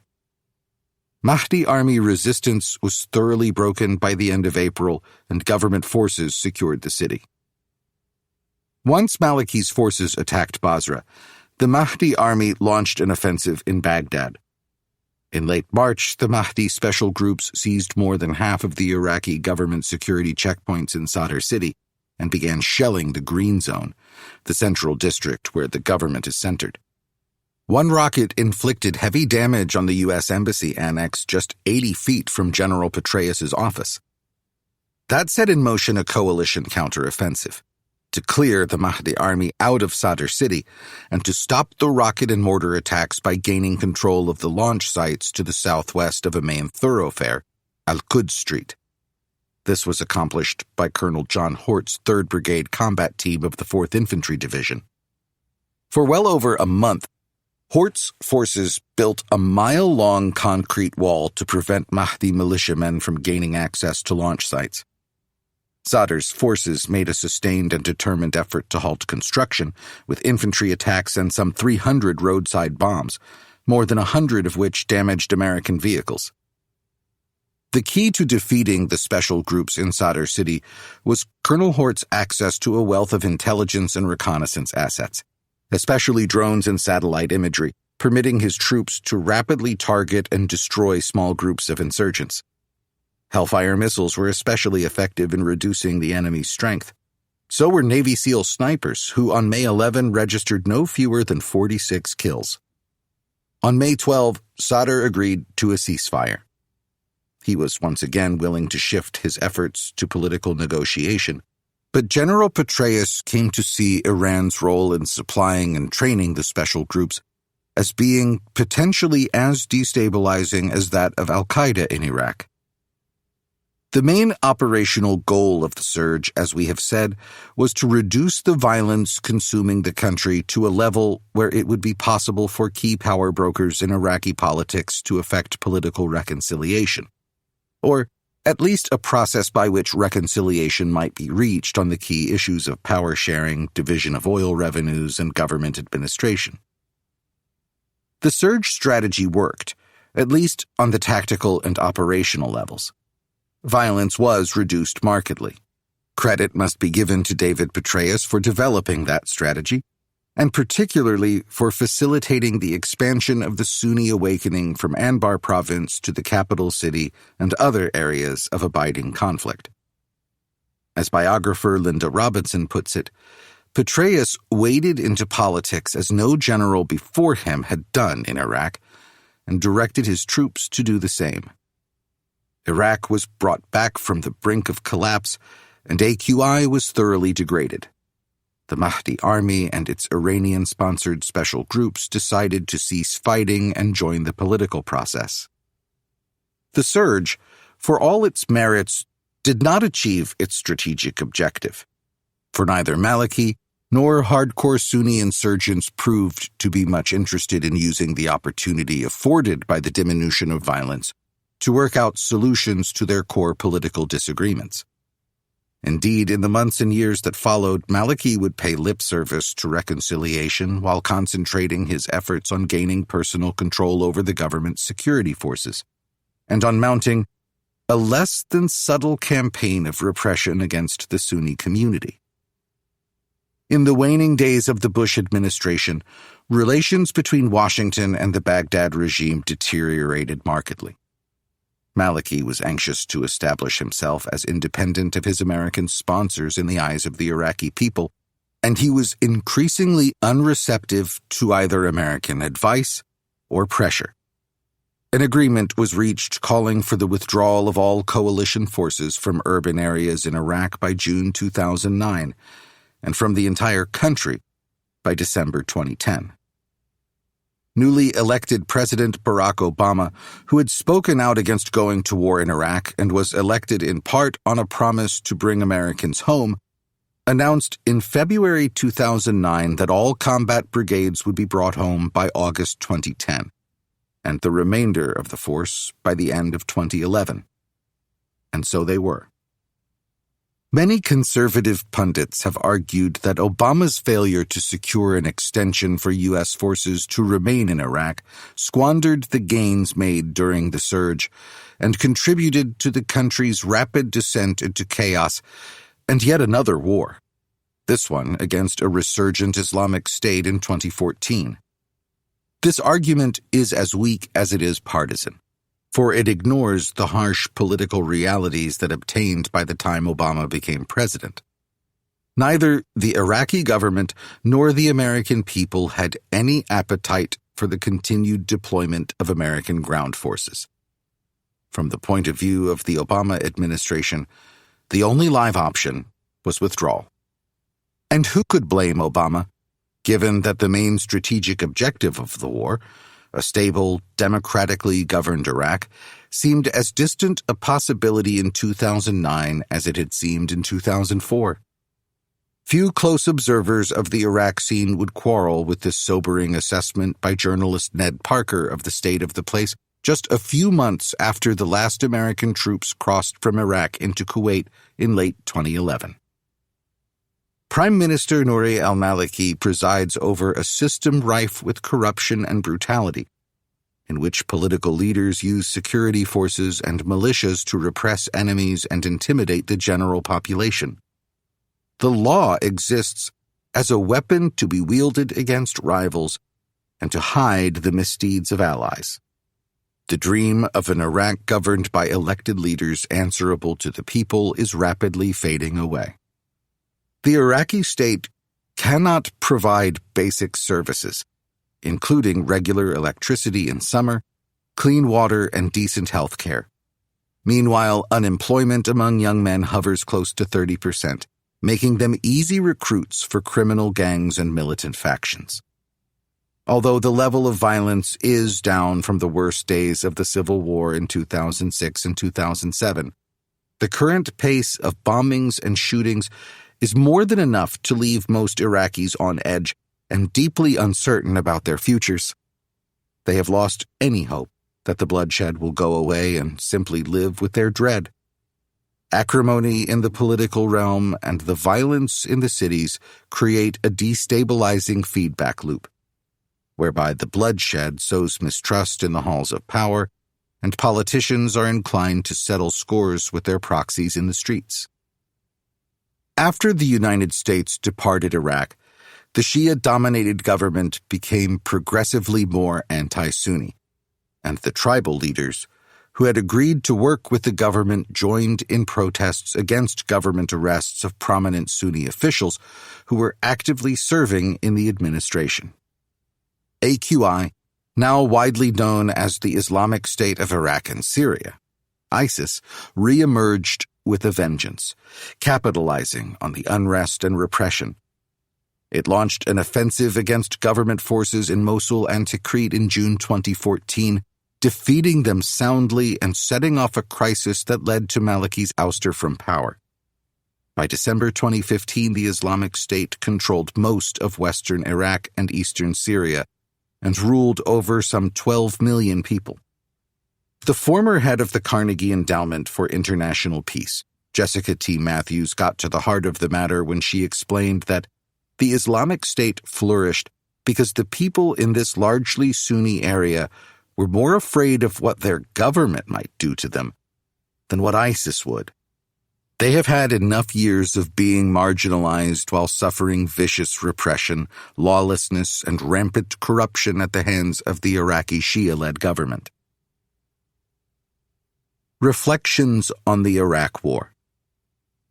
The conflict in Iraq, like virtually every other American irregular war since Vietnam, was never going to be resolved by military means. Yet, even as the surge dramatically reduced sectarian warfare and the overall level of violence, the country's leading political and religious figures seemed to lack the will, as well as the temperament to fashion compromises, to work out a method for resolving, or at least containing their differences. They were both victims and products of a dysfunctional political culture long characterized by intrigue, political violence, and backroom deal-making by operatives with little or no commitment to acting in the national interest. Most of Iraq's leading politicians didn't so much embrace the post-Saddam government apparatus as exploit it for their own narrow ends. As a leading expert on Iraqi politics puts it, the men who ran the country's 20-odd national ministries were beholden first and foremost to their parties rather than to the prime minister and the central government. The notion of collective cabinet responsibility was secondary to the loyalty of the ministers to their varying ethno-sectarian groups. In such a structure, the government had begun to resemble a collection of autonomous fiefdoms over which the premier had nominal authority. It became common to refer to a government ministry not by what it was supposed to do, but by who owned it, which party or group had first claim on its loyalty, as well as its largesse. Consensus building seemed to be a foreign concept to the Iraqi political class. Leading Iraqi politicians, observes another well-known American expert on Iraq, stole from the public treasury and encouraged their subordinates to do the same. They cut deals with nefarious figures, many in organized crime. They built up their militias and inserted them into the various security services. They used the instruments of government to exclude their political rivals from gaining power. Of course, it would be absurd to suggest that the failure to establish a stable, pro-democratic Iraq belongs only to the Iraqi political class and the various segments of the nation's population they represent. The United States bears a heavy responsibility for this failure, for it started an unnecessary war, using military force recklessly to destroy the Saddam regime without possessing a coherent plan for putting the country back together. As we have seen, the list of Washington's strategic and operational blunders is a long one, from lack of preparation to deal with the failed state and poor selection of Iraqi allies, to disbanding the Iraqi army and barring most Baathists from future public office. Once again, as in Vietnam, the army tried to fight a counterinsurgency war with kinetic operations and tactics that were guaranteed to alienate the local population, whose loyalty the coalition was trying to capture. The United States military was never defeated in a major battle against the bewildering array of insurgent forces it confronted, but this should not obscure the fact that Washington lost the war in a political and strategic sense. As a direct result of the turmoil and suffering brought on by a reckless and unnecessary war, the Islamic State was able to rapidly expand in numbers and lethality, to defeat U.S.-trained Iraqi forces, and to assume control over vast swaths of both Iraq and Syria. It took yet another 4-year war, this one without a large American ground force, to push the Islamic State out of Iraq. The conflict thoroughly discredited the Bush doctrine of preventive war, revealing the extreme hazards that can result when the executive branch of government is able to bypass the normally deliberative national security decision-making process and use a great national crisis as a cover for pursuing hopelessly naive and arrogant policies in the Middle East. Like Vietnam, Iraq exposed the limitations of raw military power in trying to secure complicated overseas objectives, as well as Washington's persistent incapacity to integrate political and military programs to produce the desired results. The U.S. Army's official history of the conflict said it well. Peacekeeping, the process of nurturing reconciliation, building desirable and tolerant institutions, and carrying out political and economic transformation are intensely challenging tasks. U.S. efforts toward this end in Iraq were insufficient, disjointed, and ultimately unsuccessful. From the initial decision to undertake the invasion up through the surge of 2007, the caliber of American strategic decision-making was nothing short of abysmal. Much like the Johnson administration of the early and mid-1960s, the Bush team overestimated the capabilities of local allies to form a viable government in Baghdad. Many, indeed most, of the American strategic and operational blunders in Iraq stemmed from a profound ignorance of the exceedingly complicated political dynamics at work in Iraqi society. As the official U.S. Army history puts it, America's leading decision-makers and implementers of strategy did not understand the relationships and rivalries among the various Iraqi factions, political parties, communities, and tribes. As a result, U.S. units found it difficult to discern the enemy's strategic and operational intent throughout the war, and to discern the motivation of the factions and individuals who comprised the government and its armed forces. The Iraq War demonstrates that, in irregular warfare, conventional military power is no substitute for the skillful application of coercive diplomacy and political warfare, neither of which has been an American strength. Chapter 15: Losing Afghanistan. Even before Operation Anaconda, the last major initiative of Phase 1 of the Afghanistan War was in the books, the Bush administration had decided to switch its main military effort to Iraq, for a bizarre cluster of reasons discussed earlier in our story.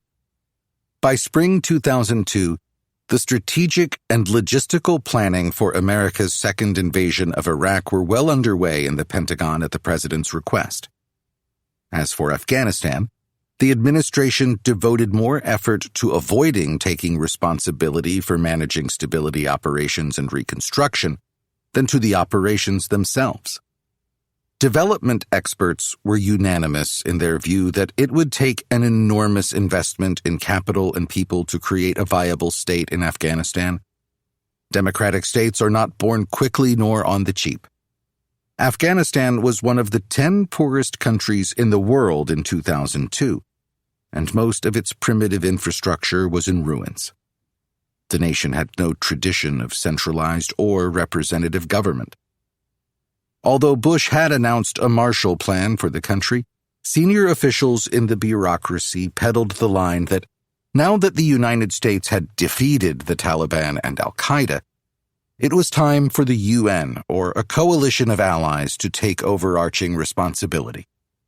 An initial agreement divided responsibility among a few Western powers, allocating training the army to the United States, the police to Germany, the judiciary to the Italians, and counter-narcotics to the British. Trouble was, not a single one of these nations was willing to deploy sufficient personnel or funds to get things bubbling. And the NATO troops operated under an initial list of 83 restrictions. As journalist Michael Hastings tells us, the Dutch resisted working more than 8 hours a day. The Italians and Spanish were discouraged from taking part in combat operations. Another country refused to do counter-narcotics, yet another would only take part in counter-narcotics. A few wouldn't fight after a snowfall, the Turks wouldn't leave Kabul, another nation wouldn't allow Afghan soldiers on their helicopters. After months of indecision and hand-wringing, the international plan was scrapped. What followed was an extended series of new nation-building initiatives over the next decade and a half, many of which appeared to work at cross purposes. Hopeful State Department bureaucrats and generals spoke on a regular basis of progress and the anticipation of more of the same. But in reality, virtually all of the schemes sputtered out and were abandoned. Ultimately, the entire project collapsed under the weight of delusions, corruption, and dysfunction on a grand scale. Taken together, historian Conrad Crane reports the nation-building programs were never adequate to achieve real reform, but more than enough to fuel rampant corruption. It was only American funding and troops that preserved the charade of a viable national government in Kabul. For the remainder of George Bush's tenure, he left office in January 2009, the president and his foreign policy advisors were afflicted by a toxic amalgam of strategic naivete, inattention to key developments, and downright incompetence. More than a dozen American generals would command coalition military forces in Kabul before it was all over. Each was a product of the best military education system in the world. Yet once in the saddle, most of these officers displayed an alarming willingness to best case the situation on the ground to their Washington superiors. Assessments focused on small and temporary successes and downplayed the much more prominent mountain of evidence that the American project in Afghanistan was failing. The emergence of a new government. The core developments in the war from 2002 to 2005 were the emergence of a new set of underfunded and weak state institutions and a military failure to stanch the influx of Taliban fighters and their Islamic militant allies. The apparatus for a new government emerged gradually, with fewer difficulties than the experts had predicted. Karzai was elected the first president. He had been the interim chief executive in October 2004. Afghans at this time were full of hope, and they came out in droves to the polls despite fears that insurgents would try to prevent them from doing so. In spring 2005, elections went smoothly for a new parliament, with 40 positions reserved for women.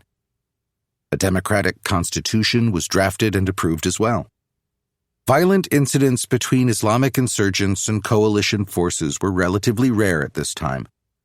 Fewer than 100 U.S. service members were killed each year between 2002 and 2005. President Bush and his chief emissary, the Afghan-American diplomat Zalmay Khalilzad, strenuously resisted Karzai's inclination to reach a rapprochement with the Taliban with a view to integrating them into national political life. The United States and Karzai chose to fill the fledgling central government departments with a diverse array of political players, from tribal chiefs to warlords to regional power players, who had two things in common: a disdain for the democratic principles espoused by the Americans, and an iron determination to use their official governmental positions to exclude their rivals and enrich themselves and their own constituencies. As two well-regarded British historians of the early years of the conflict report, the Americans and Karzai had to choose between constructing a merit-based government that would promote solely on ability and include a high proportion of Afghan technocrats returned from abroad, and trying to use the government apparatus as a way of keeping the disparate and potentially violent political factions in balance. Inevitably, he erred toward the latter. The result was that the heads of ministries used their portfolios to provide opportunities for their supporters and to enhance their personal positions. The process of converting more than 100,000 militia fighters into a national army formally fell to the United States. But Donald Rumsfeld steadfastly refused to devote the personnel or resources to do the job correctly. Indeed, he pushed for a small defense force of only 70,000 men and was content to keep costs down by allowing the warlords who had driven out the Taliban to retain their own forces. Astonishingly, it would take until 2009 for the Afghan National Army to reach 70,000 members, by which point it was clear that the force needed to be at least 3 times that size to establish anything remotely like stability. The Afghan army remained utterly dependent on U.S. and NATO logistics and air support. According to Carter Malkassian, the leading American historian of the conflict, resource shortages damaged not just the quantity, but the quality of the force. Each 1,000-man Afghan battalion was to receive 10 weeks of training, raised to 14 during 2005. Neither was enough to produce highly capable infantry. Trainers wanted 6 to 12 months. When resource limitations slowed the growth of the force, battalions started losing strength because new recruits were arriving too late to replace soldiers that retired or deserted. Training had to be curtailed to get replacements into their units. Chronic resource shortages hampered the development of the police, the Interior Ministry, and most other departments. Taliban resurgence. Under a canny military commander named Mullah Dadullah, the Taliban and its allies began to return to Afghanistan in significant force in late 2005, emboldened by thousands of highly motivated new recruits from the Afghan countryside, as well as from Pakistan and the wider Middle East. The American war in Iraq, with its highly publicized abuses of Islamic prisoners, fueled the fire of Islamic extremism. The resurgence of militancy would not have been possible without the persistent guidance and military support of the ISI, which remained determined to restore their Afghan Pashtun allies to power, despite Pakistani President Musharraf's promises to support the American-led crusade. Pakistani Frontier Corps forces were known to open fire on American Special Forces/CIA outposts along the Afghanistan-Pakistan border in order to allow Taliban units to maneuver back and forth. Between 2003 and 2006, the number of security incidents in Afghanistan, suicide bombers, IEDs, firefights, increased tenfold according to the United Nations. Slowly but methodically, the Taliban undermined the fledgling governmental apparatus in the countryside in much the same way that Viet Cong insurgents had done in South Vietnam. They infiltrated villages with small armed propaganda teams and announced to the people that they were going to take over the administration of justice, collect taxes, and break the back of the central government. They assassinated government officials, including teachers and district chiefs, and promised to kill ordinary Afghans who worked with the government in any way. As tough as the war was on American troops, who in truth lacked the ability to distinguish friend from foe, it was tougher on the poor Afghan civilians. A young American infantry officer described their fate. The war placed Afghan communities on the proverbial torture rack. Every faction wanted loyalty. Some demanded it. Tribes, local strongmen, the Taliban, the American-led coalition, each group pulled at the populace with maximal force in different directions. Showing loyalty to the American-led coalition or to the Afghan security forces would get you hunted by the Taliban, who possessed a long memory and showed no qualms about coming to your village to find you. On the other hand, showing loyalty to the Taliban would get you hunted by the American military. By early 2006, the Taliban had regained significant political and military strength in both Kandahar and Helmand provinces in the south, where British and Canadian forces were charged with their elimination. Canadian infantry battalions fought a series of brutal firefights in the Taliban's home province of Kandahar. Enemy forces were everywhere, reported the Canadian officer commanding a 2-battalion force. By September, Brigadier General David Fraser recognized that his units were not making any real headway. Every time his infantry pulled back to their base camps to regroup, new recruits arose to take the place of the many casualties from the previous actions. It was like digging a hole in the ocean, said Fraser. In eastern Afghanistan, the fight against the ever-expanding influx of enemy fighters was equally frustrating and arduous. In the rugged and remote valleys of Nuristan and Kunar provinces, Al-Qaeda set up small camps to train local recruits for suicide bombings and small unit guerrilla tactics. U.S. forces established hundreds of platoon and company-sized combat outposts to challenge insurgent penetration of the region. In the Korengal and Wegal valleys, American soldiers fought some of the most intense firefights of the entire war. One Army infantry lieutenant, a company commander in 2007, fought in 75 firefights in 5 months. The remote American outposts often came under assault by 100 to 200 insurgents armed with machine guns and RPGs, as well as heavy mortar and sniper rifles. In the summer of 2007, combat was particularly intense in the beautiful and unforgiving Korengal Valley, where American forces sought to prevent the movement of Taliban supplies and men along the strategically vital Pek River. The valley had long been a hotbed of resistance to foreigners.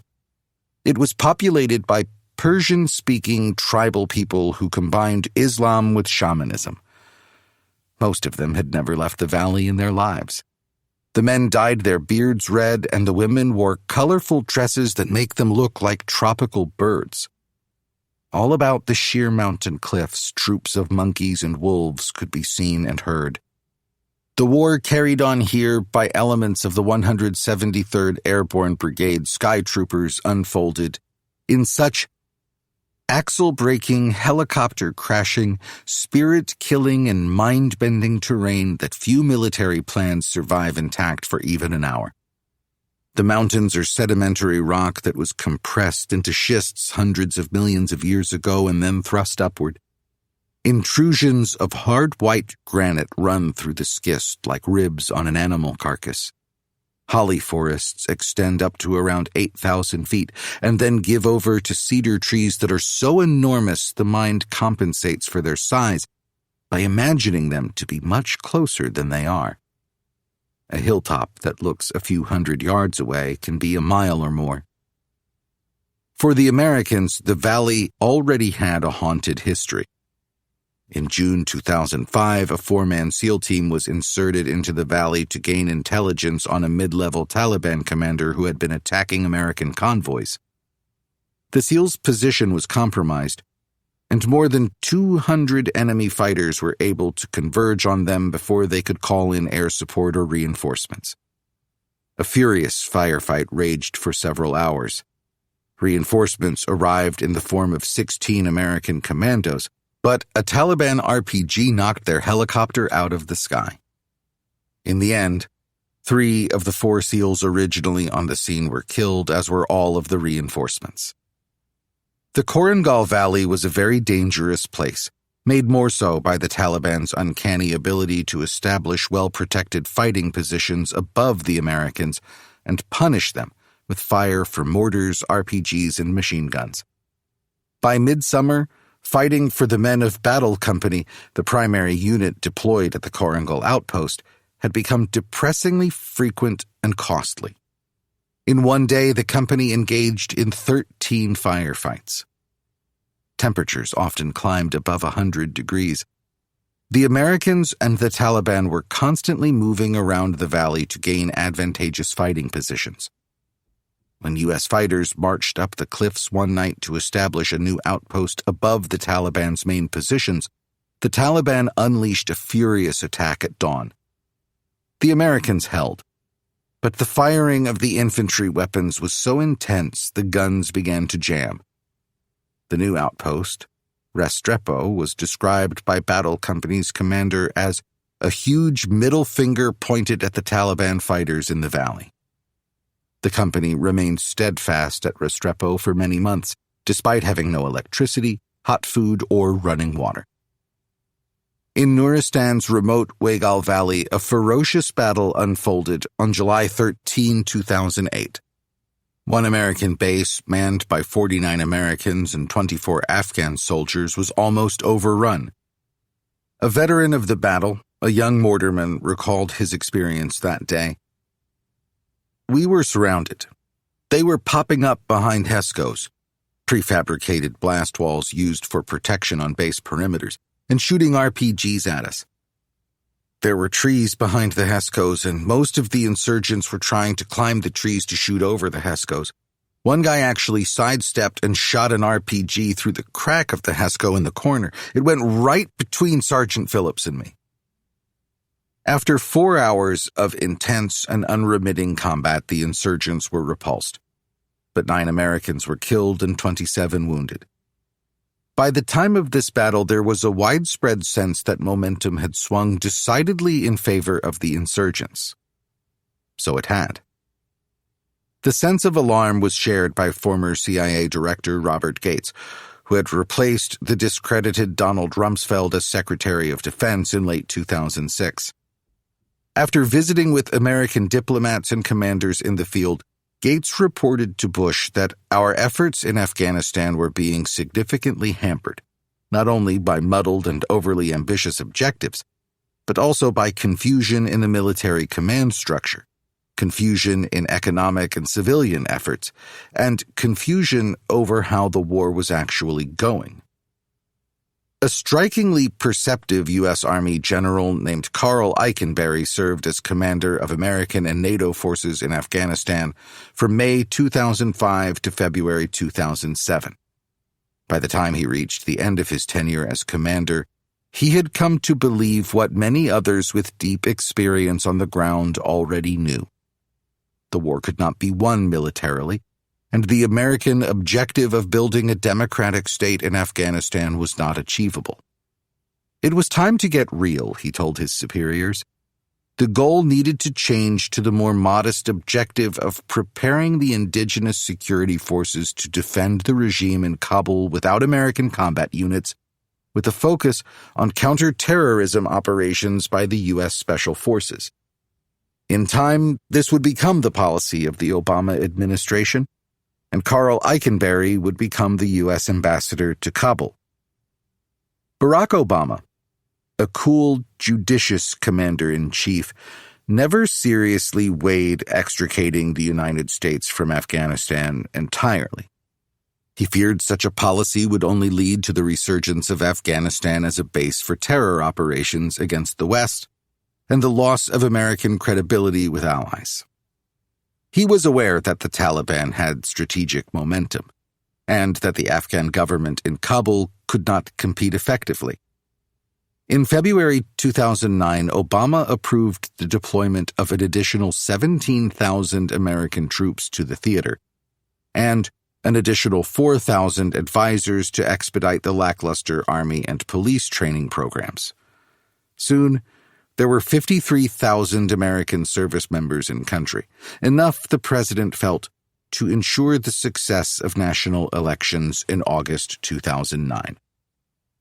Frustrated by the somewhat plodding approach of the current American commander David McKiernan, Obama replaced him with the charismatic and driven Army General Stanley McChrystal. It was in many ways an unprecedented development. The top field general of an American war was relieved of command, although he had committed no major gaffes and was clearly working according to the agreed plan. Secretary of Defense Robert Gates flew to Kabul to encourage him to resign, saying to him directly, "We have a new strategy, a new mission, and a new ambassador, Carl Eikenberry. I believe that new military leadership is needed."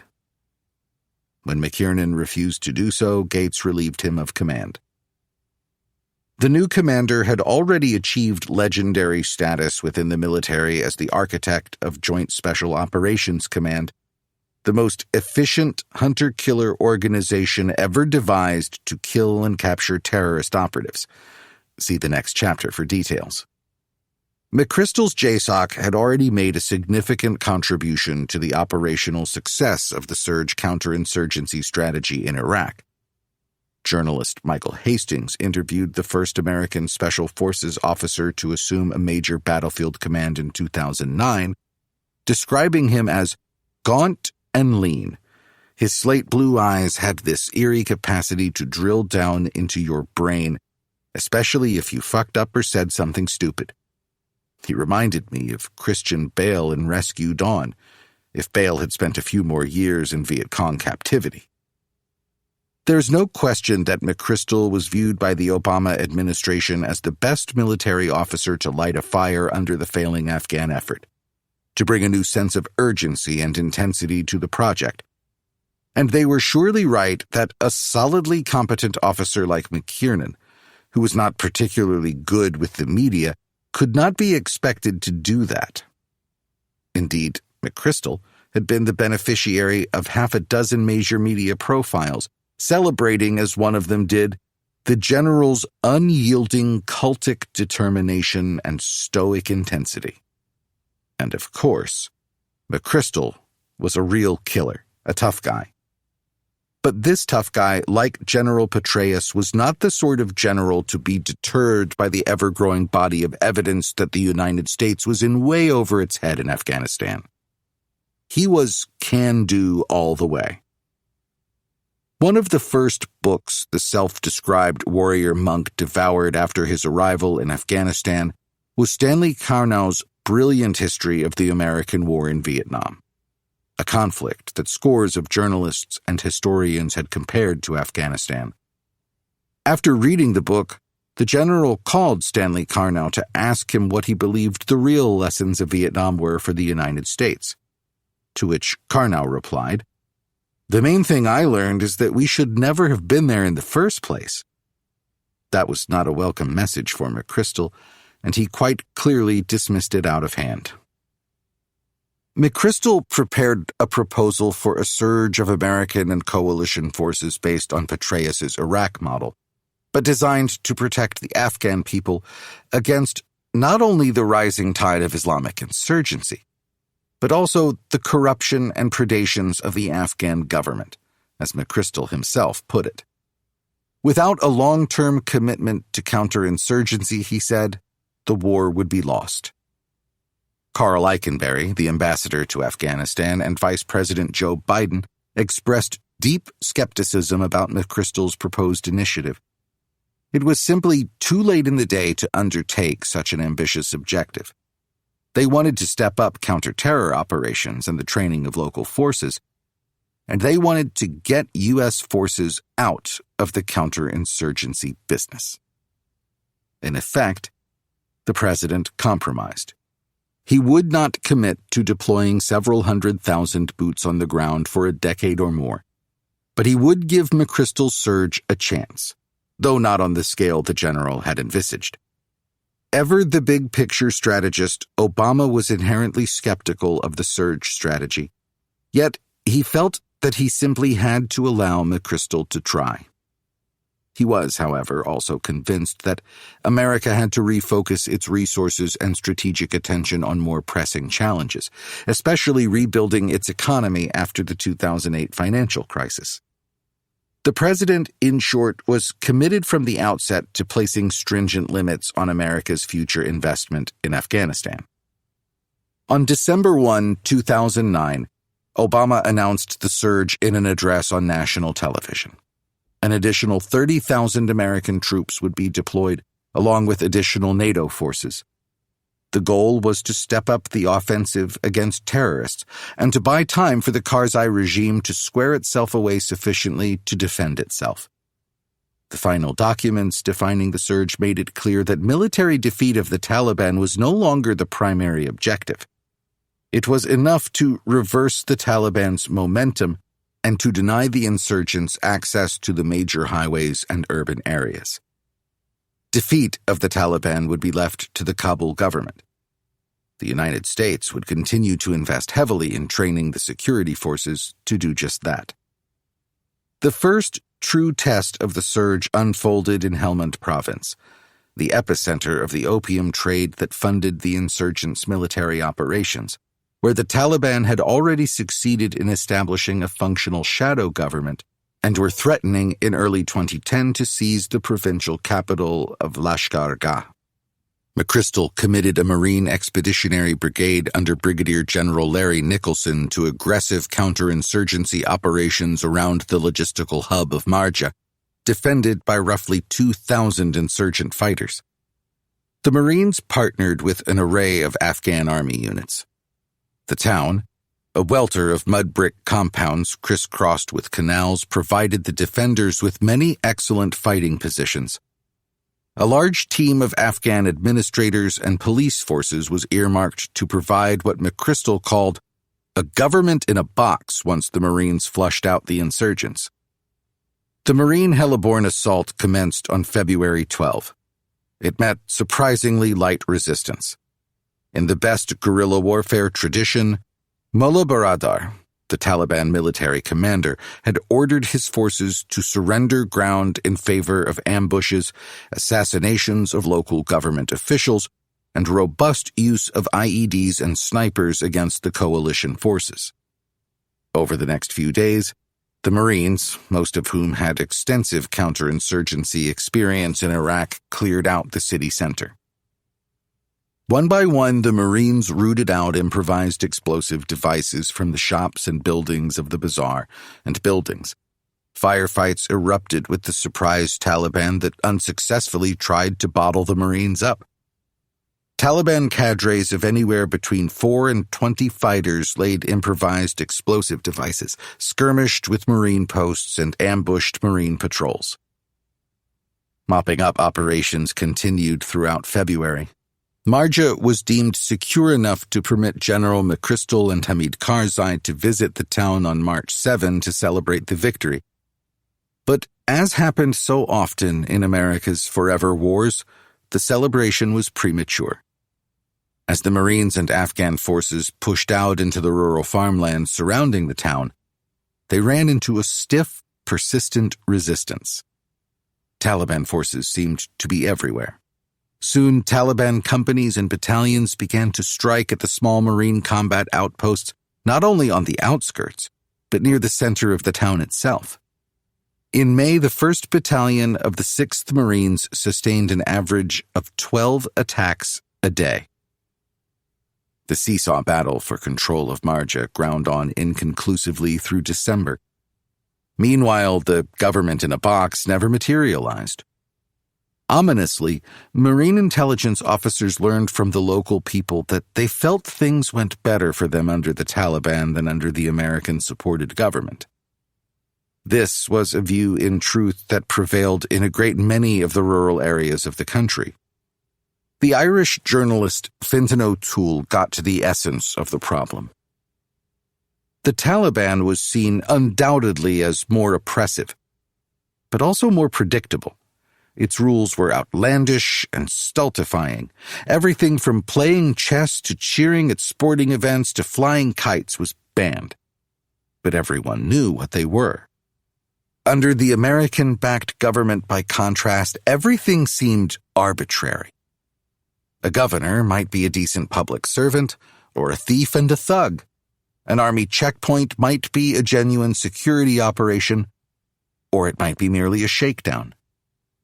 In 2010, the United Nations estimated that Afghans were paying $2.5 billion in bribes, almost a quarter of the country's official GDP, to government officials. Arbitrary government was not a theoretical evil. It was a daily experience of random rapacity. As a counterinsurgency operation, Marja failed. Indeed, counterinsurgency operations all over Afghanistan failed as well. U.S. Army Lieutenant Eric Edstrom, a West Pointer leading an infantry platoon early in the surge, lost his illusions in a big hurry after deploying to the Taliban stronghold of Maiwand district in Kandahar. It took less than a week before my platoon started getting ripped apart. There was no romantic daybreak assault, no action-packed shootout. Instead, as we drove down a dusty road, my squad leader's vehicle hit an anti-personnel mine linked to 250 pounds of homemade explosives. Before our tour was over, 25% of my men would become casualties. One soldier had his face and torso torn open by shrapnel after a pressure cooker filled with homemade explosives, bicycle chains and nails blew up nearby. Another was shot from 6 feet away by a member of the Afghan National Police who was high on drugs, a negligent discharge. A squad leader received a traumatic brain injury after getting blown up in his vehicle. Edstrom's platoon went from Maiwand to the Jari district north of the Arghandab River in Kandahar, where Mullah Omar had taught at a small mosque before the war. The Soviets had christened this district the Heart of Darkness in their war. It proved to be a living hell of IEDs, ambushes, and slashing attacks. Cynicism ran rampant in Edstrom's unit, as the Taliban regularly inflicted casualties with cheap, primitive weapons and bombs made from fertilizer, lamp cords, and car batteries. We were not winning hearts and minds. The only Afghans we were winning over, it seemed, were those who were becoming fat on American treasure. The government outreach to the population, key to counterinsurgency, was minimal. We were in a state of hopelessness. Soldiers were sustained by active denial and a stubborn fighting spirit. Not only were we not winning, no one knew what they were doing. In June 2010, the president forced McChrystal to resign for making derogatory remarks about his senior advisors to a Rolling Stone journalist. He was replaced by America's most celebrated soldier, General David Petraeus, the foremost expert practitioner of counterinsurgency in the United States Army, and an indefatigable optimist to boot. The new commander in Afghanistan hadn't been in country a full month before he received a troubling assessment from his most trusted intelligence officer, Derek Harvey. Our political and diplomatic strategies are not connected to our military strategy. It's not going to work. It was a prophetic comment, and one that echoed President Obama's sentiments far more than those of the irrepressible Petraeus. The commander of forces in Afghanistan continued to lobby the president to expand the American commitment in terms of time and troop strength. But Obama was in fact coming around to view the war more like Biden and Eikenberry than his commanding general. Like many junior officers, Lieutenant Eric Edstrom had become thoroughly disillusioned with the war he was tasked with fighting. On Halloween 2009, he came to an epiphany. The war on terror, the thing I had spent years of my life preparing for, was illegal, immoral, self-perpetuating, and counterproductive. We were supporting a mission that the soldiers had nicknamed Operation Highway Babysitter. It worked like this. The infantry secured the road, allowing logistics convoys to resupply the infantry, also that the infantry could secure the road so that logistics convoys could resupply the infantry. For several months, we did this with no greater follow-on objective, a complete waste.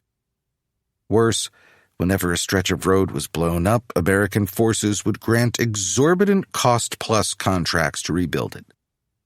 The construction companies, in turn, would pay a protection tribute to the Taliban. Then the Taliban would buy more bomb-making materials to destroy more roads and U.S. vehicles. We were, indirectly, but also quite literally, paying the Taliban to kill us. In June 2011, Obama announced that 33,000 U.S. troops would be withdrawn by the summer of 2012. Before the end of the year, he declared that America's combat role would come to an end by 2014. General Petraeus had lobbied vigorously against both these decisions.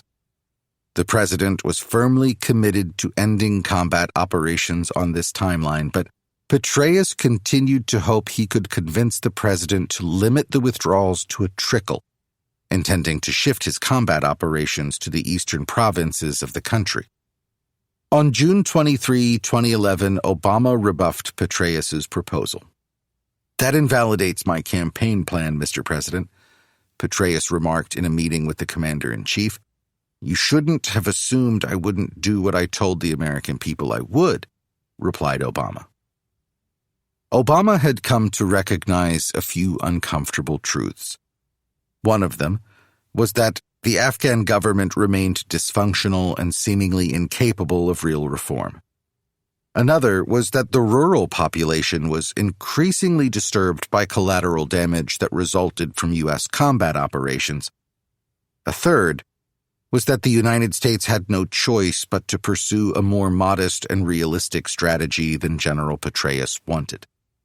The successful SEAL team raid on Osama bin Laden's compound in Abbottabad, Pakistan, coupled with a stepped-up drone campaign against the al-Qaeda camps along the Afghan-Pakistan frontier, seemed to offer Obama an off-ramp that promised, at least in theory, to avoid the humiliation of outright defeat.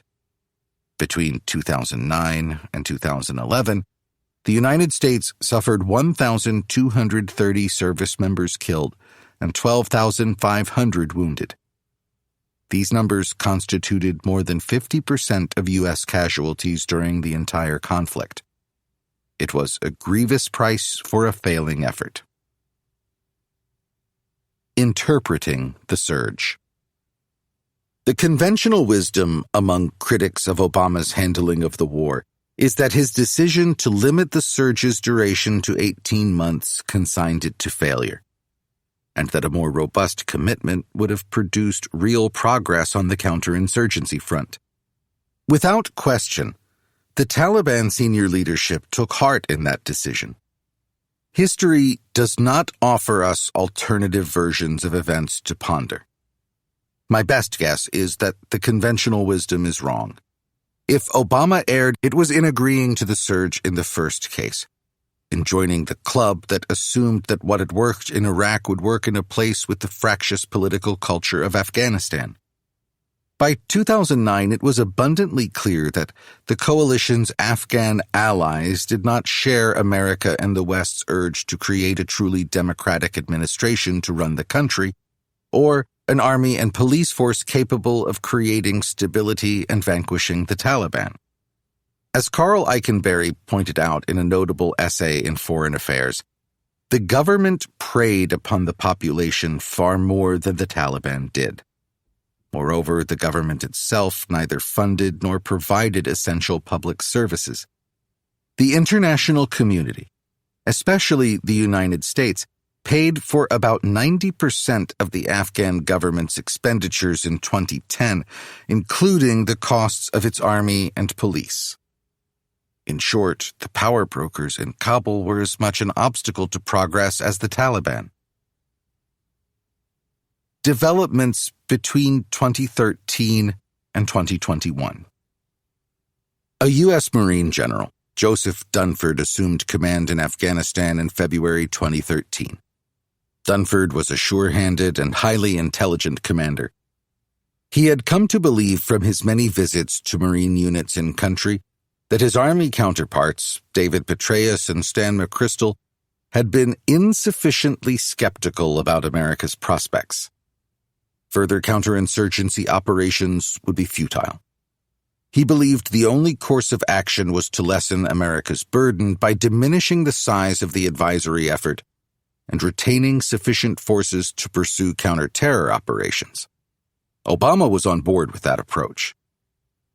In May 2014, the president announced that only 9,800 U.S. troops would remain in Afghanistan through 2015, and that an additional 4,300 would be redeploying in 2016. Not surprisingly, the Taliban, which had been growing in military strength as the Americans withdrew, went on an offensive. In October 2016, insurgents conducted simultaneous assaults on 4 provincial capitals. It was an unprecedented show of military force. American air power was indispensable in blunting the attacks, but the capitals themselves remained surrounded and besieged. By year's end, the Taliban controlled large swaths of the countryside in 16 of the 34 provinces. Donald Trump assumed the presidency in early 2017. After threatening to withdraw American forces entirely, Trump was determined to reduce the pull of Afghanistan on the national security apparatus. He entered into negotiations with the Taliban without consulting the government in Kabul. Meanwhile, the momentum in the war was slowly but perceptibly going in the wrong direction for Washington and Kabul. The lead story in the Washington Post on December 9, 2019, "At War with the Truth," by Craig Whitlock caught the eye of a wide array of Afghanistan watchers. After a 3-year legal battle, the Post had obtained 2,000 pages of interview summaries and transcripts from participants in the Afghanistan war, ranging from Army and Marine officers manning remote outposts all the way up to senior generals and officials on the National Security Council. The interviews, conducted between 2014 and 2018, were used as research for a series of lessons learned quarterly reports prepared by an obscure government watchdog agency created in 2008 by Congress called the Special Inspector General for Afghanistan Reconstruction, SIGAR for short. Taken together, Whitlock claimed the documents showed that senior U.S. officials failed to tell the truth about the war in Afghanistan throughout the campaign, making rosy pronouncements they knew to be false and hiding unmistakable evidence that the war had become unwinnable. Here are a few representative quotations drawn from the documents. Lieutenant General Douglas Lute, who played a key role in helping the White House oversee the war in both the Bush and Obama administrations, was blunt in damning in his assessment. "We were devoid of a fundamental understanding of Afghanistan. We didn't know what we were doing. What are we trying to do here?" he said in 2015. "We didn't have the foggiest notion of what we were undertaking." A U.S. Army colonel with several tours of duty in Afghanistan under his belt described the government in Kabul as a self-organized kleptocracy. Former U.S. Ambassador to Afghanistan Ryan Crocker seconded that observation, remarking in 2015 that our biggest single project, sadly and inadvertently of course, may have been the development of mass corruption. Once it gets to the level I saw when I was out there in 2011 to 12, it's somewhere between unbelievably hard and outright impossible to fix it. That same year, a senior U.S. official remarked that with the Afghanistan-Pakistan strategy then in place, there was a present under the Christmas tree for everyone. By the time you were finished, you had so many priorities and aspirations, it was like no strategy at all. The story, and the subsequent book by Whitlock, only confirmed what many journalists and service members already knew. The United States was losing the war in Afghanistan, and its strategy for carrying on the conflict, as well as its judgments about progress, were ineffective and long had been. Then Secretary of Defense Donald Rumsfeld had declared an end of major combat on May 1, 2003. In 2004, the Taliban forces numbered about 9,500 men. By 2011, the number had risen to 25,000. Yet, in between those years, the Bush and Obama administrations, as well as various American military commanders, spoke with ebullient optimism about counterinsurgency and nation-building programs that were going nowhere. Perhaps the most disturbing aspect of the entire Afghanistan Papers story was how little the American public seemed to care about what had been done in their name in a war in which 2,370 Americans had died and another 20,000 had been wounded, with literally nothing to show for the sacrifice. In February 2020, a peace agreement was signed in Doha, Qatar, that stipulated a complete withdrawal of American forces by May 2021 in exchange for a variety of concessions, the most important of which were to prevent al-Qaeda and other terrorist organizations from operating in the country and to refrain from attacking American forces. The frail and divided government of Afghan's last president Ashraf Ghani was not a part of these negotiations, nor did the Trump administration pay much attention to Ghani's views on the negotiations. For his part, Ashraf Ghani understood the agreement to be a death warrant for his administration, as indeed it was. By the spring of 2021, the Taliban was making enormous gains against government forces in the countryside each week. The government's regular army units barely put up a fight in most cases, Many abandoned their positions or negotiated surrender terms on their own with the Taliban. Only the beleaguered Afghan commandos managed to mount sustained resistance, and with dwindling supplies and the removal of American air power, they too were eventually overwhelmed. The American war in Afghanistan came to a long overdue conclusion on the evening of August 30, 2021, when a U.S. Air Force C-17 Globemaster transport lumbered into the skies above Hamid Karzai International Airport in Kabul. One of its passengers was the very last American soldier to step off the soil of this hard, war-ravaged country, Major General Chris Donahue.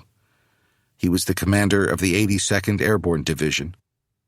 Shortly thereafter, the Taliban senior spokesman, Zabihullah Mujahid, announced to the Afghan people that this victory belongs to us all. The evacuation was both a sad and a watershed event, for it ended the War on Terror era for the United States. It was, of course, exceptionally traumatic for hundreds of thousands of service members who had to live with their own searing experiences in a losing effort.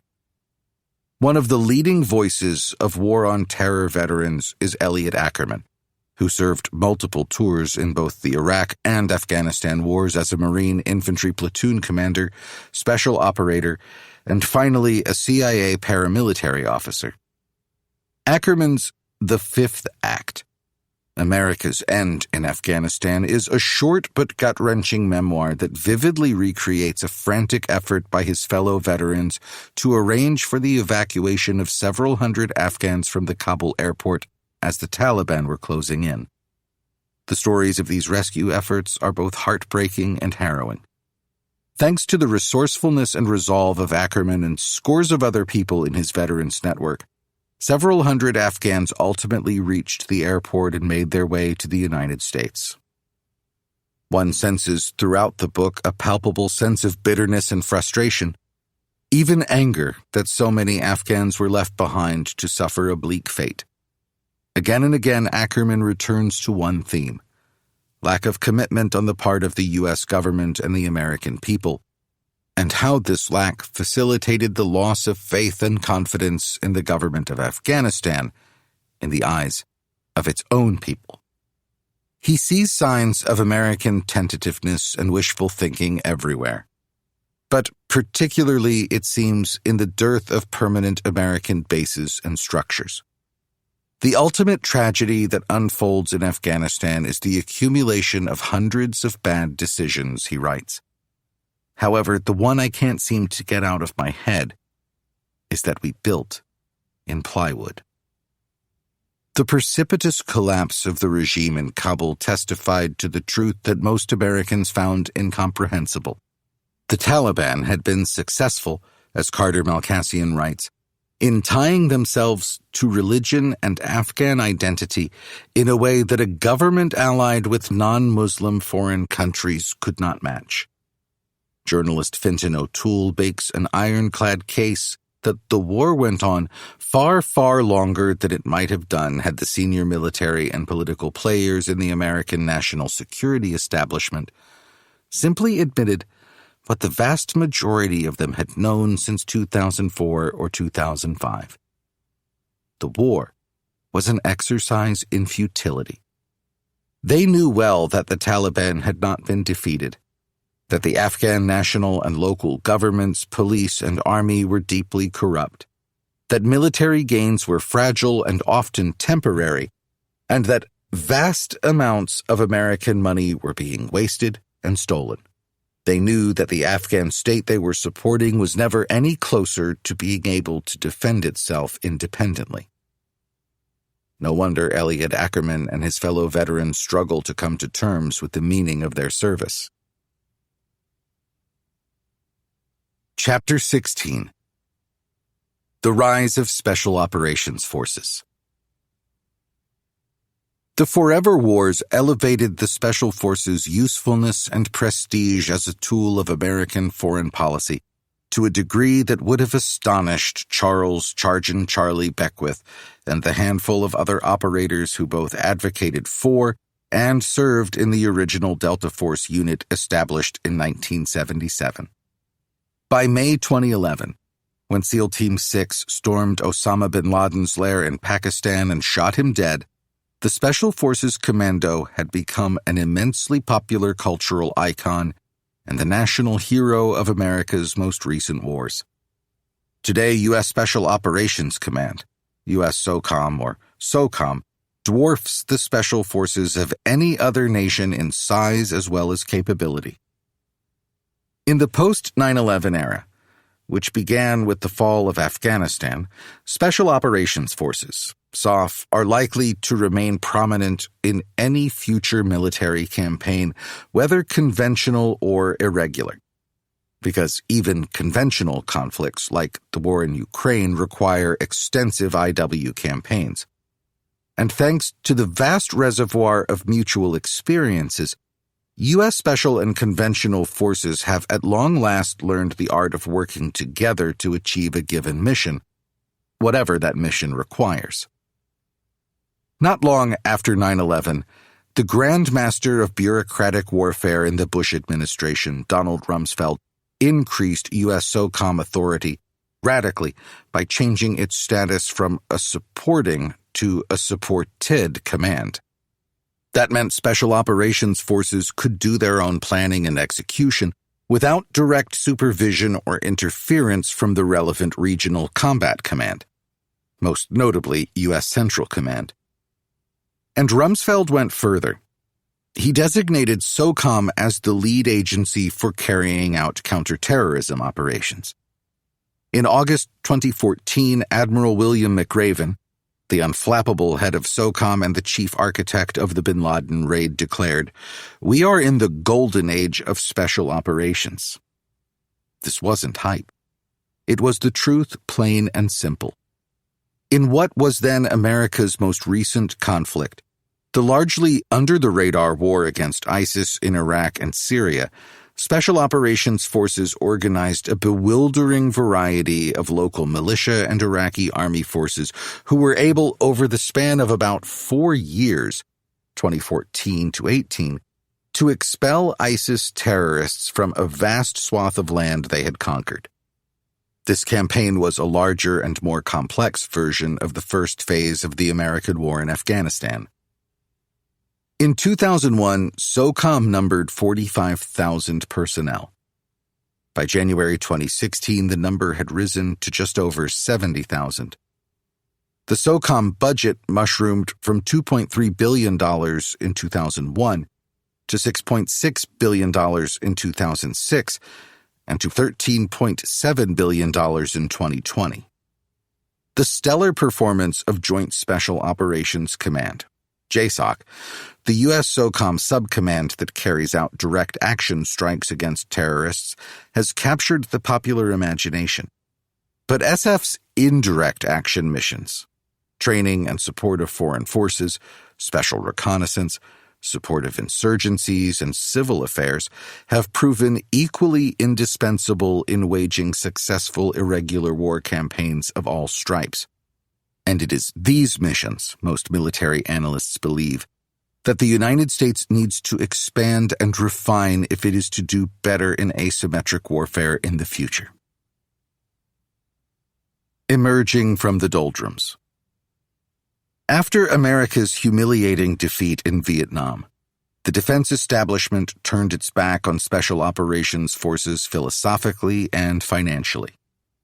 The Army's 10 Special Forces groups were reduced to 3 in the late 1970s, and there was considerable talk at the time of downgrading one of those 3 into a reserve unit. The number of actual Army Special Forces operators in the regular Army plummeted to a mere 3,600 men. Meanwhile, the Navy declined to invest any capital in dealing with the SEALs' biggest vulnerability, tactical mobility from the sea to the land. The Air Force was the most adamantly anti-SOF of the services. It steadfastly refused to invest in a fleet of special operations-capable MC-130 Talons that were essential to executing special ops missions in remote areas. Several times in the late 1970s, Congress authorized funding for expanding the Air Force inventory, but the funds were redirected to conventional aircraft programs. By 1979, the Special Operations budget had been reduced to a mere 0.1% of Pentagon spending. At that level, explains one historian of the subject, training and operational tempo remained low, tactical mobility was severely limited, and there was no significant soft modernization program in place. As the 1970s came to a close, the future of American special operations capability looked uncertain at best. What explains the neglect of a force that had grown exponentially during the war in Vietnam and performed such yeoman service in that conflict? That growth itself spurred resentment among conventional forces in uniform and their supporters in the DoD bureaucracy. The intimate connection between the Special Forces Studies and Observation Group and the CIA in Vietnam created enormous resentment and mistrust in the Army hierarchy, where special operators were seen as out-of-control cowboys. The Special Forces were what I would describe as consisting primarily of fugitives from responsibility, remarked one notable Army general. They were people that somehow or other tended to nonconformity, couldn't get along in the straight military system, and found a haven where their actions were not scrutinized too carefully and where they came under only sporadic or intermittent observation from the regular chain of command. After Vietnam, of course, the American Officer Corps wanted nothing more to do with irregular warfare, broadly speaking, and sought through the Weinberger Doctrine, and its later iteration, the Powell Doctrine, to make it close to impossible for policymakers in the White House to deploy significant American forces in asymmetric wars. A robust Special Forces component, many senior officers felt, would only tempt policymakers to indulge in brushfire wars without a clear purpose or objective. It was the humiliation of Operation Eagle Claw in April 1980 that drew together active duty members of the Special Forces with a number of influential legislators in Congress to reverse the downward spiral. It was slow going, like walking in mud. The October 1983 invasion of Grenada was a successful intervention to rescue a number of Americans in a medical school and blunt the emergence of a leftist government on the island. Special operators played a key role, but in the view of one of the Special Forces Rangers who served in the operation, and later rose to lead U.S. SOCOM, Tony Thomas, Grenada was also a clown show. Intelligence was poor. Maps were old and outdated. Special Forces units and Marines could not communicate with one another effectively, and several SEALs drowned unnecessarily while conducting a deep reconnaissance operation. By 1985, considerable support for correcting the problems in funding and logistics that plagued the SOF community emerged in the U.S. Senate, where Sam Nunn and William Cohen led the charge to ensure that these forces were protected against the predations of the conventional military establishment. It was the Goldwater-Nichols Act of 1986, a wide-ranging reform of the organizational structure of the American Armed Forces that set the stage for the spectacular growth and success of SOF in the War on Terror. The act established U.S. Special Operations Command as a formal entity, supervised by an Assistant Secretary of Defense for Special Operations and Low-Intensity Conflict. For the first time, the Special Forces community had the independence and clout to escape marginalization at the hands of the service chiefs. The War on Terror and Joint Special Operations Command. One of the few truly sanguine developments for the American military during the War on Terror was the formation of an extraordinarily lethal and efficient interagency organization under the direction and supervision of the Joint Special Operations Command at Fort Bragg in North Carolina. It was called Task Force 714. Its job, plainly put, was to conduct counter-terror operations in Afghanistan, Iraq, and to a lesser extent, Africa, especially raids and airstrikes against senior and mid-level operators of al-Qaeda in both Afghanistan and Iraq. When Stanley McChrystal took command of both JSOC and its Task Force 714 component in October 2003, he knew he had the best trained and most capable commandos in the world, in the form of the Delta Force, or Green as McChrystal often referred to the unit, and the SEALs. But these elite shooter units lacked real-time access to actionable intelligence, and the pace at which they operated was just too slow to make a significant dent in terrorist networks that were expert at covering their tracks. At that time, the task force was mounting fewer than 10 kill or capture strikes a month. By April of 2006, that number had risen spectacularly to about 300 missions a month. With the warm support of Donald Rumsfeld and CENTCOM Commander John Abizaid, McChrystal had succeeded in building his own unique counter-terror network to defeat terrorism. Immediately after assuming command, McChrystal and his staff went on a whirlwind tour of the battlefield in Iraq, where he met with all the intelligence officers, operations planners, and the commandos in their forward headquarters. It wasn't long at all before he identified a major stumbling block to the prosecution of counter-terror campaigns. The forward elements, the men who executed the raids and gathered raw evidence, did not have the communications capacity to rapidly transfer large data files and computer hard drives to the analysts back in Baghdad. Much of the raw intelligence collected at the raid sites was stuffed in sandbags and sent via helicopter to the intelligence people. There, much of it remained unexploited or tapped too late to be of any use to the raid planners. By the time refined intelligence made it back to the forward elements, it was useless. This created an unhealthy friction, even animosity between the front and the rear teams. McChrystal worked like a man possessed to beg, borrow, and steal greater bandwidth and more efficient information processing. He attempted with remarkable success to break down the rigidities of the military bureaucracy, to separate key operatives from a welter of government agencies like the NSA, the CIA, the Defense Intelligence Agencies, the FBI, and several other groups, and make them part of a unified team operating quite literally under one tent. His goal, as he put it, was to tie the forward teams and the rear headquarters into a single fight. If the United States and its allies were going to make a serious dent in al-Qaeda and its lesser-known associated networks, JSOC had to obtain an unprecedented degree of operational independence from higher headquarters.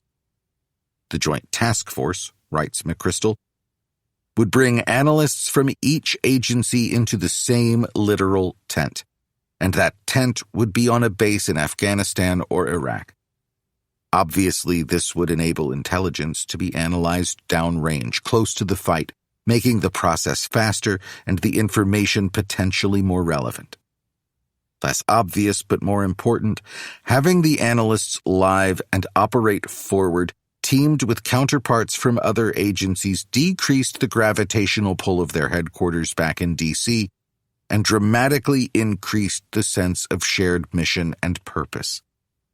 It was extraordinarily powerful for analysts to share information, to brief operators on their assessments, to hear the rotors of an assault force launching on their information, and then to debrief together after the operation. For better or worse, McChrystal dispensed with the formal chain of command and built a highly motivated interagency team where cooperation and mutual support produced a remarkable synergy. McChrystal and his task force leaders grasped that passing intelligence between organizations and between analysts and operators often resulted in delays and dropped balls. He was well aware he could never command such assets all of a piece.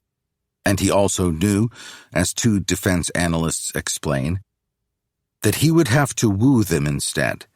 With characteristic soft determination and an unusual degree of diplomacy, McChrystal managed to get buy-in from a wide range of department heads. He asked senior officials from other departments and agencies to join his headquarters staff. He attracted support from the intelligence community through personal contacts and made a point of demonstrating how much they were valued as members of the team. Eventually, he was able to bring in a senior intelligence community official as his deputy for interagency operations, which raised the angst of Pentagon lawyers who worried about violating the statutory basis of the military chain of command.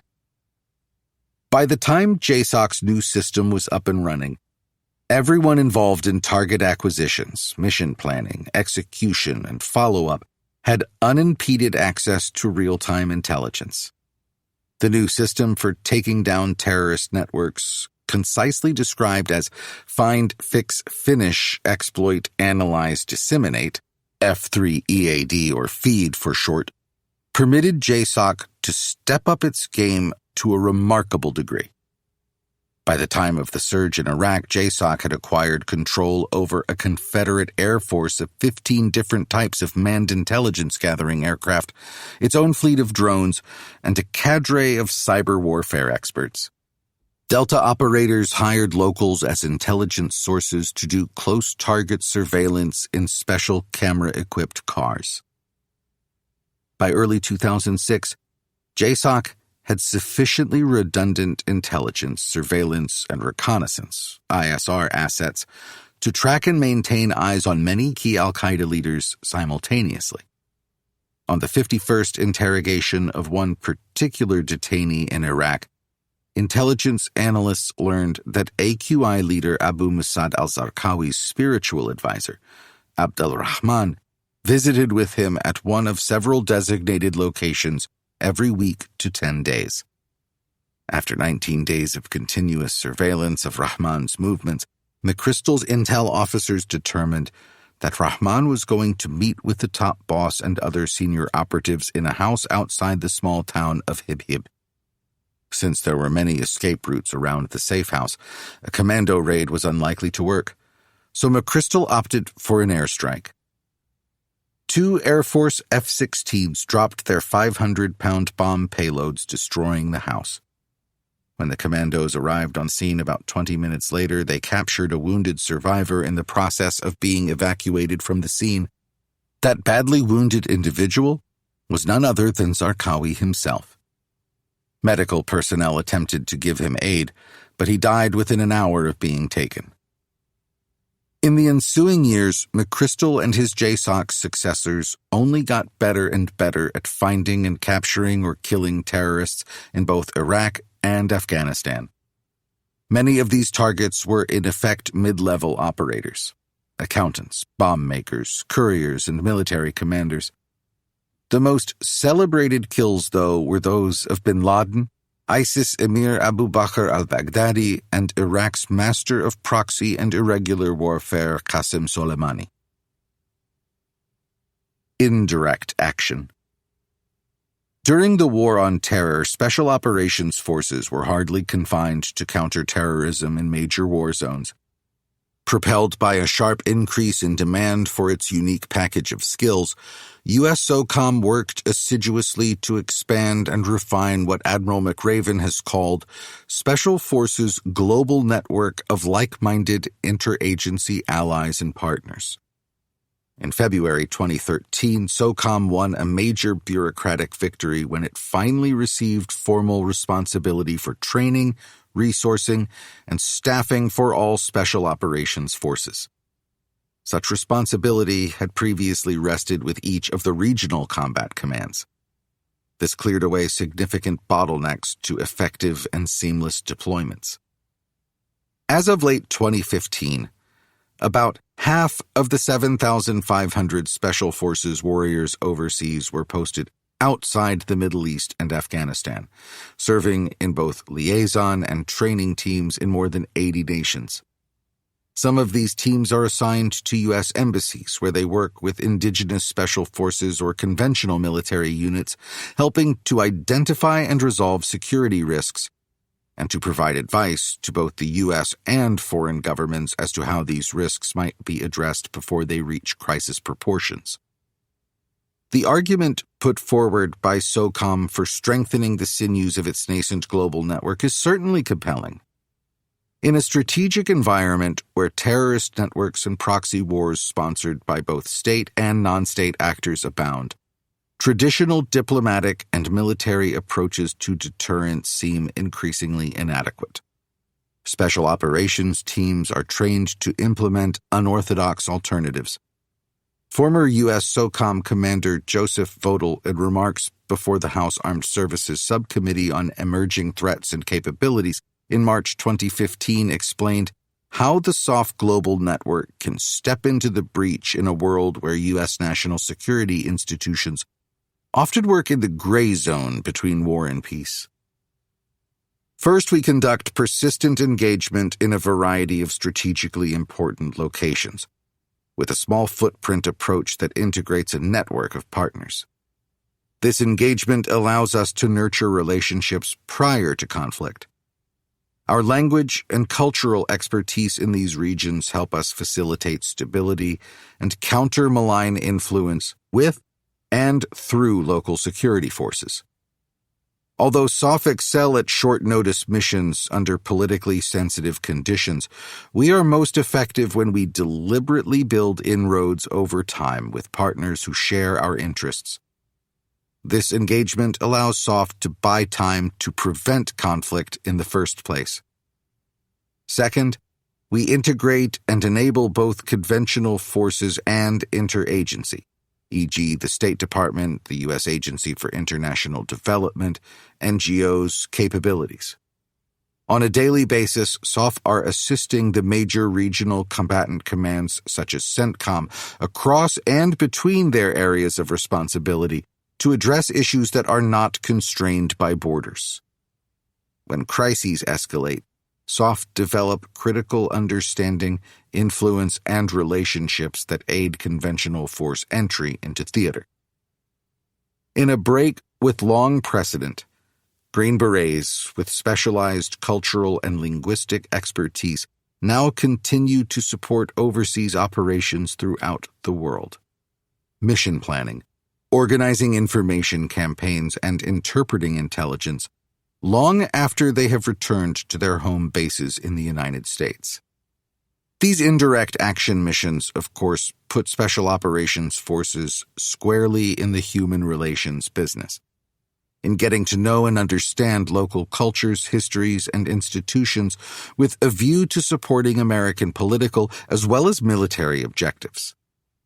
Most of this work is carried out by U.S. Army Special Forces in the form of Green Beret Alpha teams. But there are other formations as well. The Alpha teams, and indeed all SOF forces, engage in indirect action, work by, with, and through other partners and allies. U.S. SOCOM's most urgent challenge in the post-9/11 era is to step up its indirect action game. What McRaven said in 2011, just before the bin Laden raid, still holds true today. The direct approach alone is not the solution to the challenges our nation faces today, as it ultimately only buys time and space for the indirect approach.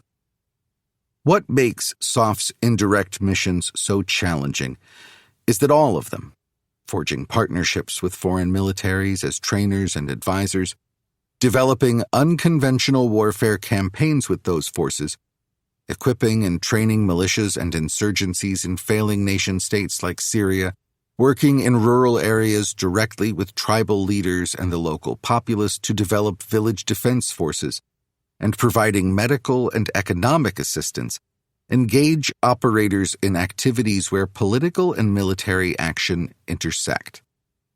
The indirect approach to warfare is essentially a political approach, in that organizational and motivational work usually take precedence over strictly military operations. As such, the challenges U.S. advisors encounter in indirect missions do not lend themselves to cookie-cutter, by-the-book solutions that are the forte of hierarchical institutions like the conventional U.S. military services.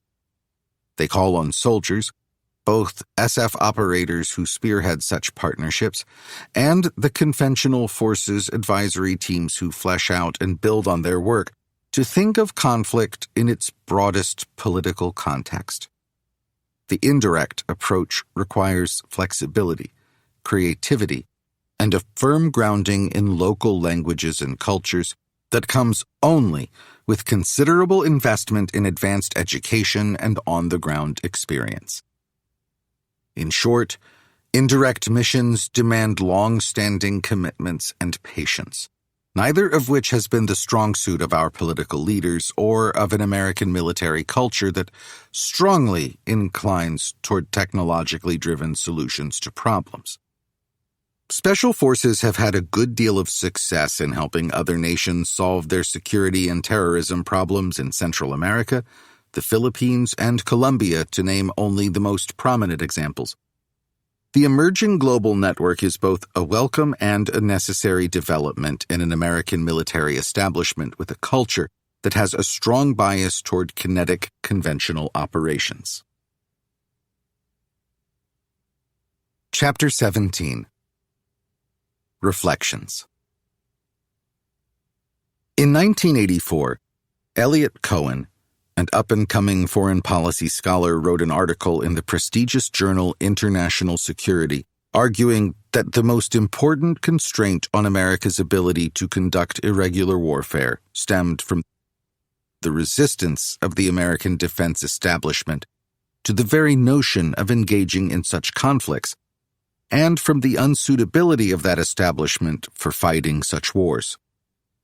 The American style of war as it evolved in the world wars calls for a vigorous strategic and tactical offensive under conditions of full domestic mobilization, making use of the full array of military assets that the United States can bring to bear.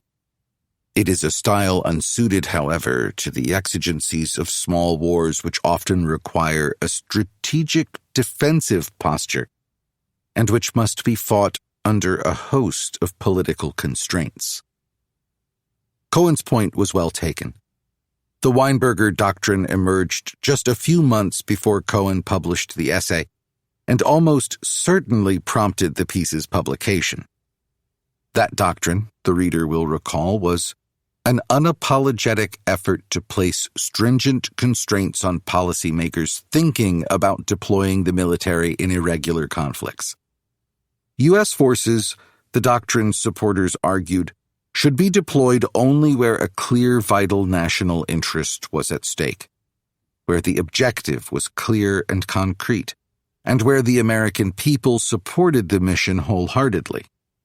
The implicit message was that conventional wars were the stock in trade of the U.S. military. Messy conflicts like Vietnam and Lebanon were not. Like the society from which it springs, United States military culture tends to see war and politics as separate spheres. It embraces the former and seeks to stay clear of the latter, at least in principle. Therefore, the military tends to view irregular warfare, where politics and violence are intimately intertwined, as a sideshow to the real thing, conventional operations against state armies. Colin Powell expanded the list of constraints on using military power in irregular conflicts in the run-up to the Persian Gulf War with the Powell Doctrine. He went so far as to dismiss irregular war as half-hearted warfare for half-baked reasons. The Weinberger and Powell doctrines codified the Vietnam syndrome, the strong current of thought in both the country as a whole and national security circles specifically that looked askance at involvement in conflicts where the soldier might well be involved in construction projects, social work, and living within the indigenous population. The U.S. military's crushing victory over Saddam Hussein in the Gulf War of 1990-91 reinvigorated the morale and prestige of the American military, particularly the Army, and appeared on the surface anyway to vindicate the efficacy of the Pentagon's preference for high-tech conventional warfare. Not until the Army found itself utterly out of its depth in Iraq and Afghanistan in 2004 and 2005 did its senior leadership begin to question the ramifications of the conventional war mindset and initiate a major shift toward counterinsurgency training. In late 2005, an astute British brigadier who had served with American forces in Iraq caused more than a bit of turbulence within the American military community when he published an articulate critique of the U.S. military's approach to that conflict in one of the U.S. Army's own publications. The characteristic U.S. military intent has remained one of uncompromising destruction of the enemy's forces, rather than a more finely tuned harnessing of military effect to serve political intent, a distinction in the institutional understanding of military purpose that becomes highly significant when an army attuned to conventional warfare suddenly needs to adapt to the more subtle political framework of a counterinsurgency campaign. In short, the U.S. Army has developed over time a singular focus on conventional warfare, of a particularly swift and violent style, which left it ill-suited to the kind of operation it encountered as soon as conventional warfighting ceased to be the primary focus of OIF, Operation Iraqi Freedom. This critique, others like it, and the rising tide of insurgency in Iraq propelled the officer corps to make changes in training and doctrine that paid real operational dividends in counterinsurgency operations. Still, as the war on terror ground forward, it became increasingly obvious that using U.S. forces en masse for counterinsurgency operations was becoming less and less politically viable. By the time of the Taliban victory in 2021, it had ceased to be an option for Washington.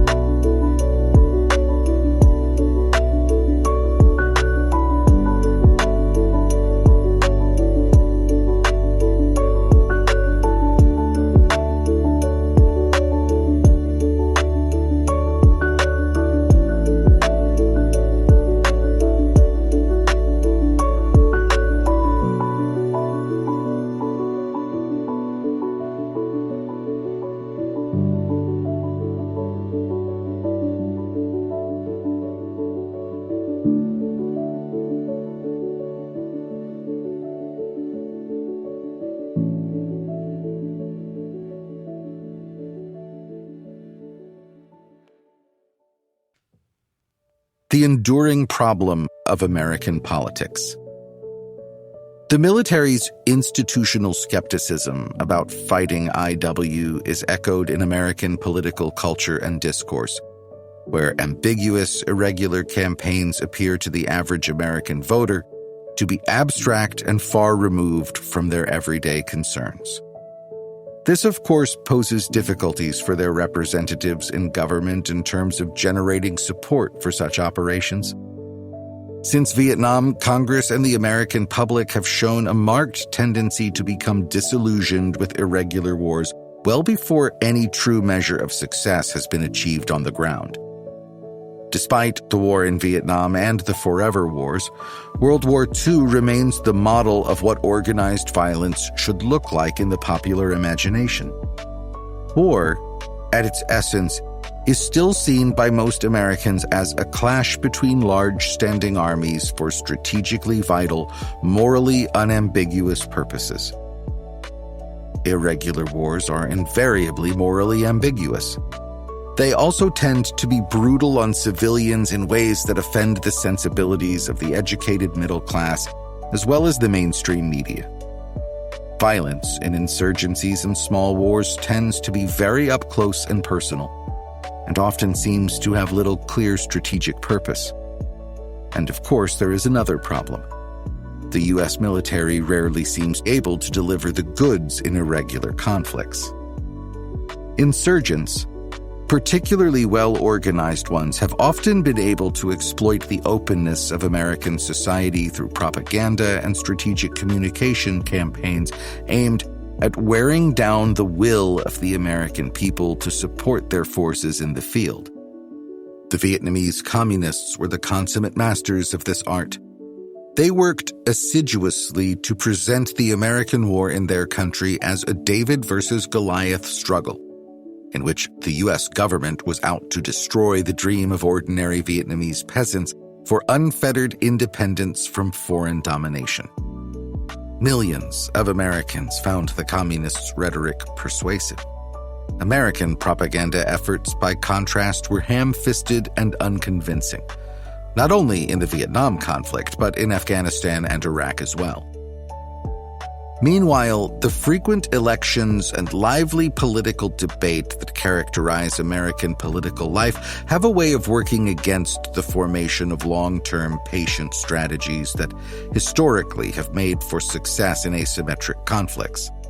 Insurgents are keenly aware that the United States public will continue to support wars only when they see signs of clear and concrete progress. They exploit Americans' impatience for quick results through the tactic of limiting combat engagements. By avoiding combat, insurgencies can protract conflicts indefinitely, which leads to frustration and indifference on the American home front. This phenomenon Henry Kissinger pithily summed up at the height of the Vietnam War when he wrote that the guerrilla wins if he does not lose. The conventional army loses if it does not win. Americans' demand for clear signs of progress in their wars tends to reinforce decision-makers' unfortunate tendency to produce overly optimistic campaign plans that promise to achieve a great deal in little time. With depressing regularity, military campaigns in the major wars discussed in this book have been sold to Congress and the people by exaggerating their potential to alter the fundamental dynamics of the conflicts in question on the ground. This has been called the short war illusion by military analysts. Year after year in Afghanistan and Iraq, Washington's political and military leaders kept promising that progress was just around the corner. And year after year, events proved them wrong. Strategic ineptitude, plain and simple. 40 years ago, Eliot Cohen had good reason to single out the military's reluctance to engage in irregular wars as the most substantial restraint on America's capacity to fight such conflicts. I do not think this can be said any longer. Broadly speaking, the United States fails in these conflicts as a result of strategic ineptitude within the presidency, the National Security Council, the Joint Chiefs of Staff, and to a lesser extent, the entire national security community. As we have seen, recent American foreign policy decision-makers have a gift for putting forth unrealistic objectives when they commit American forces to combat. Even when the stated goals have been sensible and realistic, policymakers have usually failed to develop effective and well-integrated politico-military strategies for reaching their objectives. Clausewitz, the greatest Western theorist of war, joins two strategic masters of irregular warfare, Mao Zedong and General Vo Nguyen Giap, in preaching that success in war requires cold, realistic assessments of the nature of the conflict in which one engages, and of the nature of the enemy, his will, his strategy, his political as well as military capabilities. American officials have had an abysmal record of making these assessments since the mid-1960s. Washington's decision-makers have often ignored the fact that irregular conflicts are primarily political struggles with a military component, not vice versa. In all three major wars discussed in this book, the non-military elements of American power, the State Department, the U.S. Agency for International Development, the intelligence services, and a host of other U.S. government agencies have been underpowered and poorly integrated with the military effort. The civilian agencies, in truth, lack the personnel and the proper expeditionary training to deploy to war zones. Moreover, Washington policymakers have a long tradition of going to war in countries where they lack a detailed understanding of local politics and culture. As a result, they end up allying themselves with corrupt sycophants rather than reliable and committed local partners. When comparing the Americans with the masters of irregular warfare, the communist Vietnamese, one notes that the latter pursued their war aims with iron will and resolve. For Hanoi, the struggle for independence was all-consuming. For America, success in Vietnam was but one of many foreign policy objectives. The same could be said about Lebanon, Somalia, Afghanistan, and Iraq. Moreover, Washington has pursued irregular conflicts with an excess of force and coercion and a dearth of persuasion. As senior CIA operations officer Douglas London reported in 2022, America's overly coercive approach ensures that any wins tend to be short-lived, and in the longer term, such an approach undermines partnerships and sows lasting resentments. I found in my dealings with foreign interlocutors that the sympathy the United States enjoyed in the immediate aftermath of 9/11 decreased steadily in the years that followed. By 2016, when I was appointed to lead the agency's counter-terrorist operations in the war zones of South and Southwest Asia, the foreign officials whose cooperation I sought openly expressed their sense of offense at being pushed around. The U.S. military has often been used not as an instrument of military power, but as a Salvation Army to transform the political landscape as well as the balance of military forces on foreign shores. But the Army is not, in and of itself, an instrument of political change. No wonder American nation-building efforts have so often come to naught. Contributing to failed American military adventures, and indeed extending them in time, has been a lack of moral courage and candor among senior officers in all the services, men and women who knew well from both first-hand observation and the reports of their juniors that American strategies were not working.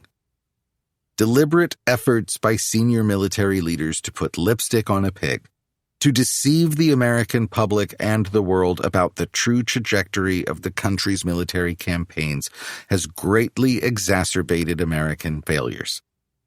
The record in this regard is unambiguous.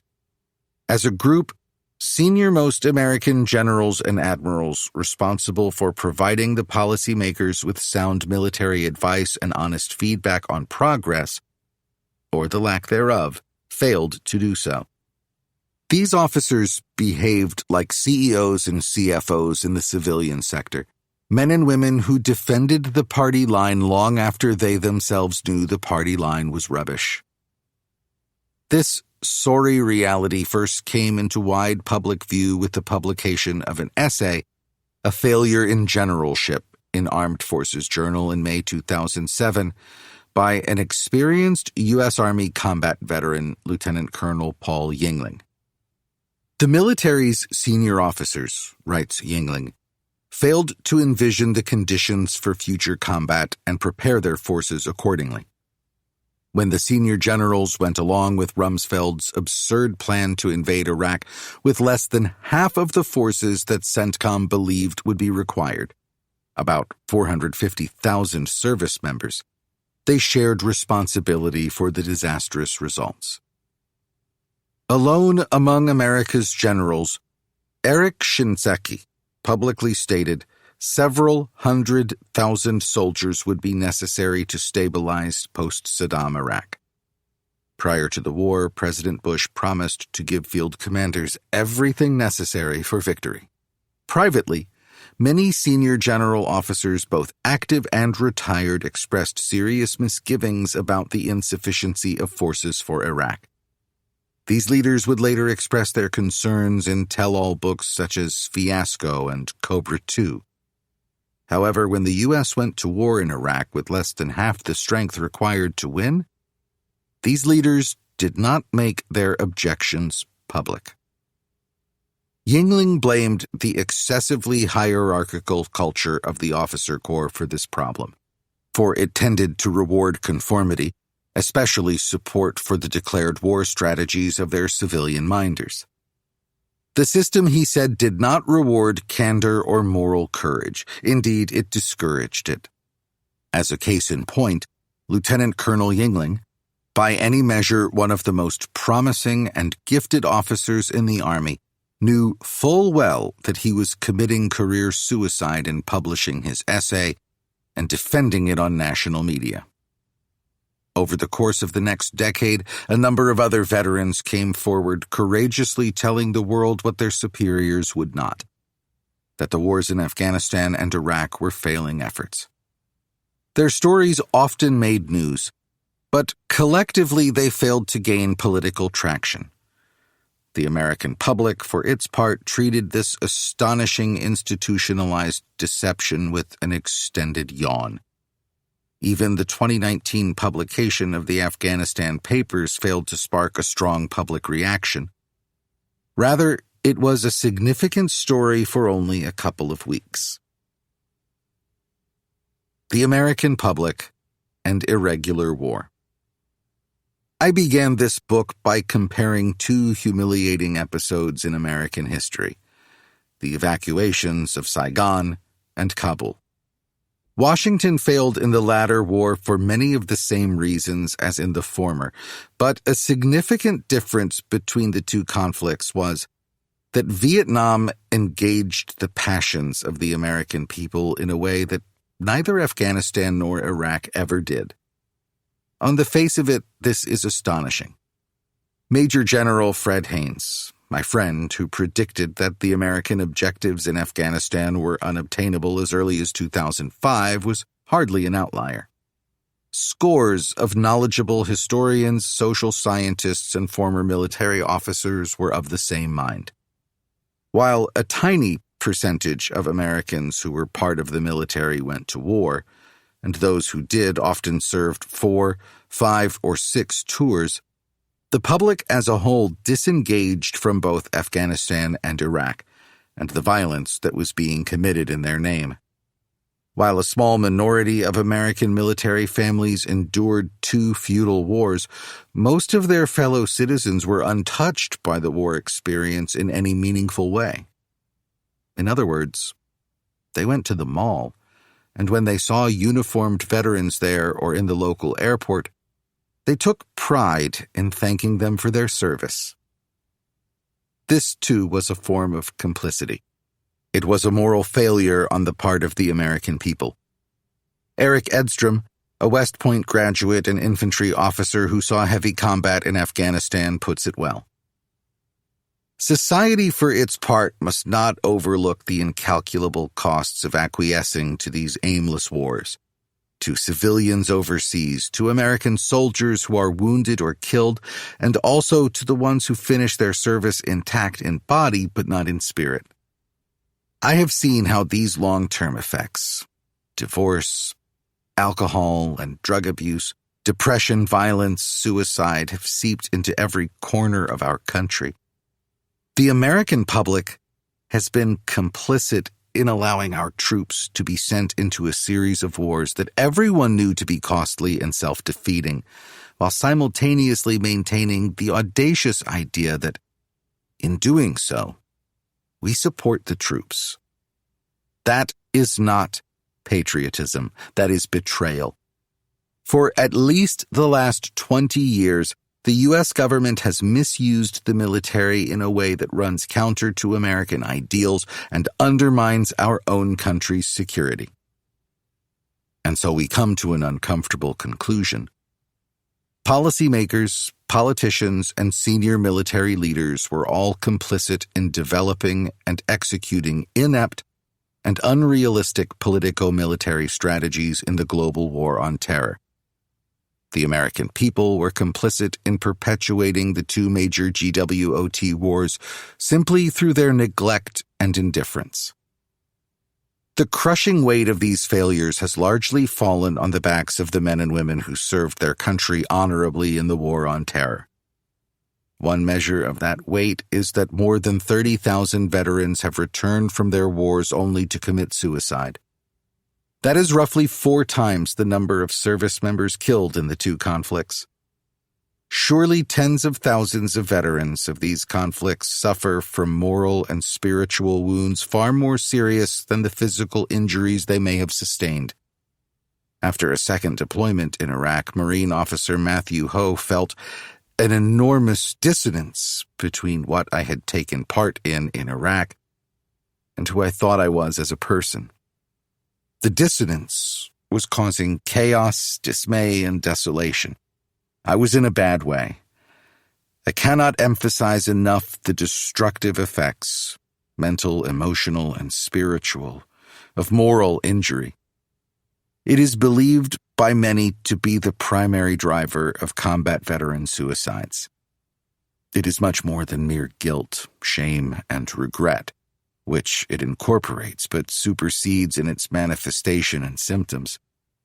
The deaths of both Iraqis and Americans, the ongoing suffering of the Iraqi people, the anguish of American families bereft of their hoped-for futures were a burden on my soul. And I had not only witnessed the slaughter, but taken part in it too. My hands had been covered in blood and brains, fragments of ligament and bone. I was a perpetrator. Eric Edstrom evokes some of the same soul sickness that afflicted Ho when he came to the realization that he too was a perpetrator. I saw the systematic dehumanization of Afghan lives on a regular basis. We searched homes, people, and cars unilaterally and without warning. By and large, we never sought the consent of the Afghan people for anything. What the Afghan people wanted was completely immaterial to our own on-the-ground military operations. Over time, I realized that the people who were trying to kill me weren't international terrorists. They weren't attacking me because they hate our freedoms or some bullshit Bush-era line. They were angry farmers and teenagers with legitimate grievances. Their loved ones, breathing and laughing minutes before, had been transformed before their eyes into little more than stringy sinew and bloody flesh. Like someone hit a piñata full of raw hamburger meat. That's what rockets fired from helicopters do to human beings. For the military brass, it's always a mistake, always the result of extenuating circumstances, and always excused. The paperwork is easier if the corpses rest as enemy or unknown. Outmaneuvered is a work of history, not policy. The question of what needs to be done to make the national security establishment better at irregular warfare is beyond the scope of the book. Yet I cannot resist offering two general criticisms of America's way of fighting irregular conflicts. The first is that American strategists and decision-makers need to take a broader view of war as a political process, not just a military one. The other is that since World War II, the shapers of American foreign policy have made the chauvinistic assumption that the United States has a special dispensation from providence and history to shape world affairs because of its immense military power and superior form of government. This arrogance has led to a long series of disastrous decisions. It is now well past time for the United States to exercise more restraint and humility in international affairs, especially when it comes to determining when and where to use its unrivaled military power. Outmaneuvered: America's Tragic Encounter with Warfare from Vietnam to Afghanistan was written by James A. Warren and read by Jonathan Beville. Editing, mixing, and post-production by John Marshall Media. Outmaneuvered was produced by John Marshall Media. This has been a presentation of Simon & Schuster Audio.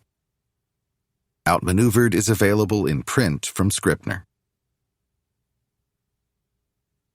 The following is an excerpt from James A. Warren's Year of the Hawk, America's Descent into Vietnam, 1965. Read by Fred Sanders. World War II dealt a fatal blow to European colonialism by awakening passionate yearnings among the peoples of Asia and Africa to shape their own destinies, free from foreign domination. Americans and their allies envisaged the war against the Axis powers as a titanic struggle of freedom and light against the forces of oppression and darkness. By signing the Atlantic Charter in 1941, Franklin Roosevelt and Winston Churchill committed their nations to shaping a post-war world according to the principles of self-determination, the rule of law, and respect for human rights. All peoples of the world, the Charter declared, had a right to govern their own affairs, free from outside interference. The implicit message was that European empires would be dismantled after the war, yet it was nonetheless widely believed in the West that the path to independence in each colony should be a deliberate one, guided by the helping hand of the colonial power. In the immediate aftermath of World War II, however, the colonial powers showed considerable reluctance to relinquish their control over countries they had long exploited for natural resources, cheap labor, and trade. British, Dutch, and French efforts to retain control of their imperial possessions were bound to clash with the rising political expectations of the colonized peoples. They clashed dramatically in the ancient Indo-Chinese nation of Vietnam, which had been colonized by France in the second half of the 19th century.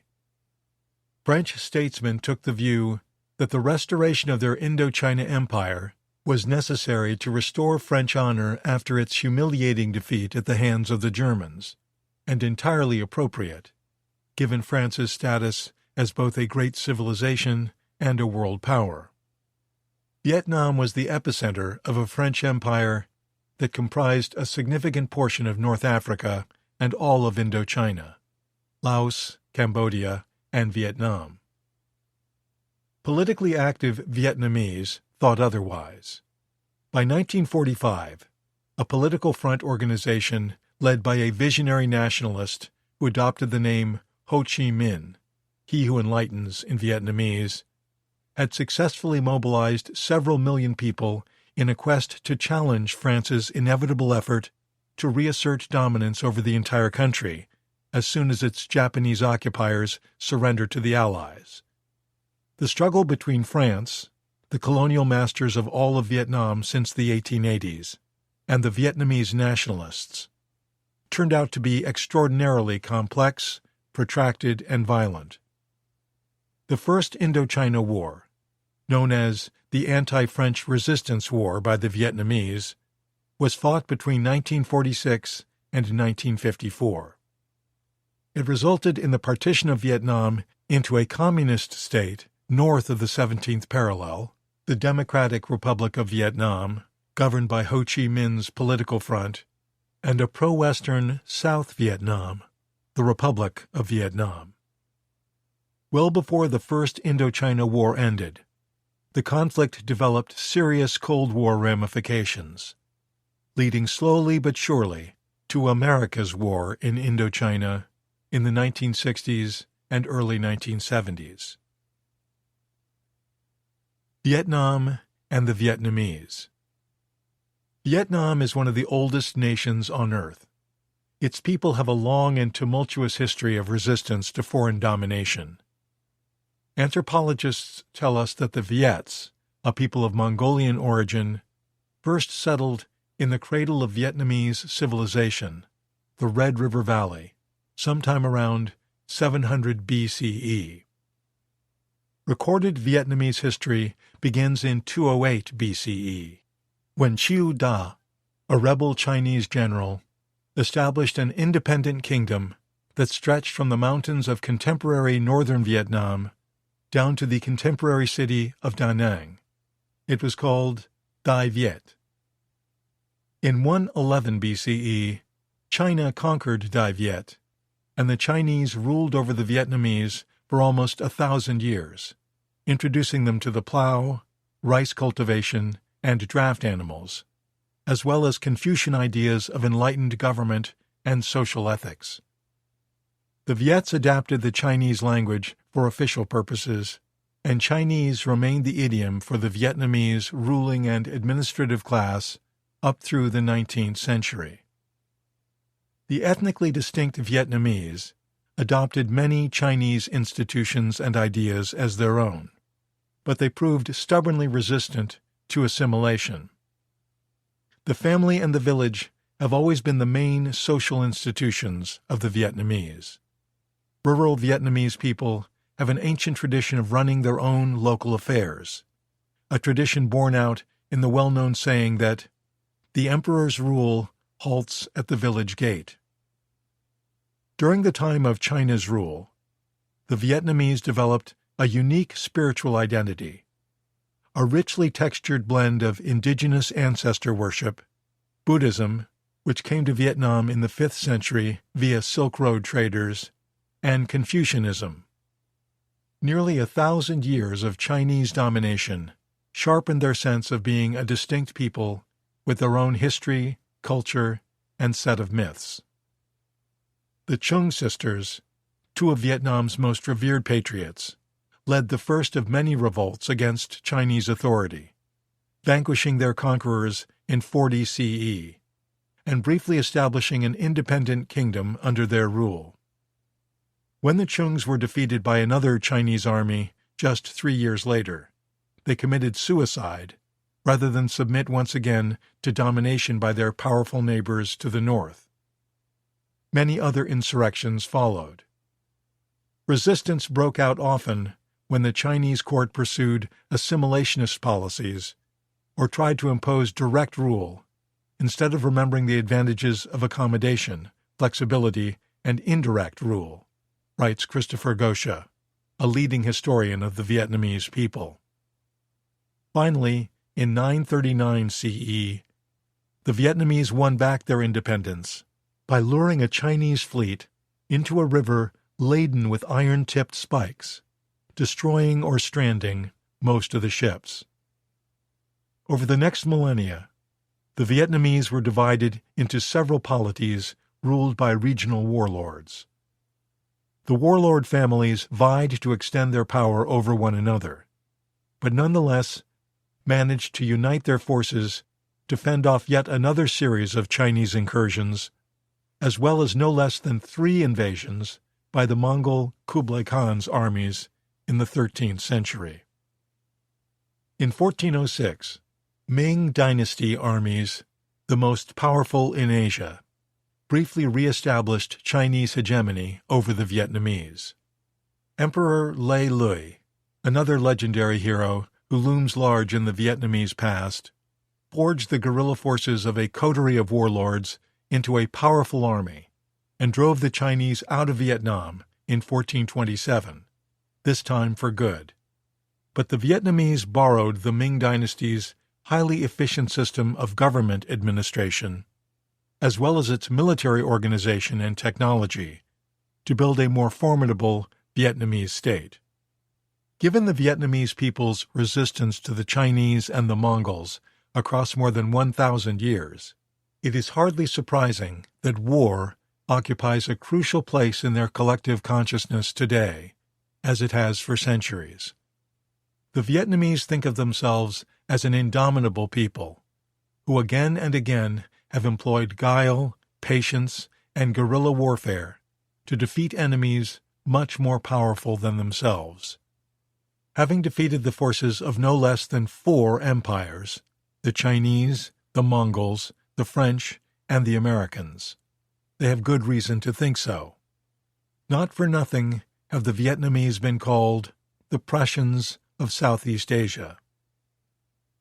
By 1800, Vietnam had developed into one of the most dynamic societies in all of Asia. The Vietnamese people had completed their Great March South, the Vietnamese version of America's Manifest Destiny, pushing down into the narrow neck of land south of the Red River Delta, along the South China Sea, and then into the Mekong Delta as far south as the Cam Mo Peninsula, conquering the ancient kingdoms of Champa and Angkor. In 1802, Vietnam was at last unified into one polity by Emperor Gia Long of the Nguyen dynasty, and its territory for the first time took on the S-like shape the country possesses today. But even a unified Vietnam in the 19th century was no match for an industrialized Western power like France, bent on expanding its imperial presence in both Asia and Africa.